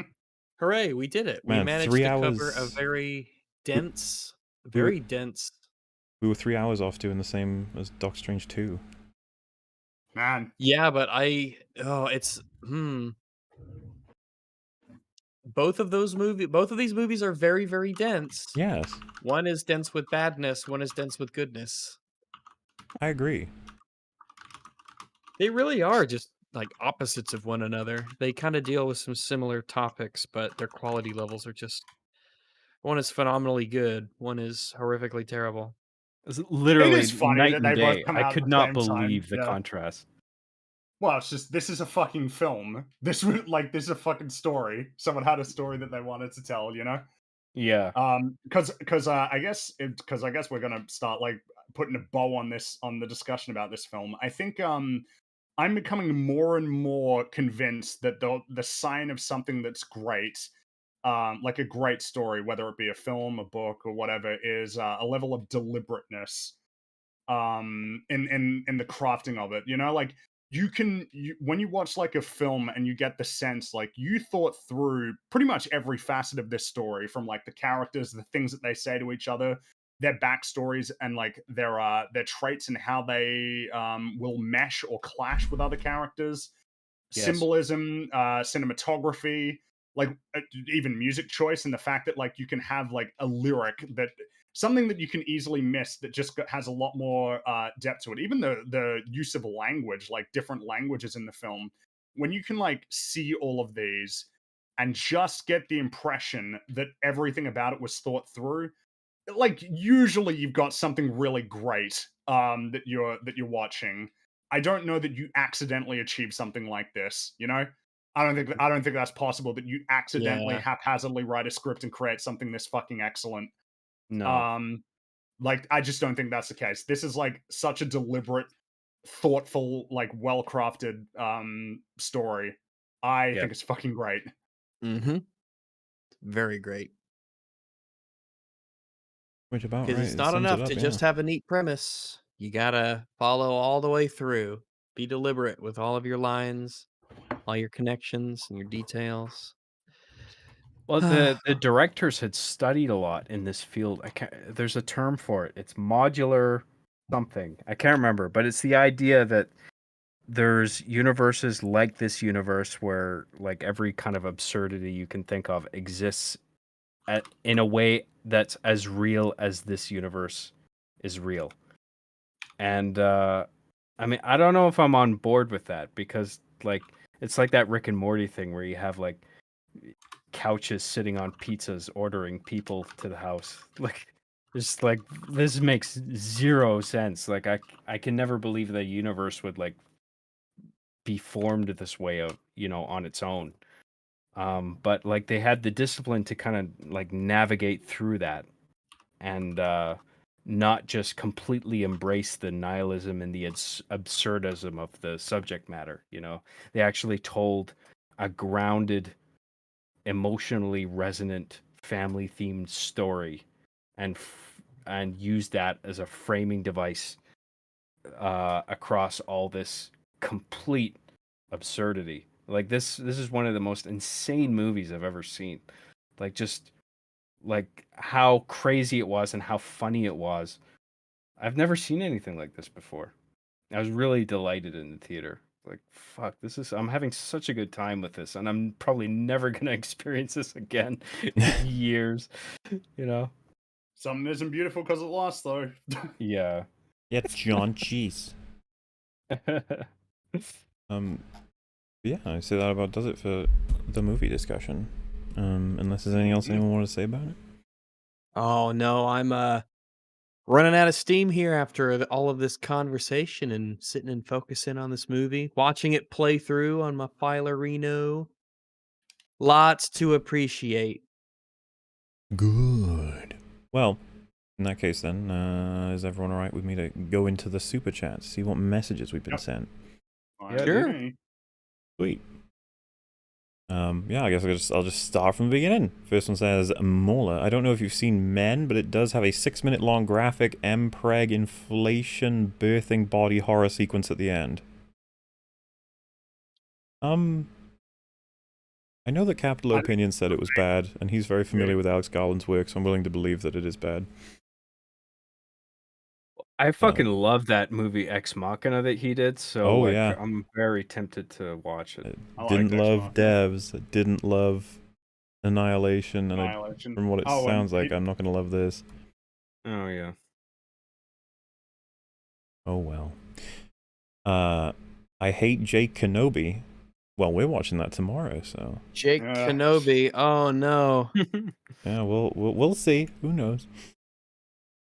I'm not joking. Look it up. Jared Leto has a cult on an island. It's weird as hell. Yeah, I've heard about that. I don't know the specifics of it. Maybe. Yeah, it seems pretty weird. Swedish chef Morb. All right. Morb. Please have a 2-hour tangent about Obi-Wan on EFAP. Oh, you'll get your full coverage, not You'll just a get plenty tangent. of tangents. Yeah. Kenobi proves how little Disney, sorry. Reading the title. Cares about their own canon. Seriously, what the fuck? You're all going to look in on this, right? Or did Book of Boba Fett break you? No, we'll get there. We'll get I'll there. watch that one. Gotta Obi-Wan, organize yeah. our team, alright, to break it down. Mm-hmm. Fringy, thoughts about multiverses? Game looks fun. That's the it's the Warner Brothers, like Smash Brothers thing. It looks fun, but I don't really know a whole lot about it. I might check it out. Have you seen Love, Death, and Robots? Do you like it? No, I haven't seen I it. haven't. I assume the other two lads here haven't either. I tweeted about that multiverse thing because the trailer that came out, it had like Batman and Super Saiyan Shaggy fighting Bugs Bunny. And Yeah. I'm just like, Yeah. where the fuck are we as a culture right now? Where are we? You know what I mean? Like, what does anything mean anymore? Like, this is so absurd. It annoys me how some movie reviewers say, shut up and listen to me talk, or don't tell me if you disagree without even realizing it. Don't tell me if you disagree. Oh. I guess like they're not interested in hearing the negative or differing perspectives. But like, what if it improved your understanding of a thing, you know? Well, I mean, of course it could, but I don't know. Like, depends on if you, don't know. Finally, EFAP will explain the meaning of life, the universe, and everything. I've been eagerly awaiting this moment for years. Hi, Rags. Hi. Well, yeah, We've talked about nihilism before, don't worry. Oh yeah, I hope those who watched the movie felt this was everything they were looking for in coverage of it, because yeah, we talked about a lot of the scenes in the film. I think quite a few. Many. EFAP, FNT, and It's a Gundam have inspired me to follow my dream. I've put together a rock band called Grass Wolf, and we just released our first album, Moonshine. There are covers of Tell Me Why from Berserk and Escape from the City from Sonic. Mean a lot to me if you'd hear it. It's streaming most places. Thank you for everything. Good boy, Rags. No, thank you. And it's grass. What? Grass. Grass Wolf. Grass wolf. Yeah. Good job. You know, Mm-hmm. getting that shit Main done. album. Yeah. Big Here old we go. task there. Grass wolf on. Because when I Google it, obviously what pops up first is wolves in the grass. Mm-hmm. But yeah, here you are. And Watches wolves chilling in grass. yeah, just wolves in grass. Just But then it has Amazon Music Unlimited. I see. I appreciate the ambition, but it seems a little hard to break down everything that's ever been. Good hustle, though, guys. Yeah, I mean, why not, right? We were gonna just cover everything. Once this is done, that's the last EFAP episode. There's no need to do another one. Read Pixar's 22 Rules of Storytelling and tell me if you agree with them. Damn it, I'm playing Mario Kart. Say Who'd have say thought it? Pixar's 22 Rules of Storytelling. Well, I mean, this is probably something we would We don't need to read it save a now. different thing for, right? Yeah. you might put a note for like episode 200, something Yeah. like that. We can go through some of those. That sounds like it would Well, be a maybe neat it might idea. be worthwhile to point out this is number 1. You admire a character for trying more than for their success. True. I think. Which is true. Yeah, I think when it comes to the idea of storytelling being that there's some sort of plight to overcome, the success itself is kind of secondary to them putting in the effort to do it and the trials and tribulations that stem from it. But we can go through that another time. This movie was phenomenal, loved every minute. Yeah, I kind of did too. I thought it was great. Yeah. I thought the gold standard was BioShock Infinite. For multiverse stuff? Oh. No, no. Oh. Are you fucking with us, or? I hope they fucking with it. They must know I if hope they've you're watched this fucking show with that us, we're not surely. fans of BioShock Infinite, yeah. I hate BioShock Infinite so much. I love BioShock 1. I really like BioShock 2, and I hate Infinite. Talk about a series that went off the fucking cliff. Yeah, a little bit. Yeah, I haven't played it yet, and I'm looking forward to it. And it looks very interesting to me, so I'm very curious. It's horseshit. From gameplay and story perspective, it's just Yeah. such downgrade. Get ready for the 4th game. Yeah, I'm sure it'll be great. Hello, Mumblebong and crew. Thoughts on Interstellar? Heard on previous streams that you thought it was awful. Could you give me some reasons? Hi, Raggle. Hello. The film is complete fucking nonsense. The newest update for that, for people who care, I guess, is I was speaking to Duma Media like a few weeks ago, maybe 2, I'm not sure. And we were comparing our thoughts on Nolan movies, and we lined up on every single one except Interstellar. He was like, I'm pretty sure if you hate too much on whether or not things make sense in that film, it's gonna damage a lot of the value of like what's in it and the good stuff that's in it. And I was like, all right, let us do something crazy. We will watch it together, and we will literally EFAP it. I actually like went through it with him and paused to have discussions. Yes. Damn. And don't worry, it's actually all recorded. That was the premise of doing it, because I said it would be useful if you can argue me out at some positions. I'll put it in a video someday, probably.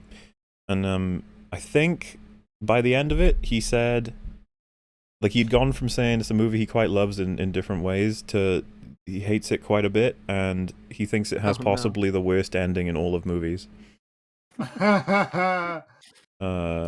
When Anne Hathaway just goes off on her own adventure. I'm not even going to bother trying to explain it. There is so much. I legit, after watching it with him and discussing it with him, my understanding of Interstellar is less than it was before. I thought I had a handle on it, but now I no longer have as strong a handle. It's so bad. Did you know that black holes have oxygen and the temperature is at a place that a human could survive in it? Not in that. It's like one of 100 things. It's I did not know that. It's so Interstellar bad. taught me that. When The movie is a black hole where no logic can escape. Yep. But yeah, we legitimately we went through the ending. Like, I'm talking about the last like few minutes of the film several times, and we discussed for a while what the fuck the ending even is. And I thought I used to know what it was, but I no longer know what it was. And then I asked a few people. Ending that I used to know. It's kind of fascinating, and I'd like to make something for that someday. I'll get there. It's quite a movie. It really is. So, more on that at some point. Yeah. Also, BioShock Infinite shit. Oh yeah. Hey crew, I disagree with your takes so far, but let's see if you can change my mind. I look forward to hearing your arguments. What takes? Well, hey, that's good. Great, I think. Because I remember seeing that one come. Oh, our opinion on Everything Everywhere All at Once? Yeah. Well, not only good, but great. But hopefully, after laying out everything that we think is valuable about it, maybe we'll have convinced him. But I just like the idea that they're willing to listen to the arguments at least. That's cool. What is this? Fuck, marry, unalive, Morgan Le Fay, Medea of Colchis, and Medusa. So, who's the second one? I don't even That's the one I know. I don't don't even know if I'm recognize. pronouncing it correctly. But, Magulka. We don't need to entertain it, Rags. You know, we can just move on. I'm much more invested in the second question. Do you wipe sitting down or standing up? Can't fucking believe. It's a canine secret I can't divulge. Hey man, brave people try out both, I suppose, but definitely not. It's not. Yeah, you know, I don't think that there's this just definitive. We just went over a film. It's all about experiences. I think there's plenty of ways to wipe one's bum, and there are many correct ways, and there are many horrifically incorrect ways. Whatever you do well and what works for you, whatever keeps you clean back there, man, just go for it. No one's watching you in there. At least they shouldn't be. Maybe that's your thing. I don't know, but no, that's you time. That's you time. Don't bring other people into this. Just be yourself. Just be yourself. Wipe your ass. Hi, Rags. Hi. I'm gonna be back for the VOD, but I love this movie. Can't wait to hear what y'all have to say. Also, this is my first super chat. Hello, everyone else. Oh, thank you very much. Hello.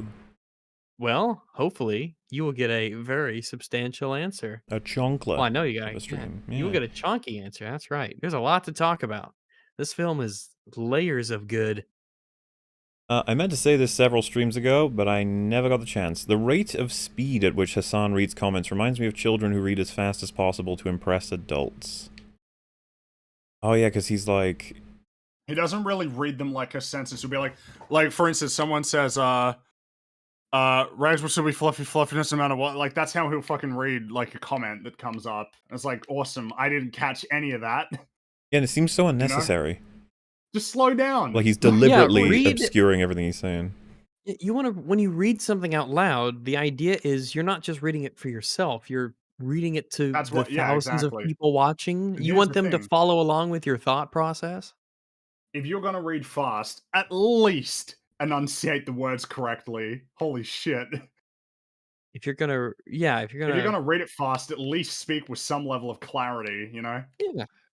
There's like a dismissiveness embedded in the speed that it's read out, as if to like discard it right away before you're not going to even dedicate address much time to it, you know? Yeah, you can read quickly but clearly, or you can just read like a normal person, I suppose. It's not a race. It's not a race. True. Destiny on EFAP? This is the multiverse I needed. It is a bit of a strange crossover, isn't it? Yeah. But, you know, started listening to Destiny while welding at work, and you're pretty enjoyable to listen to, as well as the people he debates, as dumb as they are. Yoinky sploinky. Alright then. Well, we're more than happy to help you weld. Yeah. I hope your welds are... How would you describe a good... What is it? How would you describe a good weld? I hope your welds are secure. Yeah. And if it doesn't all fall apart at the end, I suppose. Yes. May your welds forever be secure and tidy. But you know what? If it does fall apart by the end, that's okay. That's okay. That was always a possibility. It's alright. You can build it back up. Yo, Destiny, some center-right love from me. You cool. Aw. I'm sure he'd appreciate that. I'm sure he would. If you could have a game of any franchise you like, what would you like to see? I, for one, would like a Souls-like Lord of the Rings game. I think it could work well. Sure, yeah, I think so. It could. Yeah, I think that could work really well. I want my Daredevil game where you go out at night as Daredevil and beat people up, and then in the day you do court cases based on the evidence and stuff that you collect during the night and information that you can acquire. I want that. Yeah. What about you, Mahler? So, I guess I'm gonna aim for like IPs that don't really have any video games of them, but have lots of potential to, and then some kind of like game format that I think would suit it. I guess that's what I'm aiming for. Like, probably a pretty intense and very well executed RPG that relates to like something Lovecraftian. I've talked about it before, but it's the game I really want to exist, and it comes close every once in a while, but then they always fumble it 'cause it's not very well detailed, and it's made for a niche audience, so it can't have much support. I'm hoping one day we get the kind of thing I would really like, and just really well executed representations of the kinds of things you may experience, but in the format of a game. And then, you know, replayability, being able to go through and succeed with different builds and stuff. That would be something fun, I think. But, like, I would have also pretty generic answers as well. Like, it would be really fun to have some more Star Wars games that are, like, really fucking good. Because I guess we're getting another one of the Fallen Jedi games, right? Or something? Yeah, Survivor. Which, yeah, you know. Yes. What about you, John? Oh, jeez. Just a good Halo game, please. A good Halo game. I don't know. Like, what it is I seek most out of video games. I guess I like third-person adventures and shooters. Like, those are the genres I prefer the most. I'm a big fan of Sonic, like old school Sonic before it went 3D. Even though I kind of have a soft spot for the Sonic Adventure games, even though they're glitch buckets. But yeah, I really don't know. I'd have to think more about that. I myself, I think instead of going a route of a game that doesn't quite exist, one of the things that comes to my mind is because it's been tried in the past to not really good degrees, but I think it would be really nice to get a more slower paced and survival focused Fallout game.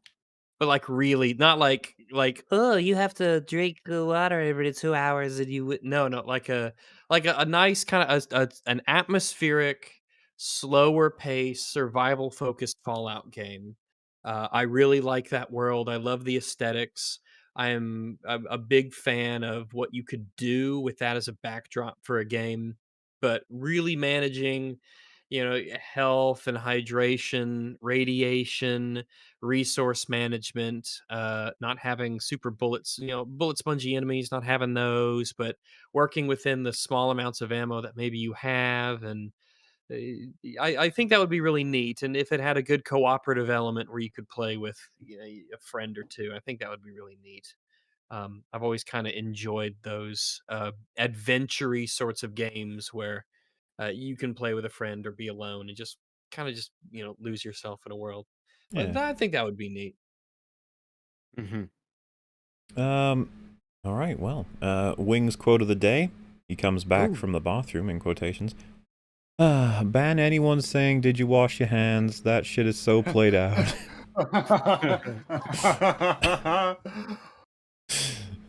You should wash your hands, regardless of yes. your posture when you wipe your derriere. You should always wash your hands. You should just wash your hands in general every once in a while.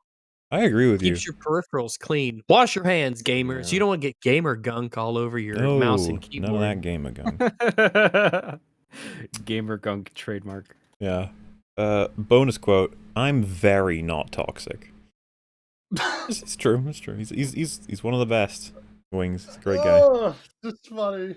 I'm very not toxic. Also, a quote from him: "Anybody who asks if I wash my hands." Ban anyone who asks if I washed my hands. I am not toxic. Look, those quotes could be separated by weeks. Who knows? Personally, Or seconds. You never Yeah. know. Probably. I couldn't tell you. Personally, I don't do sub because if there are words on screen, it causes me physical pain not to read it. Also, hi Rags, watch Black Lagoon. Hello. Probably won't, honestly. But if I ever do, that's an anime, right? Black Lagoon.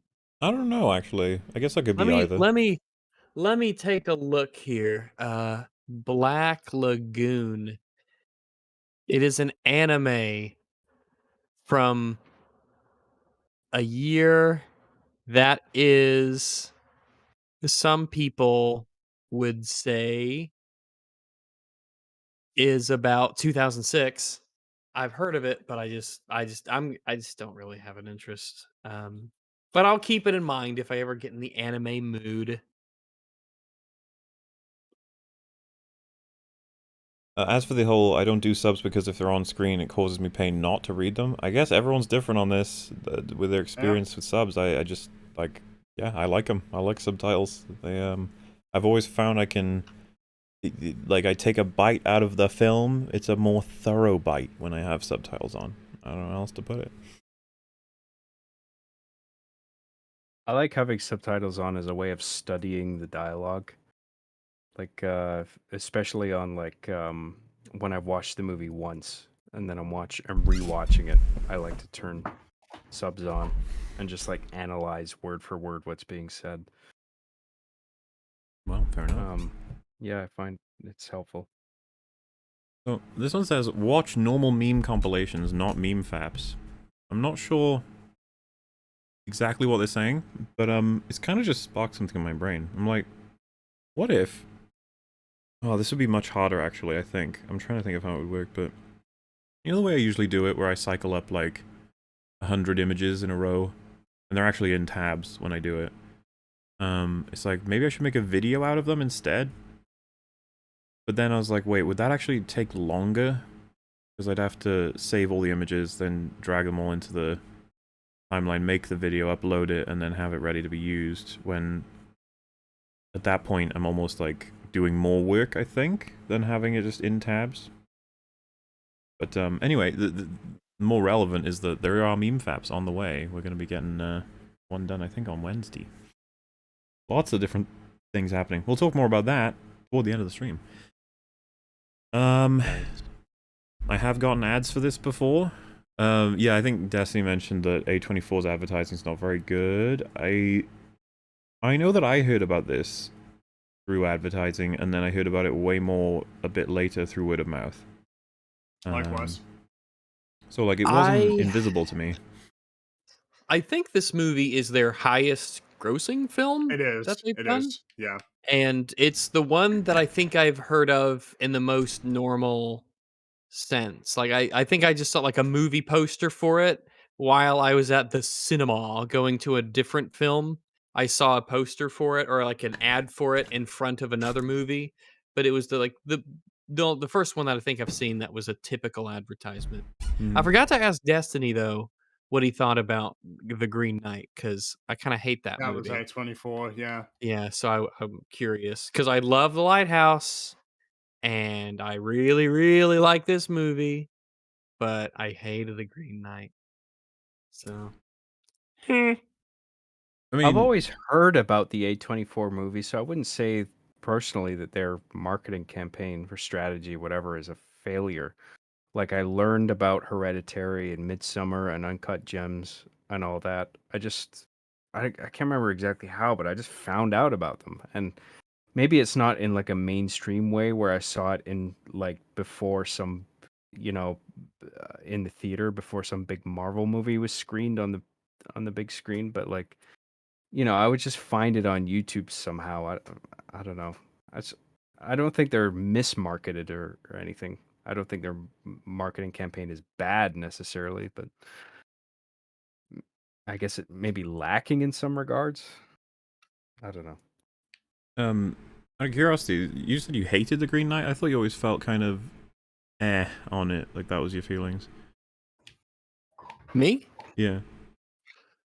I I seriously think the only parts that I wouldn't have said that while I was watching it, because I would be waiting for things to happen and be, thing. Maybe I totally misread everything in that movie, but I legit don't think I did. But yeah, apart from like, I wouldn't watch it again. I don't think I would either. But I don't know that it's I like- feel that strongly about the film, if you know what I mean. Like, I'm kind of just like, it was... Yeah, maybe I'm being a little hyperbolic, but I really dislike it, I think, for wasting a lot of potential and what could have been a really cool story. And I really like Arthurian stuff and fantasy stuff. So it just really, I really just do not at all like, really don't like it. That's for sure. Fair enough. Yu Yu Hakusho is wildly known for having a better dub than sub. Cowboy Bebop is in a similar boat. Dubs can be good, if not better, when made with love. yeah, I'm sure that's the case. Hakusho. That's the thing. My general advice is opt for whichever one is the superior, gives you the superior audio, I guess, right? Like that's just, yeah, that's what you want. You want good delivery. Yeah, well, it's easy to imagine like the dubs being relatively fucked because it's like it's done in a booth where none of the other actors are present, probably. Like they're just alone in a booth. It's not the same environment, so the acoustics are different. And there's also the proximity to the microphone. Like if they're too close or too far away from the microphone they're speaking into, that can really throw off the sound. Like where it doesn't sound like the voices are coming out of that environment that you're seeing on the film, you know what I mean? So I've always opted for like the in-camera version. Like whatever was done by the actors in the scene, that's the version I want to listen to. Yeah, same. Especially if I have no way of like being told what the superior version, quote unquote, is by anybody or a community around it. If it's just a shot in the dark, I'll go with whatever the original track is. Yes. We all know that Kimber is proof that dubs are superior. Oh, do you remember those clips? They're fucking great. Yeah. Destiny on EFAP? I'm soy pogging right now. Oh, no. Hope you're okay. Soy pogging. Mm-hmm. What a fate. terrible phrase. Sounds kind of gross. Yeah, it does sound kind of gross. Soy pogging. Yeah, that's like a vegan getting pegged by a albino bald lady. I don't know, like something really out of soy pogging. Yeah. Hey y'all, I just graduated high school and want to give you some of my money. Oh, that's very nice. Oh, Here, thanks. Thank you. Congratulations on graduating high school. Yeah. The random language switch up you're referring to is called code switching. Is it? Oh, there you go. In linguistics, Code code switching or switching. language alternation occurs when a speaker alternates between two or more languages or language varieties in the context of a single conversation. Okay. I mean, switching languages or code switching, it seems like you may as well just say switching languages, because it's like, it's much more intuitive for anybody who doesn't know what code switching is, and it's about the same, you know, real estate in words. We had to. But fair enough. I know before EFAP started, and it was Mahler, Wolf, and I. We had to really train Mahler because Mahler would do this all the time. Mm-hmm. He would code switch between English and Welsh. Yeah. And it was really distracting, and we missed out on like half of the stuff he was trying to say. So we really had to train him. We took him to oratory boot camp, and we had to really really train him up. And so now he sounds how he does today. But boy, man, back Some of we those should have done words slip recording in because- here and there. And Oh, you gotta shoot them down whenever you spot them. Yeah, it was something else. But Mm-hmm. those days are behind him. He's Yeah. really Hopefully. he might slip back into it. Look up Marlon Vera Co. Frankie Edgar on Google Images. Man got turned into Moe from Simpsons. What? You just copy paste it so I'm not typing all that out. Okay. Unless you can't, in which case read it Well, out to me. But apparently he's a UFC guy, so now I'm worried that what they're referring to is that he got injured. I'll look up if you wanna. Oh shit. Images. Oh my god. Yeah, there's no need to put that on screen. That's unfortunate. Oh damn! Yeah, look at that. He got that because it's like a kick from below that came up, and it. Yeah, it's like your mouth. There's not much of a chin left, if you know what I mean. Your mouth is like the bottom of your face now. Yeah, I think his face just went up really quick, so his skin is catching up with the the skeleton, and it just because you could tell by the ears, right? You could tell by the ear that it's like the head is moving upwards. Right, yeah. And maybe he just has loose skin after years and years of being punched in the face. So he But yeah, hopefully, I don't know. I can't tell from these images, but hopefully there's no permanent damage. Hopefully he's alright. Yeah, like I hope he's fine and he's okay, because that's Ouch. quite a blow. That freeze frame is that's Also, glad you're reviewing this masterpiece. Oh, well, we were happy to do so.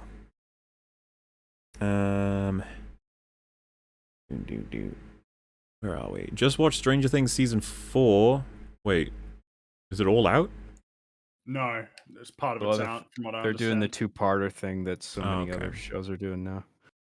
Enjoyed it, but there were a lot of problems. Overall, better than Season 3 at least. It's a solid 4.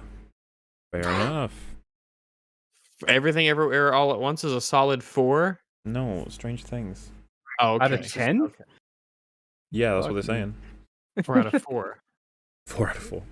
4 out of 4. I want to know what they constitute a 10 out of 10. If they Um, so wait, is Stranger Things, because I've never seen the show, is a 4 out of 10, is that highballing it for that, or I was gonna say we don't discuss all of our takes with John, so maybe we have all kinds of disagreements to be had. But season 1 I think is pretty good. Season 2 I thought was awful. Season 3 was a complete disaster. So season 4 being a 4 out of 10 is, if anything, a compliment to how it's been going as far as I'm concerned. Oh. But Sorry, I should clarify. I thought they were saying Everything Everywhere All at Once was a 4 out of 10. So Oh. I misheard. So Stranger Things, yeah.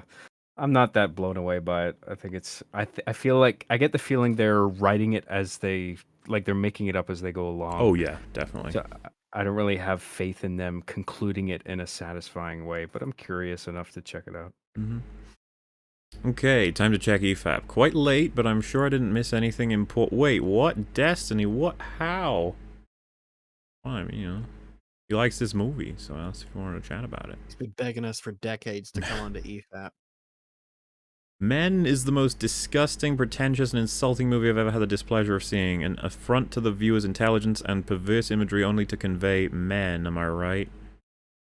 I haven't seen it, and I have no idea what this thing's movie? about. It's called Men. Men? Never heard of it. Yeah. It's the new Alex Garland movie. So that's all I got. Not hearing good things about it so far. I don't have. I found the trailer so funny. It's like men is. I was villain intrigued for by this it. movie. Like what? But I don't. Yeah, I don't know what you actually get by getting it. Yeah. All right. Baggins of the day. Falco Chubb Baggins. Falco Chubb Baggins. That sounds like a man who has a short but thick penis. Yeah, I could see how and gyrate particularly quickly. It was Falco Chubb. I almost said Falco Chubb penis. Falco Chubb Baggins. Let's see. Falco Chubb Baggins on the Tolkien Gateway. He was the son of Bilbo Baggins' uncle, Bingo Baggins, and Chica Chubb. He lived a long life, reaching the age of 96, but not quite long enough to attend his cousin's farewell party, which was held 2 years after his death. He was survived by a daughter, Poppy. Let's see. In the Hobbit 2003 video game, 5 portraits are clustered on a wall in Bag End. One of them is Falco, and one of Bilbo's lines when looking at the portraits is, "Ah, Cousin Falco." All right. That's all I got. P.S. It wouldn't let me send that super chat if I had spelt it without the M-E-N normally. So you couldn't send it with the word men in it? Weird? Really? They said, what the fuck, YouTube? I got nothing. I think someone else has sent a super chat with the word men in it. Maybe it's about the word surrounding it? I don't know. Men. I'll never understand YouTube's limits. Men of Bolton. Yeah, I was afraid Destiny would ruin this conversation and use it to state how smart he is. Top 1% reader is relevant to subtitles distracting from seeing how. I think he's totally fair to have that perspective. I totally understand where he's coming from. I don't have a problem with it, but it's not unreasonable that someone feels that way at all. Yeah, because the first assumption, that's why we had the whole conversation, because the first assumption that everyone would make is like, damn, how long does it take you to read? And he's arguing, I think, any time spent not staring at the screen is time spent missing things on the screen, no matter how quick you are.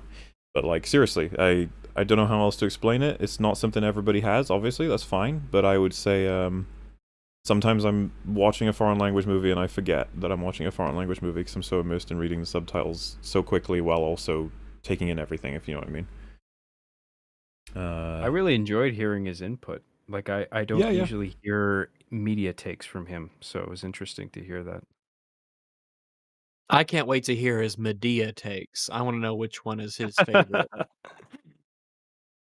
I can read incredibly quick. A lot of people can absorb those sentences, like single sentences, pretty fast. I don't think he's got a trouble on that. He's just saying that it draws you away from other stuff he could be looking at more thoroughly, I guess. Yeah. And you know, I wouldn't deny the fact that you could misread a sentence and read it again, and then your eyes are taken away for a little bit longer, and it's like, oh no. Destiny's 100% right about subs. They are atrocious. Alright, you're taking it too far. Atrocious? No. Evil. As an alternative to dubs, I wouldn't describe them as atrocious. I mean, I think it's the better option. Dude, if you have a bad dub, like, subs are Yeah. a hero, you know? Yeah. There can be some good dubs. I guess it's important to say, but usually no. As someone who was forced to either watch movies dubbed or subbed in cinema, I despise subtitles. They not only always distract you, but when you're watching a darker movie like The Batman, white bright subs can outright be painful. Oh well, yeah, that I don't even disagree with that. That's just yeah. That just needs to be. It's like the Austin Powers joke where the subtitles blend into the background. Yeah, That happens every once in a while. Where It they're does, just yeah. like, fuck it, just slap What's, the subtitles everywhere, regardless of what's behind them. Fuck, what was the latest thing that did that? Because that's something that happened. Oh, it was something. Black Widow. What? It was Black Widow. Oh yeah. It's only a Yes. multi-gajillion-dollar Marvel film. It's fine. They Fuck have it. Subtitle. full white subtitles in the middle of this fucking snow scene, and it's like, why? Like unironically, you couldn't read what was Some of the said. sentences you couldn't make them out as easily, yeah. And then there's the classic example in Suicide Squad where they have black text on a black background temporarily. I think it runs past it. It's just funny. And that's the kind of thing where, especially when we're talking about screen space in theaters, where because I have monitors that my monitors are 27 inches, and I don't think I'll ever go bigger than that, just because it's too much physical space for my eyes to keep track of without having to start moving around to the point where I just can't. I just don't want to do it anymore. So I just don't think I'll ever get a monitor bigger than 27 inches. I just don't want more. Yeah, I don't want more space. In my country, we also have cheap dubbing, in which one person reads all the lines and you can hear original sound in the background. Oh joy. That's even a thing? Ugh. Like, one person voicing every character, that sounds like fun. I suppose, is that better than having nothing else? I don't even know. I guess so. I guess maybe for people who can't read. And if I heard correctly, they're also doing the Foley, like all the sound effects. Oh, I think they were saying you have the original soundtrack for, like, the literal soundtrack as in the track for all sounds in the background, and then you have them on top of it speaking. Oh, right. So it just sounds like painfulness. You'd have to balance. Yeah, Mm-hmm. Just sounds pain. like it's just. In discussion, subtitles or dubbing, there is a third way. Lector. In Poland, most movies have original voices with lector translating, so you can enjoy acting and understanding everything. It sounds like the last thing. What's lector translating, though? I don't know. Let's see. Lector translate.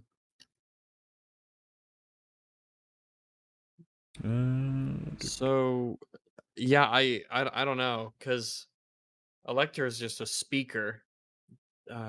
So Oh. I thought maybe it referred to some kind of style, or... Well, I'm thinking if like maybe it is, maybe that's what the previous super chat was saying, where someone essentially voices over the words, but you can kind of still hear the actor in the background. I don't know. It's definitely not how I would want to. Yeah, I was gonna say, like, I can see what you're saying, but, like, Damn, that sounds like a Why, clash, though? doesn't it? You know? Yeah, you get the worst of all worlds. Yeah, he's like, I've got the words from the English, so I understand what they're saying, and then I get the emotion from them to get that impactful thing. But it's like, yeah, but at the same time, like, I don't know. But maybe there's something more to that, because I just tried to Google and it didn't seem to come up with anything in specific, so I'm not sure. In the Netherlands, we subtitle everything. Can be funny. Klingons translates as sticky people, but very annoying in cinema with 3D glasses. Yeah. Sticky people. Oh, fair enough. You know what the worst insult is in Cleon? What's that? Your mother has a smooth forehead. Damn. I'm gonna have to cut that out at the final. Does Destiny have ADHD? I mean, I think he might have said that it's a possibility, but I don't think that's why he has his position on subtitles. You know, he gave his arguments. Yeah, like I totally understand where he's coming from. It's not unreasonable. I get it. I'm not like that, but I get it. I'm so proud of Destiny for coming out as part-time dyslexic. Literature is overrated. Burn the libraries. You know, I reckon we should keep them. Let's keep the libraries, though. It's fine. Don't worry why about it. not? Hey, you can't spell libraries without lie. Oh, Libraries where they keep the lies. the lies. It's a whole brary full of lies. Yeah. We live in a world where Winnie the Pooh is getting a horror movie. Everything went to crap when Harambe died. Oh. No, fuck it. Winnie the Pooh horror movie. Give it to I was me gonna say, harder. that sounds like it could be Inject funny. it into my veins. Why not? Because that's in public domain, isn't it? So you can Public do whatever you domain. want. That's why That's the right. movie's happening. Fuck I'm yeah, I surprised wanna see it. Disney let that happen, because my Well, understanding they can't do was anything that about it, Disney right? would constantly recycle their properties do. so that they exceed the statute of limitations, right? I think it's That- too well, old so now. you can. The idea would be that, like any of the films or stories that they made, you know, like in the last 20, 30, 40, however many years stretching back, those are protected by copyright. But like Winnie the Pooh, the character, is public domain. There's nothing you can do about that. Eventually, Mickey Mouse will be public domain. Eventually, You don't They happen to pushed know it when back a lot, but Winnie the Pooh was created, do you? I don't know. I can. I'm just double-check, curious though. how old he is, What do actually. you mean? I guess he's older than Mickey Mouse then, or Well- is he? I don't know. I realize that the way it's supposed to go is that after 70 or so years, something enters the public domain. But like Winnie the- I understood that Disney had a way of circumventing that, where they would Not just forever. keep their properties in It perpetuity. won't be forever. Even Mickey Mouse will eventually become public domain, but Yeah. they pushed it back a lot. Winnie the Pooh was created in 1924 as Edward Bear, and then he was Winnie the Pooh in 1926. Wow. And it would be because of the author who made it, right? It wouldn't be because of Disney. I think because like Yeah, it says Disney licensed film rights from the estate of A.A. Milne in like 1961 using the unhyphenated name Winnie the Pooh, because his is actually hyphenated. So yeah, I don't know all of that. I just know it's something to do with public domain. Oh, well, I'm Yeah, glad they go well- into public domain eventually. That's cool. Yeah, and can't like I delay said, forever. what if this horror movie hit Winnie the Pooh thing is like amazing? I know it won't be, but still, what if it is? It sounds pretty funny. It I'll go does. see it. People in chat are pointing out it depends on which country you're in, how long it is. America's got different ones than Australia, than the UK. It varies. It's usually some amount of time after the creator has died. But sometimes it can just be a fixed number of years, regardless of when the creator dies. Yeah, well, I thought it was a fixed amount of 70 something years, like about like the duration of somebody's lifetime, like on average. I don't know. I like subs, but I feel like you can miss facial expressions or other small details. It's a little bit different from being able to just watch their face. Like, sure. I would then appeal to the format that you miss stuff all the time when you're watching a movie. Mhm. And the time spent reading the subtitle, for me, it's like fractions of a second sometimes. I don't know. Sorry, this is on the because I found it on Wikipedia.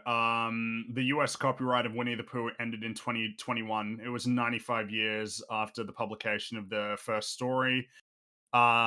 It's public domain in America. Disney no longer hold exclusive rights in the United States. And the UK copyright will expire at the end of 2026, 70 years after Milne's death. Okay. So it's expired in America, but it's not expired yet in the UK. I love that this is just like the first thing you do with a public domain property. It's just Make like Winnie horror. the Pooh. Something Okay, crazy, horror Winnie the Pooh. Well, dude, It's Eldritch like, Winnie the Pooh does sound kind of funny. I don't Oh, know. I would have expected That's like a the good day meme. of Winnie the Pooh and Fortnite.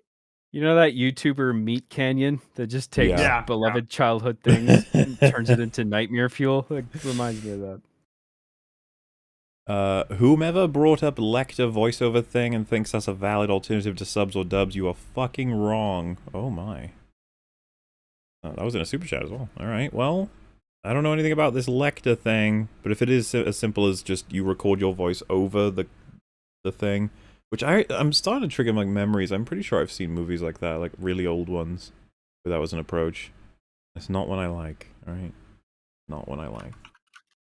Today's animal of the day is the spitting cobra. Oh, wow. Spitting cobra.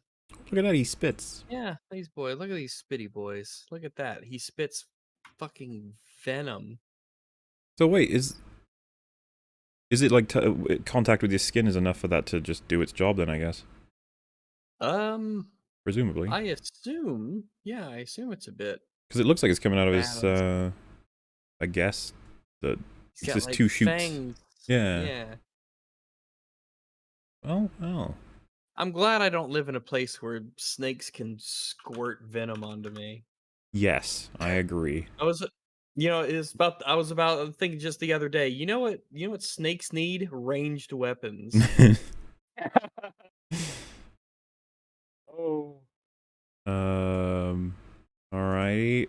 Please read the Pokedex entries for Sandygast and Palosand. Sandygast and Palosand. Sandygast. Let's go to. Are there any non-cursed Pokemon descriptions at this point? Like, are they just all horrible? Probably just like Metapod. Good order. You're like, yeah. Alright then. Palosand. Let me line these puppies up so I can read them both. I know the site to go to now that has all of the things. So, Sandygast. Born from a sand mound playfully built by a child, this Pokemon embodies the grudges of the departed. Oh. It takes control of anyone who puts a hand in its mouth, and so it adds to the accumulation of its sand mound body. What? Wow, that's legitimately fun. So first off, here's a picture. Is it gonna be all wholesome and happy? No, Oh. Okay. if you let's see. Got a little Jesus. shovel on its head. I bet that's organic. Yeah, Sandygast mainly inhabits beaches. It takes control of anyone who puts their hand into its mouth, forcing them to make its body bigger. So, why is this in Pokemon and not something Lovecraftian? It just seems to be where it belongs. And then we have Palosand, which is what the fucking last one Evolves into? Sandygast evolves into. Here's a Hmm. picture of him. But- Okay. but- It's just a sandcastle, but that's fine. That's But if you cool. interpret that as a mouth and those bits as eyes, he's just like in pain or something. He doesn't seem like he's having a good existence, let's put it that way. Oh my goodness. Buried beneath the castle are masses of dried up bones What? from those whose vitality it has drained. They Each of its really... grains, from Ultrasun, each of its grains of sand has its own will. Palosand eats small Pokemon and siphons away their vital essence while they're still alive.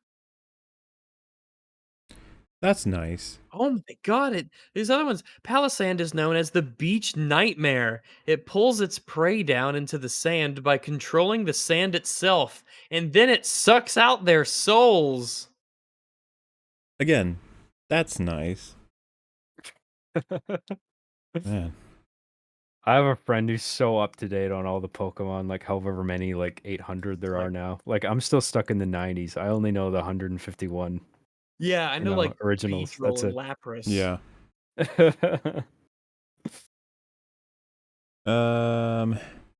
Lord Longbong of Muslington Abbey. Have you ever given any more thought to a Kong fap of Peter Jackson's Long Kong? When there's less going on, it'd be a movie fap for the ages. Yes, hello Wagsies. Scritches for the good boy. Thank you. Yeah, I think so. I think we're gonna give that a shot at some point. Sometime soon, probably, maybe. Who knows? Make it part of an arc. It'd be great. Imagine your kid sticks its hand just haphazardly into a Sandigast or a Palisand, right?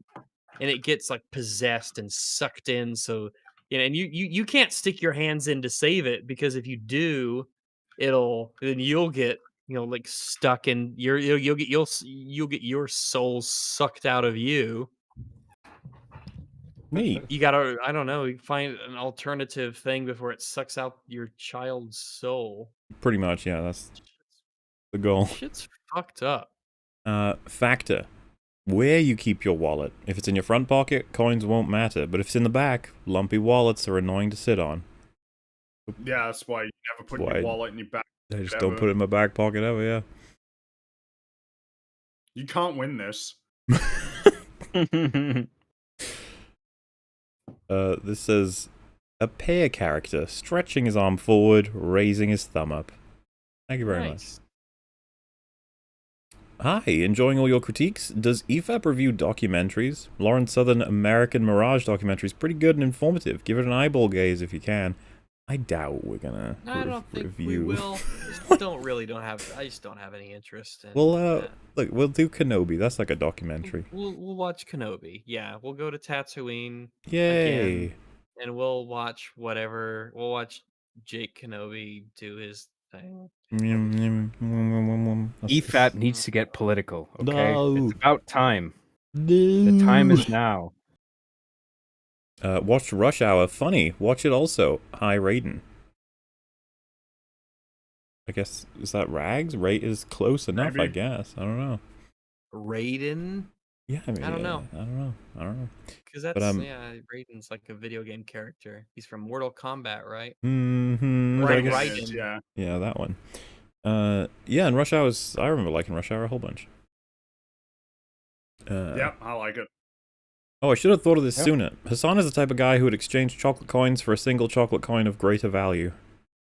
Well, that could work. What if you had 3 thin chocolate coins and you exchanged it for one big thick one? Maybe.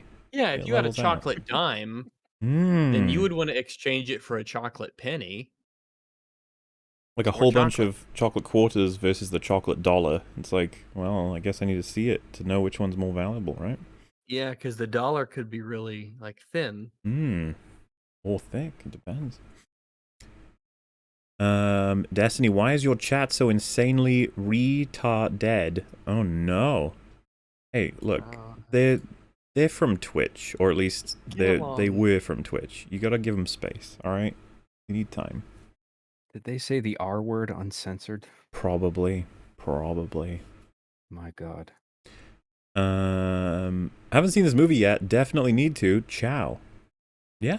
I mean, I guess I should have mentioned this at the beginning, but I probably would recommend you go watch the movie before our breakdown. Because it's Yeah, I would. it's something to experience, you know? Hey, Vree, I remember you talking about All-Star Superman. What are your thoughts, and do you recommend it? I haven't read it yet, but I will. All right. All-Star Superman? Yeah, What it's is like that? one of the often recommended stories, like, of Superman. It's Oh, often like an considered one of the extended, best. like comic book thing? Extended universe? Yeah, thing? like a paperback. Oh, okay. Ali scene in Celebrityverse is shot like The Mood for Love, a movie about heartbreak. Yeah, the slow sort of phasing motions, if you guys remember at certain points in the background, people were moving as though they're in like a blurry slow motion. They do that a bunch in The Mood for Love. And then the Marshall Club self-taught YouTubers did the choreography and appear as the butt plug guys. Oh, that's cool. Good for them. Gus. Dude, I love when movies do in-camera effects, like they manipulate the shutter speed and the frame rate and stuff in creative ways, and they actually are thoughtful about the lenses that they use, Yeah. depending on what shot they're trying to film. Like the wrong way of getting carried away with that is like the fucking what's his name, Zack Snyder with Justice League. He used those retarded lenses on Army of the Dead for you. How dare you? That ridiculously How shallow depth of dare field. you? I He's think he obviously just just smothered Vaseline on the lens and started filming. Yeah. yeah. Took some Um, chapstick and just rubbed around the edges. Gus Fringy crossover episode when? I don't know if that's ever happening. What, whether or not we'll get Giancarlo Esposito onto the Yeah. stream? I mean, I'll email him. Hey, buddy. You wanna come It'll on? happen. It's only a Mhm. matter of time. Also High Destiny, also High Rags. Hello. I'm catching up on the stream, but seeing as all you all like the movie, I once again highly recommend Doom Patrol. Similar wackiness, similar hard-hitting themes, similar character-based storytelling, similar marketing. Well, fair enough. I usually hear good things about Doom Patrol. I tend to hear good things. You know what else is Everything Everywhere All at Once? Grandma After a Night with Rags. Oh, Oh my goodness, that's not true at all. no. That's a lie. Fringy, we require more of your opinions on Ken Oh This Sucks B. Okay. I haven't seen it yet. Mm-hmm. Me neither. Also, I'll be right back. Get Lou. Mm-hmm. Una momento. Hey, but they said they love your streams. Thanks. Yeah, don't worry. You're getting First your 2 Kenobi episodes coverage. are out now. Yeah. Sorry. We haven't actually seen them yet, so you guys gotta wait, alright? Alright? Adored this movie. Can't make it for the stream, but I'm really glad you're giving it recognition. Much love, everyone. Yeah, well, thank you. And I think the movie's awesome. I'm glad to give it some appreciation. Everyone from ER to Joseph Anderson to Vorsh say that Outer Wilds is a masterpiece. The writing and impact are on par with Soma, and the other parts of the game are even better. It's easily among the best games ever. Not playing it is Hassan levels of intelligence. Oh, okay, that's the way to put it. The DLC is also an unofficial Halo crossover. Play it, Schlorms. I will play it. I will do it at some point. We'll do it. Would you say that this movie is contrivance proof, given that every contrivance is just a statistical probability? I wouldn't justify all of it that way. Like, so the example of someone being like, oh, how convenient that there's a universe where she knows Kung Fu and she can draw from it. It'd be like, well, no, there's gonna be a universe where she knows Kung Fu that she can draw from. However, something like him grabbing the sign and putting it under his back so he doesn't get his back broken, I'd be like, yeah, that was pretty convenient, because if she'd lifted him up in any other part of the room, he might not have been able to reach for something that could have rescued his back from that. That's just a standard good old-fashioned convenience. So yeah, I wouldn't put those both in the same category, if that makes sense. Video game controller jumps up and down excitedly. Aw, it's cute. Little sentient controller. Fun. The channel I Finished a Video Game did a 5-hour breakdown of every Lord of the Rings video game ever made. He'd make a good EFAP guest for any video game chats. Yeah, fair enough. That'd be interesting to look at. Wonder if it includes all the ones we... Well, I've ended up playing on good old Super Chat catch-up. Dunno. Fringy, you may want to look into the popularity of certain letters and names. For example, K used to be popular for a while, but in recent years it's been declining, likely due to corporate prevalence. Interesting. Hmm. Didn't know that. Fact Jerry. In the Two Mouseketeers episode from 1952, Tom got decapitated because Jerry and that grey little shit did not leave the dinner table alone. There's a lot of anger toward Jerry, I see. I can understand that. I'm not saying it's impossible. Just, you know, Tom does some stuff that's kind of rude, right? Yeah. Sound so convinced. Rewatched again last night, and it really is a movie that rewards return viewing. Love how creative and original it is while fitting everything together so well with a core story and theme. Definitely good rat. Hi, Rags. He would say hi. He's just away for a moment. Shut up, Fed, you don't matter. Taxation is theft. And then punches Deirdre. But then look what happens. It all gets worse. Mola, thank you for all you do. Your content inspired me to embrace my call to writing. Hey. The things you've done helped me get through deployments in Afghanistan. In closing, is an EFAP on The Lost Kingdom possible? Is The Lost Kingdom that Matt Damon movie? I don't know. Oh wait, it's like a show. A series, 2015 to 22. I am You're not... thinking of The Last Duel, right? Well, they said The Lost Kingdom, and The Lost Kingdom seems to be a TV show. Oh. It's 5 seasons long? I don't think I've even heard of this. Well, I mean, I've not seen it, and I have no likelihood of seeing it right now, I guess. So possibly not. But hey, it's good to hear that our stuff can help you out in whatever it is you're up to. And hell yeah, embrace your call to writing. Get some stories going, my dude. Do it. Not by killing what we hate, but saving what we love. Ryan Johnson was the blueprint. Get wrecked, Snyderoids. Also, hi Rags again. Movie is cool. Movie is cool. Glad to hear what an EFAP episode is like when y'all like and enjoy a movie for a change. Thank you all. Yeah. We've had a couple of these. They've existed in the past. We've done positive coverage, haven't we, Rags? This happened before. Hello. What have we done before? I just got back. Just let me know. I'll just read out the two that were missed. Hi Rags. Hi. And hi Rags again. Hello. Oh, hi there. But yeah, if you wanted more positive coverage from us, we did the 3 long streams on Arcane. We liked that show quite a bit. I think there's some other ones in there too. You'll find them. I know next to nothing about Everything Everywhere All at Once, and I'm glad you guys recommended watching it. Hell yeah, all of you should go check it out.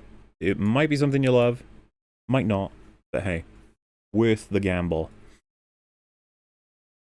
If you bring yourselves to cover She-Hulk, that might be a great opportunity to invite Rakita Law on. He'd be a fun guest, he's open to coming on. Glad you covered this movie, it's great. Hi, Fringy. Hey. That could work. The only problem is it requires us to watch it. Which is, that's an obstacle. Because if there, I gotta doubt there's going to be anything worthwhile to talk about in terms of law in that show. I wonder even how much time they'll even spend in a courtroom, like, at any time. I don't know, but, definitely gonna... Oh yeah, we did a Train to Busan EFAP, that was pretty positive. Attorney at law is like part of the title, right? So I guess that's Yeah. a major, like, function of the show is, like, she's in a courtroom. Presumably like a quarter of the time at least. Yeah, we'll see. We'll get him on for something at some point anyway. It's happening. It's gonna happen. Why didn't Mr. Boss point a gun at Jobu and end it? Mr. Boss? Who dat? Don't know. Are you talking about Gong Gong? Because the thing is, guns don't really work on Jobu. They don't seem to work because they basically got godlike powers. Yeah. He points guns at Joy, because if he kills the Joys in the universe, then Jobu can't access the universe through that Joy. I think that's how that works, if that's the question or anything. Now that you've finished Everything Everywhere All at Once, watch Death of Dick Long, you massive. The script is hot fuzz, tight and funny. Daniel Scheinert is good tism. I don't think I've ever heard of this. Death of Dick Long? You guys heard of that? Erectile dysfunction? No. I don't know. Drama, crime movie from 2019. I have not heard of it. Neither have I. I don't think I recognize any of the actors in it either. Well, maybe at some point. Cool to see you Dumbos watched and liked Everything Everywhere All at Once. Haven't seen this episode yet, but I've never expected Destiny to be on, probably for an hour. Play DDLC. Well, he came on for 4 hours, I think. Which, Good on him. It's still quite a lot of time for the normal person, Like, we can't appreciate John for doing it anymore. He's just not normal. He's weird. It's hard for normal people to do that. True. Yep. The hell is the point of a back pocket if not for a wallet? What the fuck, man? Well, I mean, First of all, you don't have to use your back pockets. Nobody's forcing you. And secondly, what do I store in my back pockets? Probably just notes or anything thin and papery if I have that. But even then, I've never been that comfortable putting stuff in my back pockets. Always front pockets. Seldom putting anything in my back pocket. Yeah. Oh, okay. And with that, that's the end of the super chats, which is alrighty. Oh boy! essentially the end of the stream. So thank you all so very, very much for joining us. Now, Absolutely. I must reveal what's happening over the next few weeks. Okay. Oh, God, Zeus. So don't panic, EFAP, but you're not Don't gonna catch us live together for about 2 weeks, I think, from now. What? 1, 2, maybe, oh no, 3 weeks. Damn. Yeah, so 3 weeks. However, you Wow. will catch plenty of stuff regarding us in that timeline. For example, I did mention it at some point, maybe the last stream, but we've got a whole EFAP ready to go. It's been recorded. It was fun. We had guests, and that's going to premiere next Saturday on Moolah as the replacement EFAP, because myself and Fringly Dingles have real life things that are getting in the way of something for now. The following week will likely, I'm pretty sure this is the case, will likely be a meme FAP that we'll be hopefully recording on Wednesday. And then that'll come out the following week, like I said, and then the week after that we shall be back in whatever capacity it may be. Funnily enough, by the time we hit that, how many episodes of Kenobi will be done by then, as in like out? Is that 4? Like 4, I think. Yeah. There's only 6, right? Yes. Right. Well, obviously we are watching the Kenobi episodes tomorrow. They're being recorded, and then they shall be worked on. But they're not going to be like the Boba Fett episodes. These things are long, so they will come out as soon as they're completed, as opposed to you know, like just expeditiously at all costs or anything. But we're looking forward to getting that out to you folks, and yeah, that's about that. You'll be getting one catch up per week as well. They'll just be coming out whether or not, because we're actually caught up again. We are legit. Like that's how it's happening now. It's amazing, and I'm sure we'll keep this up right up until the anniversary stream, and then it'll fall apart again. Yep. It'll be great. Mm-hmm. Nice. Good night, you massives. My PC died sadly. Oh no. That's not good. Get it repaired. Yeah. Get a new one. Replace it. Muller recorded his Iron Man 3 Unbridled Praise. No. No. It was funny. I was on a stream. It was Real BBC, and there was this like sort of vague sentiment of, you know what, Iron Man 3 pretty great compared to what we getting now, and I was just like, And then like there was another that's like, yeah, you know, there was this scene, and there was a guest called Clifton Dunkard who was there, and he was just like, no, I hate Iron Man 3. I fucking hate that movie. And I was like, yes, like yes, it's terrible. It's like not even in the face of Phase 4 do you get complimented. You disgusting, culturally different freaks. Anyway, love you, Bowler Heart. Also, check out if you can add more emotes to YouTube chat, just in case. You know what? I shall. That's something that I'm been intending to sort out. But also, drunk EFAP when? Probably when a bunch of things are sorted out IRL on both myself and Fringy's sides, we will be able to do some more gaming ones, because we've done the catching up, and we're hoping to get some meme FAPs done, and so it'll leave us with EFAP movie recordings and maybe EFAP gaming streams, of which we'll likely invite you, John, if you wish to come. Oh, for sure, man. I really appreciate you having me on for this. I mean, Oh, I know I absolutely, kind of suck and like formulating my ideas sometimes, and like there's a million other people who are very much more well versed in like film criticism that you could have on. But I appreciate you having me on for a film like this, and thank you, chat, for indulging me. I appreciate it. Yeah, we always appreciate you coming on, man, giving us your time. Those 8 hours of your day we just stole from you, snatched it up. Absolutely happy to do it. This is great. So yeah, that is the schedule for what you can expect coming soon. This will obviously be up on Moolah tomorrow, and yeah, everything else all follows. I'm working on stuff. I assume Fringy Rags, you're both working on stuff. Is there anything else you guys want to say regarding those things? No. Well, in that case, John, is there anything you want to say that may have changed since last week about places people can find you and what work you're diddly doing? Sure, man. Thank you. I'm John Graham on YouTube, and I make Master Chief Sucks at Halo and R being the Chief, and I got a new Master Chief Sucks at Halo coming out. I think I'm gonna premiere it tomorrow. Actually, I got Master Chief Sucks at Halo Infinite Part 1 and 2. Part 1 is the multiplayer. Part 2 is the campaign.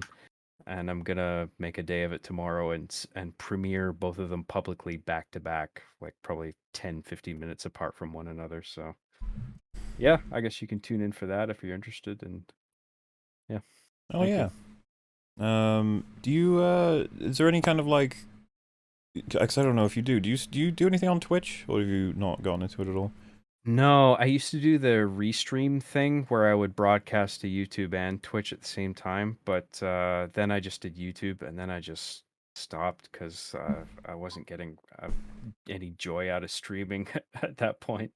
I'll pick it up again at some point, but I'm just not feeling it at the moment. If ever you do, don't worry about asking for like if you want any guests or people to keep you company. We would.